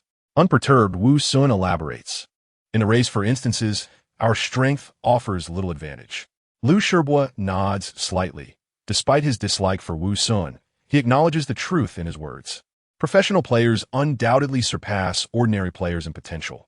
Yet in early instances, that potential often remains untapped. It is akin to a PhD student and an elementary student taking the same exam. While the PhD certainly knows more, if the test is confined to elementary material, the PhD may not necessarily score higher. Of course, if the elementary student consistently scores above 100, the PhD would have no choice but to concede. The true competition lies solely in breaking records, and the upcoming records are not district-wide. Each record can only be broken 5 times. Preventing the opposition from claiming a record is, therefore, a relatively simple endeavor. Wu Sun smiles. Lu Shibois begins to grasp Wu Sun's intent. With our team's strength, we could easily defeat them multiple times, forcing them to rely on instances for leveling rather than monsters. Once they reach level 20, they would need to grind monsters, and we could significantly hinder their progress. At that point, Yu Lu could comfortably secure the records. Wu Sun chuckles. I'm afraid I am not inclined to pursue such tactics. Liu Shihua firmly rejects Wu Sun's proposal without hesitation. This is for the club's benefit. Wu Sun attempts to argue further. We will also strive to recruit those two newcomers into the club. Their strong start is promising. If they suffer too many attribute losses, their accounts will be rendered ineffective, which equally harms the club's interests. Liu Shihua rose, asserting, such matters are beneath me. Initial competition is one thing, but I will not destroy others' interests for my own gain. As he walked away, Wu Sun snorted and turned to leave. Chapter 46. Continual robbery when Zheng Qi awoke. It was already the following day. Rubbing his eyes, he sat up in confusion, pondering, who am I? Where am I? However, it quickly dawned on him that after completing the final dungeon and receiving his rewards, he had succumbed to exhaustion and fainted. The thought of it was quite embarrassing. As for why he found himself in bed instead of the holographic chamber, the answer was simple. Butler Meng had extracted him. Good morning, Uncle Meng. Zheng Qi cheerfully greeted as he spotted the breakfast laid out in the dining area. He refrained from mentioning the previous day's events, feeling ashamed about passing out from fatigue. And Butler Meng, being perceptive, wisely chose not to bring it up. Your base attributes must be maxed out now? Butler Meng inquired. Not yet. Zheng Qi shook his head. He had reached level 21, and with the 36 attribute points earned as rewards and the 8 points from his basic equipment, he totaled 149 points, still shy of filling all his basic attributes. However, apart from stamina and jump, which were both at 18 points, the rest had reached 19, leaving him just one step away from complete attribute fulfillment. At this level, achieving such attributes was indeed a rarity. The competition ahead would be even more intense. Considering our district, there should be quite a few professional players, so the competition is likely to be fierce, Butler Meng remarked. No worries, just watch me. Zheng Qi replied confidently. Once online, they found Su Qing and the others already waiting at the rest point. Everything all right yesterday? Su Qing asked with concern. I'm fine. Just a bit fatigued, but those 15 attribute points were worth it. Zheng Qi exclaimed, raising his fist. Now, we embark on a new journey. Are you all excited? Absolutely thrilled. I can't wait to engage with others in the wild. Wan Shikuang Dao replied eagerly. Not so fast. Let us maintain peace, Lu Li chuckled. It's hard to say. In such places, many players will seek out conflict, Sui Qingfeng remarked, having seen it happen many times before. With me and the boss around, what is there to fear? Wan Shikuang Dao declared confidently. Su Qing smiled slightly, agreeing with the sentiment. They all knew Zheng Qi's skill level. And with Luan Shikuang Dao being an exceptional newcomer, along with Su Qing and Lu Li's proven capabilities, they formed a formidable team that could easily dominate in a typical new district. Let us head to the Temple of the Sun, Zheng Qi proclaimed, waving his arm enthusiastically. The Temple of the Sun was the final system map in the novice area. Unlike the arena and the Wizard's Hall, while the personal and team dungeons here were excellent for leveling, the surrounding wild areas offered rapid advancement as well. This starkly contrasted the previous two maps, where leveling in the wild was significantly slower than in dungeons, leading more players to opt for wild area leveling, albeit with inherent risks. A prudent reminder for players. Wherever there are people, there are conflicts. Where there are wild areas, this is an unyielding truth. Let us tackle the team dungeon and seize a record, Zheng Qi urged. Rallying the group, they would face numerous competitors, including Liu Shihua's team, the team eager to fly, and potentially Wu Sun's team as well, compelling them to waste no time anywhere else. The team dungeon at the Temple of the Sun featured Caesar, the most renowned and powerful among the three alliances. For novice players, facing Caesar was exceedingly daunting as he boasted high attack power and health, with 3 phases of enragement that unleashed skills like Heroic Charge, War Plunder, and Holy Oath. Defeating him required considerable effort. However, players capable of tackling Caesar had surpassed level 21, significantly enhancing their attribute points, and now possessed powerful hero cards like Pompey and Crassus, whose skills could effectively mitigate Caesar's devastating attacks. Just as the three alliances appeared harmonious on the surface, they were rife with intrigue beneath. They had collaborated to create a prosperous era, yet ultimately fell into discord. Historically, Caesar emerged as the last victor, but following the deaths of Crassus and Pompey, he too succumbed to the conspiratorial assassinations of the Senate. Zheng Qi and his comrades were not concerned with history. Their sole focus was on rapidly defeating opponents to secure the first clear record. Personal dungeon records granted additional attribute points.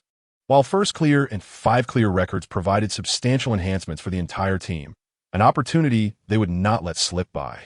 Yet, a downside for them was that 2 of their members, despite their remarkable strength, were merely novices, while Sui Qingfeng, Su Qing, and Lu Li were seasoned players, leading to a slight disparity in overall strength.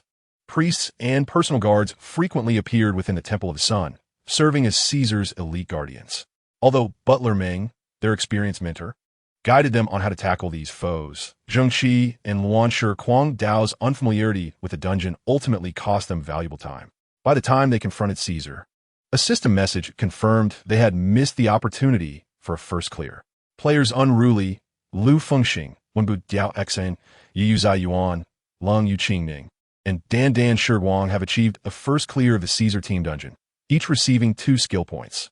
Where did this team come from? Sui King Fenggumatid, astonished at the burgeoning activity in this new district. Impressive speed, Butler Meng remarked, acknowledging that although Zheng Qi and Luanshi Kuang Dao were somewhat inexperienced, the opposing team had secured the first clear record without even facing Caesar, showcasing their formidable overall strength. The first clear and 5 clear records seem out of reach now. Let us take it slow and not overexert ourselves, Butler Meng advised. Though Zheng Qi initially dismissed this assessment, by the time they reached the 4th dungeon, they recognized the accuracy of Butler Meng's judgment. The team players unruly secured the 5 clear achievement, suddenly thrusting themselves into the spotlight of District 108, having previously held no records. They don't seem that formidable. They just got a head start. Many players scoffed, believing the excitement of the previous record-breaking feats was lacking. This was merely a district record. The true heroes are those like Ren Pingsheng, who shattered all region records. Let us tackle personal dungeons over the next couple of days. We should aim to secure as many records as possible. Sui Qingfeng suggested to Zheng Qi. I will do my best, though time is short, and I'm uncertain of our success. Zheng Qi shrugged his shoulders. The last time he broke records consecutively, he had discovered the secret. Yet the personal instance of the Sun Temple seemed devoid of any such shortcuts. The guardians and priests of the Sun Temple guarded the personal instance. Although they appeared similar to the monsters of the Wizard's Hall, the priests' blocking spells were instantaneous. Only by shooting when the opponent was immobilized could one ensure that the shot would not be obstructed. Thus, the record of merely 12 goals in this instance had its reasons. There were no shortcuts, only brute force. Achieving a breakthrough, even once, would be considered a victory. Zheng Qi mused. However, on this day, it was not Zheng Qi who astonished the entire region, but rather Xian Xiangfei. When Xian Xiangfei's name appeared twice consecutively in the regional system messages, the entire football era was once again shaken. 13 goals, 14 goals. Following the consecutive record-breaking feats in the Wizard Hall, Xian Xiangfei had now broken the records of the Sun Temple twice. Another prodigy? When Lu Xiaotian heard this news, even he, who often appeared aloof, couldn't help but respond with surprise. Indeed, it was the consecutive breaking of the personal instance record at the Sun Temple. His teammate replied with a smile, 14 goals, just thinking about it is terrifying. Quite remarkable. Lu Xiaotian regained his composure and nodded. Such records require incredible speed to achieve, but at this level, excessive speed can detrimentally affect attributes like strength. To accomplish this under extreme conditions indicates a player of exceptional skill. What about you? A teammate inquired playfully. Lu Xiaotian merely smiled and refrained from answering. However, his confident demeanor spoke volumes. There is no need to delve into these matters. Even if one wished to assess the capabilities of the 2 newcomers, it would be prudent to wait until they reached the mythical district. Newcomers were, after all, newcomers. Their impact on the current season would be minimal. What truly required attention was the upcoming season, where they aimed to challenge for the Asian and World Championships while defending their title in the Super League. Thus far, no team had ever achieved the monumental honor of a treble, and that was now their objective, Lu Xiaotian concluded. His teammates departed, fully convinced. Indeed, even if the newcomers disrupted the league, it would be a matter for the next season. Currently, Changfeng was robust and ready to strive for the highest honors. Even with the addition of newcomers, they would only serve as substitutes and reserves, not the focal point around which new tactics would be constructed. Unless the current outstanding players of Changfeng departed or retired, it was far from a time for rebuilding. Even Meng Fifan had never attained the treble in his time. Now, as the foremost player in China, Liu Xiaotian bore the responsibility to pursue this honor. Chapter 47. The Wilderness after consecutively losing both team instance records and personal instance records. The subsequent process of defeating wild monsters left Sui Qingfeng and Luanshi Guangdao feeling somewhat fatigued, although they had reaped considerable rewards from these instances, each receiving a Caesar hero card to expedite their experience gain. They were also nearing level 22. However, the absence of additional attribute points left them feeling disheartened, especially after growing accustomed to such advantages. Su Jing and Lu Li, on the other hand, remained unaffected, approaching the game with a more playful mindset.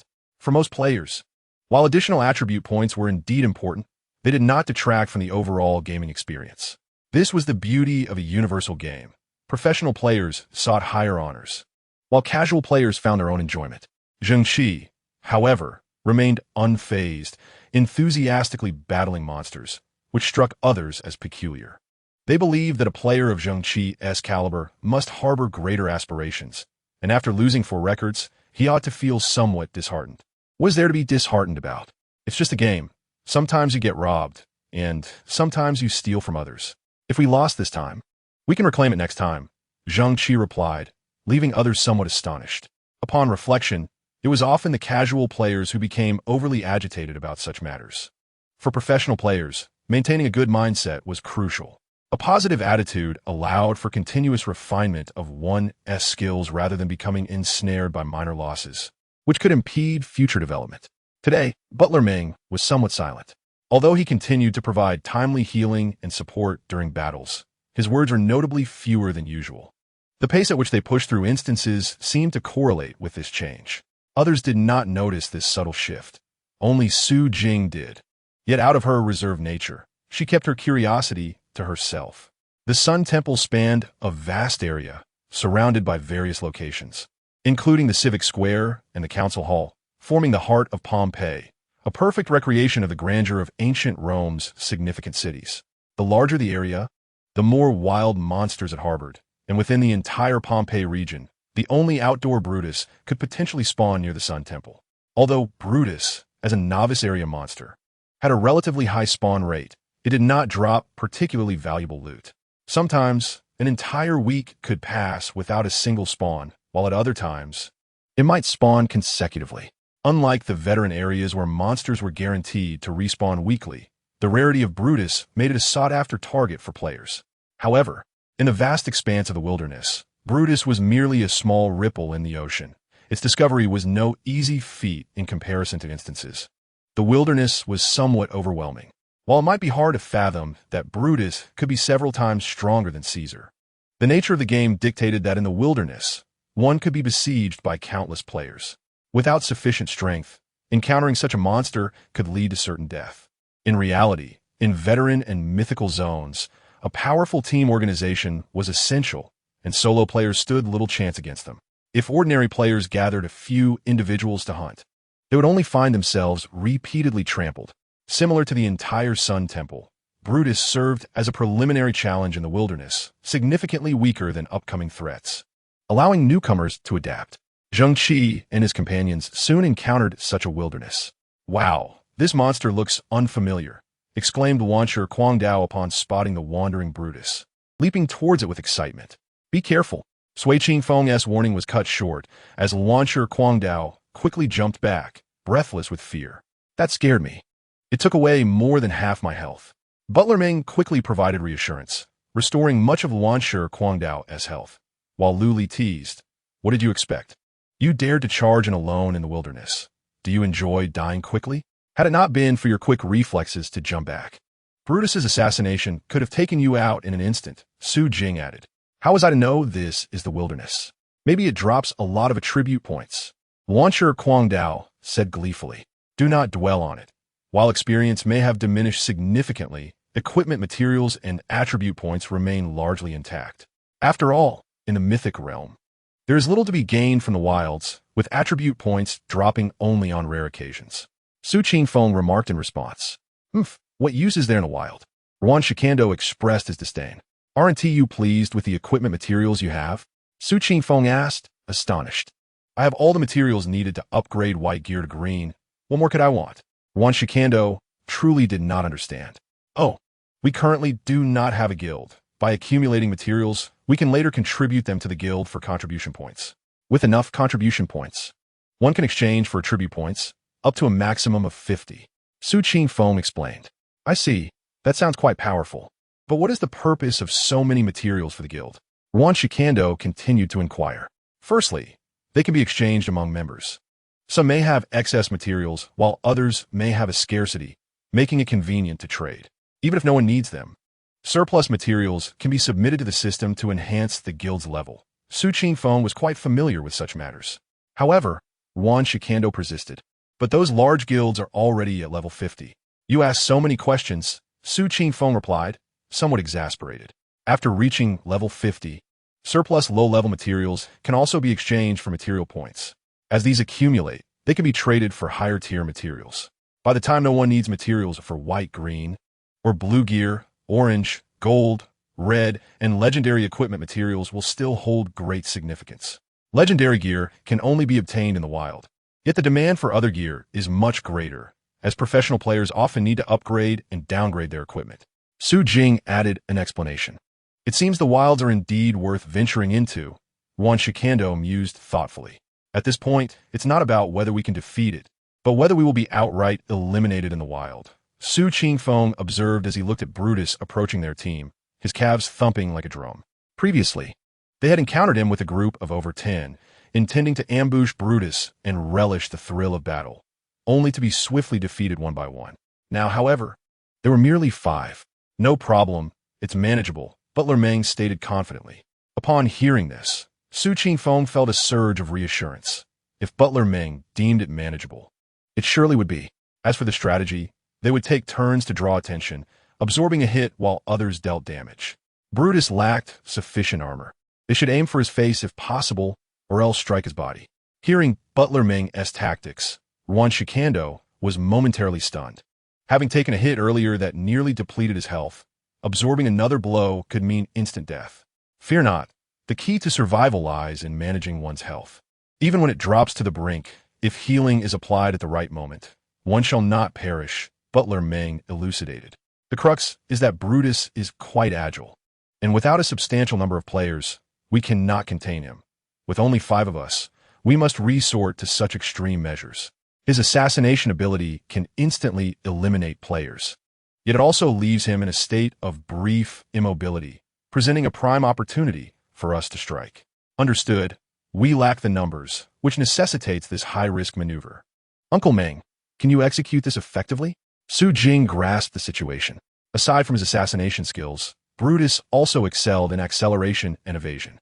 While a sufficient number of players could overwhelm him, it was the temporary immobilization during his assassination that rendered it easier for guilds to defeat him compared to random player groups. A guild that sacrifices players would eventually reap rewards, while random groups would find it challenging to have players willingly sacrifice themselves for others. In their small team, despite Brutus being only half a wild creature, his health was still considerable, and with only 5 individuals, even if each was willing to sacrifice, they would still fail to defeat him. However, Butler Meng could utilize his healing abilities to keep the team members from succumbing to death. This too was a form of extreme operation. While it sounded somewhat implausible to Su Qingfeng, he trusted Butler Meng's confidence. I shall go first, Su Qingfeng declared through clenched teeth. At this moment, Ruan Shikando was still consuming potions to recover health, and given Zheng Qi's impressive attack power, Su Qingfeng preferred not to have the 2 female players lead the charge, leaving himself as the only viable candidate for the initial test. After all, I have also taken quite a few advantages in this team, Su Qingfeng muttered, then bolted toward Brutus. Cloaked in dark robes, Brutus appeared as a wandering specter. Historically, he was among the conspirators who assassinated Caesar, and his betrayal had deeply pained Caesar. As Su Qingfeng approached, Brutus momentarily glimmered with white light, deflecting Su Qingfeng's attack, then swiftly thrust a glimmering dagger into Su Qingfeng's chest. With a whoosh, Su Qingfeng's health plummeted. Just as he felt death approaching, his stamina dropped to 1. And as it neared 0, a flash of white light occurred, sending his stamina soaring to 15 points, where it stabilized. Meanwhile, Zheng Qi and the others unleashed a barrage of strikes upon Brutus's face and body. Chapter 48. The Ambush. As Su Qingfeng rolled away from Brutus and began to chug potions to replenish his stamina, his heart raced wildly. The situation had been too alarming. His stamina had been on the brink of depletion, and just as he was about to vanish into light, Butler Meng, as timely encouragement, had revitalized his stamina. Butler Meng did not speak idly. He had indeed performed this feat, which was particularly challenging as it required the recovery skill to be executed precisely when a player's stamina was about to reach 0. If done prematurely, it would merely provide a temporary boost, leading to a subsequent drop. Brutus's assassination skill had already drained more stamina than any player could possess at their peak. Only when stamina was nearly depleted would the system recognize the character's demise, thereby ceasing damage. And it was at this critical moment that a recovery could be applied without further diminishing stamina, thus preventing death. While conceptually simple, executing it required an extraordinary sense of timing, far beyond mere accuracy. It was nothing short of superlative precision. Yet, what troubled Su Qingfeng was that Butler Meng had only 2 stamina recovery skills, encouragement and comfort, both of which had cooldown periods. If the rhythm was not maintained, players would inevitably fall. Encouragement had a 5-second cooldown, while comfort required 10 seconds, and launching an attack took only 3 seconds. Even with alternating usage, there would inevitably be moments of insufficiency. Su Jing charged in, sustaining a blow, while Butler Meng employed comfort. After Su Jing retreated, Ruan Shikando advanced, enduring a strike as Butler Meng's encouragement cooldown concluded perfectly, allowing Ruan Shikando to survive as well. The cooling period was insufficient. As the gentle breeze swept through, thoughts lingered. At this moment, encouragement had just been utilized, while solace had only been available for a third. The next to face the blade would receive no assistance. Yet the tempo of the assault must not falter. It was at this juncture that Zheng Qi surged forward. He charged, enduring a strike, and his stamina began to plummet rapidly. Although others fought valiantly, it was evident that Brutus still had plenty of health remaining. At that moment, Butler Meng could only watch in despair. Just as the gentle breeze swirled in anxious thought, a flash of white light enveloped Zheng Qi. He had activated the Crassus skill card. Crassus offered 10 points of endurance, translating to an increase of 100 stamina for Zheng Qi. However, this remained within Brutus's damage threshold. This additional stamina merely postponed his demise without averting it altogether. As his stamina dwindled, Butler Meng's skill was still on cooldown. Su Jing, while attacking, kept an eye on Zheng Qi's status. Upon witnessing his stamina drop to 1, perilously close to 0, she nearly cried out. In that critical moment, Zheng Qi deployed an additional skill, Greed of Money, one of Crassus's abilities. A beam of golden light fell upon Brutus, causing Zheng Qi's stamina to surge once more. At that moment, he employed a life-stealing skill, preserving his life. Perfect, I can go again. You all continue the assault. Seeing his stamina restored to peak condition, Zheng Qi first cast money power to bolster the other strength before charging once more toward Brutus. Brutus, seemingly incensed, drove a dagger into Zheng Qi, who found his stamina once again depleted. Fortunately, Butler Meng's skill had cooled down just in time, and a well-timed encouragement pulled Zheng Qi back from the brink of death. Keep going, I could take a few more hits. Though Crassus can only be used for 5 minutes, Caesar's skill also possesses life-stealing capabilities, Zheng Qi said with a smile. The others nodded in agreement. This tactic could only be executed by Zheng Qi, who adeptly utilized the life-stealing skill before his stamina hit rock bottom. A feat requiring impeccable timing and judgment that none but Zheng Qi could achieve. Chaos in the field prompted the Wild Age Blade to contemplate trying himself, though at that moment, he deemed it unnecessary to take risks. Brutus's health was still considerably higher than the rest, and even if Zheng Qi could only temporarily endure 2 more hits, as long as their output was sufficient, they could certainly defeat Brutus before Zheng Qi's 2 hero cards cooled down. So, when Zheng Qi drew Brutus's dagger, leading him into a stalemate, Su Jing and the others activated the Pompey card, employing the cavalry charge skill to swiftly deplete most of Brutus's health. In true wilderness scenarios, Creatures would often go berserk when their health neared depletion. Yet Brutus was merely a makeshift foe and did not exhibit such behavior. Amidst Zheng Qi's relentless onslaught, Brutus's health swiftly dwindled, leaving approximately 10% remaining. Typically, creatures in the wild would erupt in fury at this point, yet Brutus remained composed. As the gentle breeze absorbed a blow, he rolled away, preparing to consume a potion while surveying the battlefield. At that moment, he was unexpectedly struck hard in the back of the head. With his health already precariously low, he had no chance to react and perished instantly. Simultaneously, several players emerged from the surroundings, launching an assault on Zheng Qi and his companions. The timing was impeccable. Zheng Qi rolled to evade the ambush, muttering an expletive. Now, past level 20, his head was no longer hidden, and he immediately recognized the audacity of his assailant. A professional player, perhaps? Zheng Qi mused, yet did not pause. Executing a slide tackle to incapacitate the opponent targeting Su Jing, then grasping her to retreat. Wild Ageblade and Lu Li also faced assault from the opposing side, yet they were fortunate to possess full stamina. Though they took hits, they were not on the verge of annihilation.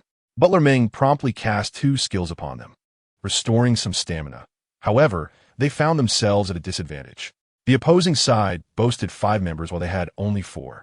Moreover, with Brutus's enmity directed at them, the ensuing melee promised dire consequences.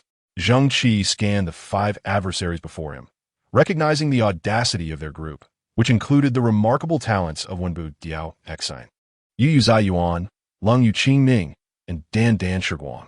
In the distance stood Lu Feng Xing, indicating this team had a coach. I'll hold the line for a moment. You 3 focus on taking down Brutus. Are you confident? Zheng Qi communicated through the team channel. Shouldn't we run? Su Jing inquired. Run? We must confront them. Wild Ageblade retorted confidently. It's challenging. All the enmity is on us, Lu Li replied. We can't escape. The enmity will follow us. And with their speed, lingering will only lead to our downfall. Besides, won't they attack us here? Are there not others around? Zheng Qi responded. Even if we flee, we risk being cornered. It is wiser to take as much as we can before our demise. At least we won't lose too much experience. Are you suggesting they are part of a guild? Su Jing grasped Zheng Qi's implication. Precisely. I've been pursued by dozens before, Zheng Qi replied. Then do your best. Su Jing, not one for idle chatter, turned and charged toward Brutus alongside Wild Ageblade and Lu Li. Butler Ming naturally supported them. With Brutus at 10% health, defeating him was feasible, especially with their hero cards still available.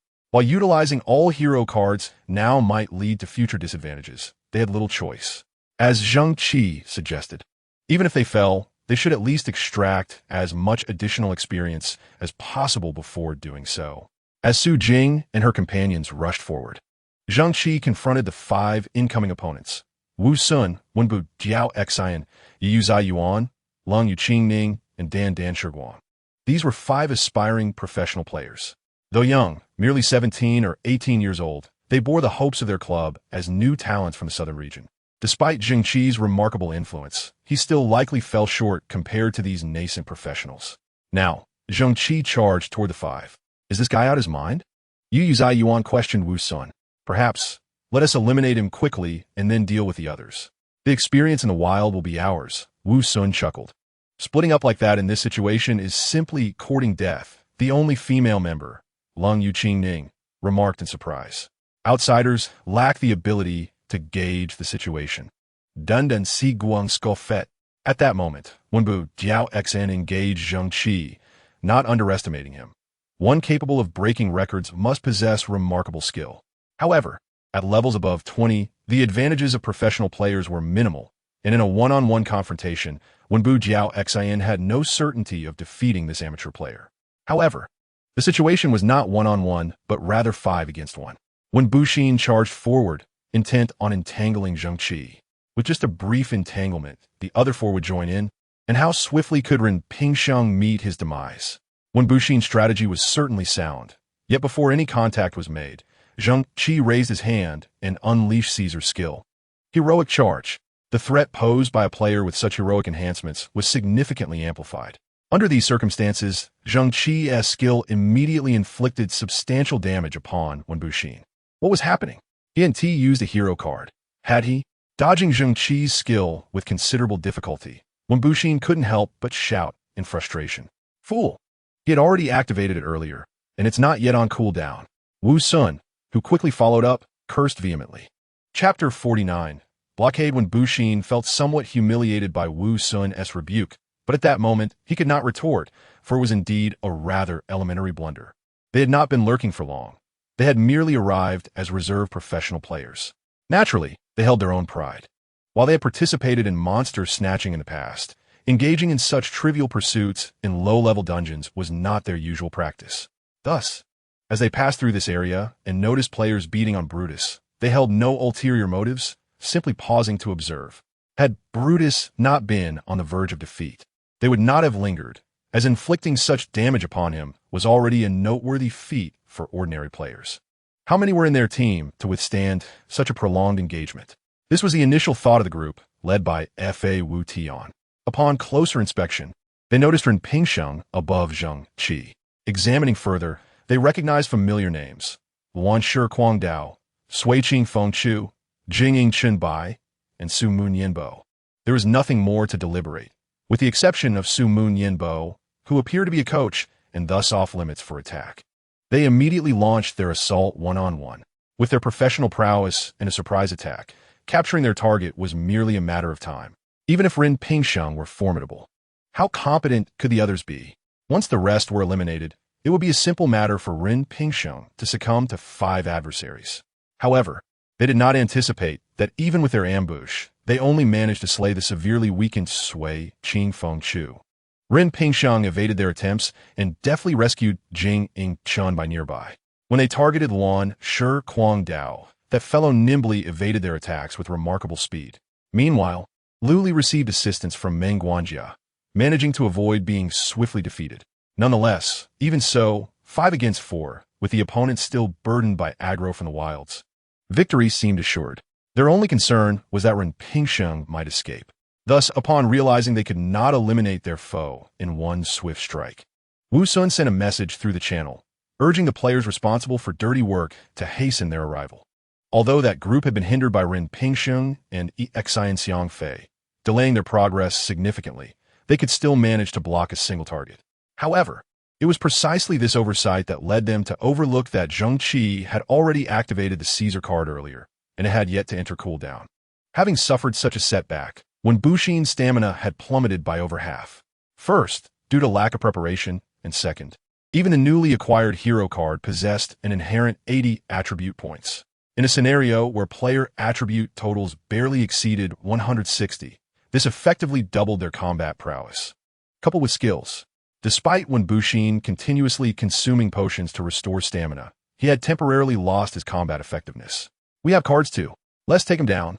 Yu Zai Yuan shouted, a flash of golden light enveloping him as he activated the hero card of Claris, elevating his overall attributes to a new level. He then thrust his hand forward, unleashing a greed of gold against Zheng Qi. Zheng Qi rolled to evade this skill, while Qingwei Qingjin approached from the left and Dan Shiguang from the right, with Wu Sun charging at Zheng Qi from the front, employing the Caesar hero card. The combined assault of the 3 semi-professional players immediately placed immense pressure on Zheng Qi. When Buxin had faced a setback, and Yu Zai Yuan's attack aimed merely to corner him into a position where evasion would be difficult. The streets of Pompeii were quite numerous, and the current situation had Zheng Qi stationed at the mouth of an alley, while Su Jing and her companions relentlessly attacked Brutus under his cover. To disrupt their progress, Zheng Qi first needed to be eliminated. This scenario was precisely what Zheng Qi had hoped for, yet it was also what Wu Sun and his team anticipated. By engaging in a skirmish, they aimed to stall Ren Pingsheng and Xian Xiangfei, hindering their ability to level up swiftly. After all, advancing levels sooner would secure earlier records, and what were players vying for? The most significant aspect was the additional attribute points represented by these records. Ren Pingsheng had already accumulated over 30 bonus attribute points. The gap between an ordinary professional player account and a godly account was merely marginally greater than this figure. Xian Xiangfei was not far behind, having broken district records twice and consequently acquiring a similar number of attribute points. Wu Sun had originally envisioned delegating the task of detaining Ren Pingsheng and Xian Xiangfei to other club members, thereby allowing himself ample time to level up. After all, their goal was to accelerate their own leveling to seize those records. Wu Sun had no intention of sacrificing himself for Liu Shihua. In this advantageous position, eliminating the opposition without incurring losses was undoubtedly the more prudent course of action. Cunning as Wu Sun was, he understood how to navigate the situation to their benefit. Although the path was narrow, it would not restrict them to a single-file advance. Yu Zhaiyuan's assault had coerced Zheng Qi into a position where evasion became increasingly challenging. Encirclement by the three would make defeating Zheng Qi merely a matter of time. In such a brief interval, Luanshi Guangdao and his companions would be unable to resolve the nearly defeated Brutus, leaving him to them. However, Wu Sun did not anticipate that engaging in battle under these conditions had also been part of Zheng Qi's calculations. Observing the three opponents ferociously charging towards him, Zheng Qi chuckled, retreating a couple of steps. Just as they were about to close in, he forcefully deactivated the Caesar card's enhancement and activated the previously unused Pompey card. Since Pompey lacked a lifesteal function, Zheng Qi had refrained from using it until now. However, at this juncture, Pompey's total attributes were also 80 points, leaning towards strength and endurance. Yet, Zheng Qi's usage of the Pompey hero card was not for mere enhancement, but rather to exploit Pompey's singular skill. In professional matches, few players opted for Pompey due to the limited number of skills. Though his cavalry charge was immensely powerful, it was relatively rigid, making it less practical in the fast-paced arena compared to three skills that were somewhat weaker but more versatile. Nevertheless, given the current terrain, Pompey's cavalry charge was perfectly suited. As the imposing Roman cavalry charged towards them, the expressions of Wu Sun and his two companions shifted dramatically. The timing of Zheng Qi's skill usage was quite insidious. Just as they charged forward, he nearly reached them as soon as he laid eyes on the cavalry. Had it been an ordinary player, they would have likely faced instant annihilation. However, Wu Sun and his companions were far from ordinary players. Their reactions and responses were remarkably timely. Wu Sun swiftly deployed the Caesar card, activating Caesar's first skill, the gallant charge. The formidable Roman infantry phalanx withstood the cavalry's assault, albeit with slightly diminished power. Nonetheless, it sufficed for self-preservation. The cavalry's charge could only last a minute, and after that, all his cards would be on cooldown, leaving him more than capable of dealing with them alone. Wu Sun harbored a seething determination. He still had the skills of war, plunder, and sacred oath at his disposal, while Zheng Qi had nothing left. Lung Yuqingming and Dan Shiguang reacted promptly as well. Lung Yuqingming forcefully canceled her intended use of the Crassus hero card, leaping backward as she did so, then summoning the Pompey card to command a cavalry charge that collided with Zheng Qi's cavalry.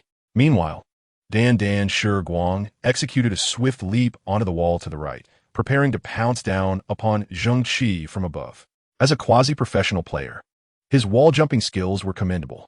However, just as he prepared to descend, he hesitated. Looking down, he found Zheng Qi staring directly at him, an enigmatic smile gracing his lips. In that moment, Dan Shiguang realized the peril he faced. At his level, players could not change direction mid-air. They could merely cancel their skill and fall. Should Zheng Qi possess superior technique, a well-timed shot could easily strike him while airborne, jeopardizing his health points. Moreover, if he leaped down, his teammates would be unable to assist him immediately. Despite his confidence in a one-on-one confrontation, the risk of being defeated by Zheng Qi loomed large. He was quite protective of his progress. Should Zheng Qi eliminate him, it would disrupt his leveling pace, leaving him perpetually behind. Though he believed he could withstand Zheng Qi, the what-if lingered in his mind. In a team setting, the pressure was palpable. Falling behind, even slightly, could lead to being left behind, especially with four capable players still in the fray. Thus, he hesitated, while Dan Shiguang remained indecisive in the air. Fa Wu Tian and Lung Yuqingming were engaged in fending off the cavalry's charge. At that moment, Wenbu, Jiao Xin, and Yu Zhaiyuan arrived to support them, simultaneously leaping onto the walls on either side. Zheng Qi was alone below, while they had three positioned above. Although Wenbu Jiao Xin had not yet fully recovered his stamina, and Dan Shiguang's uncertainty had shaken his confidence, Yu Zhaiyuan was undaunted. He had always been the most fearless among the team. Who can contend with us? He declared, leaping down with characteristic bravado. Seeing someone jump down, Wenbu Jiao Xian and Dan Shiguang followed suit. As professional players, they had no fear of amateur assaults, especially when outnumbering their opponent. This oversight made them oblivious to their coach, Lu Fengxing, who called out for them to slow down. Chapter 50. The Pursuit. As Yu Zai Yuan leaped down, he immediately caught sight of Zheng Qi turning to face him. Unfazed, he activated his Caesar card, which was still off cooldown. With a base stamina of 15 points, coupled with his own nearly 20 points, his stamina soared above 300. Even if he were struck by Zheng Qi, it would hardly matter. However, he preferred to avoid being hit altogether. When he observed Zheng Qi launching the ball into the air, preparing for a mid-air shot, he promptly canceled his jumping skill to accelerate his descent. Yet, Zheng Qi did not aim at him. The ball soared skyward as Zheng Qi leaped and executed a mid-air strike. The ball hurtled toward Wenbu Jiao Xian, who felt exasperated, questioning why he was the target of Zheng Qi's aggression. Zheng Qi's actions led both him and Yu Zai Yuan to the same conclusion. The kick was intended for Yu Zai Yuan, though their experience was limited. Being collectively deceived by Zheng Qi's maneuver underscored the deceptive nature of his actions. Wenbu Jiao Xian hastily canceled his jump skill, but was still struck in the chest by the ball, causing a significant drop in his stamina. Already at less than full health, this hit brought him perilously close to danger. Yet Zheng Qi did not pursue him further. Instead, he turned to charge at the recently landed Yu Zai Yuan. As Yu Zai Yuan sprang to his feet and saw Zheng Qi rushing toward him, he smirked coldly, ready to confront Zheng Qi. Though Zheng Qi had switched to the Pompey card and had exhausted his skills, the stamina boost from Pompey was still substantial. Nevertheless, Yu Zai Yuan felt confident. He still had 3 skills left on his Caesar card, providing him with a significant advantage in this encounter. As Zheng Qi closed in on him, Yu Zai Yuan gestured to utilize Gallant Charge to deliver a striking blow. Though Gallant Charge was similar to the cavalry's charge, its impact was not as formidable. With Zheng Qi unable to deploy skills, Yu Zai Yuan anticipated that Gallant Charge would apply immense pressure. However, just as he prepared to activate his skill, a sudden tremor coursed through him, rendering his skill unusable. The coach's singular offensive skill, Intimidation. This technique is seldom mastered by coaches, as using it indiscriminately on opponents simply lowers their attributes, having minimal impact in team battles. However, if executed with precision, it could effectively disrupt an opponent's skill activation, yielding significant results. While confronting the hidden VD brothers, Manager Meng had employed intimidation to consistently interrupt their skills, facilitating Zheng Qi's victory. The same principle applied here. Despite Yu Zai Yuan being a professional player, far more agile than the game's mechanical foes, his intent was too apparent. Once Manager Meng discerned his plan, it was swiftly interrupted. The repercussions of failing to execute a skill were severe. Stunned for at least 2 seconds, this provided Zheng Qi, an adept player, ample opportunity for 2 exceptional offensive maneuvers. A mid-air strike sent the ball crashing into Yu Zai Yuan's face, and, as the ball rebounded, Zheng Qi followed up with another aerial shot. The damage from this combination was immense. The first hit reduced Yu Zai Yuan's stamina by 80 points, while the second inflicted a staggering 160 points. As the 2 forces collided, Fish leaping in the abyss found himself stripped of over half of his stamina, helplessly watching his energy dwindle. Despite his courage, he felt a pang of despair. Fortunately, the moment of rigidity had ended, allowing him to swiftly roll away and consume a healing potion. While Fish leaping evaded his pursuers, the others, including Wenbu Jiao Xian, desperately attempted to restore their stamina from distance.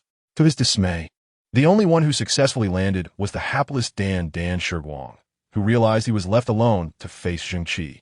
Although Zheng Qi was also just one individual and lacked skills, he had the advantage of a coach ready to support his every move, enabling him to unleash his full potential. Thus, upon seeing Zheng Qi charging towards him, Dan Shiguang turned and fled. "Why are you running?" Wu Sun, who had barely survived the cavalry charge, felt exasperated. If Dan Shiguang could have delayed Zheng Qi, he and Lung Yuqingning would have been able to provide assistance. Lu Fengxing could have joined as well, but with Dan Shiguang's retreat, Zheng Qi now had the opportunity to escape. More importantly, at that moment, a system message appeared before everyone's eyes. Player Rin Ping Sheng in the twilight of life. The mad blade of chaos, accompanied by the gentle breeze, silent shadow, the base of Songjiang, has achieved their first kill of the wild Brutus, earning 1 attribute point as a reward. During this brief pause, the Mad Blade of Chaos, Silent Shadow, and the base of Songjiang had successfully slain the nearly depleted Brutus, gaining ample experience and rewards. With fewer distractions, was there any need to confront Wu Sun head-on? Zheng Qi unhesitatingly declared the next strategy. Everyone, let us scatter. Zheng Qi shouted, and without a moment's hesitation, Su Jing and Lu Li turned and sprinted in opposite directions. The Mad Blade of Chaos, seemingly eager to engage, recognized the wisdom in fleeing once he saw Su Jing and Lu Li had already run off, rather than facing 5 opponents alone. Zheng Qi leapt over a wall and dashed away. Split up and pursue. You and I will follow. Wu Wun Siternli instructed Wen Budiaokin. As they both chased after Zheng Qi's direction, the remaining trio followed suit, one pairing off against another. Rin Ping Sheng appeared formidable, and 2 could easily handle him. The remaining 3 could manage in one-on-one confrontations. Moreover, dozens of guild players summoned by Wu Sun were already reinforcing their positions, ready to take down as many foes as possible. The experience they gained from the wilderness was sufficient to compensate for any losses incurred, and even a minor delay to the enemy's progress was advantageous. After everyone had vanished, only 2 coaches remained, exchanging glances in bewilderment. Coaches possess privileges both in the wild and in dungeons. Players cannot harm them, nor can monsters attack them. However, they cannot engage each other either. That intimidation tactic worked quite well, Lu Fengxing remarked, breaking the silence. Not bad, just a stroke of luck, Meng Guanjia chuckled in response. With your level of skill, being an ordinary player is a waste. Would you be interested in joining a professional club as a coach? We have plenty of positions available. Lu Fengxing extended an invitation, recognizing that while there could only be one head coach in a professional club, overseeing the main team, many ordinary coaches are needed to strategize in real life and assist in guild activities, making such roles crucial for any club. Meng Guanjia's earlier display of skill had even astonished Lu Fengxing, a coach from the south. Such talent is certainly worth cultivating. Meng Guanjia smiled slightly sorry. But I'm not interested. I'll be heading back to the city. Wandering around alone, isn't appealing. I'm not referring to an ordinary guild coach. I mean a coaching position in the club with substantial remuneration. Lu Fengxing exclaimed, thinking Meng Guanjia had misunderstood him. I'd rather take Chun Feng's position. Meng Guanjia did not respond, leaving Lu Fengxing dumbfounded as he watched him depart, unable to believe that someone could be indifferent to a professional coaching role in a club. Meanwhile, as Zheng Qi scaled the walls to escape, he monitored the conversations in the team channel. I'm heading back to the city, Su Jing said. Don't rush out from the rest point. Everyone is fleeing. Who dares ambush me? Have you all been eliminated? Su Jing inquired. Not yet. We're just escaping. The enemy is too strong, Meng Guanjia replied, aware that others might not have the time to type. No way. With our strength, even 4 against 5, we should prevail, Su Jing expressed disbelief. 5 semi-professional players, plus an experienced coach, surrounded by over 30 pursuing us, Meng Guanjia clarified. Su Jing fell silent, taking a while to respond, clearly shaken by the situation. Why are there so many semi-professional players after us? Su Jing questioned. Perhaps they envy my looks, the Mad Blade of Chaos quipped. Can you still joke while being chased? Su Jing asked. The Mad Blade of Chaos fell silent, seemingly unable to contain his earlier remark. At that moment, Su Jing's avatar suddenly dimmed, only to brighten again after a few seconds. Sorry, I was defeated, Su Jing announced. Me too, Lu Li echoed, experiencing the same fate. They're still chasing me. It's terrifying, the Mad Blade of Chaos exclaimed. You all rest. I'll handle the next steps, Zheng Qi interjected. Chapter 51. The counterattack. As Zheng Qi uttered these words, he had already lost Wu Sun and Wenbu Jiao Xian. The intricate pathways of Pompeii City, resembling a dense fishing net, made it easy for Zheng Qi to evade capture. A few leaps, and he had successfully eluded their sight. Even experienced professional players might misjudge his likely escape route. In this manner, after several runs and wall climbs, Zheng Qi had successfully evaded his pursuers. In contrast, Su Jing and Lu Li found themselves at a disadvantage. Though they could scale walls, they struggled against the semi-professional players pursuing them, whose superior skills and agility allowed them to be caught despite their efforts. Su Jing fared better when she was caught by Lung Yuqing Ning, She was merely defeated and sent back to the city. Lu Li, however, faced a harsher fate at the hands of Dan Shuang, who had previously suffered a significant loss, and he relentlessly punished her, stopping just short of cruelty. "You must avenge me, Zheng Qi," Lu Li cried, tears streaming as she lamented the injustice in the team channel. "What kind of professional players are so ruthless towards girls? It's utterly inhumane," Su Jing added, expressing her indignation. However, the chaotic blade of the era has yet to fall victim to his pursuers, which perplexes many. While his skills are commendable, they believe he is not yet capable of contending with semi-professional players. It is noteworthy that although the chaotic blade frequently cries out in the channel about his impending doom, he has never actually succumbed. Presently, he is indeed feeling a mix of frustration and delight. Like a flea, he hops about. Yet the relentless fish leaping over the Dragon Gate has not been shaken off, and he is constantly hindered by others, ensnaring him. Whenever he manages to escape fish leaping over the Dragon Gate, he is quickly discovered again. Zheng Qi, however, remains unconcerned. This experience of being hunted is quite beneficial for the chaotic blade. His pursuer is a semi-professional player, not exceptionally skilled, yet still a formidable presence among ordinary players. Coupled with the relentless pursuit from others, the challenges he faces are indeed quite severe. Nevertheless, the chaotic blade possesses advantages as well. Being the one fleeing allows him to level the playing field somewhat against his pursuer's superior numbers and strength. Enduring in such circumstances will provide him with invaluable training. As for Zheng Qi, escaping is a trivial matter for him. He is adept at maneuvering and possesses a natural instinct for sensing danger. Returning to a safe point is a straightforward task. Yet, he does not wish to retreat just yet. Zheng Qi is not known for his patience. Previously, when besieged, he retaliated fiercely, dispatching numerous foes and leaving them in disarray. While he refrained from pursuing them further, it was simply because he deemed them no longer a threat and was unaware of their identities. However, now that 3 of his teammates have fallen, he cannot let this slight go unavenged. Thus, while fleeing, he begins to list the names in the team chat. Have no restraint, unrefined heart. Fish leaping over the Dragon Gate, cold moon, clear condensation, lightly flowing time. "What are you doing?" asks slightly flowing wind, puzzled, noting the names of those who attacked us. "Lest I forget," Zheng Qi replies. "Excellent. I'll remember them all. Next time we see them, we'll strike."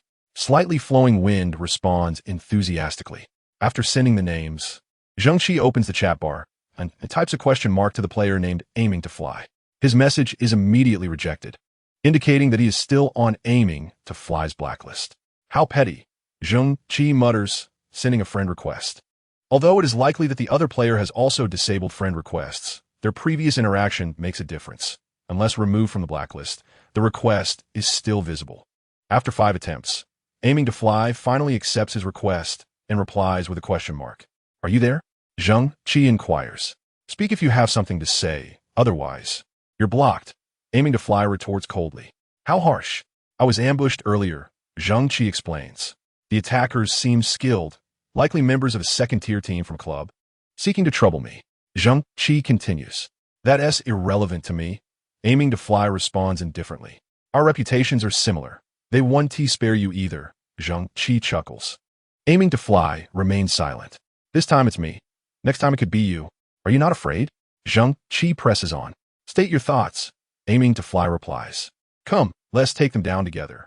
They have 5 members, and it's rather difficult for me to handle them alone," Zheng Qi states. "So?" Aiming to Fly inquires. "Can you perish from typing too much?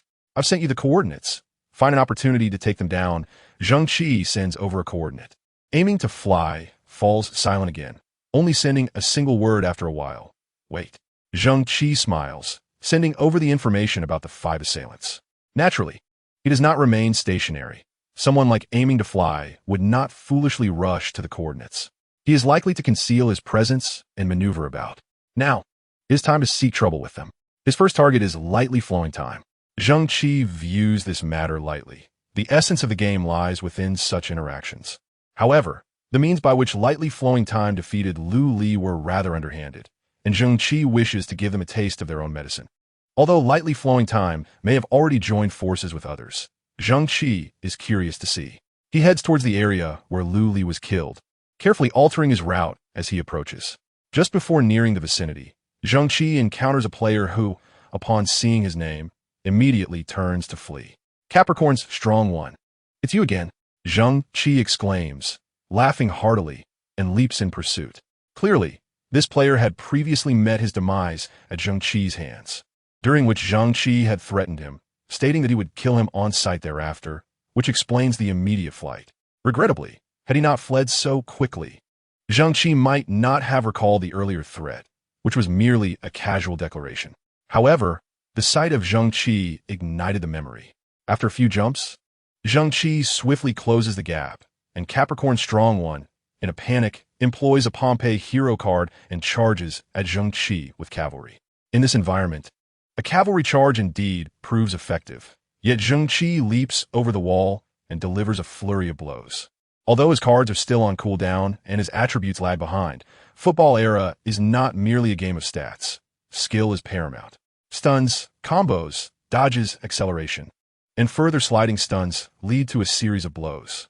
Within moments, Capricorn Strong One collapses, filled with resentment, sending Zheng Qi the coordinates of his killer before falling. Didn't he escape?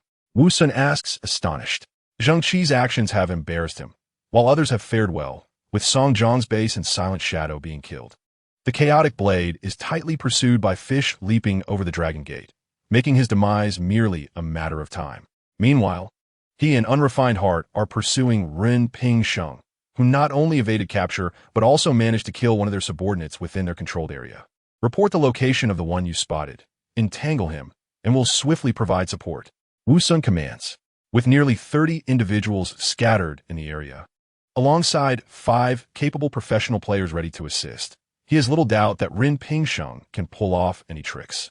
I'm on my way, lightly flowing time volunteers. Previously intimidated by Zheng Qi, he hesitated to engage immediately, feeling humiliated. Now, he seeks to prove that he is not a coward. Eliminate him. We should reach you shortly. Wu Sun replies. In regard to the calm passage of time, he harbored no apprehensions.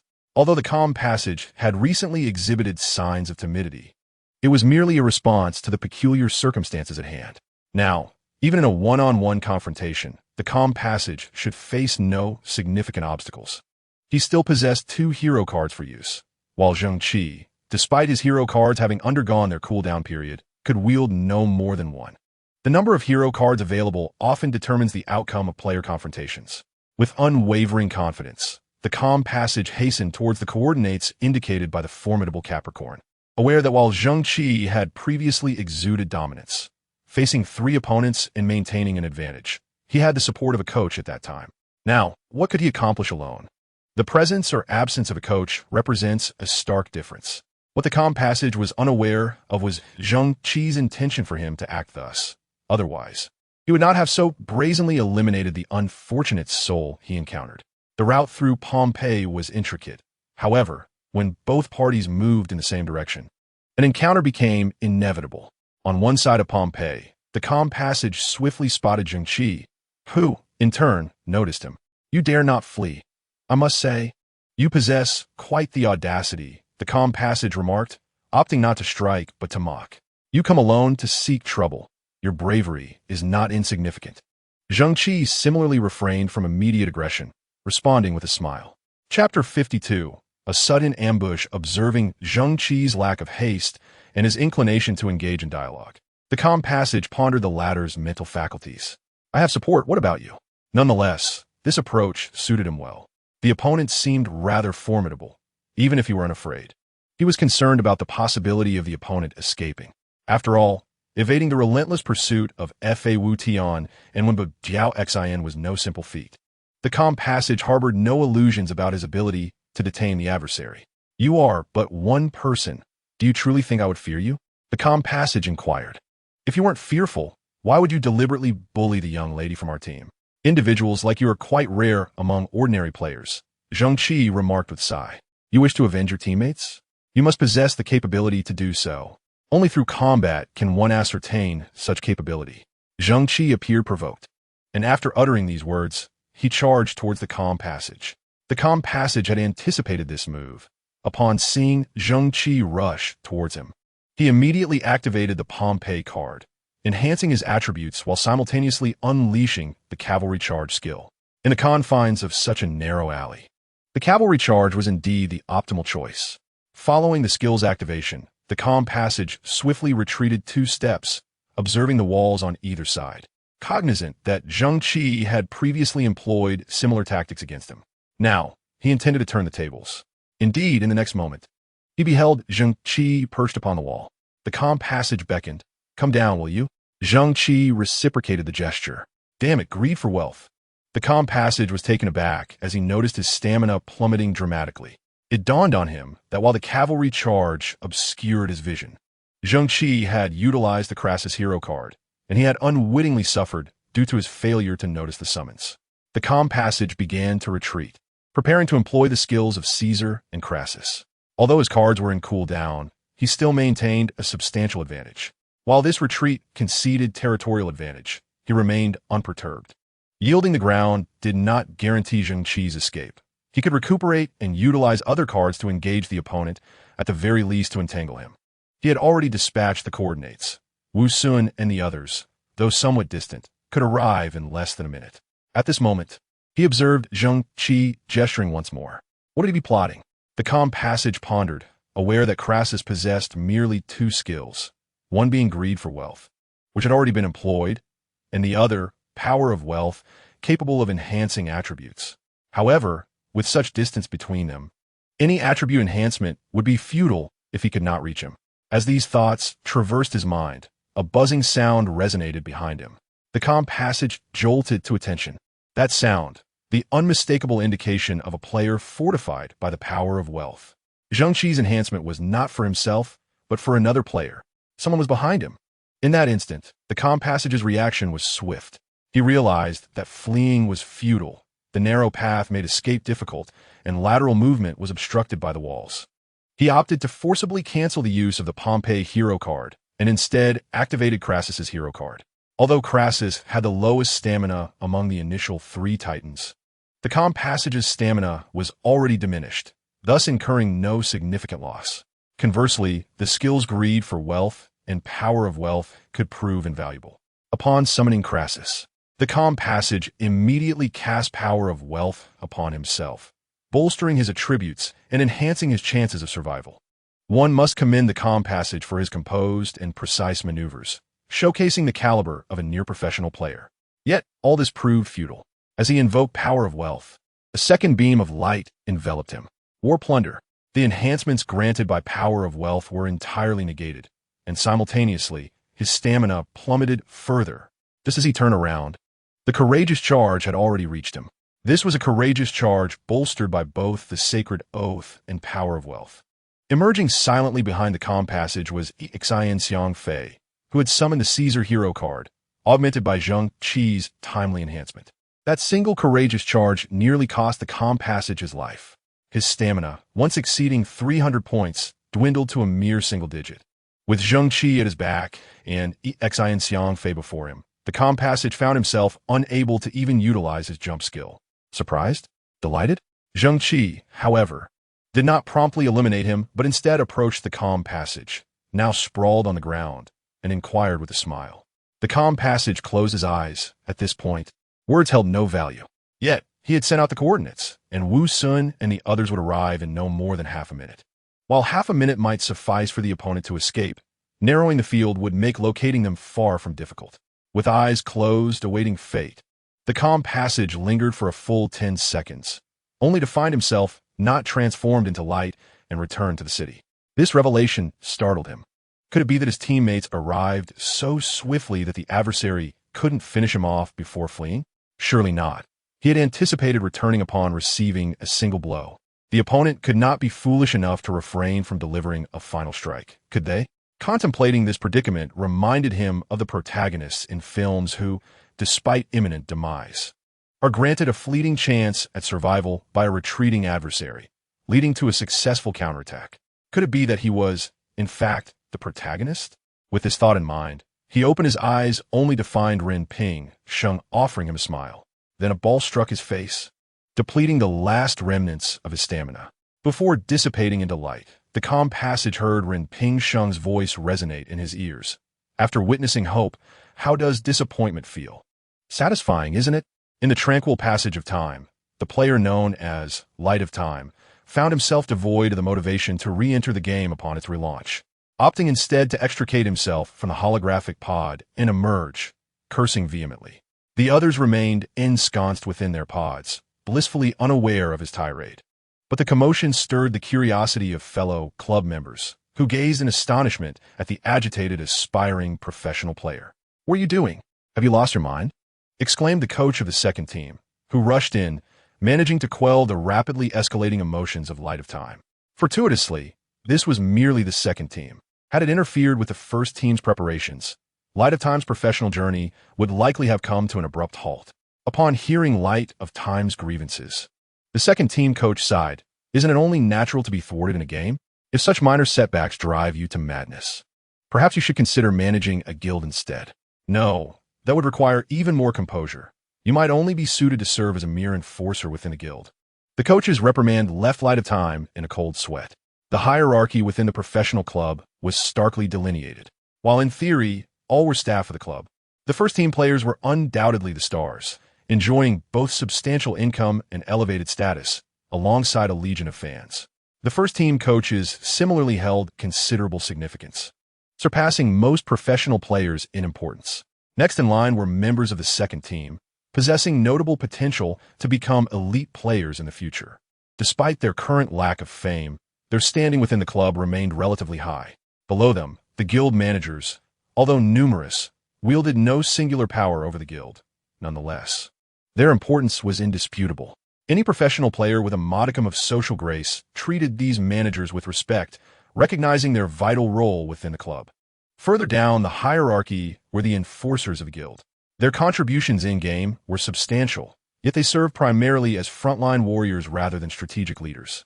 Indeed, many unsuccessful second team members found themselves relegated to the guild as full-time enforcers.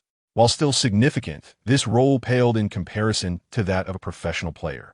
No second team member aspired to become such an enforcer, despite the fact that for many casual players, even attaining that status was a daunting challenge. For second team members, it was the least desirable outcome. Having been chastised by the coach, Light of Time returned silently to the holographic pod and logged back in. "What are you up to?" asked Wu Sun, curiously as he noticed Light of Time's reappearance. "I just went to the restroom," Light of Time fibbed. "We're preparing to support from the rest point." Wu Sun continued. "Did they escape?" Light of Time inquired. "Yes, by the time we arrived, 2 of them had already fled. Even one heart. One dream got mixed up in it." "Perfect. Let us take them all down in one fell swoop. We'll strike them all at once," Wu Sun said with a smirk. "Count me in. They ambushed me, and I can't let that go," Light of Time asserted, preparing to leave the rest point with a fierce determination. "Indeed, we were caught off guard by one heart, one dream's involvement. As long as we remain cautious, even if we face 2 attackers, we won't be easily defeated. Let's keep our distance. Once we spot them, we signal immediately. Today, we must eliminate them at least 5 times. Otherwise, we'll never shake them off," Wu Sun concluded. "What if they don't return after being killed?" asked Wenbu Jiao Xin. "Then that's even better. With no monsters to farm, we can simply leave them behind. We'll assign someone to watch the rest point. As soon as they emerge, we'll ambush them," replied Fish, leaping into the abyss. "That works perfectly." Light of Time felt his spirits lift. However, just 2 minutes later, his mood soured once again. The distance from the rest point to the vicinity of the Sun God Temple was considerable. Football era featured expansive maps. For instance, the entire area of Pompeii in the real world barely encompassed 2 square kilometers, while the game's Sun God Temple and its surrounding landscape spanned hundreds of square kilometers. Such vastness was essential to accommodate the multitude of players. As Light of Time journeyed from the rest point toward the Sun God Temple, he remained vigilant, but did not overly concern himself. According to reports from others, Ren Pingsheng and One Heart, One Dream were still hiding within Pompeii, evading their teammates' pursuit. Meanwhile, Ren Pingsheng's allies had returned to the city, leaving only Chaotic Blade, still dodging Fish leaping into the abyss's relentless chase. It was somewhat surprising that he had managed to remain elusive for so long, albeit without evading Fish leaping into the abyss's tracking. As for Drifting with the Breeze, Silent Shadow, Drenched in Jade, and Base of Songjiang, along with their coach, aging weakly, they remained at the rest point, showing no intent to venture out. Thus, while Light of Time was aware of his surroundings, he did not feel compelled to be on high alert. For a player of his caliber, even without specific precautions, ordinary players would find it exceedingly difficult to ambush him. Even if a typical player suddenly attacked him, his reflexes would suffice to evade the most lethal blows and launch a fierce counterattack. This exemplified the prowess and confidence of a professional player. As he turned into a side alley, a location notorious for ambushes, Light of Time maintained his vigilance. It was precisely this diligence that allowed him to sense something amiss when an assailant launched an attack from above, enabling him to execute a graceful roll and evade the strike. He refrained from using his hero cards, despite having 3 available. The cooldown for all cards resets when a player dies and respawns. Light of Time deemed it unnecessary, reasoning that anyone bold enough to ambush a lone player in such a manner would not possess significant skill. Merely some ill-mannered players would resort to such tactics. At this level, even if they managed to eliminate their target, the benefits were minimal. Perhaps a few crafting materials or coins would drop. Low-level upgrade materials were easily acquired, and coins held little value in the game. What kind of person would ambush strangers for such trifles, if not a morally bankrupt individual? Such players existed in every district, yet they rarely amounted to anything substantial. Although their skills might be decent, they seldom excelled, often meeting grim fates when confronted by larger guilds. Thus, Light of Time believed he could easily defeat any assailant without resorting to his hero cards. However, given that the initial attack had come from above, it was reasonable to suspect that there might be more than one attacker lurking nearby. Sure enough, as he rolled forward, another player sprang from the shadows, launching a powerful charging attack with a Pompeii skill. Light of Time scoffed internally at the audacity of the attack, swiftly rising to his feet. In response to the imminent cavalry charge, he leaped toward the wall. The ability to leap against walls was a rare skill, and the assailant who had struck from above now landed on the ground, presenting no obstacle to his ascent. Having evaded the assault, it was time to retaliate. However, in his eagerness, Light of Time overlooked a critical detail. What if there were more foes waiting on the wall? In truth, it was not that he overlooked the issue. During his ascent, he had observed the wall's summit, finding it devoid of any presence. Yet, just as he was about to reach the top, a player adorned with a heart atop their head appeared before him, executing a mid-air volley. The ability to perform such a complex aerial maneuver at the wall's pinnacle surely indicated that this individual was no ordinary player, leaving Dan Time in astonishment. Although he could easily replicate the feat, he was a semi-professional player, and among ordinary players, scarcely 1 in 10 could scale walls, let alone execute consecutive skills at the top. In his astonishment, Dan Time instinctively made a regrettable decision. He swiftly canceled his jump skill, plummeting to the ground like a stone.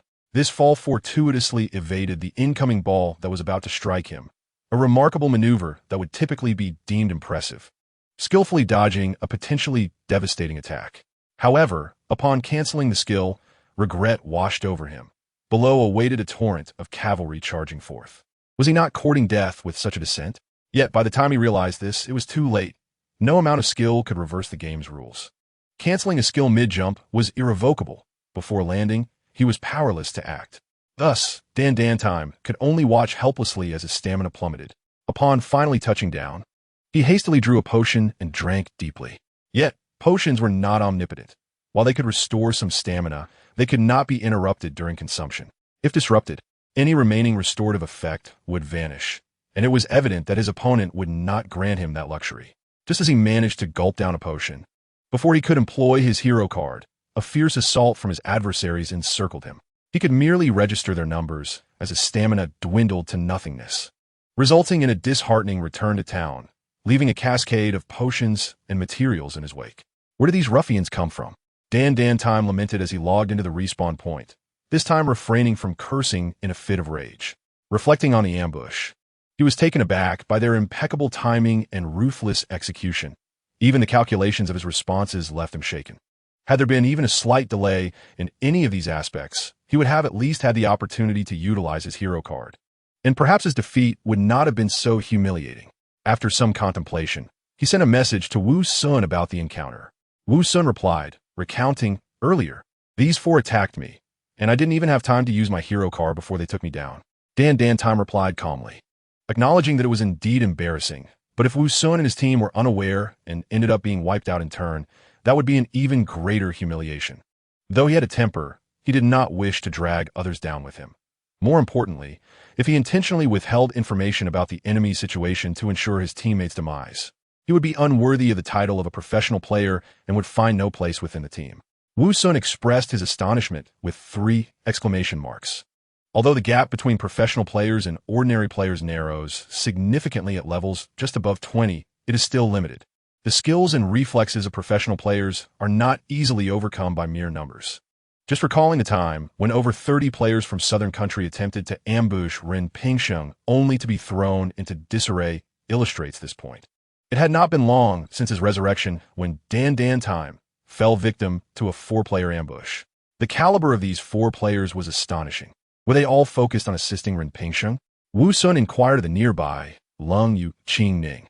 Indeed, otherwise Dan Time wouldn't have fallen so swiftly, she replied. Then that explains it. Those 4 must be his allies, Wu Sun deduced. Understanding dawned upon Dan Time. How much experience did I lose? Van Budian o Kinaskit. About half a level, Dan Time confessed, feeling a pang of shame. Catching up is not difficult. It's merely half a level. Just invest a bit more time. Let us continue onward. We are now targeting 7 individuals, Wu Sun commanded. He was increasingly determined to eliminate the opposition. With 3 members of Ren Pingsheng's team already incapacitated, if they could wipe out the team of the Xi and Xiang Fei as well, their chances of hindering their record would significantly increase. It would be ideal if they came to us, Wu Sun mused, after deciding to ambush Ren Pingsheng and Xi and Xiang Fei's teams. His greatest concern was not about winning, but rather about locating the enemy. Though such teams typically hold a decisive advantage over ordinary players, they would appear vulnerable against a squad of 5 semi-professional players. After all, the southern countryside would not want others to know they were targeting these 2 newcomers. Wu Sun was unable to mobilize more individuals to track down Ren Pingsheng and Xi and Xiang Fei's whereabouts, relying solely on his 5 members and the few dozen tasked with dirty work. In such circumstances, finding the enemy proved increasingly challenging. Now, however, they had found one, and the other had conveniently come to them. Eliminate them. Dan Time had yet to arrive, while Yu Zai Yuan pursued the chaotic blade of the era. As long as the 3 of them remained united, the opposition would have no chance to strike individually. We 3 will act collectively. Upon receiving news, we must head over. Regardless of the circumstances, we must first eliminate Ren Pingsheng and Xi and Xiang Fei. If these 2 are killed, the following matters will become much simpler. We will guard the respawn point, attacking them as soon as they emerge. Wu Sun's words garnered agreement from Lung Yu Qing Ning and Wenbu Jiao Xian. The 3 semi-professional players together would stand firm. Even if they encountered the entirety of the opposing team, they would not falter. No matter how exceptional Ren Pingsheng and Xi and Xiang Fei were, could they truly compete with 3 semi-professional players? What a farce. Chapter 54. Confidence. The timing of your maneuvers is quite commendable. It seems you've learned much while being by my side, Zheng Qi remarked, leaping gracefully through the streets alongside Xi and Xiang Fei. Do you even have any shame? Yiking Yang, feed it or it. Don't be so heartless. You weren't this cold before. Zheng Qi laughed. Do you know me so well? Xi and Xiang Fei countered. Oh look, people ahead. Let's go, let's take them down. Zheng Qi exclaimed, his joy evident as he dashed forward. Silently, Xi and Xiang Fei trailed behind him. Upon spotting them, the 3 players attempted to flee. Yet Zheng Qi and Xi and Xiang Fei swiftly closed the distance. Zheng Qi executed a slide tackle, immobilizing 1 player, while Xi and Xiang Fei, wielding the Caesar hero card, followed closely, launching a valiant charge followed by an aerial volley. With a few well-timed strikes, the opponent's stamina was depleted, forcing them to retreat in frustration. This brief respite gave the remaining 2 players the realization that escape was futile. They simultaneously activated their hero cards to bolster their abilities. However, in the face of the combination of skills and standard attacks, they were far from a match for Zheng Qi and Xi and Xiang Fei, quickly succumbing to their pressure and struggling to hold on. Just a bit longer, reinforcements will arrive soon. In their minds, only one thought prevailed at that moment. However, it was evident that Zheng Qi and Xi and Xiang Fei, intent on soaring to new heights, would not afford them such an opportunity. Under the relentless assault of Zheng Qi and Xian Fei, their endurance waned after merely half a minute, prompting them to retreat to the city. Zheng Qi swiftly gathered the potions and materials that had fallen to the ground, and together with the Xian Fei, they fled with great haste. By the time the others arrived half a minute later, there was no trace of them left. These fellows were indeed quick in their actions, but their area of operation was limited to that vicinity. Wu Sun gritted his teeth, feeling no urgency about this matter. Those tasked with the dirty work were essentially cannon fodder, although their depletion rate was somewhat rapid. As long as it led them to Ren Pingsheng and Xian Fei, the subsequent actions would be straightforward. The other expendables resumed their search, undeterred in spirit, for they were accustomed to this role. Their sacrifices aimed to provide the club's secondary players with opportunities to seize more records and enhance their strength, which would greatly benefit the club. Thus, their morale remained high, for they firmly believed that their sacrifices were worthwhile. At this juncture, however, Zheng Qi and Xian Fei seemed oblivious to this predicament. How have you been lately? Didn't you become a professional player? Which club are you with now? Zheng Qi inquired as they sprinted. Why are you so chatty? Xian Fei replied with a hint of frustration. I've always been talkative. Zheng Qi laughed. You know that well. I never noticed before. Xian Fei replied. That was back when the Queen and the Sea were doing all the talking. I didn't want to clash with their personas, Zheng Qi explained. Your persona remains intact. You still seem cool. Come on, tell me which club you're with. And remember to lend a helping hand to your little brother. You're so annoying. As Zheng Qi and Xian Fei engaged in lighthearted banter, Wu Sun grew increasingly agitated. Upon their arrival, another message reached him. Yet another trio had been annihilated not far from their location. Despite their swift approach, they still failed to catch up with Zheng Qi and his companion. Have you not yet dealt with that jumping brat? Wu Sun messaged Yu Ziyuan, a hint of irritation in his tone. That kid is too slippery, Yu Ziyuan replied helplessly. Then take your time chasing him. I need to redirect my people to your side, Wu Sun commanded. All right, I can keep him occupied, even though it might be a bit of a disadvantage. Yu Ziyuan responded. While Wu Sun strategized, Zheng Qi calculated, we've already eliminated nearly 10 of their members, haven't we? About that, Xian Fei succinctly replied. Then it's time to deal with those 3 individuals. Zheng Qi grinned mischievously. The 3 in charge? Xian Fei asked, momentarily taken aback. Of course. Dan Shiguang has been hit once by us and once by your comrades. He will certainly be cautious this time, moving at a reduced pace. But he won't be caught off guard again. Xian Fei nodded. His companions indeed excelled, but they were far from professional caliber. Otherwise, their team would have already gained notoriety.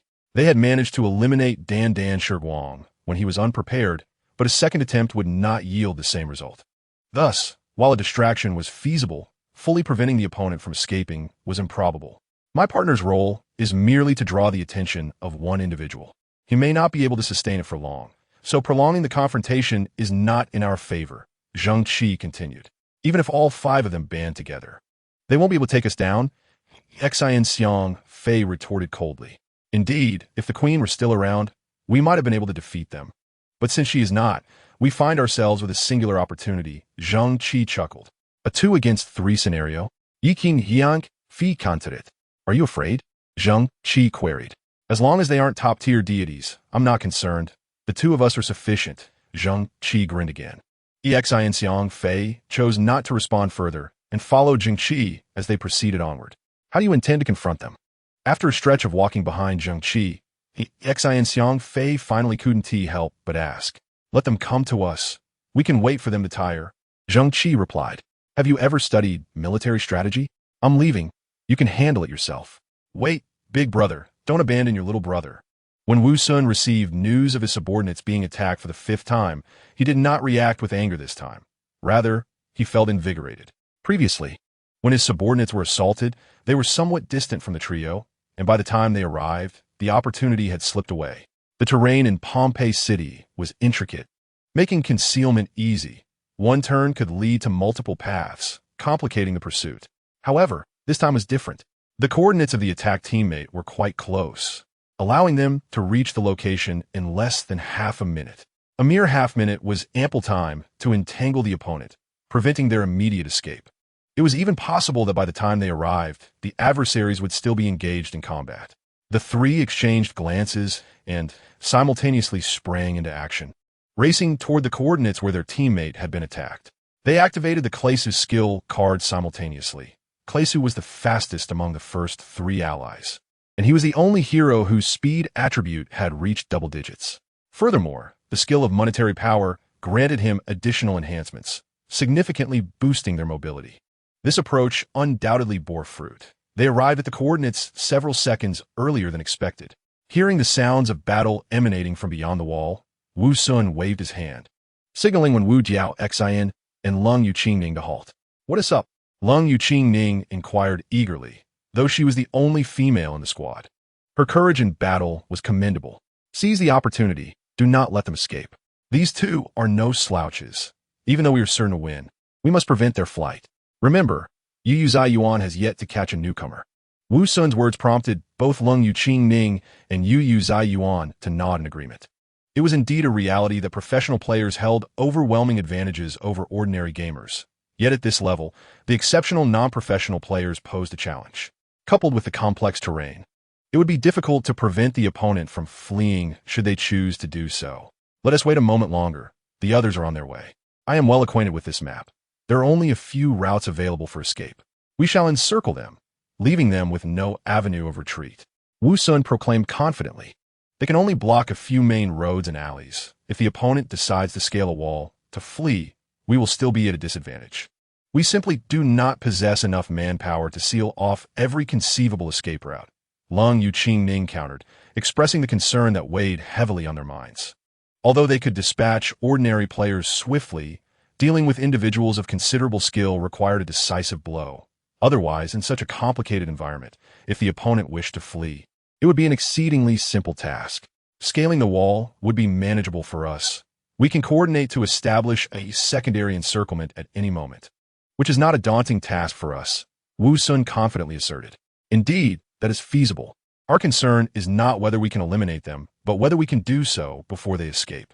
After contemplating for a moment, Fish Leaps into the Abyss declared indeed, as long as they cannot escape, eliminating them shall pose no challenge. Wu Sun raised his fist in affirmation. The aspiring professional players, nodding in agreement, seemed to overlook a critical detail. While establishing a preemptive encirclement could indeed prevent Ren Pingsheng and Yisun Xiangfei from fleeing, what if their adversaries were not inclined to escape? Or worse, what if they possessed the capability to vanquish them? The only ones capable of pursuing and tracking were these few aspiring professionals. Should Ren Pingsheng and Yisun Xiangfei manage to defeat them, the remaining players, no matter how numerous, would merely watch in helplessness as their opponents made their exit. And it would not be surprising if they faced utter annihilation at the hands of the duo. However, Wu Sun and his companions had never considered the possibility of losing to two non-professional players despite their numerical superiority. Anyone capable of overcoming them in a 2-on-3 scenario at this level must surely be a godly player from the professional circuit. With such thoughts, Wu Sun's confidence began to swell. Chapter 55, Severance. The three cannon fodder players under attack from Zheng Qi and Yisun Xiangfei were quite frustrated. Rather than fleeing, they struggled valiantly, hoping to buy time for their comrades to arrive in support. Yet, despite their prolonged resistance, they saw no sign of reinforcement, which only deepened their vexation as they succumbed to Zheng Qi and Yisun Xiangfei's onslaught. Wu Sun shared their frustration. At just over level 20, the maximum team size was 5 players with an additional coach allowed, restricting direct command in the team channel. Since establishing a guild was not permitted at this level, they could only exist in a scattered manner. Wu Sun had previously sent notifications to each squad leader, including the 3 under attack, but amidst the fierce battle, their adversaries had no time to check messages. After blocking several passages with his team, Wu Sun finally proceeded with Wen Buxiaoxin and Lung Yuqing. Fish Leaps into the Abyss continued to engage in a struggle with the Chaos Blade, while Dan Tiantime cautiously made his way towards their location from a distance, requiring utmost care and unable to arrive swiftly. Nevertheless, even with just the 3 of them, Wu Sun felt sufficient confidence. Although they were merely members of the South Country's second team, still a distance from the first team, their individual attributes were commendable, without notable traits. One could not be a substitute for a professional player. Lung Yuqingning was the only female player in the entire South Country second-line team. While the disparity between men and women in the professional league of the football era was nearly negligible, the male representation still held a significant advantage, nearly an 8-to-2 ratio, illustrating the challenges women faced in establishing themselves in the professional arena. The South Country Club was particularly stringent in this regard, likely due to their strict head coach. Chun Feng harbored no gender bias. However, his rigorous style and propensity to reprimand during training deterred many female players, resulting in a notably low female representation within the club. Lung Yuqingning's choice to persist in the South Country Club, reaching the second team just a step away from the first, attested to her tenacious character, even surpassing many males in resilience. While her operational skills were not exceptionally distinguished, she possessed a keen attention to detail, remarkable gap-seizing abilities, and a solid foundation. Wen Buxiaoxin had some flaws in character, occasionally impulsive or timid, much like many ordinary individuals. However, his technical prowess was comprehensive, and his control skills were outstanding. When supported by teammates, his abilities flourished. As for Wu Sun, he was the most promising among this batch of second team members, known for his meticulous thinking, exceptional calculation skills, and adeptness in exploiting openings. His formidable defensive capabilities set him in competition with Liu Shibois, the club's most favored newcomer, yet he still garnered considerable support. Testament to his excellence. Now, with the three of them united, could Ren Pingsheng and Yisin Xiangfei still hope to flee? The setting was intriguing. A crossroads surrounded by alleys to hide within. Yet at the junction of the four alleys lay a sizable open space, ample for their confrontation. In the recent skirmish, how many cards did you expend? Wu Sun inquired, a confident smile adorning his face as he addressed Zheng Qi and Yisin Xiangfei. You talk too much. Should we chat for 10 minutes instead? Zheng Qi retorted, taking a swig of a potion. Surely your hero cards have all been restored? Wu Sun continued with a smile. Indeed, so we can either engage quickly or wait a bit longer, Zheng Qi replied with a grin. Apologies, but we shan't initiate a hasty attack on you. Ping Sing. You are currently utilizing Pompey's card. Your skills have already been deployed. Yisin Xiangfei, you are using Caesar's card. Both Heroic Charge and Sacred Oath have been consumed, meaning these two hero cards will only provide you with attribute enhancements for a mere 2 minutes. Thus, engaging in conversation serves us better, Wu Sun calmly asserted. Truly shameless. Zheng Qi lamented. All for victory, Wu Sun replied with a smile. You do prattle on, Yisin Xiangfei, who had remained silent, finally sprang into action. His movement was poised and deliberate. Wu Sun's assessment was indeed accurate. Both Sacred Oath and Heroic Charge had previously been utilized by Yisin Xiangfei. Yet the effect of Sacred Oath had yet to dissipate. Sacred Oath, Caesar's ultimate ability, could instantaneously elevate a player's attribute points by 20% while providing area-wide benefits, allowing not only the user but also up to 2 teammates to gain enhancements. As Yisin Xiangfei charged forward, Wu Sun and his companions simultaneously activated a hero card. All 3 of their hero cards were available for use, thus widening their options considerably. Wu Sun chose Caesar, when Buxiaoxin opted for Pompey, and Lung Yuqingning selected Crassus. The synergy among the 3 allies granted them attribute enhancements, ensuring their stats would not pale in comparison to Zheng Qi and Yisin Xiangfei. It is noteworthy that Zheng Qi and Yisin Xiangfei possessed inherent advantages in attributes. Zheng Qi had amassed 37 additional reward points, elevating his attributes above those of ordinary players of the same level by approximately 25%, while Yisin Xiangfei, though slightly less, still boasted no fewer than 30 points. However, through the bond enhancements of their alliance, Wu Sun and his companions swiftly equalized the disparity in attributes. This exemplified the strategic acumen of professional players, who could employ various methods to compensate for shortcomings. Yet, even they could not have anticipated Yisin Xiangfei's unyielding ferocity. As Yisin Xiangfei surged forward, Wu Sun and his companions braced themselves, with Wen Buxiaoxin leading the charge while Wu Sun and Lung Yuqingning prepared to support. Wen Buxiaoxin was capable of entangling both opponents even while sustaining some damage, allowing Wu Sun and Lung Yuqingning to optimize their offensive output. Both Caesar and Crassus offered enhancement skills, augmenting Pompey's capabilities and enabling the foremost warrior of their alliance to perform exceptionally. However, Yisin Xiangfei, charging fiercely, did not confront Wen Buxiaoxin head-on. Upon nearing him, Yisun Xiangfei executed a graceful leap, soaring over Wen Buxiaoxin's head and landing amidst the three of them. This appears to be a self-destructive course of action, yet in the next moment, his approach became even more reckless. Upon landing, he immediately launched a fierce assault against Wu Sun and Lung Yuqingning. With a slide tackle and a collision, he ensnared both opponents single-handedly. Although devoid of weaponry, his determination to soar at this moment resembled that of a formidable general. Wu Sun and Exin Xiang Fei collided head-on. This was not a system skill, but rather a technique that top players must master, utilizing their own strength to create opportunities through impact. Lung Yuqingning sought to capitalize on this moment to bypass Exin Xiang Fei, but he swiftly maneuvered sideways, blocking her path.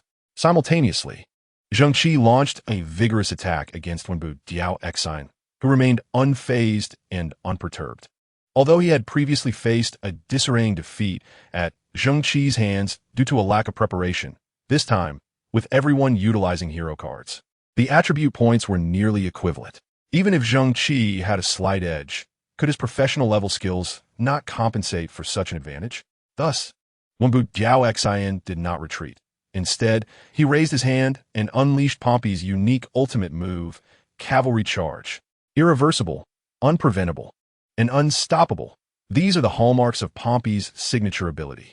Countless cavalrymen seemed to materialize from thin air, charging forward with an indomitable spirit. He was unconcerned about expending all his skills right from the outset, for Zheng Qi had already depleted his abilities and possessed one less card than he did. Maintaining his advantage, the timing of using his skill was impeccable, executed just as Zheng Qi was nearing him, making it challenging for Zheng Qi to evade. However, Zheng Qi's maneuvers and judgment proved to be more exceptional than anticipated. As Wenbu Diao Exine activated his ultimate, Zheng Qi swiftly rolled to the left front, narrowly escaping the oncoming cavalry charge. After evading, Zheng Qi leaped forward, closing the gap between himself and Wenbu Diao Exine. The latter, undaunted, observed Zheng Qi sliding towards him and promptly mirrored the action with a slide tackle of his own. Their slide tackles would meet, but Wenbu Diao Exine, albeit slightly slower, faced a system-enforced assessment that rendered his slide tackle effective. Just as they were about to collide, Zheng Qi canceled his slide tackle and leaped instead. Wenbu Diao Exine watched in disbelief as Zheng Qi seemingly vanished before him, sliding forward uncontrollably. Although he managed to forcibly cancel the skill before becoming immobilized, a feat far surpassing that of ordinary players, before he could pivot back, he was struck from behind by Zheng Qi's forceful charge. The rear impact sent him staggering forward a few steps. Theoretically, with comparable attributes, he should not have been moved by the opponent. However, with his back turned, he found himself at a disadvantage. After regaining his footing, Wenbu Diao Exine remained composed. For despite sustaining some damage, he had not truly lost anything. He merely needed to turn around to ensnare Zheng Qi effectively, awaiting Wu Sun and Lung Yuqingning to vanquish Exin Xiang Fei. Yet, in the next moment, Wenbu Diao Exine's expression shifted.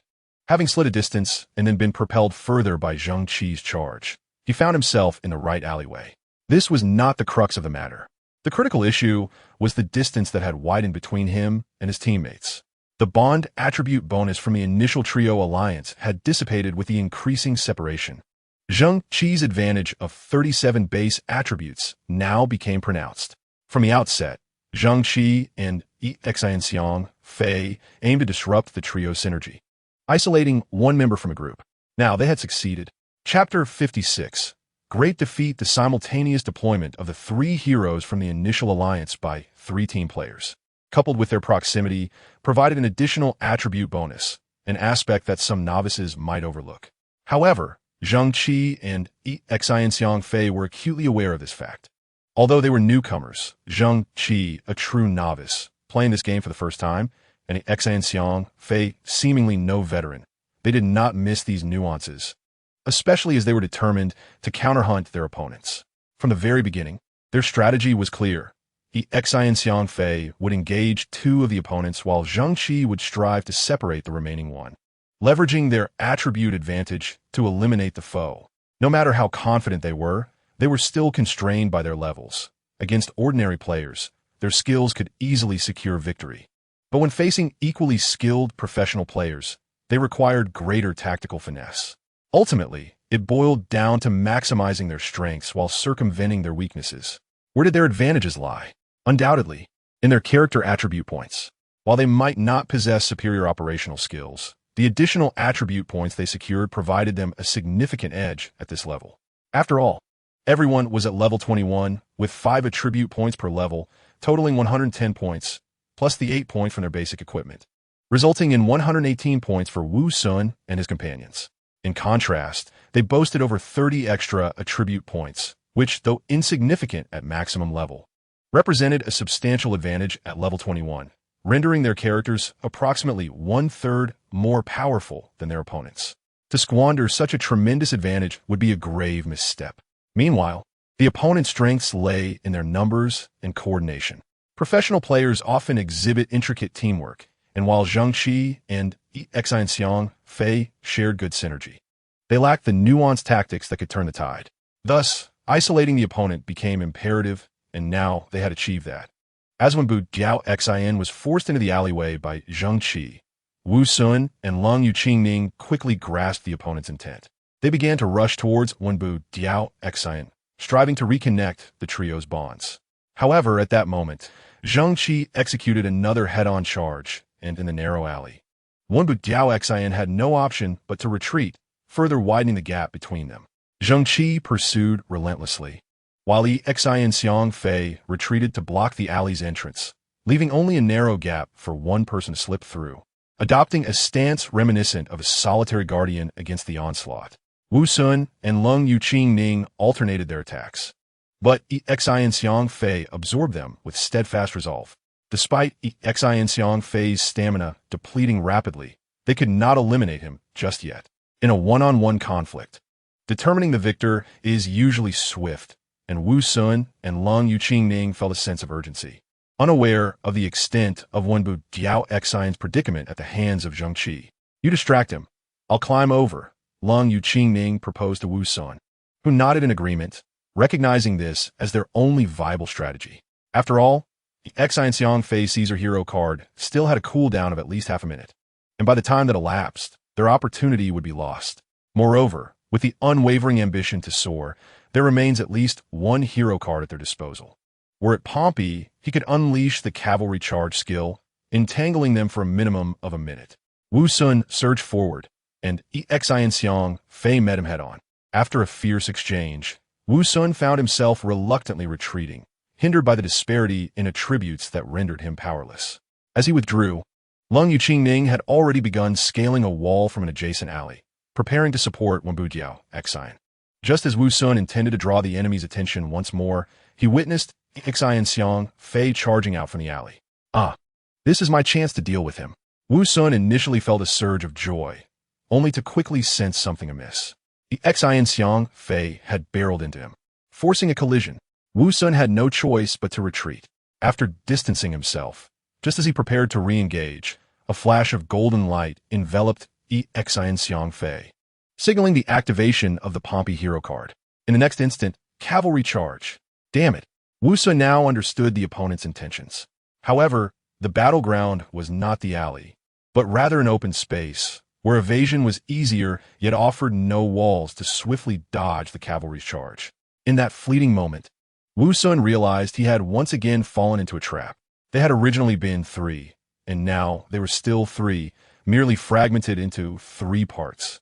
In such a setting, escaping the cavalry charge before its effect dissipated was impossible. Even if he could maneuver through other alleys, how much time would that consume? Caution! Wu Sun could only dodge the skill while sending a message to Lung Yuqingning, yet she did not respond. Witnessing this scene, Wu Sun's heart sank. The worst-case scenario had materialized. Lung Yuqingning must have fallen into a trap as well.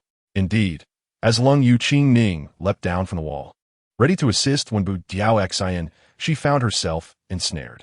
In front of her was Zheng Qi, and behind her was Xian Fei.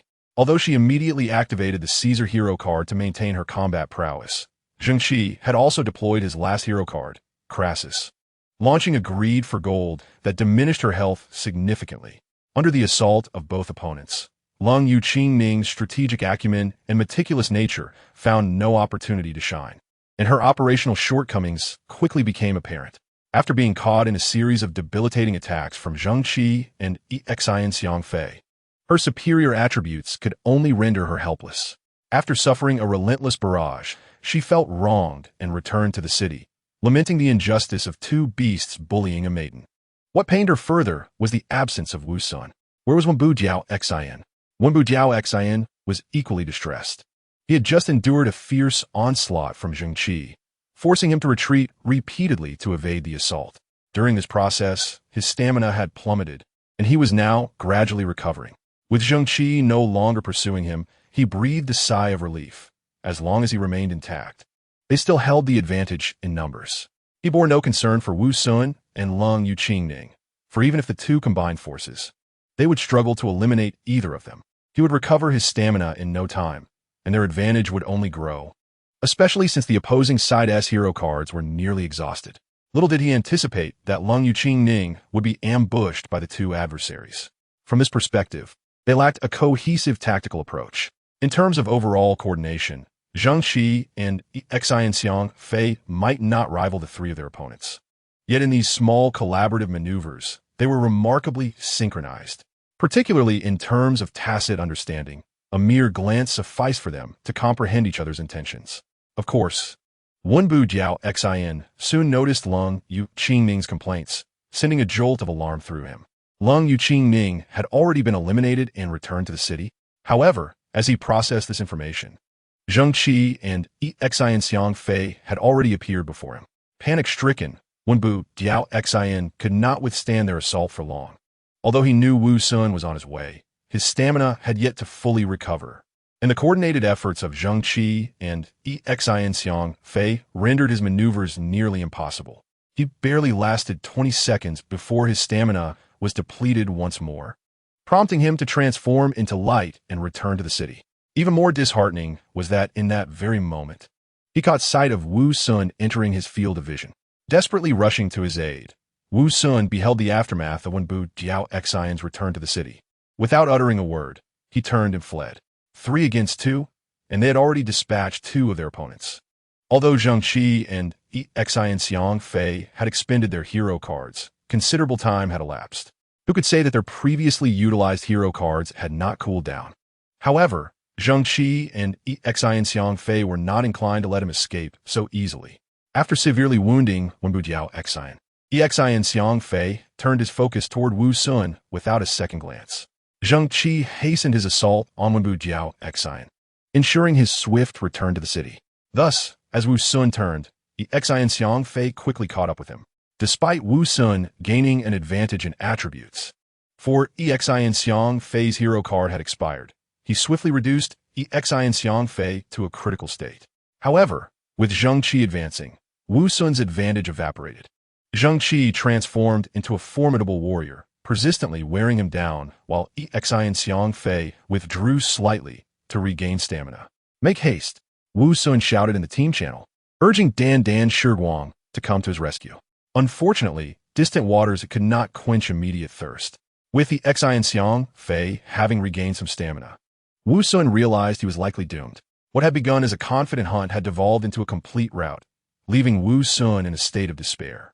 This emotional turmoil further impaired his performance, and as he fell, he felt as though he were nearing death itself. Blade, ensnare that fellow in return. We shall arrive in half a minute. Upon witnessing Wu Sun's fall, Zheng Qi immediately messaged the chaotic sword of the world.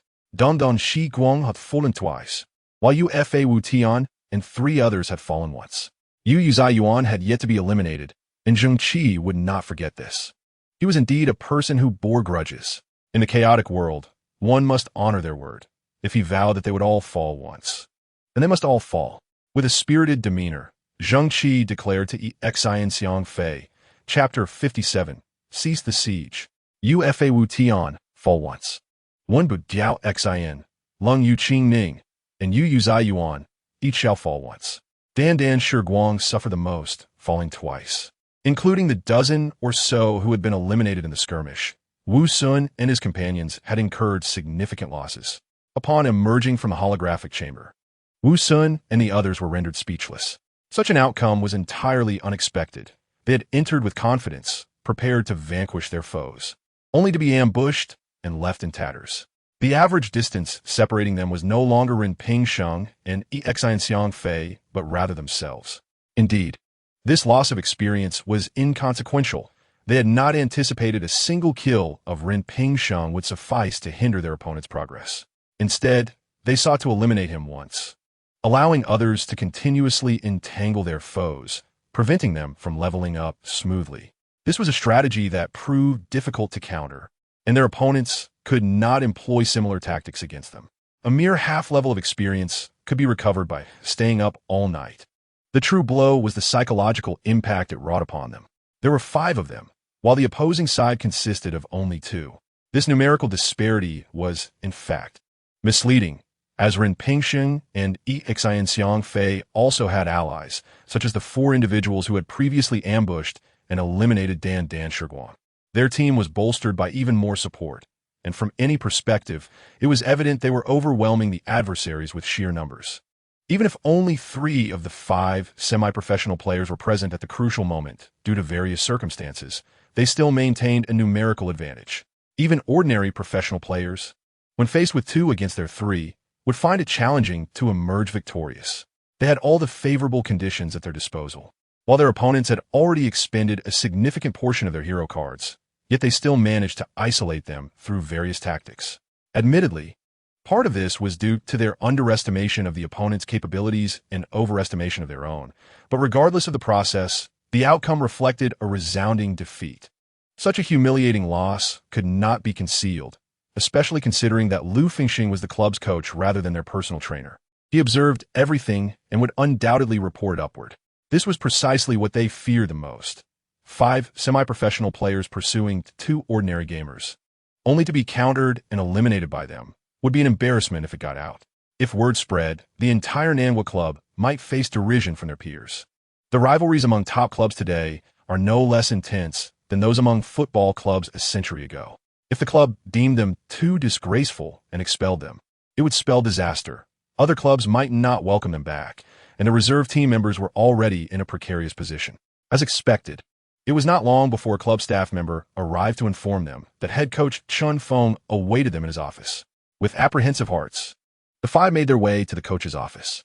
Yu Yuzai Yuan was the most composed among them. Although he had failed to eliminate the chaotic blade and was ultimately besieged by Ren Pingsheng and Xianxiang Fei, he had managed to demonstrate the caliber of a semi-professional player, resisting for a full minute and a half before being taken down, thus preserving a semblance of dignity.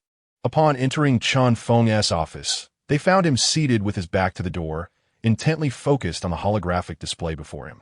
What played out on the screen was the live broadcast of their recent demise, a sight that would compel Wu Sun and the others to seek refuge in embarrassment.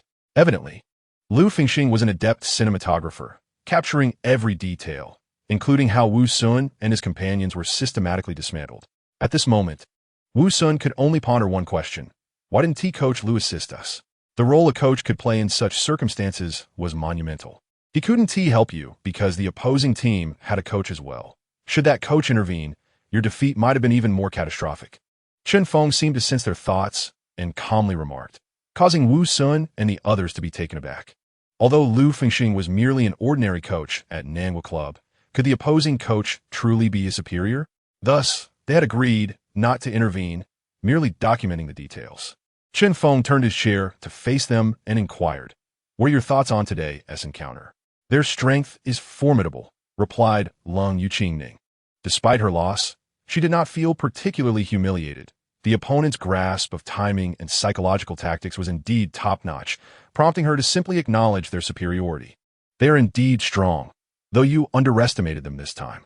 As he spoke, Chun Feng's hawk-like gaze swept over them, sending a shiver down their spines. However, he did not dwell on the matter, instead stating, "Cease all assaults against them. Over 30 individuals cannot impede their progress." Wu Sun and the others nodded silently. While they still felt a sense of dissatisfaction, the level exhibited by the 2 novice players was sufficient to equalize the experience gap between them. Should they wish to showcase their professional advantages, they would need to reach at least level 50. By then, what impact could they have even if they attempted to obstruct them? although there were alternative methods for interference, such as utilizing sheer numbers. The reality was that no matter how skilled one might be, being besieged by a multitude would hinder one's advancement. However, this was not something the 30-odd individuals at their disposal could accomplish. It would require mobilizing the core of Nangwa's guild in the new district. But was such an action warranted? It was not unprecedented for a major club's guild to target a couple of players. But such instances were typically directed at prodigious newcomers aiming to enhance their attributes in a new district, particularly during the early years of professional leagues when competition was fiercely intense and malicious rivalry was rampant. If a rival club identified a rookie they wished to nurture, they would employ every tactic to suppress their opponents. This approach significantly impacted the early era of China's football league, resulting in subpar international standing due to the internal strife that drained vital energy and caused the untimely demise of many promising talents, ultimately affecting the league's overall success and its global reputation. Such conflicts peaked in the 40th year following the establishment of professional leagues when a young prodigy, widely regarded as a future star, faced relentless assaults from rival clubs, suffering repeated failures in a new district over 3 years. Even the most resilient newcomer could not withstand such blows, leading to a catastrophic mental breakdown. In a fit of rage, his club announced its withdrawal from the professional league, provoking a tremendous societal reaction. This prompted thoughtful individuals to recognize that such a trajectory was unsustainable, leading to the establishment of industry self-regulation, ensuring the growth of newcomers within a framework of limited competition, rather than subjecting them to inhumane treatment during their development. Post this development, while newcomers would still face challenges, the concentrated assault by an entire club's guild on a single individual became a rarity. Each club would have its share of individuals assigned to apply pressure on newcomers. Yet such efforts would be low in intensity. Those newcomers who faltered under such low-level pressure might not achieve remarkable futures, while those who endured rigorous training might ultimately showcase their true potential. For instance, Meng Fifan and Chun Feng once faced similar adversities from rival clubs, yet they emerged triumphantly, contributing to a glorious chapter in Nangwa Club's history. Although Meng Fifan's personal circumstances prevented the club from reaching its pinnacle, it was not due to the failings of others.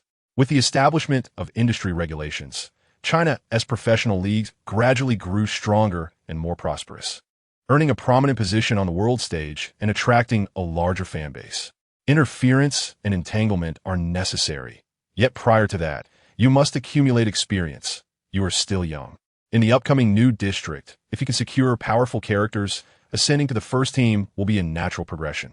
Today's defeat may very well transform into tomorrow's invaluable asset.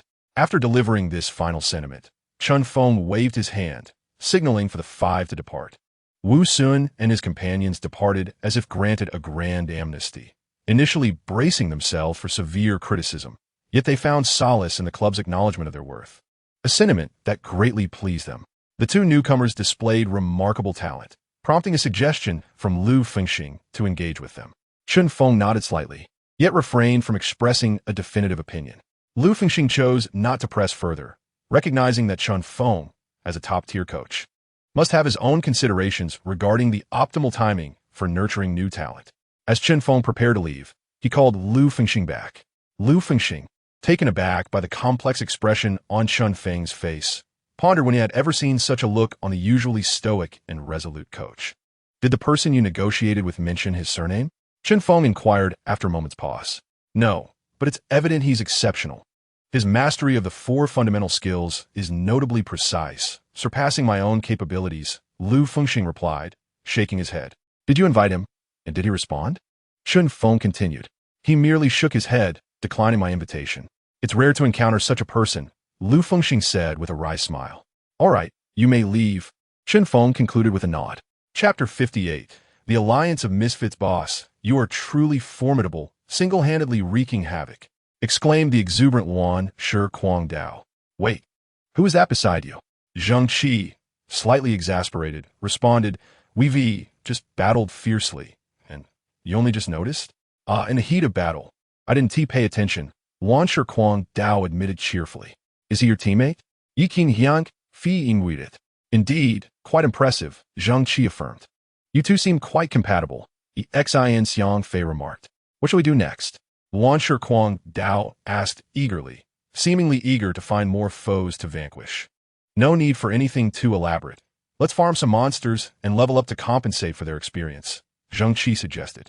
Would you like to join us? Luan Si Guang de Entusiasti Invai Sin Xiang Fei. Xin Xiang Fei shook his head. We already have enough. It doesn't matter now. The upcoming dungeon requires 10 players. Should we unite then? After all, we're familiar with each other. Zheng Qi called out to Xin Xiang Fei as he prepared to leave. Let us discuss it later, Xin Xiang Fei replied, shaking his head. Don't blacklist me next time. Zheng Qi shouted from a distance, but Xin Xiang Fei had already ventured far away. Why is he in such a hurry, boss? Does he owe you money? Luan Kwang Dao mused. Not exactly, but he seems to owe me something, Zheng Qi chuckled. What does he owe you? That's a secret. All right, call them over. Let us continue farming monsters. Zheng Qi waved his hand. Let us rush to level 22 and proceed to the next dungeon. Having grown weary of the Pompeii ruins, Luan Kwang Dao nodded in agreement, feeling similarly fatigued after lingering in the 20s without a chance to seize any records. Soon, Su Jing and others arrived, having suffered a loss of experience from a previous defeat. However, such losses were not particularly significant at this stage, and they would soon recover by farming more monsters. Upon reaching level 22, they would officially leave the novice area, allowing guilds to be established, which would provide players with additional attribute points, a crucial enhancement for many. Boss, should we also seek a guild to join? Luan Kwang Dao asked while battling monsters. Certainly. Otherwise we would face considerable disadvantages, Sui Qing Feng replied, aware of how much a solid guild could elevate a player's standing. However, that would require a substantial time commitment, adhering to schedules for group activities, dungeon runs, and outdoor battles, which limits our freedom, Su Jing contemplated. That is unavoidable. After all, guilds organized by clubs develop rapidly, offering greater convenience to players. Moreover, with more members, coordination becomes more efficient. The top clubs have established excellent regulations for guild construction. Far surpassing ordinary guilds, Luli concord. What kind of guild should we aim to join? Luan Kwang Dao inquired, given our current notoriety. I imagine many guilds would be eager for us. Indeed, it's quite normal. WeVE appeared on television several times, Sui Qing Feng noted. Several top clubs boast impressive guilds, the soaring waves of Changfeng, heavenly rivers sweeping the world, and stormy city of Nangua. These are the 3 major guilds in the game, each possessing certain advantages over others. Without hesitation, Sui Qing Feng named several guilds. The heroic pavilion of Xiongfeng, Jinlin Hall of Tianlong, and Veiled Sky of Shanhua are also formidable. Luli was well acquainted with these guilds.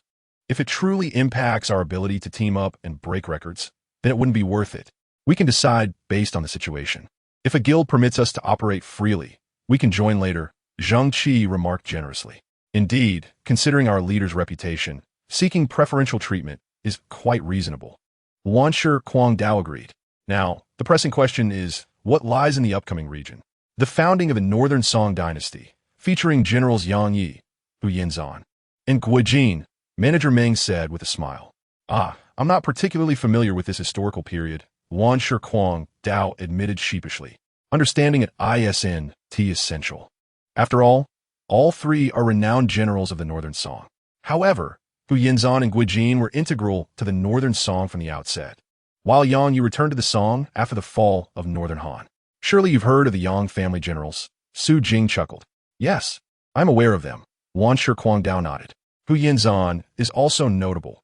Besides the legends of the Yang family, there are tales of the Hu family generals, which speak of his descendants, Su Jing continued. Isn't Guojin the famed Golden Blade Prince of Mongolia? Luan Kwang Dao queried. Not quite. The names aren't even homophones. One has a front nasal sound, the other a back nasal sound. Guojin means progress, while Guojing refers to calmness. One is a historical figure from a Northern Song, the other a fictional character from a novel, Su Jing replied, bemused. That sounds about right, Luan Kwang Dao muttered. Among these 3 heroes, Yang Yi and Hu Yinzan excel in offense, with Yang Ye's ultimate skill, blood and heart, capable of doubling his damage. In contrast, Hu Yinzan possesses remarkable endurance. Guojin, on the other hand, specializes in defense akin to an unyielding fortress. All three heroes are invaluable in the early stages, Manager Meng elaborated. The most significant rewards come after breaking records. Zheng Qi chuckled. Let's give it our all. Sui Qingfeng shouted, pumping his fists, though he knew he might not have the chance to earn such rewards. Witnessing Zheng Qi claim one after another was a joyous experience. Not only are individual dungeons rewarding, but team dungeons also offer prizes, which is truly delightful for everyone involved. Su Jing chimed in with enthusiasm. For a select group of players, pursuing the next record rewards is their utmost ambition. Higher attributes signify a more formidable character, a fact that holds particular significance for professional players. Liu Shibua stands as one of these elite players striving for character supremacy, yet he is far from the only one. Players like Wu Sun have joined the fray more impulsively, while others from different clubs also opt to start anew in the latest game zones. In reality, major clubs seldom employ this strategy. Typically, they only send one or two promising rookies to embark on their journey in new zones. Conversely, mid-tier and smaller clubs, often lacking the strength to field a starting lineup, consistently strive to establish powerful characters in these new territories year after year. While many of these players appear to have little future, exceptions do exist. A prime example is the standout player from a mid-tier club, Yuan Xiao of Liyuan Breaking Dawn, who embarked on a rocky journey. Her initial years were marked by obscurity, tirelessly pursuing new characters until, at the age of 22, considered somewhat advanced among professionals, she finally secured a powerful character boasting nearly 800 attribute points.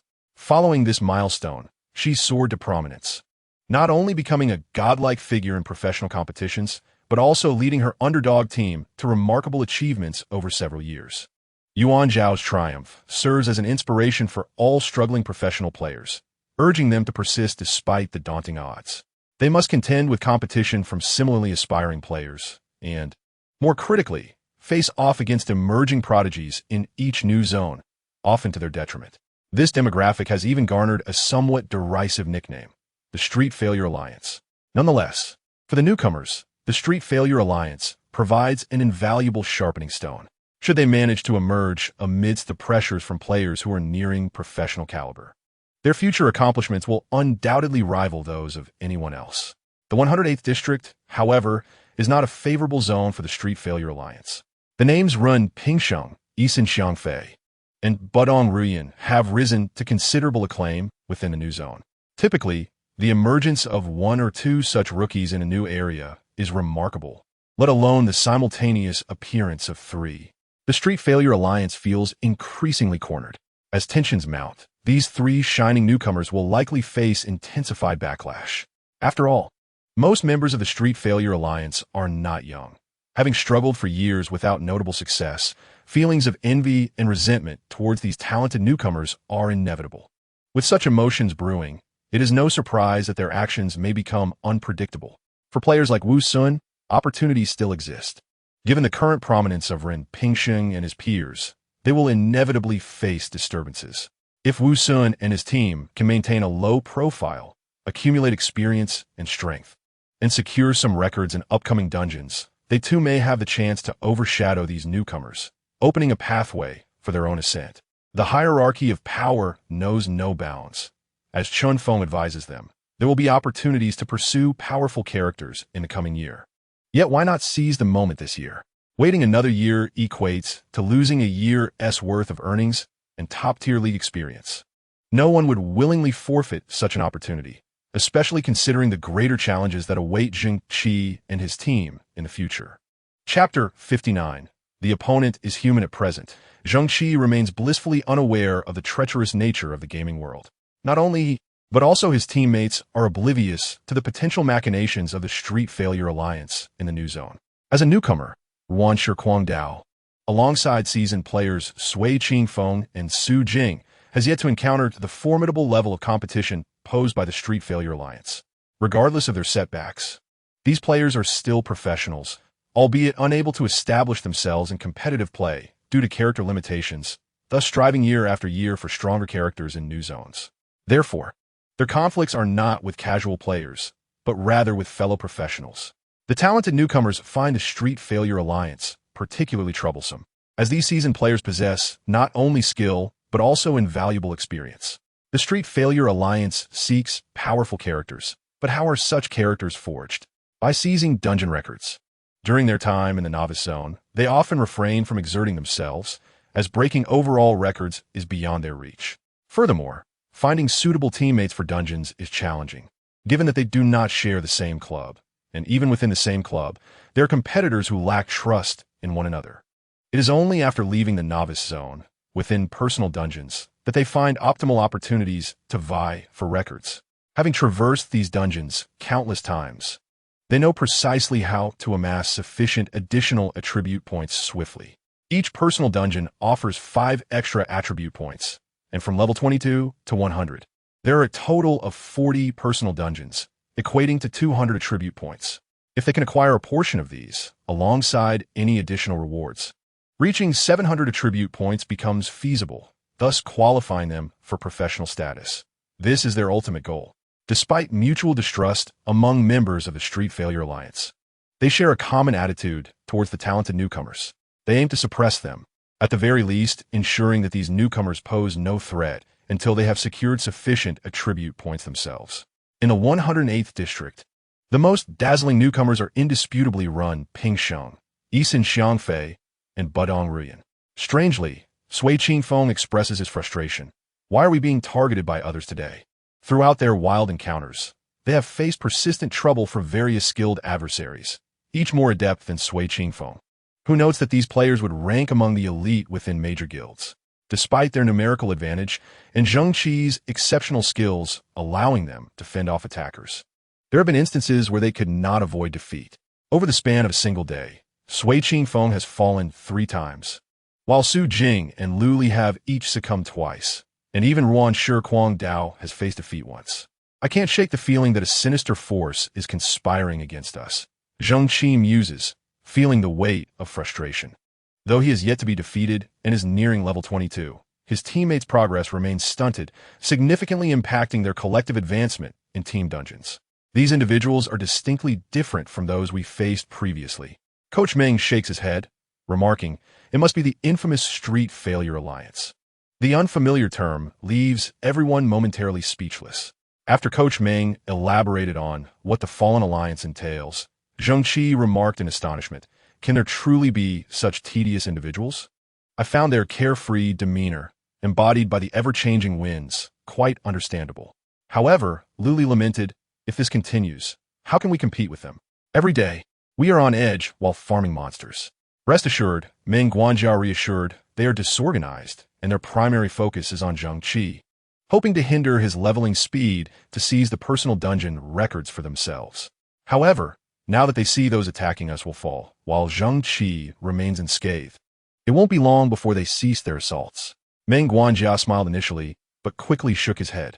"No, they will still attack us." "Why?" Sui Qingfeng asked, taken aback. "It is not easy to kill Zheng Qi, yet eliminating the rest of you is significantly simpler. Given their skill level, a swift strike and retreat is far from a rarity. Thus, dragging down your leveling speed is quite straightforward," Meng Guanjia explained. "But wouldn't that still fail to impact Zheng Qi's rewards?" Sui Qingfeng queried, perplexed. Su Jing, however, grasped Meng Guanjia's implication. Rewards are not exclusive to personal dungeons. Indeed, team dungeons offer rewards as well. The Fallen Alliance targets novices, specifically individual prodigies, in an attempt to thwart their acquisition of personal dungeon records. However, we operate as a team, making it exceedingly difficult to eliminate Zheng Qi. In this scenario, their collaboration will be limited, and they will likely engage in team dungeons to earn reward records. If we become collectively hindered, the reward from team dungeons can provide them with a stable increase in additional attribute points. Meng Guanjia regarded Su Jing with admiration. While her operational skills may not match Lu Li's, her vision and judgment were remarkably astute. "That won't do," Sui Qingfeng exclaimed anxiously. "The rewards from team dungeons are crucial. Most importantly, I am part of the team. If this squad fails to secure greater rewards from team dungeons, I want to be able to enhance my character." Despite knowing his average talent, he valued his character's attributes greatly. "We cannot allow those rascals to seize them. There are only so many attribute points. If they take them, what will we do?" Zheng Qi comforted Sui Qingfeng and then turned to Meng Guanjia. "Uncle Meng, what should we do?" We must strengthen our power, ensuring that even a single individual cannot be easily defeated. Meng Guanjia provided an unequivocally correct answer. If we can achieve that, we won't perish, Lu Li said despondently. We are merely 5. Even working together, we are bound to have those who stray. What if we had a few more people? Meng Guanjia chuckled. Zheng Qi's eyes brightened as he looked up at Meng Guanjia. Meng Guanjia returned his gaze with a gentle smile. Young master, remember this. No matter how challenging a dungeon may be, it remains merely a game, especially one that has existed for a century. There are myriad strategies to conquer dungeons, and the experiences of predecessors are always available to learn from. Thus, from the outset, the true adversary is not the system, but rather, it is humanity, those who share our interests. Zheng Qi nodded earnestly. Indeed, our greatest obstacles have always been people, those players. If we aspire to be the finest team, we must defeat our rivals.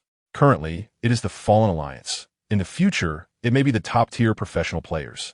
My goal in this game is to become the best player. What about you? Zheng Qi proclaimed, raising his arm emphatically. I'm unsure what my goal is, but for now, I'm simply delighted to continue alongside you. Sui Qingfeng laughed. I wish to stand by our leader's side and become the finest professional player. Ruan Shi Kuang Dao declared loudly. Of course, my sister and I will support you. Su Jing smiled. However, understanding this does not aid us in our current predicament. Lu Li said, puzzled. We can confront even the mightiest opponents. Besides, we can always seek assistance. Zheng Qi chuckled. Is it that group from last time? Su Jing's eyes gleamed. Indeed. Since the Fallen Alliance targets capable novices, I imagine Xianxiang Fei's fame is not lesser than mine. Zheng Qi smirked cunningly. Thus, Xianxiang Fei must also be among their targets. Lu Li's eyes brightened as well. Absolutely. While we are under constant attack, their situation is not much better. Even if Xianxiang Fei, like me, remains unscathed by such assaults, his companions must have perished a fair number of times, Zheng Qi said gleefully. Thus, I will contact him. If our two teams join forces while farming monsters, it will pose no problem. Boss, that guy seems quite cool. He won't refuse your invitation. Will he? Ruan Shi Kuang Dao posed another question. He isn't foolish, Zheng Qi muttered, then opened the communication panel and sent a message. Old Fei. Hurry up and respond. How was your day? Don't hang up. Why not? Old Fei. Have many people been attacking you today? How do you know? Those individuals were sent by me as a joke. Don't hang up. The group of attackers were low-level professional players aiming to establish powerful characters in the new district. So those like me, who had garnered significant popularity, became their targets. My teammates have perished several times today, averaging 2 deaths each. Quite tragic. What about you? Zheng Qi inquired. About the same, Xianxiang Fei replied. Then it's clear, those fellows lack unity. At most, they can muster a few individuals to trouble us. As long as our two teams unite, we shall be invincible. 1 to slay 1, 2 to slay 2, and our experience will soar. Then we can split up to seize dungeon records. Wouldn't that be splendid? Are you truly certain you wish to proceed with this plan? Xianxiang Fei asked. Of course. Zheng Qi responded nonchalantly. Is there a problem? Chapter 60. The opening battle you did mention that your companions have quite the tempers. Zheng Qi sighed helplessly to Xianxiang Fei. I warned you. Xianxiang Fei replied with a stoic expression. It seems I'm still too young. Zheng Qi responded with great exasperation. When the two groups first met, they were quite cordial. Zheng Qi introduced his 4 companions, while Xianxiang Fei introduced his 4, including Xian Zai Lu Lang, Xian Yi, and you see He Hu Yin Wan Yu. According to Xianxiang Fei, these individuals were his close friends, with whom he had vowed to venture into the new district and achieve greatness. The conversation flowed smoothly initially, among Xianxiang Fei as companions. Xian Zai Lu Lang was his best friend, reputed for his exceptional skills. She appeared to be a girl and engaged in delightful conversation with Su Jing and Lu Li. You see He Hu Yin Luan Yu exhibited a mature demeanor, while Xian he displayed a lively spirit but held a decent temperament.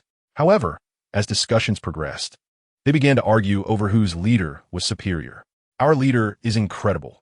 Despite being a newcomer, he has shattered several district records and will undoubtedly become a legendary player. Ruan Shi Kuang Dao proudly proclaimed. I, on the other hand, may be slightly inferior to the leader, but I will surely also be a legendary player, he added confidently. Our leader has also broken several records. According to my understanding, he has surpassed the Sun God Temple's records twice. Our leader is indeed more remarkable. Cini interjected. Don't be ridiculous. Our leader is the most formidable. The two most boisterous members of the two teams immediately engaged in a heated argument, their words clashing like swords, leaving others unable to mediate in time. My leader will undoubtedly be the first to compete professionally. Dare to wager? Yuan Shikong declared. What is there to fear? My leader will certainly reach the professional level faster than yours. Cini retorted. What are we betting on? Anything goes. The loser must spam the entire region, declaring that I, Cini, am a big fool. Are you brave enough? Then let us declare that Yuan Shikong's ailment has finally found a cure. You think you can win for sure? Let us see if you dare to wager. It's a deal. Observing the two flushed with excitement, Zheng Qi turned to Yisin Xiangfei, suggesting, why don't we compete as well? I want to engage in such trivial bets. Yisin Xiangfei shook his head. All right. What is the point of arguing? The order of competing in professional leagues doesn't matter. Many have surpassed Liu Xiaotian in reaching the professional stage, yet he wasn't overshadowed. Li Qingze might have started later than Liu Xiaotian, yet his performance is not necessarily inferior. Zheng Qi attempted to mediate. We should focus on leveling up. We need to recover the experience we lost. Now that we have 10 members, when we clear dungeons, I will support Ren Pingsheng, and if we face an attack, stay calm and protect yourselves first. Dying means losing experience, which is our victory. Yisin Xiangfei added, and others nodded in agreement. Recognizing that leveling up quickly was essential to avoid losing team dungeon rewards to the opponent, Ren Pingsheng and Yisin Xiangfei, as individual dungeons, remained unaffected. But the impact on their team was significant. United we stand strong, although their collaboration was not yet seamless, with Zheng Qi and Yisin Xiangfei leading. Along with Butler Meng filling in the gaps, they could perform better than before when clearing monsters. However, Cini scoffed, I have no desire to collaborate with rivals. Yuan Shikong, equally defiant, added, I feel the same way. Why are you two like this? Can't you be a bit more generous? Su Jing remarked, only to see both shake their heads in unison. Zheng Qi began to feel a headache coming on. He had never encountered such a situation before. While playing Era of the Football King, his teammates, despite their differing personalities, were not prone to idle chatter. Even the queen only teased occasionally, without needing anyone to mediate. Now, with two teams combined, conflict arose immediately, and Zheng Qi felt overwhelmed. Even if it was merely a minor disagreement between Cini and Yuan Shikong, it was evident that forcing them to clear monsters together would lead to issues. There are always distinctions between individuals.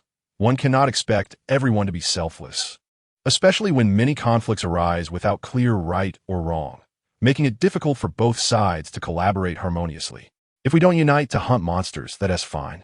We can still operate independently, just maintaining closer proximity. This achieves the same goal, Yisin Xiangfei suggested, clearly not one to smooth over team dynamics. Yisin Xiangfei was relieved when Butler Meng stepped in to resolve the issue.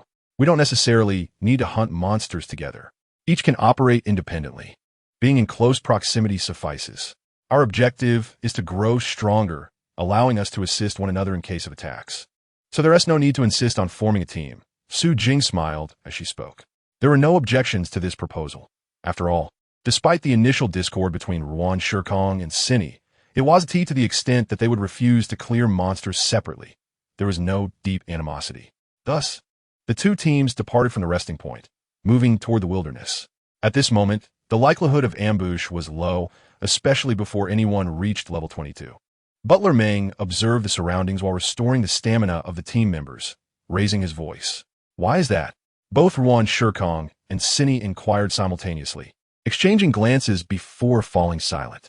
Zheng Qi, curious but still a novice in the game, asked, what is that about? It's the unveiling battle for the new region. Yisin Xiangfei replied coldly. What is that? Zheng Qi could not help but ask, while Su Jing appeared enlightened. Before every new region opens, there is an unveiling battle, a grand event in the old region. It's a time for nationwide celebration, where numerous monsters will spawn, many of which drop attribute points. Though it's purely based on luck, Su Jing explained. Is that so? Zheng Qi was taken aback. Yes, whenever a new region opens. After players reach the minimum level to enter, such an event occurs. However, for professional players to expect extra attribute points in this context requires immense luck. Conversely, it presents a great opportunity for many casual players to acquire powerful accounts. Lu Qingfeng added with a smile. I have a buddy who consistently obtained extra attribute points, ultimately amassing over 700. Wow, that could qualify him to be a professional player, Ruan Shirkong exclaimed. Unfortunately, his skills were lacking, so he couldn't become a professional. But he was noticed by a major guild and became a gold medalist, living quite a comfortable life, Ruan Shirkong replied. The others burst into laughter. For casual players, this truly was a commendable choice. Hence, those who could ambush us would not hesitate to do so. But if they couldn't, they would seize the opportunity to level up and hunt monsters, ensuring they gain more advantages in the upcoming unveiling battle. If we act collectively for a while, and no one confronts us, it suggests that we are temporarily safe, Butler Meng noted with a smile. Then there is no need for us to stay grouped. Especially since our leader is about to reach level 22, Cinny remarked with curiosity. It's good to familiarize ourselves. After all, Butler Meng began but suddenly raised his hand, sending out a shockwave. A player approaching from the alley froze, and Zheng Qi, positioned closest, swiftly leaped beside him, executing a rapid, sliding tackle before the player could regain his composure. His strength presents an overwhelming advantage to most ordinary players, which becomes even more apparent in moments of rigidity. While others are not sluggish, except for those solely focused on defense, anticipating possible ambushes, the offensive actions of the rest have already begun to descend upon this unfortunate player. Following a scream of despair, this capable player was reduced to light and returned to the city. His misfortune stemmed from merely passing through, intending to swiftly eliminate the vulnerable player known as drifting with the wind before making a quick exit. However, he was promptly discovered by Butler Meng, and with Zheng Qi's rapid response, he had no chance to escape and was swiftly eliminated. A classic case of a failed attempt leading to greater loss. Did you see how quick our boss reacted? Exclaimed the chaotic sword, boasting. If it weren't for our boss's composure, we might have faced an ambush here. And then it would have been your turn to be unfortunate, Xin Yi replied. Zheng Qi and Xin Xiang Fei exchanged glances before looking away. I need just 10% more experience to level up. What about you? Zheng Qi inquired. About the same, Xin Xiang Fei nodded. It's only been 10 days, typically. It takes 11 or 12 days for someone to reach level 22, right? Drifting with the wind asked in astonishment. Indeed, Xin Yi confirmed.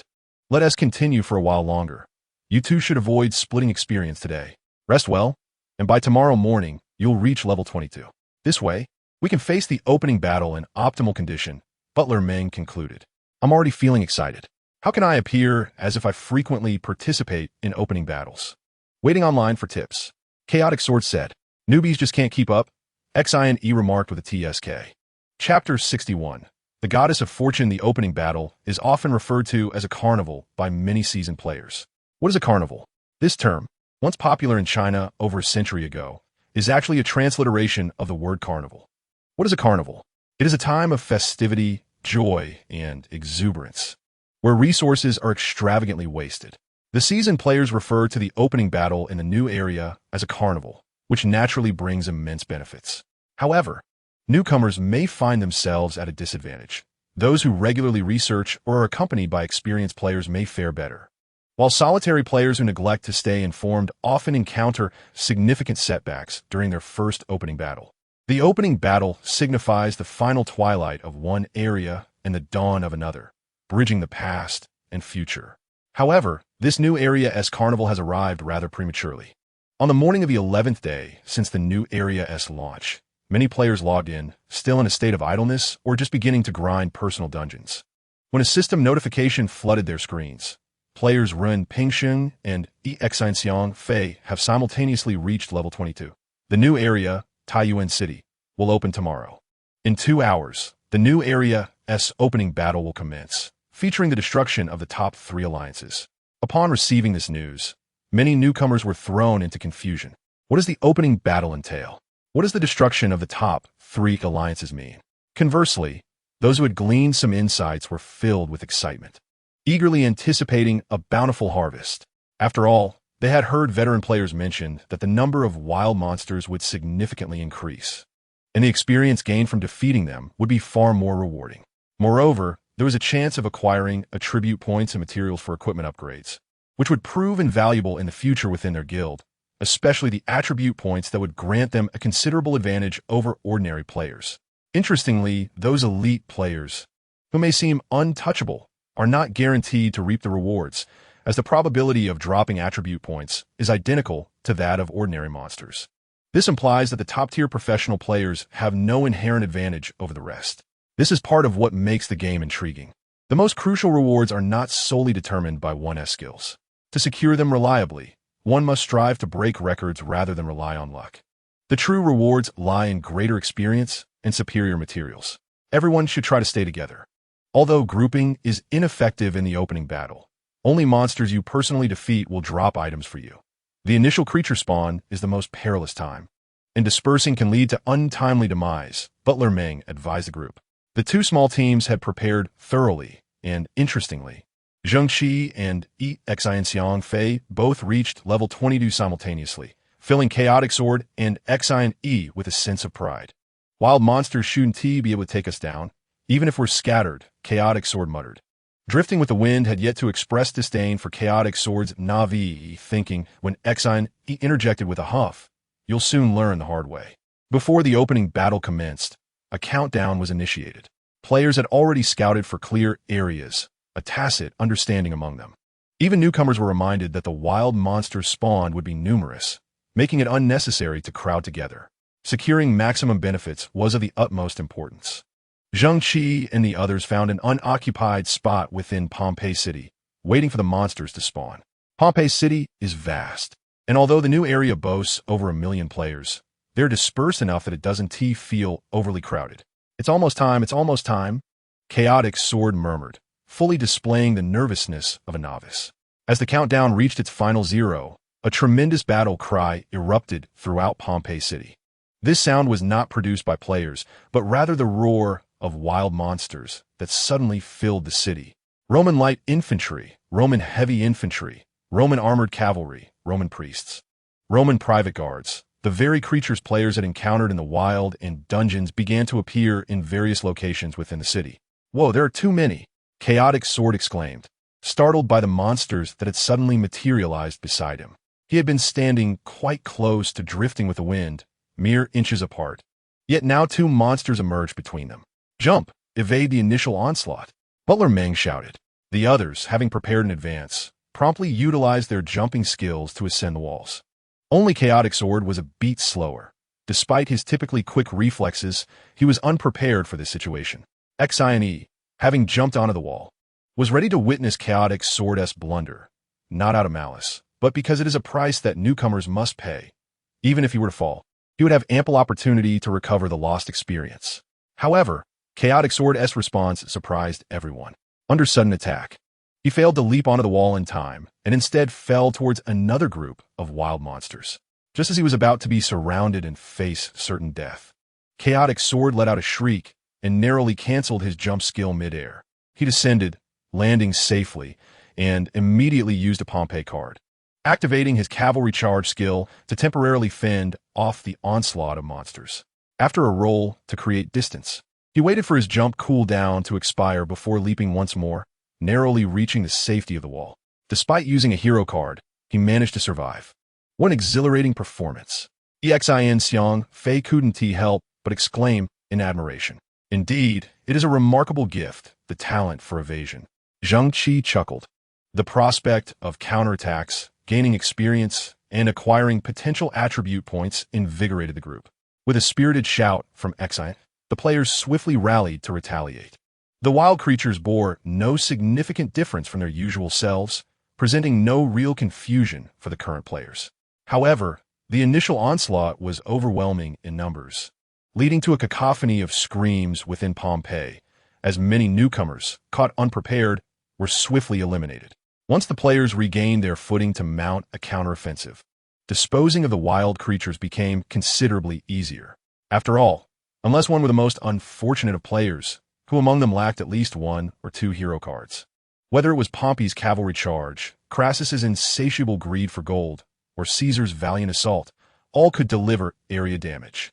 Although the wild creatures were plentiful, the players were numerous too, and upon their demise, they could promptly respawn from their resting points. Even through attrition, they would gradually subdue the creatures. Zheng Qi and his companions were no exception. Perched atop the walls, they summoned Pompey to execute a cavalry charge, watching their experience points soar. After clearing a section, they leaped down from the walls and began to systematically eliminate the monsters, continuously employing their hero cards and skills to harvest the lives and experience of the wild creatures. "Ah, I've gained an attribute point," Xian exclaimed with delight amidst the chaotic battle. The drop of attribute points was entirely random and scarce. Thus, securing one so quickly was indeed a stroke of luck for her. This fortunate event spurred the others into action, and before long, they had cleared the nearby wild creatures entirely. "I've reached level 22. Ruanshi Quang Dao announced exuberantly. He had been the least experienced among Zheng Qi's team, so his successful upgrade following this round of monsters felt entirely reasonable. Xian, however, let out a frustrated hum. Having fallen victim to an ambush from the Street Thief Alliance, her experience lagged behind Ruanshi Quang Dao's, leaving her still short of leveling up. "See? I'm better than you," Ruanshi Quang Dao boasted triumphantly. Once impressed by his earlier performance, Xian now felt a surge of irritation. "What's so impressive? The opening battle commenced without you. I will soon reach level 22 as well. There's nothing to brag about. I arrived at level 22 before you. Thus, I win," Ruanshi Quang Dao declared, raising his arm in triumph. Frustrated, Xian refrained from responding. Zheng Qi waved his hand. "Enough of the bickering. We should be celebrating. I didn't receive an attribute point. What about you?" Isin shook his head, acknowledging the low probability of acquiring an attribute point, feeling no disappointment. "I received one attribute point," he said softly. "I got one too," Luli exclaimed joyfully. "I, Sue, am rather embarrassed to say, I received 3 attribute points." A collective gasp arose from the others. The wild creatures they had just dispatched numbered at least a couple of hundred, with each person having defeated no fewer than 20. Yet only 3 had acquired additional attribute points. The rarity of these points was evident, and Sue's singular achievement of 3 was nothing short of extraordinary. What incredible fortune is this? The system seems biased. Why is it that only the ladies receive the reward points? Lu Qingfeng remarked with a hint of jealousy. "Sister Sue will henceforth be my goddess of luck," Ruanshi Quang Dao proclaimed. "And what of me? I too have received reward points." Luli chimed in with a grin. "But you didn't receive 3, Ruanshi Quang Dao retorted. "Do you wish to confront him? I can assist in restraining his hands." Luli turned to Xian. "Sure, next time I need to bag him, I'll call on you," Xian replied. "All right, enough with the jesting. Let us scour other areas. These could be potential attribute points." Zheng Qi shouted, waving his arms.